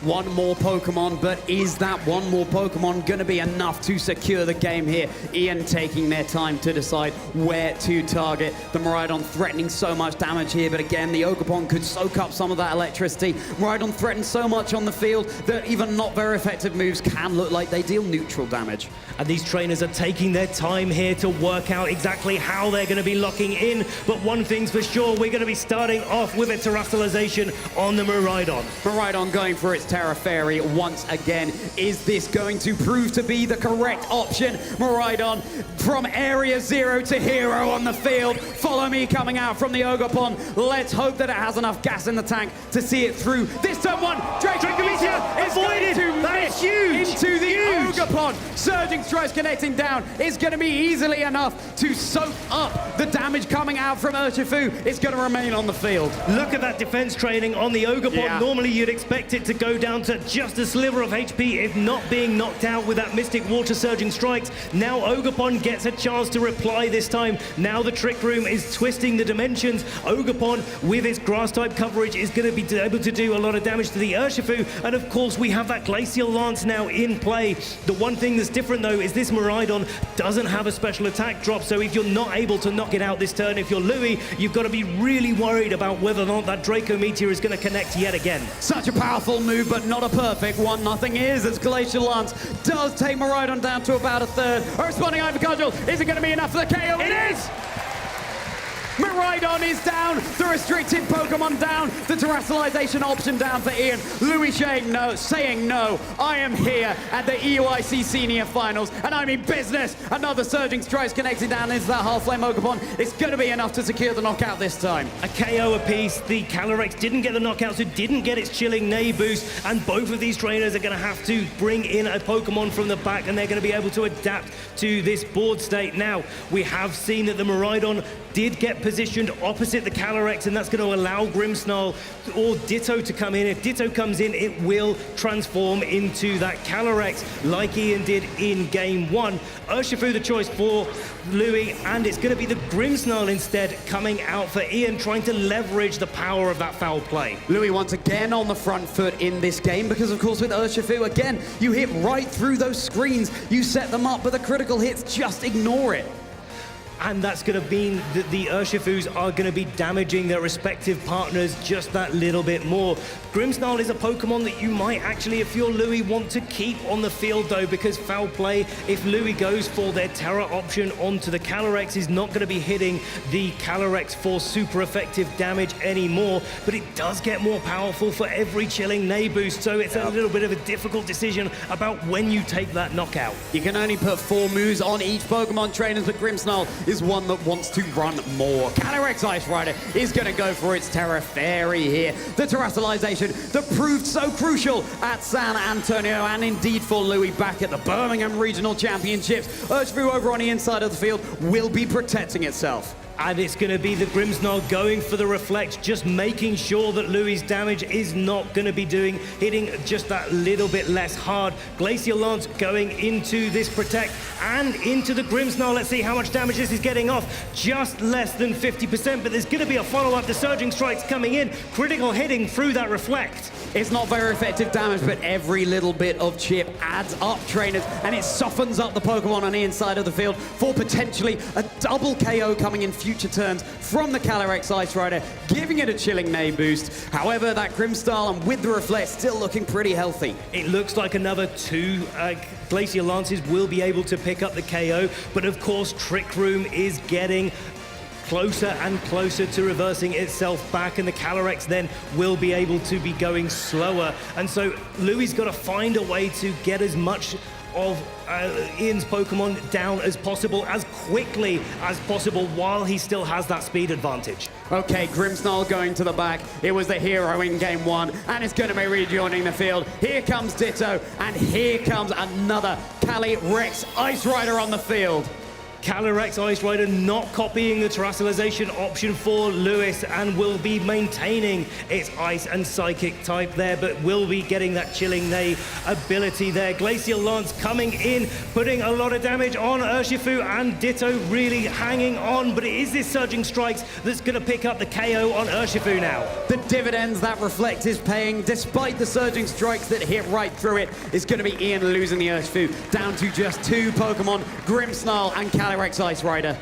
Now this Calyrex on Ian's side is going to be resisting Glacial Lances, but because Louis has gone for the Terra Fairy, it's not going to be able to resist those anymore. So the Ditto on Ian's side is going to be able to get those Glacial Lances and put a little bit of damage onto the Calyrex on Louis' side.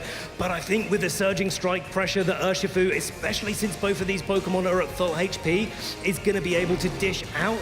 It's looking like Louis is going to be getting closer to taking us to a Game 3. Interesting play here, Thunder Wave. It will mean the Urshifu is acting more slowly, which is what you want in Trick Room when the speed order is reversed. And there it is. It's going off before it would have done in the prior turn, but it might also get fully paralyzed on a successive one. But it is bringing down this Ditto that looks like a Calyrex Ice Rider pretty low. Is Louis' Calyrex Ice Rider going to be going first? No, it's going to be the Glacial Lance connecting down over on Louis' side of the field. The Calyrex are looking so healthy. Here comes another Glacial Lance. Ian's Pokemon softened up. You've got to reflect on, no, the Ditto is going to be able to hang on here. Twisted Dimensions now returning to normal, so the effect of that Thunder Wave will be paramount in this position. Now Grimsnarl gets to go for it onto the Calyrex. Let's not forget there is another Pokemon in the back for Louis, so Louis can maybe take advantage of the fact that the Aqua Jet is the move of choice over close combat on their Urshifu to avoid this paralysis speed drop. All eyes on what that final Pokemon is for Louis here. Grimsnarl attempting a Thunder Wave into the Calyrex, but it goes for its Protect. It's going to be safe. Surging Strikes, though, going into the Calyrex on Ian's side. Going first, maybe indicating that this Calyrex was trying to go for a Trick Room to put that Grimsnarl into a little bit of a better position, but it is a big knockout. Only Grimsnarl now to knock out for Louis. And the forfeits locked in. Louis Fonvier showing why they've been on such a tear the past few events and not wanting it to end here, showing they have enough gas in the tank to keep up that consecutive streak. Trainers, we're going to go to a Game 3.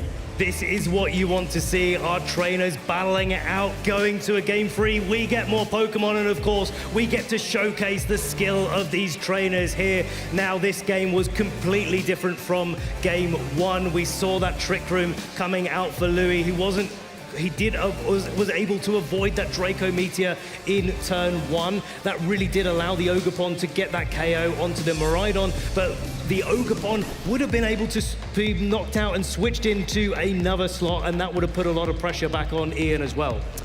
Decisions, missing moves, connecting moves, but one thing's for certain, by the end of this next game, we will know who our EUIC Senior Champion is. The Grimsnarl, it was so nice to be able to set up those screens, but in the end game, it just wasn't exerting enough pressure. The Ditto, as the Calyrex Ice Rider, certainly was, but it was on such low HP, and you're so right, Ben, with the Ditto not copying the HP stat of the opposing Calyrex Ice Rider, it is just crucial in terms of softening up the Ditto all the more. You need some gas in the tank. You need to play that game of how much support you bring to your offensive pieces. I think the real thing that's important for Ian looking at this game, coming back in from a loss in game 2, is that the Trick Room is the strategy of choice for Louis. And I think he's going to have to sort of dig deep and find a way to be able to put more pressure on in the early game. Maybe get that Ditto in that little bit earlier. Maybe go for those accurate Volt switches into the Ogerpon, switch it out into the Ditto, get a Calyrex on your side, put that pressure on, but also be able to get a KO with a follow-up on the Surging Strikes. Yeah, there was that turn where Grimmsnarl switched in instead of the Ditto when it could have been in front of the Calyrex Ice Rider. Ian deciding to keep it in the back, but it all comes down to this. Everybody go wild for our game 3 between Ian Larson and Louis Formier. It's the Grimmsnarl in the lead here with the Miraidon. So the Miraidon putting a lot of pressure on with that Draco Meteor, as it's done game after game after game. It can go for its Terra Fairy, as it's been going for the safe option for this Miraidon to go for, making sure that if Louis decided to go for just a Glacial Lance in this position alongside a Follow Me, that he's not going to get his Miraidon knocked out straight away. The Calyrex Ice Rider over on Louis' side of the field does, of course, have that Terra Fairy option. So a Draco Meteor into that slot might not be the safest. If Louis makes that read, here comes that Terra once more into Miraidon. It's from the future, and now it's a Fairy on the field. It's Hadron Engine activated with the electric terrain. It is so kindly set up for itself. Just the Calyrex keeping itself safe. Calyrex going for a Protect, just making sure that it's not taking any damage this turn. Grimmsnarl gets that Reflect that's going to drop down the damage of both the Ogerpon. Oh, and there's a connection here. Another connect. Ogerpon, the one-hit KO, just like in game 1. Ian Larson got that foot in this game. And the Grimmsnarl could have been following up with a foul play there. Louis wanting to not fall foul of that whatsoever. But now the Landorus gets to swap in, and it's not going to likely be knocked out by a 2- Draco Meteor from this Miraidon. So there's a lot of play here that the Landorus can go for. But of course, the Grimmsnarl does have access to that light screen as well. It can drop down the damage of that Landorus coming in and mean that Miraidon isn't quite under as much threat. Of course, the Miraidon is really, really threatened in this position because it cannot protect. You can switch something in from the back if you're Ian, but then you're taking a huge amount of damage there. Do you really want to lose your restricted Pokemon so early on? I think if the Louis sets up the Trick Room, you definitely don't want that Miraidon in there. It's done what it needed to do in turn 1. It's got a KO. Now it's going to switch out, reset those boosts, and gets ready for later. Time for Ditto to return to the field much earlier than it did in the previous 2 games. It's become a Calyrex Ice Rider once more, and now the tables are flipped. It's going to be the Landorus that's far more threatened than that Miraidon was on the previous turn. And it's going to be the Calyrex, the transform of choice, the Sludge Bomb going into the Grimmsnarl. Super effective. One-hit KO. No light screen. Onto the Grimmsnarl. There is no more light screen in this decisive game 3 between our senior division finalists. Glacial Lance, just a little bit of chip damage onto Ian's Ditto, but again, not taking it as well as Louis' own Calyrex Ice Rider would. And Louis holding the Terra option there for himself as well. Now Miraidon switching back in. 3 restricteds on the field. 3 restricteds on the field, but no Trick Room. Now this Miraidon that's come in can go for its big electric type attacks into the Calyrex. Doesn't matter whether it terrors or not. Now, if you lock that in, you're not going to be able to do any damage to the Landorus, but you have got a Calyrex on your side of the field as well. Its super effective ice type damage will be putting pressure on the Landorus to go for a Terror, but if it does, then it turns into a water type and can be knocked out by this Miraidon. Rock, paper, scissors, these trainers trying to match each other turn by turn. Landorus is just going to be scouting out for what Ian's deciding here.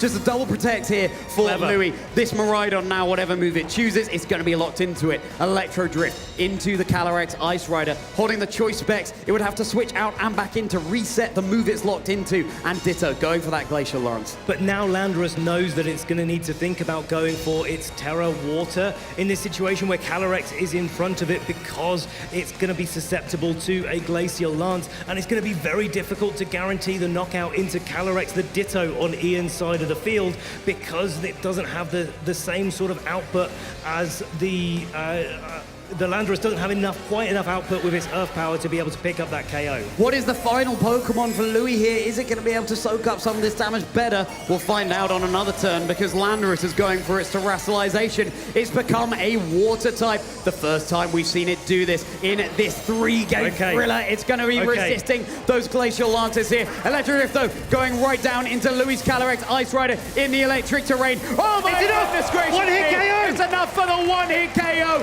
One-hit KO's left, right, and center! Now this Landorus is a water type. Next turn it's going to be susceptible. There's going to be no Trick Room going up. The Sludge Bomb not enough! Hangs on, it's not a one-hit KO! It feels fresh saying that one as Glacial Lance removes a third of Landorus's HP. Electro Drift going from immune to be super effective onto that Landorus. It's going to be able to pick up the KO, but Urshifu is coming in for Louis to save the day. It's got access to Aqua Jet, and with Miraidon at only 20 hit points, it's going to be able to pick up a KO with its priority moves before the Miraidon is going to be able to act. Does Ian switch something out? Do you take the KO there, deciding that your Miraidon's done what it needs to do? Does Louis even go for the Aqua Jet? Are they thinking along a different line? Everything's on the line here, trainers. It's your senior finals for EUIC 2025. Whoever wins this game will be your champion.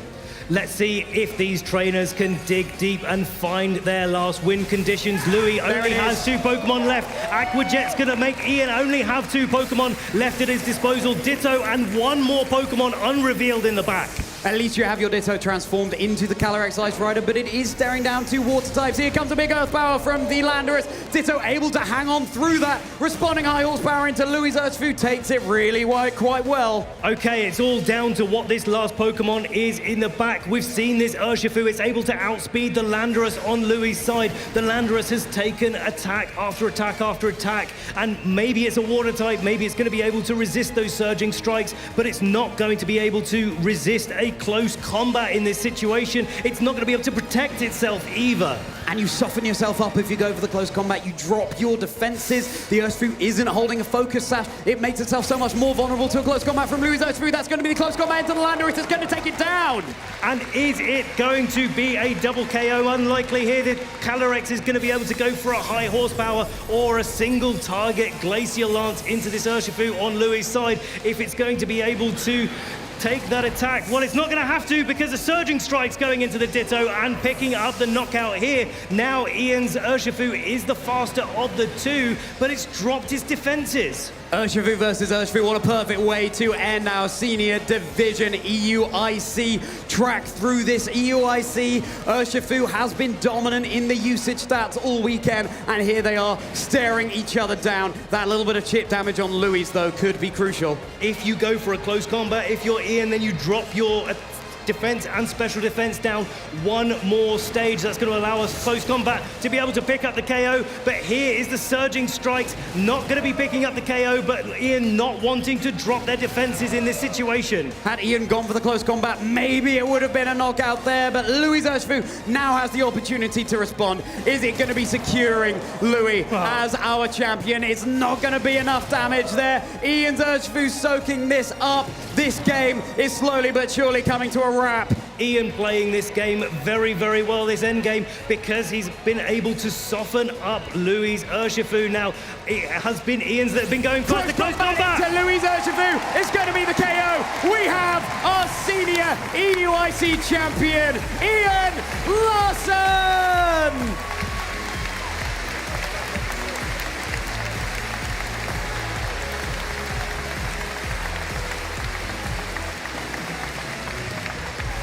What a close game between these 2 trainers. Ian able to take the crown here in London.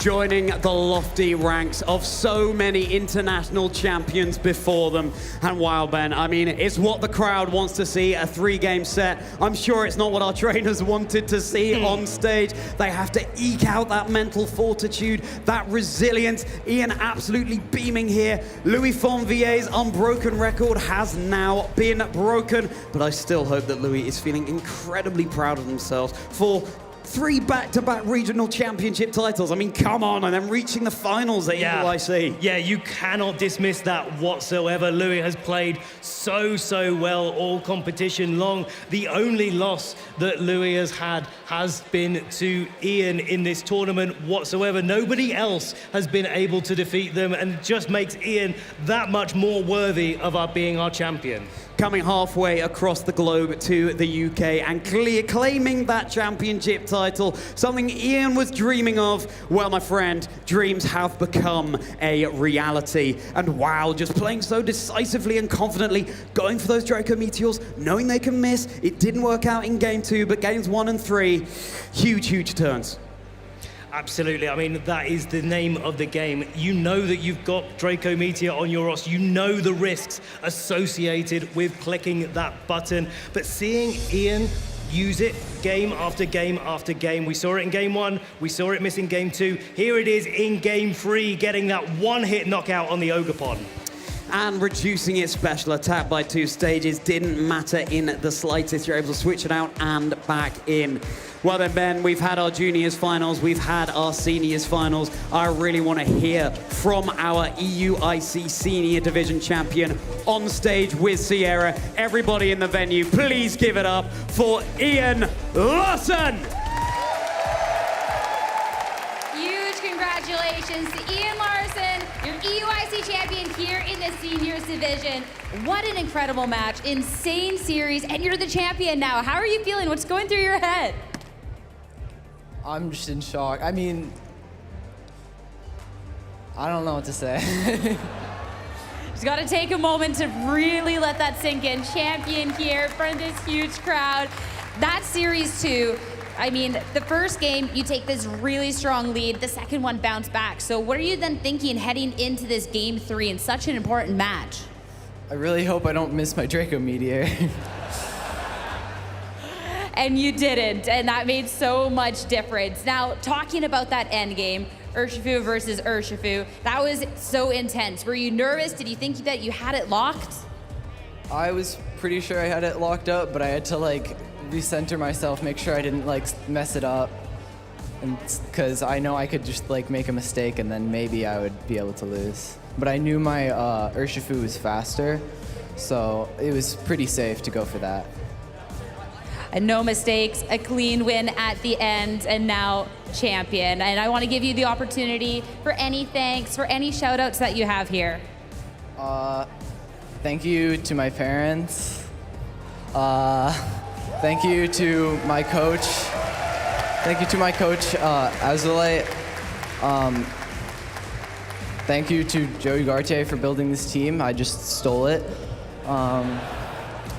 Thanks to like all my friends at home, like both with who know about Pokemon a lot and who don't, and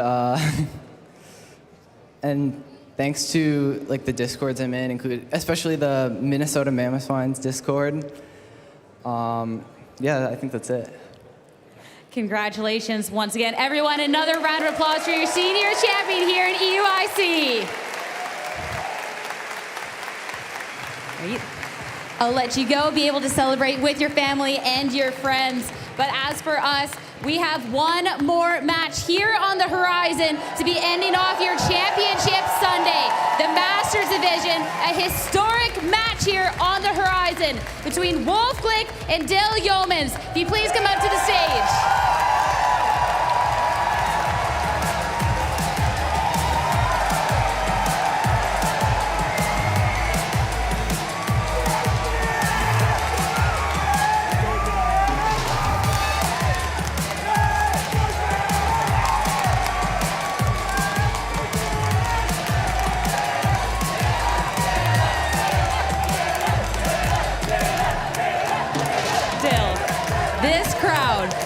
Absolutely crazy for you. The hometown hero now in the finals. How are you feeling going into this?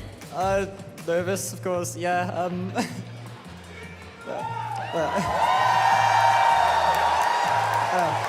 Can't say I've ever had something like this happen, like a whole crowd, so like, yeah. That's for you. Yeah. Still, best of luck. Believe it. Wolf Glick. The list of accomplishments that you have is a mile long. You're back here in the finals of an IC after all these years with this Parish Trap team that you're known for. What's going through your mind?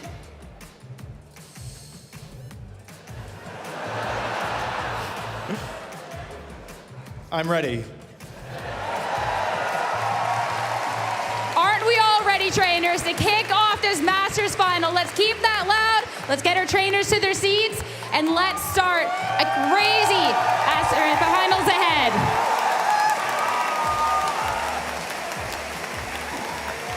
Masters, let's send it back over to you. Let's get this started. Thank you so much, Sierra. Well, it's about time to get started to the main event here at the European International Championships. My name is Lee Provis, and I have the pleasure to be joined, as always, by my partner in crime, Lou Actos Promi. How are you feeling, Lou? Are you ready? As ready as our opponents are? I was ready as the crowd, maybe. I thought I was at a level 10 on the excitement scale, but now it's dialed up to a level 11. You can see our two finalists here on the bracket, Wolf Glick versus Dill Yeomans, and honestly, what an incredible top 8, top 4 they have given us. All of these matches, actually, they went undefeated in games to get to this grand final. It's incredible, the road and the journey that both of these players have taken to get here, overcoming some huge obstacles along the way, and huge testament to celebrate both of them here today. And which one will be the champion? That's the big question on everyone's lips. It's amazing that we're going to have this in front of us in just a second. And, you know, I think if you look back to the start of the tournament, over 1,200 players started in the Masters division, and to bring it right down to just 2, it's incredible that we're here already, and more incredible that we've got these 2 amazing trainers here that are going to give us just an amazing show. Can I say incredible again? You can say it as many times as you want. This is indeed going to be an incredible match. It really is the epitome of rivalries when you think about it in a way, because we have Scarlet versus Violet, we have Koraidon versus Miraidon, we have Wolf Glick, this trainer almost from the ancient past of generations of Pokemon, a veteran of the competition, up against a trainer who's maybe the future generation of champions in the form of Dill. But it all comes down to the present day. Who is going to be our EUIC champion? Yeah, give it up, London, for our finalists here. We are about to get started. You can see the accomplishments of our players. I mean, the list goes on for Wolf Glick. We know what Wolf has accomplished, pretty much everything in the VG scene. And then Dill over on the other side, having their first appearance in a finals. Before this, only accomplishment was a day 2, a top 64 in the Birmingham Regionals earlier this year. They can't say that anymore, though. At the very least, they are going to be able to add finalists at EUIC to that roster, and who knows, they even could be adding the champion title to that. Yeah, well, I'm sure you're sitting in this seat. You definitely have to be confident, especially after how Dill played yesterday. I think the way that they were able to conduct themselves in such high stakes matches where they were able to stay calm, cool, and collected. Of course, you've got a big task in front of you now with Wolf, and you know, I think the same can be said for Wolf, how they've, you know, journeyed their way to this position. Amazing players, and just conviction and belief in the team as well that is so unique, so them.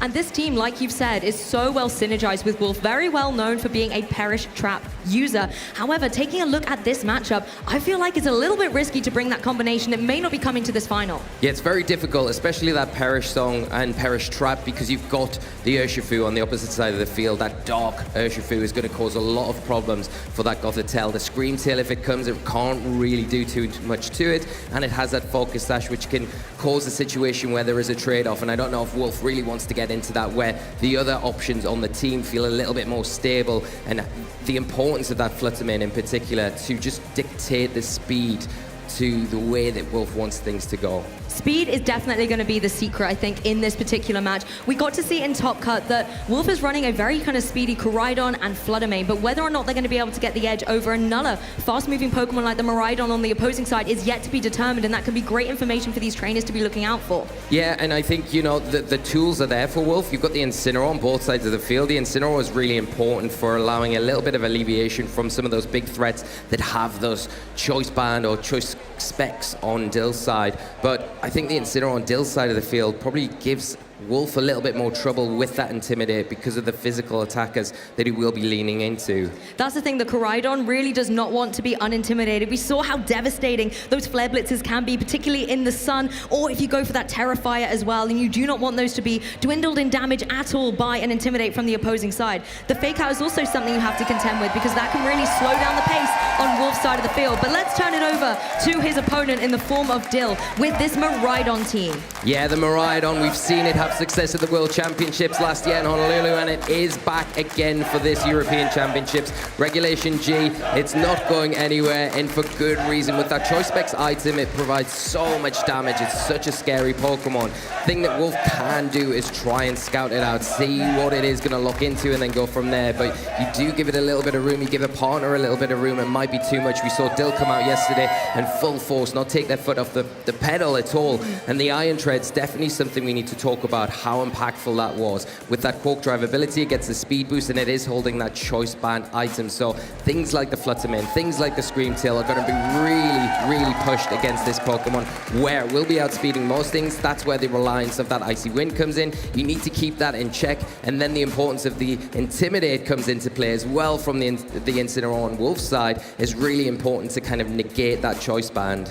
Yes, that Iron Treads was definitely a fan favorite from yesterday, and I wonder if it is going to have some place within this match. As you've mentioned, getting that speed boost that we've seen it get from Quark Drive can be a really critical part in this match. If it's got to be able to find a way to deal with Pokemon like the Fluttermane. We've also been able to see how devastating it can be with that choice band. The Miraidon, however, on the special attacking side with those choice specs is just as formidable. And when we kind of think about the potential of a Perish Trap mode, if that is maybe something that Wolf will bring to the table, there are so many utility options to avoid that. The Ghost Terrestrializations, the Volt Switches, the U-turns, for example. Really, both these trainers have so many options and utilities to make them flexible in this final. Yeah, that's it. I think the Perish Trap feels very difficult. Now, it's not to say we won't get to a Game 3, maybe. Hopefully, we get to a Game 3. We all want to see that. And maybe things switch up. Maybe the opportunity is there, depending on how Wolf feels. But really, to come out Game 1 with it, I feel like it's not the most optimal, especially if you are scared of that Urshifu, because yeah, you don't want to take any of those wicked blows unnecessarily. You can't use an Intimidate to drop the power of that, and because of the sash, you have to kind of double up into that slot. And this sort of team that Dill's got, it's very reactive, where it has got those choice items, and if you're concentrating too much on one side of the field and leave the other kind of complacent, it can be enough to turn the tide and start a momentum swing for you. Well, there's only a few moments away. These trainers are locked in and ready. Both these trainers have everything at stake. They want to be able to become the European International Champion. Wolf has been able to do this before previously in North America. Dill wanting to make their mark. Give it up, trainers. We're jumping into the leads. Koraidon, Fluttermane, Alpha Wolf Glick, and Urshifu Incineroar there for Dill.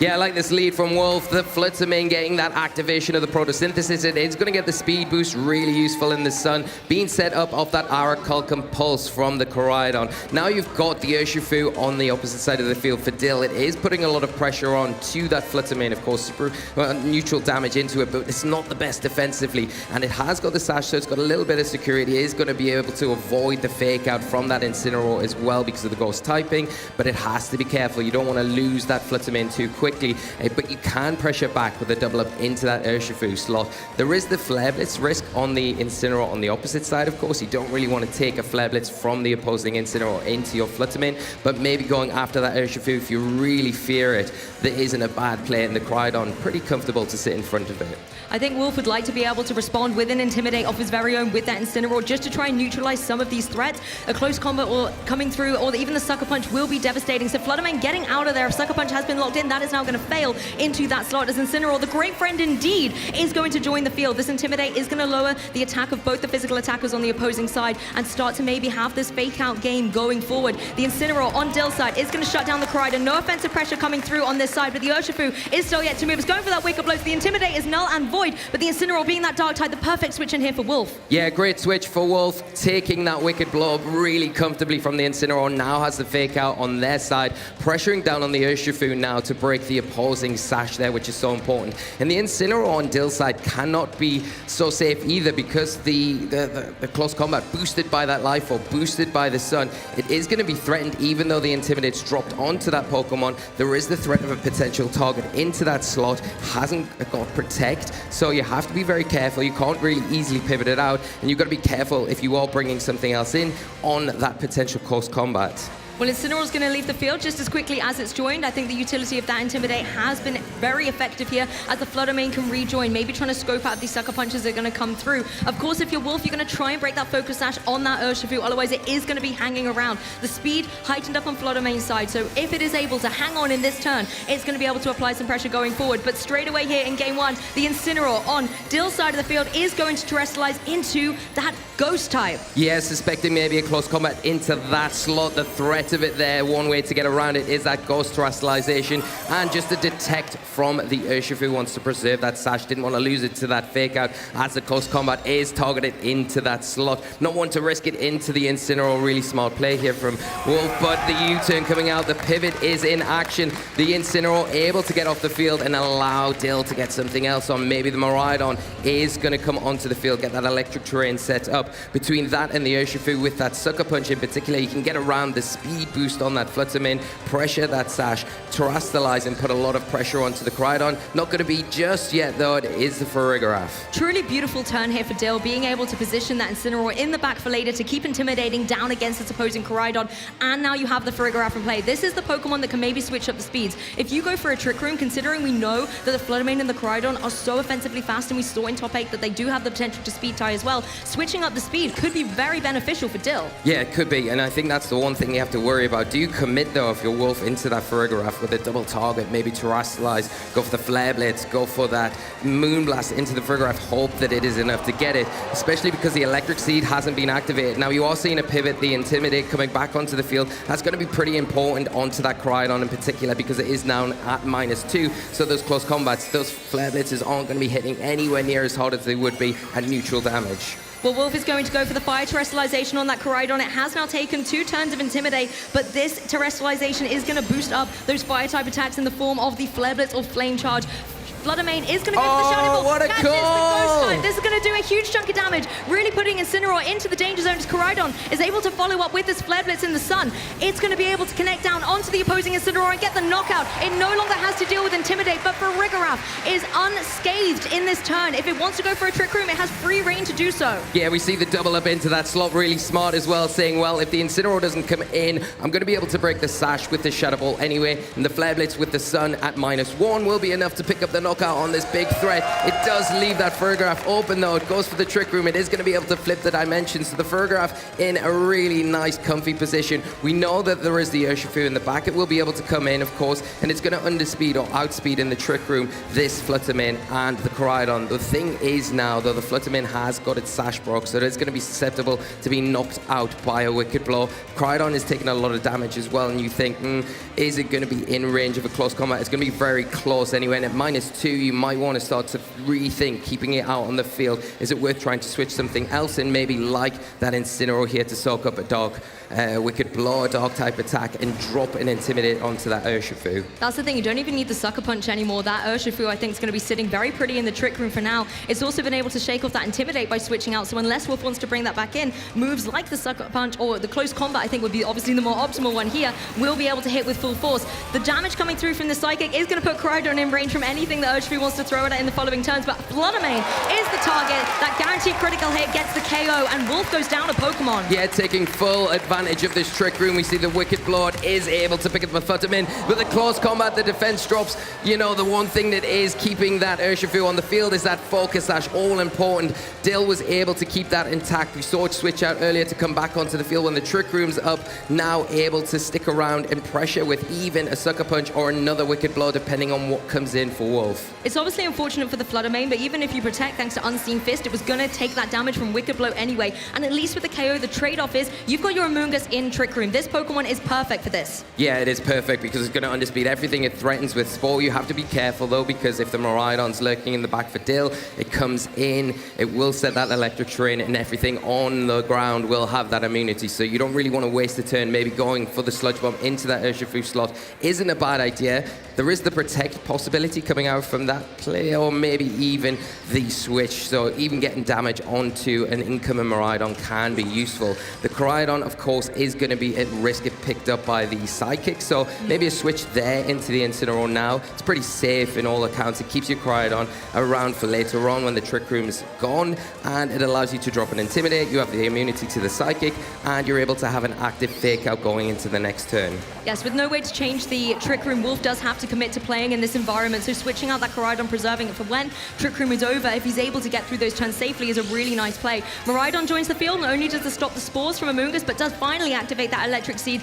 onto the Frigoraph, so it's going to have a defense boost to contend with. Koraidon leaves the field, as we were saying, it's going to try and stay nice and safe in the back when Trick Room is over, but also critically reset those Intimidate drops that it took earlier. The Incineroar is able to join on Wolf's side now, however. The Intimidate not really going to be able to do anything here, and you can't Fake Out in the next turn either, thanks to the Frigoraph being on the field. Yeah, good call then. The Sludge Bomb just going into that Frigoraph, wanting to just get some damage off, and then response, super effective Psychic into the Amoonguss, going to start chipping away at that side of the field. The sunlight has faded now, so their 5 turns have gone, and in turn we're seeing the Electric Train hit the field. Like you say, no Fake Out from the Incineroar as long as that Frigoraph, the Armor Tail, is active on the field. So the Incineroar not in the greatest spot to be able to slow that Miraidon down. You do have Amoonguss with that Rage Powder though. It is something that you can take advantage of. The problem in the Trick Room is you pull in a Psychic from that Frigoraph, it could be enough to pick up the knockout, and then if the Electro Drift is selected, it will be redirected into the Incineroar, and we know how powerful that Choice Specs Electro Drift can be under the electric terrain. Wolf doesn't have a way to get rid of that or remove it from the field, so you're going to have to contend with it. Why we're seeing a Protect come out this turn. Yes, wise defensive play here on the Incineroar, just trying to give it some longevity on the field, as Amoonguss can follow it with another Sludge Bomb, but you can see it's really doing negligible damage, whereas the Psychics are stacking up. Amoonguss so close to being KO'd here. The special defense is going to drop. I don't think that's really any relevance here. Electro Drift was going into the Protect though, so Amoonguss is able to hang around. Obviously it has that Regenerator ability, so if Wolf does want to switch it out, it can get some HP back, but then you're going to be exposing your Koraidon. He doesn't want to do that either. No, definitely not. And there is this almost pin situation here where if you want to activate that Regenerability, you're going to be bringing in your Koraidon. It's going to be weak to the Psychic. It's an easy choice for Dill to go for the Psychic into that slot. So you either pick up the Amoonguss now and then force the Miraidon in, Koraidon in the next turn, but the Incineroar is a sitting duck right now. The Electro Drift going to be enough. Yes, you're going to be able to get an attack off, but is it going to be enough to pick up either of these targets? I don't think so from this range. I really don't feel like Amoonguss and Incineroar, even if they were able to get the double up and bypass the Psychic, would be able to get the KO on the Miraidon, and we know that it is Choice Specs locked into that Electro Drift. It's going to be devastating no matter which target it falls into. Having a little look at the selection, Amoonguss playing defensively, just going for the Protect, wants to try and ensure that there will be 2 remaining Pokemon in the next turn, as Incineroar tries for the double but fails. Dill is now free to go for all the damage that they want on this turn. The Frigoraph goes into the Protect of the Amoonguss, was just trying to get the knockout there, but instead, now the Miraidon free to target down this Incineroar with the Electro Drift. So much damage in the Electric Train, and will be able to get the knockout. Yeah, and really well played from Dill. Wolf in the worst position there with the Trick Room still active, not able to reposition, but the Trick Room does end. You can see why that double Protect from the Incineroar would have been so useful there. It would have meant when one thing went down, the Koraidon can come back in, and if it does outspeed this Miraidon, we don't quite know these speed tiers yet. If it does, we know it is a very fast Koraidon from information yesterday, but we don't know the interaction between these two. If it can outspeed, it can put a bit of pressure on, but you're going to be relying on that close combat here, and you can't forget about the Frigoraph. Yes, you can use the Rage Powder for one turn, use the Amoonguss as a sponge, sacrifice that, and put all your eggs in one basket with that Koraidon to try and pick up a knockout on this Miraidon. The issue, however, is if the Amoonguss goes down, then it's just Koraidon against the remaining Pokemon on Dill's side of the field. Even if you're able to get a KO now, you can't even go for the Flare Blitz thanks to the recoil. That's going to be able to KO the Koraidon in return, so it's kind of limited to the options that it can go for. Yes, the sun is in the sky, so you're going to be able to apply a little bit of pressure there, but unfortunately, I'm not sure it's going to be enough. Amoonguss, however, just goes for a Protect, says, Koraidon, you're on your own. You've got to carry this on your own back. As it goes for the close combat, that targets down into the Miraidon. It's not enough to get the knockout, though. The bulk of that Miraidon is in intact. It is, of course, going to have its defenses lowered, but I feel like that is null and void at this point, thanks to the low HP. It's got a Miraidon cleared to go for the electric drift once again and KO its counterpart. Yeah, that's some really good information now. I think Wolf kind of knew the outcome of this match coming into this turn, knowing that even if I do attack, I'm going to take Life Orb recall damage, and I don't have enough health to kill the remaining Pokemon. So I think using the information wisely to see how much this close combat does into the Miraidon. Let's see if I can pick up a knockout, because if I can take that information into game 2. So really key information, but you've got to take your hat off to Dill. Really playing a great first game here, locking out most options that Wolf had there, really pinning him in, especially with those Trick Room turns in play. I have to say, I really like the lead that Wolf led. It gave him a lot of utility options about whether he wanted to try and control the speed with Icy Wind or maybe try and get some offensive pressure off with the Koraidon. But Dill called it perfectly, bringing in their own Urshifu and Incineroar to apply pressure in return and force Wolf onto the back foot very early doors was masterfully played. Yeah, and the terrestrialization as well of the Incineroar, I think, although it didn't really pay off in that turn, I think it gives Dill the ability to bring it back in pretty freely after that. We are seeing a helping hand from the Farigiraf, going a little bit over the top to get this Amoonguss and close this game 1 up. As you see the Electro Drift into the little Mushroom, and it will be enough to close this up. Dill taking game 1. Not just a helping hand, but a round of applause for the game 1 that goes to Dill. 1 game away. You're saying it there, audience. Miraidon, 1 game away from becoming a European international champion. But Wolf Glick has been in situations like this before. He has so much wisdom and experience and will have taken knowledge from that game 1. And is it possible he can adapt it and push to a game 3? Yeah, of course. I mean, if there's any player that can do it, it is going to be Wolf. I think he learned a lot from the speed interactions for 1 in that last game, knowing that the Koraidon likely does, even maybe suspected it, does outspeed the Miraidon. It can't pick up the knockout, or it's very close to picking up the knockout onto that Miraidon with the close combat, especially under Intimidated, as long as the sun's up with the Life Orb. So something like the combination of that Flutter Mane, Icy Wind, close combat could be a real play in being able to get rid of that threat if you find yourself in a similar situation going into game 2. Like we were saying, looking at the replay, the terrestrialization, the ghost typing on that Incineroar allows it to then switch in, because I think it's risky switching the Incineroar back in to drop an Intimidate, because I think with the Life Orb, with the sun in the sky, it is going to be still susceptible to going down to a close combat, even at -1. So the ghost typing just gives you that complete alleviation. Obviously, you have to worry about the Flare Blitz then, but it might be a little bit easier with a Dragon type in the back end switching around a Flare Blitz than it is the close combat. Very true, and also something that was difficult for Wolf to deal with was that Urshifu that was on the field. Just applying so much pressure with the Wicked Blows that can obviously bypass the Intimidates that the Incineroar was bringing to the field, as well as applying so much pressure with the Sucker Punch to that Flutter Mane. Wolf's Flutter Mane is a key piece in his team, being able to go for the Icy Wind to lower the speed if something like Iron Treads maybe came to the field and got its Quark Drive boost. At the same time, moves like Moonblast and Shadow Ball can deal a significant amount of damage, so being able to kind of neutralize it straight away and force it to play defensively was wonderful. And even if Wolf is able to get damage on the Urshifu, you have to double up into it thanks to that Focus Sash, and that does not give you room for error. Yeah, that's the problem. I think we saw in that first game as well. The Flutter Mane does have the Focus Sash, so you would say it's got that little blanket of security for itself, but unfortunately that was broken earlier in the game, where Dill was really quite careful about protecting that Urshifu, getting it off the field as soon as possible, and the way that they managed to engineer the Trick Room was masterfully done. We are getting into game 2. Give it up for our trainers here in London for the game 2 in this Masters final. It's the same leads coming out here from Wolf, the Flutter Mane and the Koraidon, but a little change up here on Dill's side of the field. You got the Farigiraf and the Incineroar. This looks primed to try and get Trick Room set up here, Lee. Yeah, the Trick Room that we've got here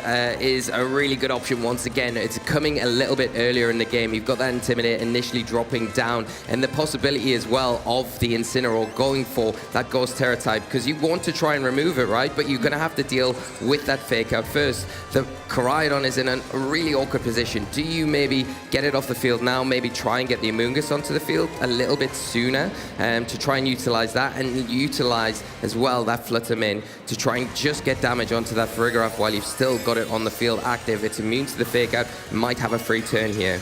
Yes, you also have to contend with the fact the Incineroar can switch out, maybe bring in something like the Miraidon that can do so well in Trick Room like we were seeing earlier. However, Koraidon is being banked on here, going for the terrestrialization. It is going to take the fake out, however, it's not going to be able to move and show off its prowess. However, Fluttermane can get that Moonblast off. It goes into the Farigiraf. It is going to lower its special attack. That might help out with the Psychics going forward, but it is not going to be enough to stop the Trick Room going up. And now Wolf has two very speedy Pokemon on the field, not happy with this. Yeah, this is better though. I think, yeah, the Koraidon couldn't move, couldn't pick up the knockout onto the Farigiraf, but the thing is, the Incineroar is still on the field now, and it has to take a turn to either switch out to get something else in that's going to be a little bit more better offensively to deal with the Koraidon, because obviously the fire typing now going to be resisted by the opposing Incineroar, and it is still threatened by a close combat into that slot, whereas the Farigiraf as well has taken a lot of damage from that Moonblast. Another one will put it in range for something like a Sludge Bomb, but preserving it quite smartly, wants to keep that Sash intact for later on in this game,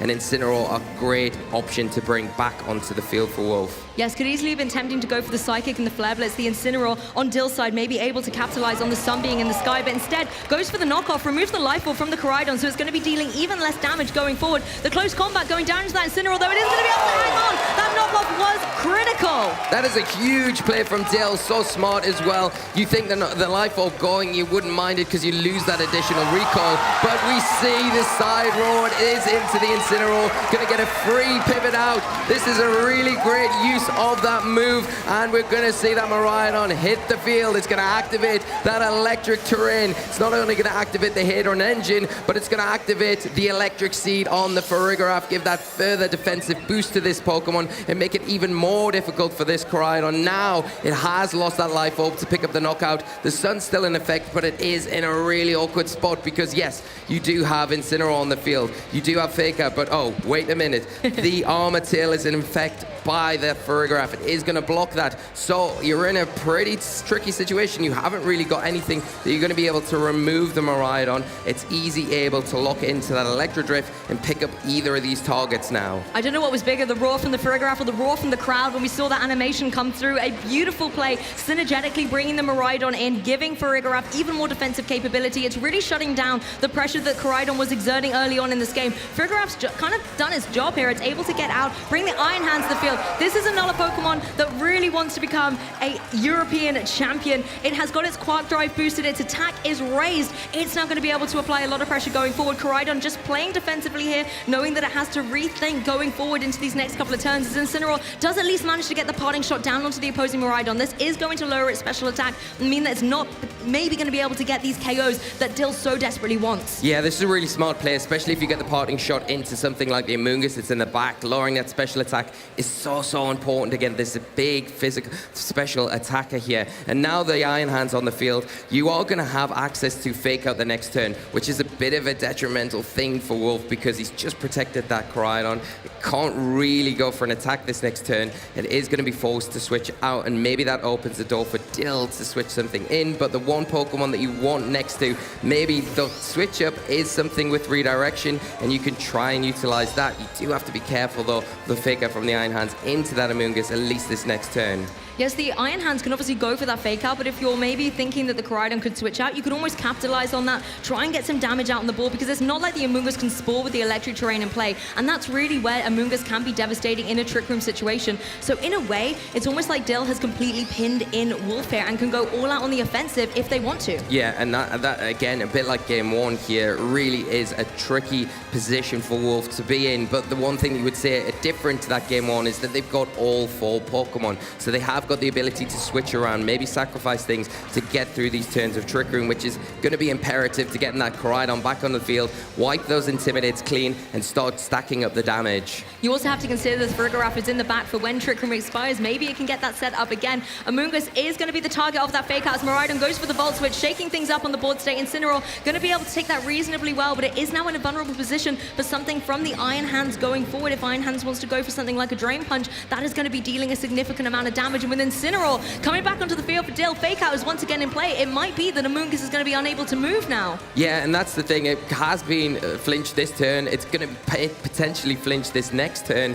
And Wolf, although has got the active Fake Out, can't really go for it because it's so easy to switch that Incineroar out again. And I think if you are Dill, you probably want to get it off the field as soon as possible to preserve it for when that Koraidon re-enters the battlefield. So you can drop that Intimidate again, drop that attack, and make your Pokemon a lot easier able to take those big attacks. We are going to see the Iron Hands just leave the field, doesn't want to really stick around too much now, even though it had those super effective attacks into the Incineroar, picking the opportunity to get a Miraidon onto the field and remove that parting shot drop. Hadron Engine is engaged once again as Miraidon rejoins the field. Defensive plays from Wolf, though, with the Protect on that Incineroar as Amoonguss tries to get the knockout and does indeed onto that imposing Incineroar. Always nice to see Amoonguss get a KO from time to time. Yeah, really nice play there. The sunlight is ending now and the dimensions turn back to normal.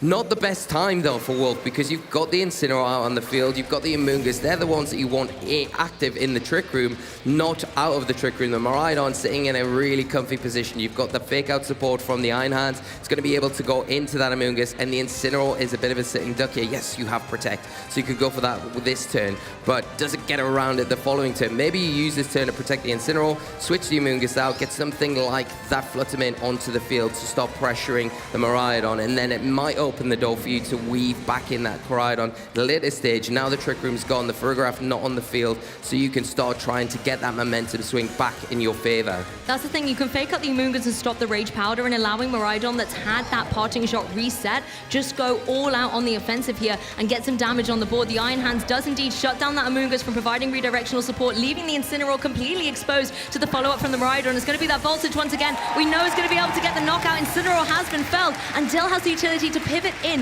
the Farigiraf in the back once again.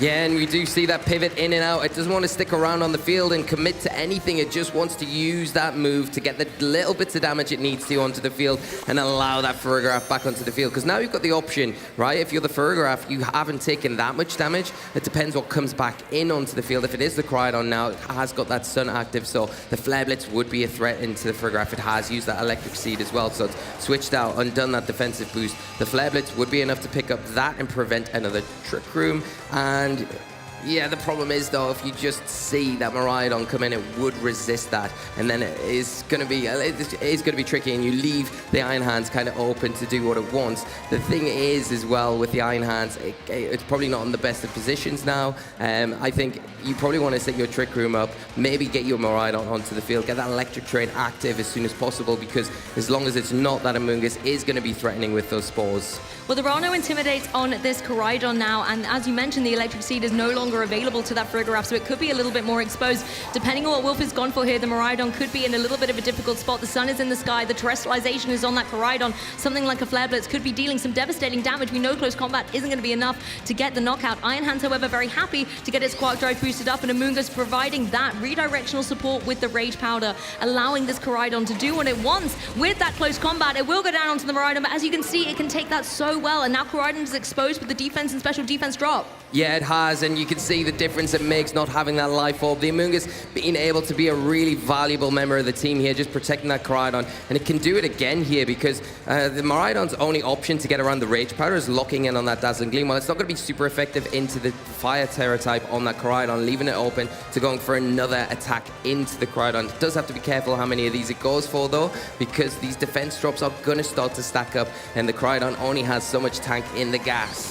Well, let's have a look. The Rage Powder coming through once again. Amoonguss wanting to help out the Koraidon and leave it free to get some damage on the board. It's speedy, and it will be able to get the knockout on the Miraidon with a cheeky critical hit for style points in this final. Of course, now Amoonguss is going to take the brunt of whatever the Iron Hands throws its way, but I think this was critical for Wolf, getting rid of that Miraidon from play. Yeah, the Amoonguss is so pivotal here. We do see the heavy slam. That is a big knockout from the Iron Hands, boosted by that Quark Drive. It is enough to pick up the little mushroom and pull Dill back into this game, but the one thing, the trump card Wolf still has is the Focus Sash and that Fluttermane. It is going to be able to come back onto the field, and it will pressure that Iron Hands with super effective damage into that slot with a Moonblast, and maybe even a double up there. We know there's no Protect on that slot, so you could go for it, but doing that allows the Trick Room to be set up once again. But again, even if it does, as long as you can get rid of that Iron Hands, the Trick Room doesn't matter too much, because the Farigiraf hasn't got the offensive output like the other options that Dill had access to. And it doesn't have the defensive capabilities of a Protect either, so if Wolf just wants to double up into the Farigiraf, deny a Trick Room here, yes, Iron Hands might be able to get the KO onto the Koraidon, but as you've mentioned, the Focus Sash is sashes in place, so it's not going to have the range to get the Flutter Mane on this turn. The Terrestrialization is still in the back pocket for Dill, though. They're able to go for the Poison Terrestrialization on this Iron Hands. That's going to resist this close combat. It's going to resist any Fairy-type moves that the Flutter Mane wants to throw its way. So this is a beautiful play. The Shadow Ball, however, is the target going down into this Iron Hands. Only does a minimal amount of damage thanks to the Assault Vest on there. Really paying off, but the special defense is a nice little touch. Flare Blitz in the sun with the Terrifier, though, is going to come down into this Iron Hands. Is it enough? Oh, yes! it's a huge knockout from the Flare Blitz. That's a KO, bringing down the Iron Hands, pulling Wolf right back into this game. The Furgraph now all alone on the field. Koraidon even able to hang on despite the recoil that it took. And Furgraph goes for the Trick Room, but unfortunately it has no friends by its side to get the damage in the next turn. And like we said, all it takes is to double up the commitment into the Iron Hand slot. A really smart terrestrialization from Dill there to try and get around the threat of the close combat, the Moonblast that would be so detrimental. Wolf seeing through that. I need to get Chip onto that slot. Going for the Shadow Ball instead. It wasn't super effective. It didn't do that much damage, but it did enough to set up the Flare Blitz, which is boosted by that terrestrialization in the sun to take that down. And now the Trick Room up, but Furgraph on its own, on its lonesome. Can it turn the tables? Maybe not so much against this Focus Sash Flutter Mane. Teamwork at its finest. The synergy between the Koraidon and the Flutter Mane there, being able to get the KO was critical there for Wolf. You could always have the option to try to stop the Trick Room, but actually it doesn't matter if it goes up, if you can KO that Assault Vest Iron Hands that also couldn't protect. It was a prime target for that knockout. Koraidon playing defensively in this turn. Flutter Mane 2 just trying to burn through one of these turns, maybe buy Wolf a little bit more time to think ahead to game 3. Yeah, and there's no harm in doing this at all. You could go out on the all offensive now, but yeah, why need to? Take all the time you need here. The Furgraph only has the Psychic that it can rely on. It has to target one thing at a time. Yes, you can go after the Koraidon now, but then again, you've still got to attack into the Flutter Mane. How many Psychics is it going to take to remove that? And we know that it's only going to take 2 Moonblasts to get rid of the Furgraph, where you can go for the Moonblast now, put it into range, then the next turn go for the Protect. It's going to have to Psychic into you. That leaves you enough room to get that final Moonblast off, close this matchup. But more importantly, like we've always talked about, you can take your time setting up what you think about for game 3 once this game is tied up. Yes, Flutter Mane does have incredible special defense, so it's sitting very pretty on the field. Really nice from Wolf to preserve it from the very beginning of this turn, and now reveal it at the end to clean up this match. The helping hand, unfortunately, isn't there, but there is a round of applause from the crowd for both our trainers as they go into game 3. Wolf evens the score, and now there is one game standing between these trainers and the champion title. Wow, at times it just looked untenable for Wolf. He was pinned in, Dill doing a great job of that, but not giving up. Using the Amoonguss so effectively in that game to get through those Trick Room turns and preserving his Pokemon. It's what he's best at, getting through the really tight situations and then taking the opportunity when it's presented, especially with that Koraidon. After losing the Life Orb, you saw the damage difference onto the Miraidon earlier on in the game. But the big thing was keeping that Flutter Mane right until that end point, bringing it in with that Focus Sash attack, has that security blanket, and allowed him to close up pretty easily. You could see, though, that Dill was doing everything they could to neutralize this Koraidon. The Intimidates were there, the knockoff was there to remove the Life Orb, and this was an incredible turn where Incineroar was able to hang on. Koraidon even weakened here, and it was a fantastic strategy from Dill early on. However, Wolf was able to play around it.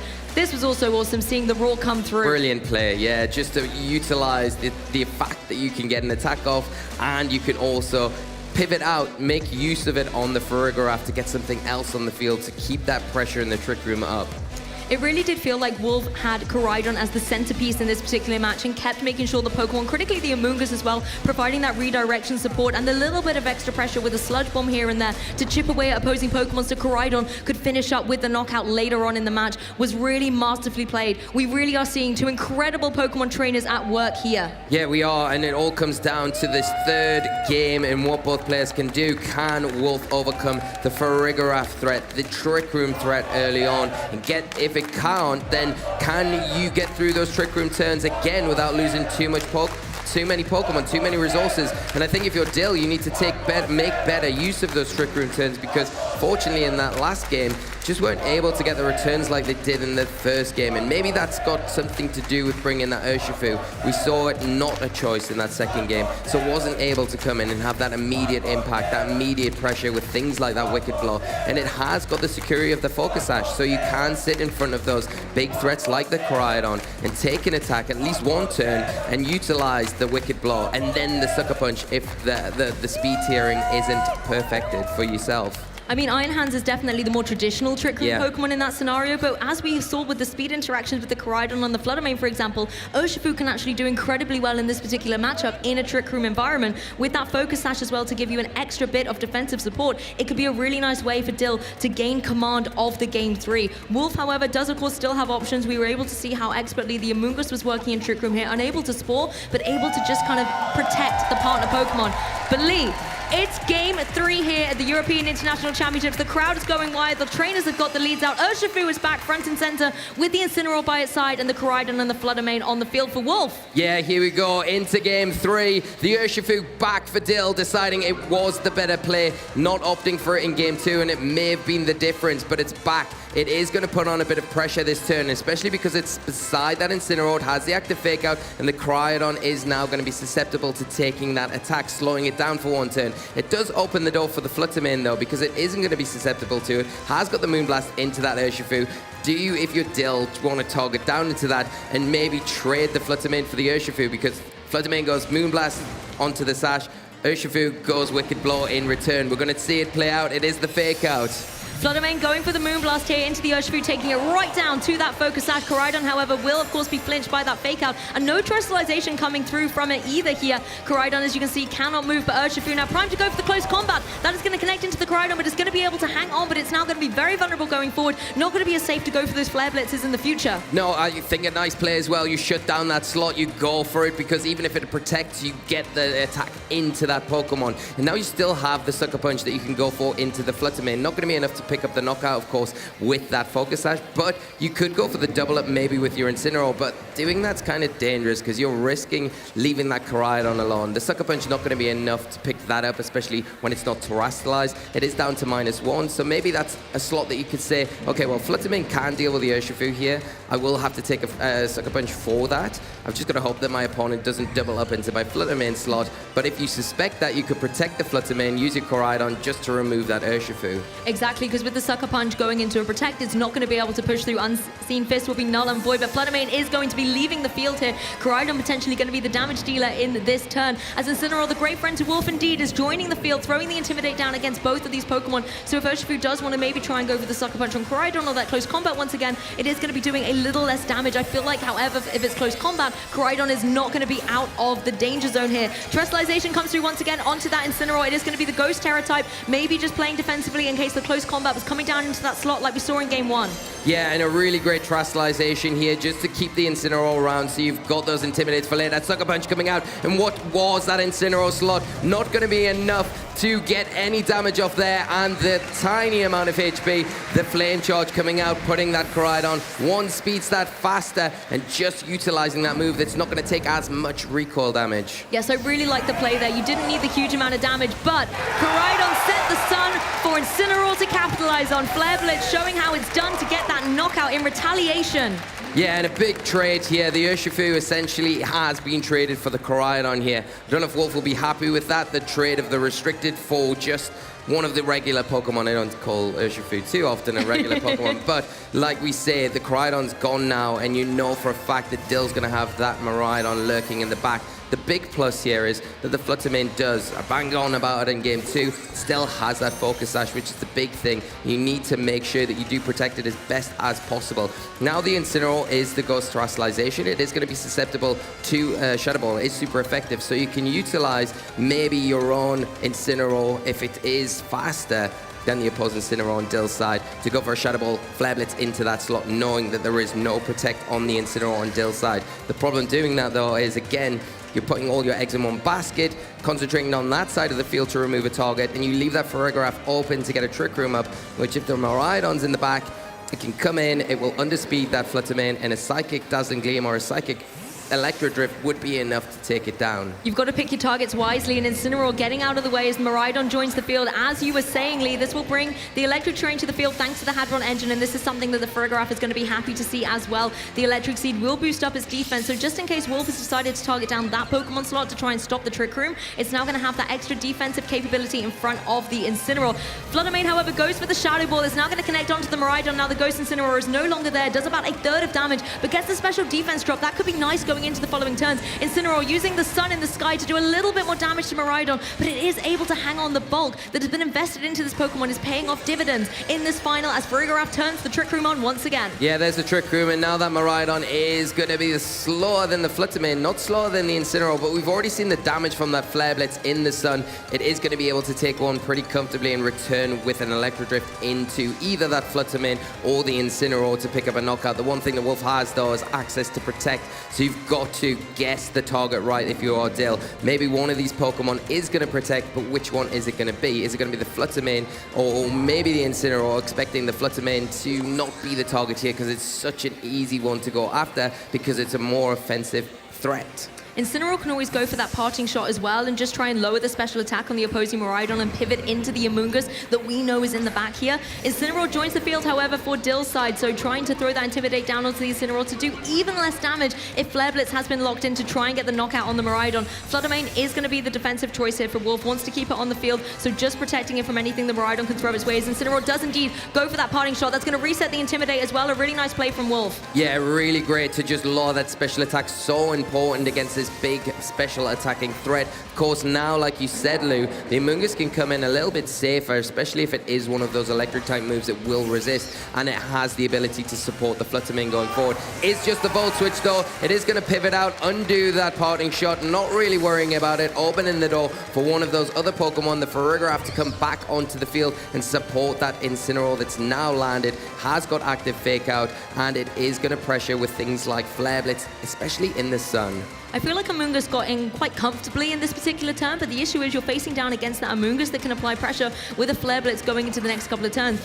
The Incineroar can also go for something like a knockoff into that Fluttermane. Obviously, it will break the Focus Sash and remove it from the field in play, and that will then leave it vulnerable going forward. Wolf still has managed to preserve that Focus Sash, and I feel like he's going to need it once these Trick Room turns are over, so can he preserve it through the next couple of turns? Yeah, he does have what you can look like as well. The Terrestrialization is still an option for Wolf. You can go for it to maybe take away the Fire-type weakness that the Amoonguss has, especially right now with the sun up. That Flare Blitz has become very, very threatening to the point where it could be enough to pick up the knockout, maybe forcing that Incineroar back onto the field. If you don't want to do that, you want to utilize the Fluttermane, you're going to have to go for that Terrestrialization, and it could be the difference between being able to take a Flare Blitz, take a Psychic, especially with the Dog type. You get that immunity, and that Farigiraf becomes no problem at all. I think you called that beautifully there, Lee. This is such a great defensive play from the Amoonguss. The helping hand once again coming through from Farigiraf to help out that Incineroar as Amoonguss draws in the attacks with the Rage Powder. So it will be protecting the Fluttermane on this turn from whatever devastating damage in this form of the Flare Blitz the Incineroar wants to deal out. It's still missing the knockout though! The Dark Terrestrialization, not enough! Hit.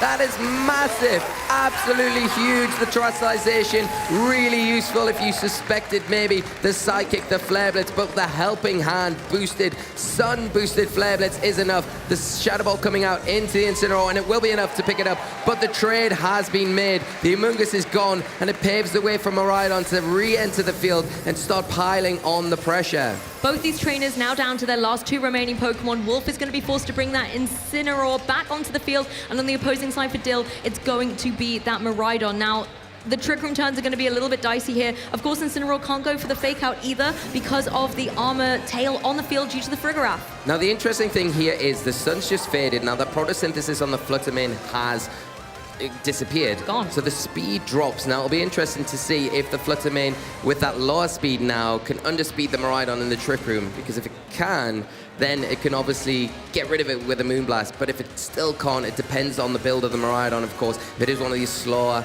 bulkier build Miraidons like we've seen pick up in trends, it will still be open to go for an Electro Drift into whatever target it wants. I'm on the edge of my seat here. It all comes down to these last Pokemon remaining on the field and how these speed interactions are going to play. It is a choice specs Miraidon, so we know it has no utility to be able to protect. Farigiraf goes for the Psychic. This is going to break the Focus Sash on that Fluttermane, and if the Miraidon is able to move first, it's going to be able to get the knockout. Incineroar can go for the Flare Blitz here into Miraidon. It's not enough to get the KO, though. Wolf looking devastated due to the special defense drop. Burn coming through, but is it going to be too little too late? Miraidon in play to be able to still get a huge amount of damage off here with the Electro Drift. It is moving before the Fluttermane. Here we go, which is it into the Fluttermane, and it is going to be enough to pick up the Fluttermane and take Dill one step closer to winning this championship. That special defense drop coming in clutch for Dill.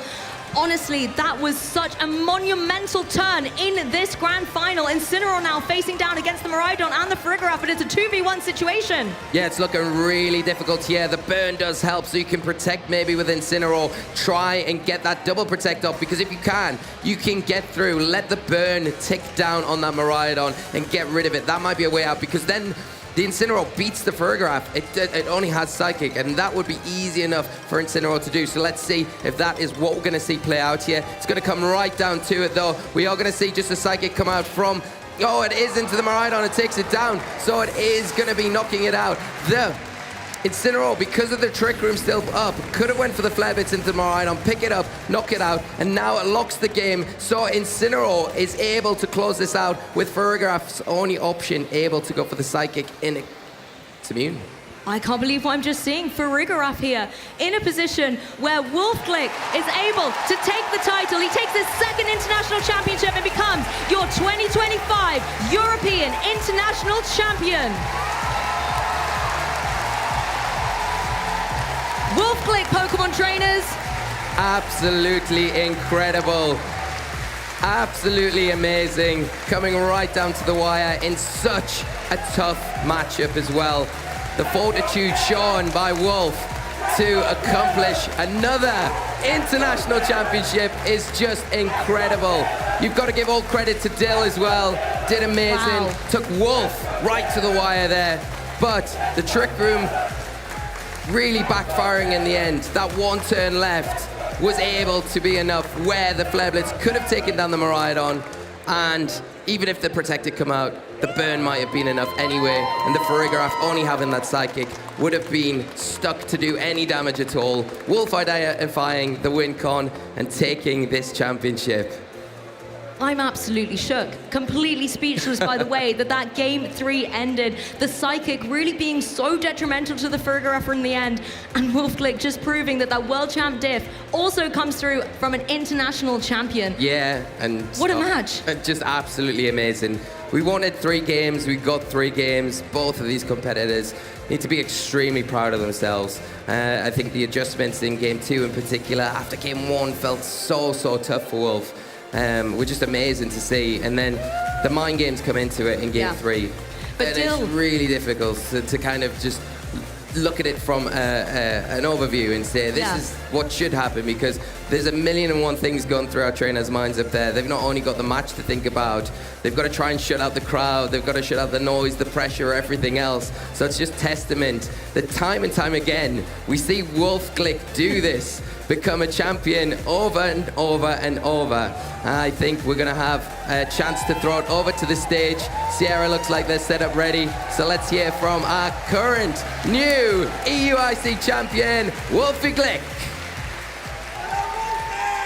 Keep that applause loud for none other than your EUIC champion, Wolfglick. One more time, everyone. That was such a crazy set. Just what's going through your mind right now, international champion? Honestly, I'm just thinking about the scope. There were 1,400 players who signed up for this tournament, who entered this tournament, the biggest official Pokemon tournament of all time.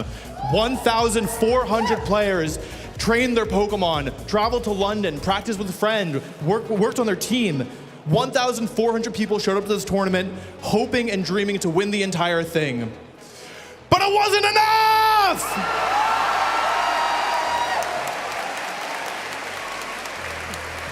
I mean, what you're able to accomplish as a player is truly inspiring time and time again. And out of all things, this Parrish team that you're renowned, you are known for. So I need your thoughts on that, because I don't think you've ever lost a finals with Parrish. I don't think I've ever lost a tournament with Parrish, honestly. Yeah, you know, I mean, I just felt really lucky because I qualified for Worlds in Toronto, and so initially I just started building this team for fun. I was like, oh, you know, Parrish song, I like it. Like, it shouldn't work. We have like Shadow Rider and Urshifu and like a whole bunch of other messy Pokemon, but I was like, oh, I'll give it a shot. And it didn't work at first. Like, I was trying it, I couldn't get it together. But in the process of building this team, I discovered Life Orb Koraidon. And immediately I was like, oh, hold on a second, we got something here. And so, yeah, it wasn't even really my intention to like build for EUIC. I just wanted to know like how hard it would be, but by like kind of combining this Life Orb Koraidon with my favorite strategy of Perish Trap, it just worked in this incredible way. And so I thought, you know, like I've already qualified. Like I know this is a really weird team. Like nobody's used anything like this, but I don't know, like I want to give it a shot. Like if I can't do it, who can? I mean, you said it better than anyone else could here. And I want to talk about this series because going into this matchup looks a little difficult. So I want to know your thoughts and your preparation heading into that. So when I saw the matchup last night, I went, uh-oh. And then I was like, well, maybe it's not that bad. And my friends, Aaron Zhang and Marcus Hamann, they like were like, oh, Wolf, like you're really tired. Like we'll play the matchup for you. Like we'll play both sides. We'll see how it feels. And I got a message that was like, well, at best it's probably 80-20, and it's the 80's not on your side. And so when I heard that, I stayed up till 2 in the morning, really trying to think through the different options, and then, yeah, like couldn't fall asleep because I was thinking about it, and then, yeah, spent like, I don't even know how many hours a day working on it, and so in the end, it took a lot of work, and Dylan still played incredibly, and it was like right down to the wire. So, yeah, massive props to them.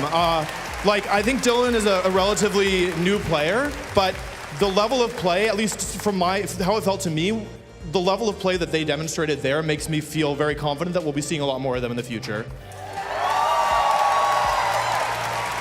I hope so as well. This match, right down to the wire. I want to know how you navigate that game 3 end game, where to find advantage, the moment you know that you won.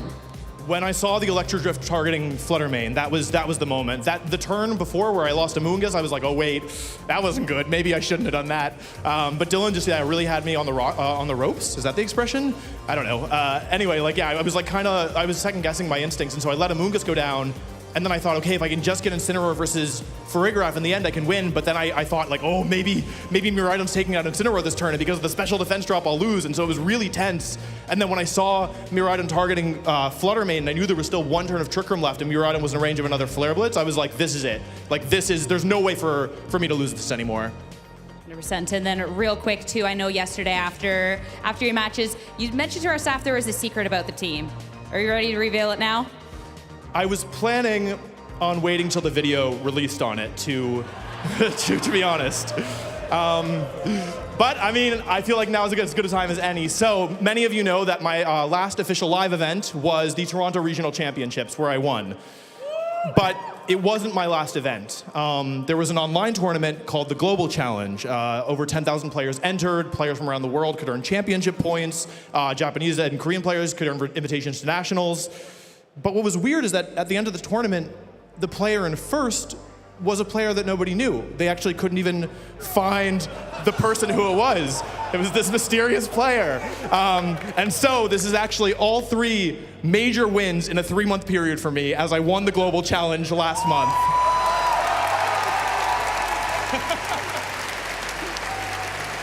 What a crazy reveal. What a crazy string of events runs that is. And I mean, I want to let you go celebrate. Final chance, final shout-outs, final words. Yeah, I mean, listen, I could not have won this final if I didn't have the support of some incredible people.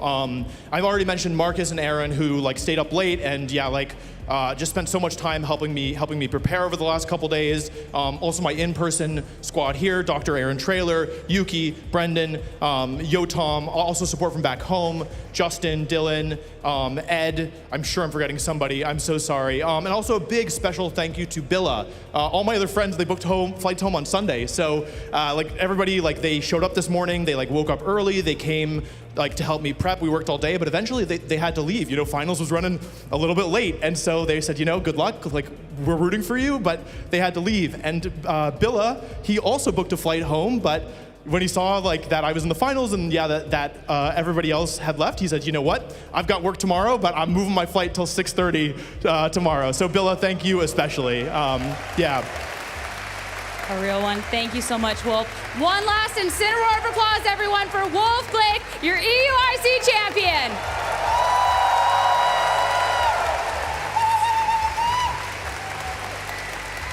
What a wonderful finals. What a wonderful day. One final time, back over to our casters.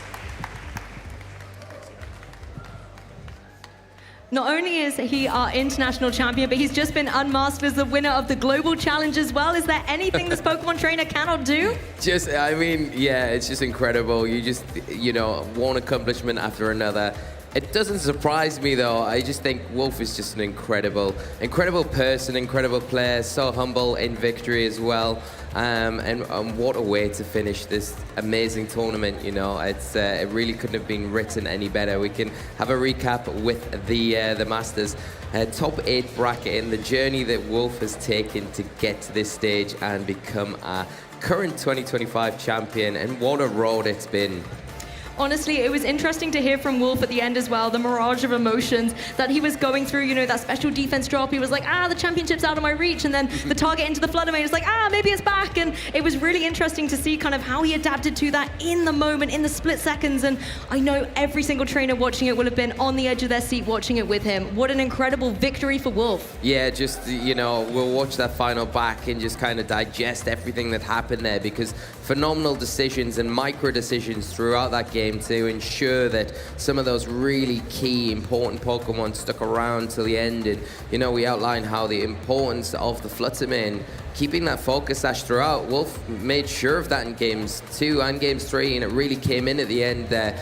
But it was the Incineroar, your caster pick, Clue, that was the star of the show, really, and was the one Pokemon that just denied the Farigiraf in the end and used the Flare Blitz, not super effective, into the Miraidon, resisted, not in the sun, but it was enough to put it in range to go down to another one with that one remaining turn of Trick Room there. Incineroar is indeed a champion, and a champion of my heart always, but I concur with our winner here that Dill Yeomans is a name that is going to be out there in the future. Definitely a trainer to keep on your radars in the next couple of tournaments, and they played incredibly well, putting the Iron Treads on the map. Yes, it wasn't in the grand finals, but we were able to see it do tremendous damage in that top cut and was a fantastic play. Yeah, and it's not just that Iron Treads. We had some phenomenal choices throughout the top 8 bracket here, as well as the rest of the tournament, but we can really focus in on our top 8 trainers. Yosuke with the Ogerpon, the Cornerstone, was so pivotal in their run to 3rd place. Taran really showing amazing use of the Miraidon, of that Ogerpon as well. And you can go down, we even got a Kyogre in there. We've got a lot of Miraidons, not quite able to get over the line. The Scarlet players out there are going to be happy that for once, the better Pokemon is one. Well, Koraidon, I think, was a Pokemon that a lot of trainers were trying to get work, but there was just so many more reliable options with Pokemon like Miraidon, for example, or the Calyrex Ice Rider, and Wolf really showing that Koraidon can be utilized very effectively. I also like how Tia Team was bringing that Calyrex Shadow Rider, and for all those Shadow Rider believers out there, has been able to make it to top 8, but it's still trying to claw its way up to a top finish once again. Yeah, still got a little bit of work to do for you Shadow Riders out there, but I think that this tournament in particular, we've really seen it kind of take a step in the right direction, showing that it has got a lot of, we know it's got a lot of potential, but I think we're getting closer to the point where it might start to make some waves in future. But here we go. Congratulations to all 3 of our finalists in the juniors. We've got Fabian. In the seniors, we got Ian, and then in the Masters, we've just been able to crown Wolf as our European International Champions. And I know we've crowned all our champions today from all the games that have been here at EUIC, but I have to say, rounding it out with these 3 incredible champions on the video game side of things, I couldn't ask for a better way to end Championship Sunday. Incredible to be able to say that in 2025, these are our champions this year. Yeah, it's just amazing, really, and they're not only going to go away with a trophy, with just an amazing amount of joy. They have to be so proud of themselves. But as a bonus, they're going to take away some big prize money as well, which is great. You see $15,000 there for the Masters, which is just incredible. Well, our champions have certainly put in the work, so I think it's time for them to start reaping the rewards. Our awards ceremony is ready on the stage. Let's kick it over to that to crown our champions. The action of Championship Sunday is gradually coming to a close, but don't go anywhere. We have some exciting news and updates to share with you all during our exciting closing ceremonies. But first, let's take a moment to celebrate the wonderful finalists here that we have at EUIC 2025. First up in the juniors division, we have our VGC finalist, Ismael Ogi.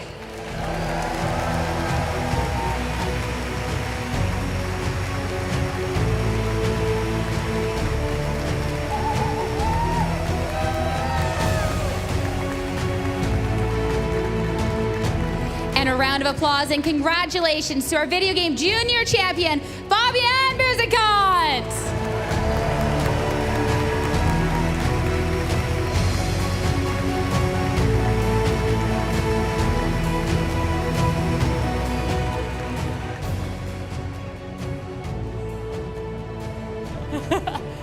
All right, early flights, but we're going to go ahead and start celebrating here in our seniors division. Next up, our video game senior finalist, Louis Bombier.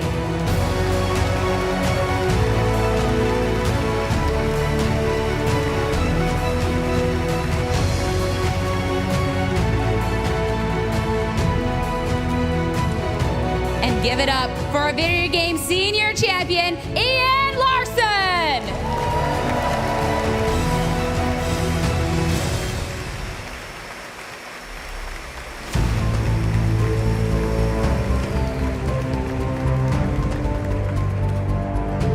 Finally, in the Masters division, congratulations to the video game Masters finalist, Dale Yeomans!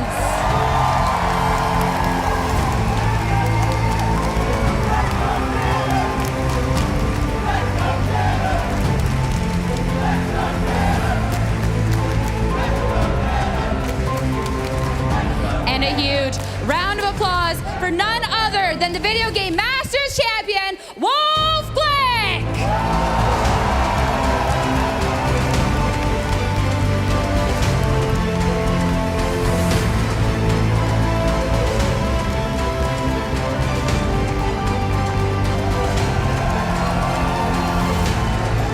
Trainers, raise those trophies high. Everyone, let's give one last round of applause for the 2025 Pokémon European International Finalists.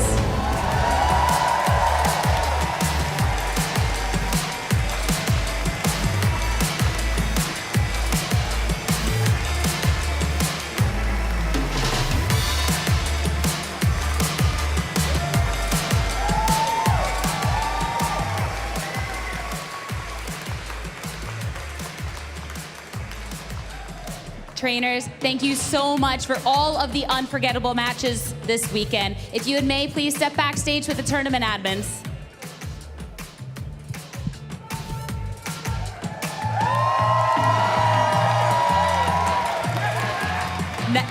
All right. Now to close out EUIC 2025, we have some exciting news and updates to share with you all. Oh, we certainly do, Sierra. We've watched our competitors battling it out all weekend to rise to the top, but that only tells a fraction of their story. These trainers put in work day in, day out, month after month, year after year, forging their path towards the Pokémon World Championships. In 2023, we released a docuseries called Road to Worlds that showcased this journey, and now we're back with another season and brand new stars. Last time, it was all about the Pokémon trading card game. Next up in the spotlight, the Pokémon Video Game Championships. If you want to win the World Championships, it's really difficult. Wolfie Glick is your 2016 Pokémon World Champion. Winning Worlds, it's something that I tried in 15 years of playing. It's the most amount of eyes, the most amount of pressure. I'm so nervous. It doesn't get any more intense than this. Worlds is everything, and you earn your place to be there against hundreds of other competitors throughout the season. This year, I'm not trying to be perfect. I'm just trying to be...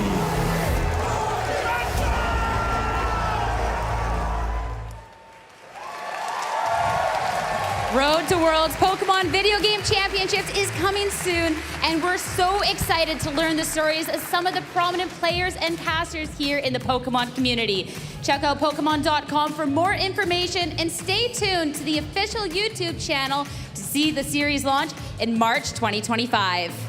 Now then, trainers, as we know, August will see the Pokemon World Championships in Anaheim, California. Who's excited? I thought so. That sounds about right. Sounds about right. What a thrill it was to announce the date and location at last year's Worlds in Honolulu. Time to ratchet your hype up a notch, because we can now exclusively reveal the trailer for Worlds 2025. Pokemon fans, trainers, and communities from around the world, are you ready to see who will be the next Pokemon World Champion?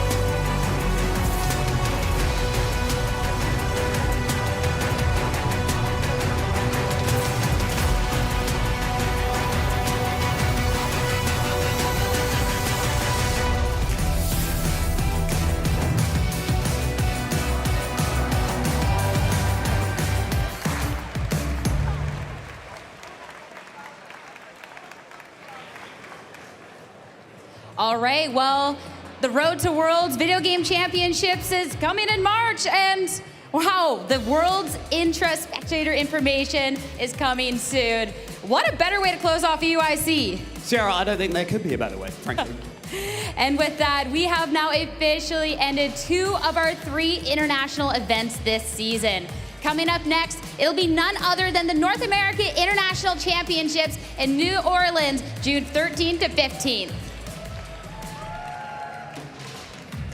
Then after that, for the North America region, the next broadcasted regional will be Vancouver, coming up next month, March 7th to 9th. And here in Europe, our next event will be in Stockholm, Sweden, March 22nd to 23rd. You can catch all of the excitement at our brand new webpage, pokemon.com/broadcasts. Do make sure to give us a follow on Twitch and YouTube as well, where you can keep up to date with our videos on demand of our events, as well, of course, as those all-important Go Live notifications. Do not miss out. Now then, everyone, it's time to show our appreciation for the wonderful staff, judges, production crew, and countless others who have made possible a superlative European International Championships this weekend. I know you're making noise already, but please give them an even more massive round of applause. As well, a massive shout out to the Pokemon communities across Pokemon Unite, Pokemon Go, the Pokemon Trading Card game, and the Pokemon video game. Your love for these games is what makes all of this possible. And with that, the Road to Worlds in Anaheim continues, and we hope that you continue to tune in for the rest of the season to watch your heroes compete to see who's gonna be the best. Thank you all for tuning in. Take care and see you soon, trainers.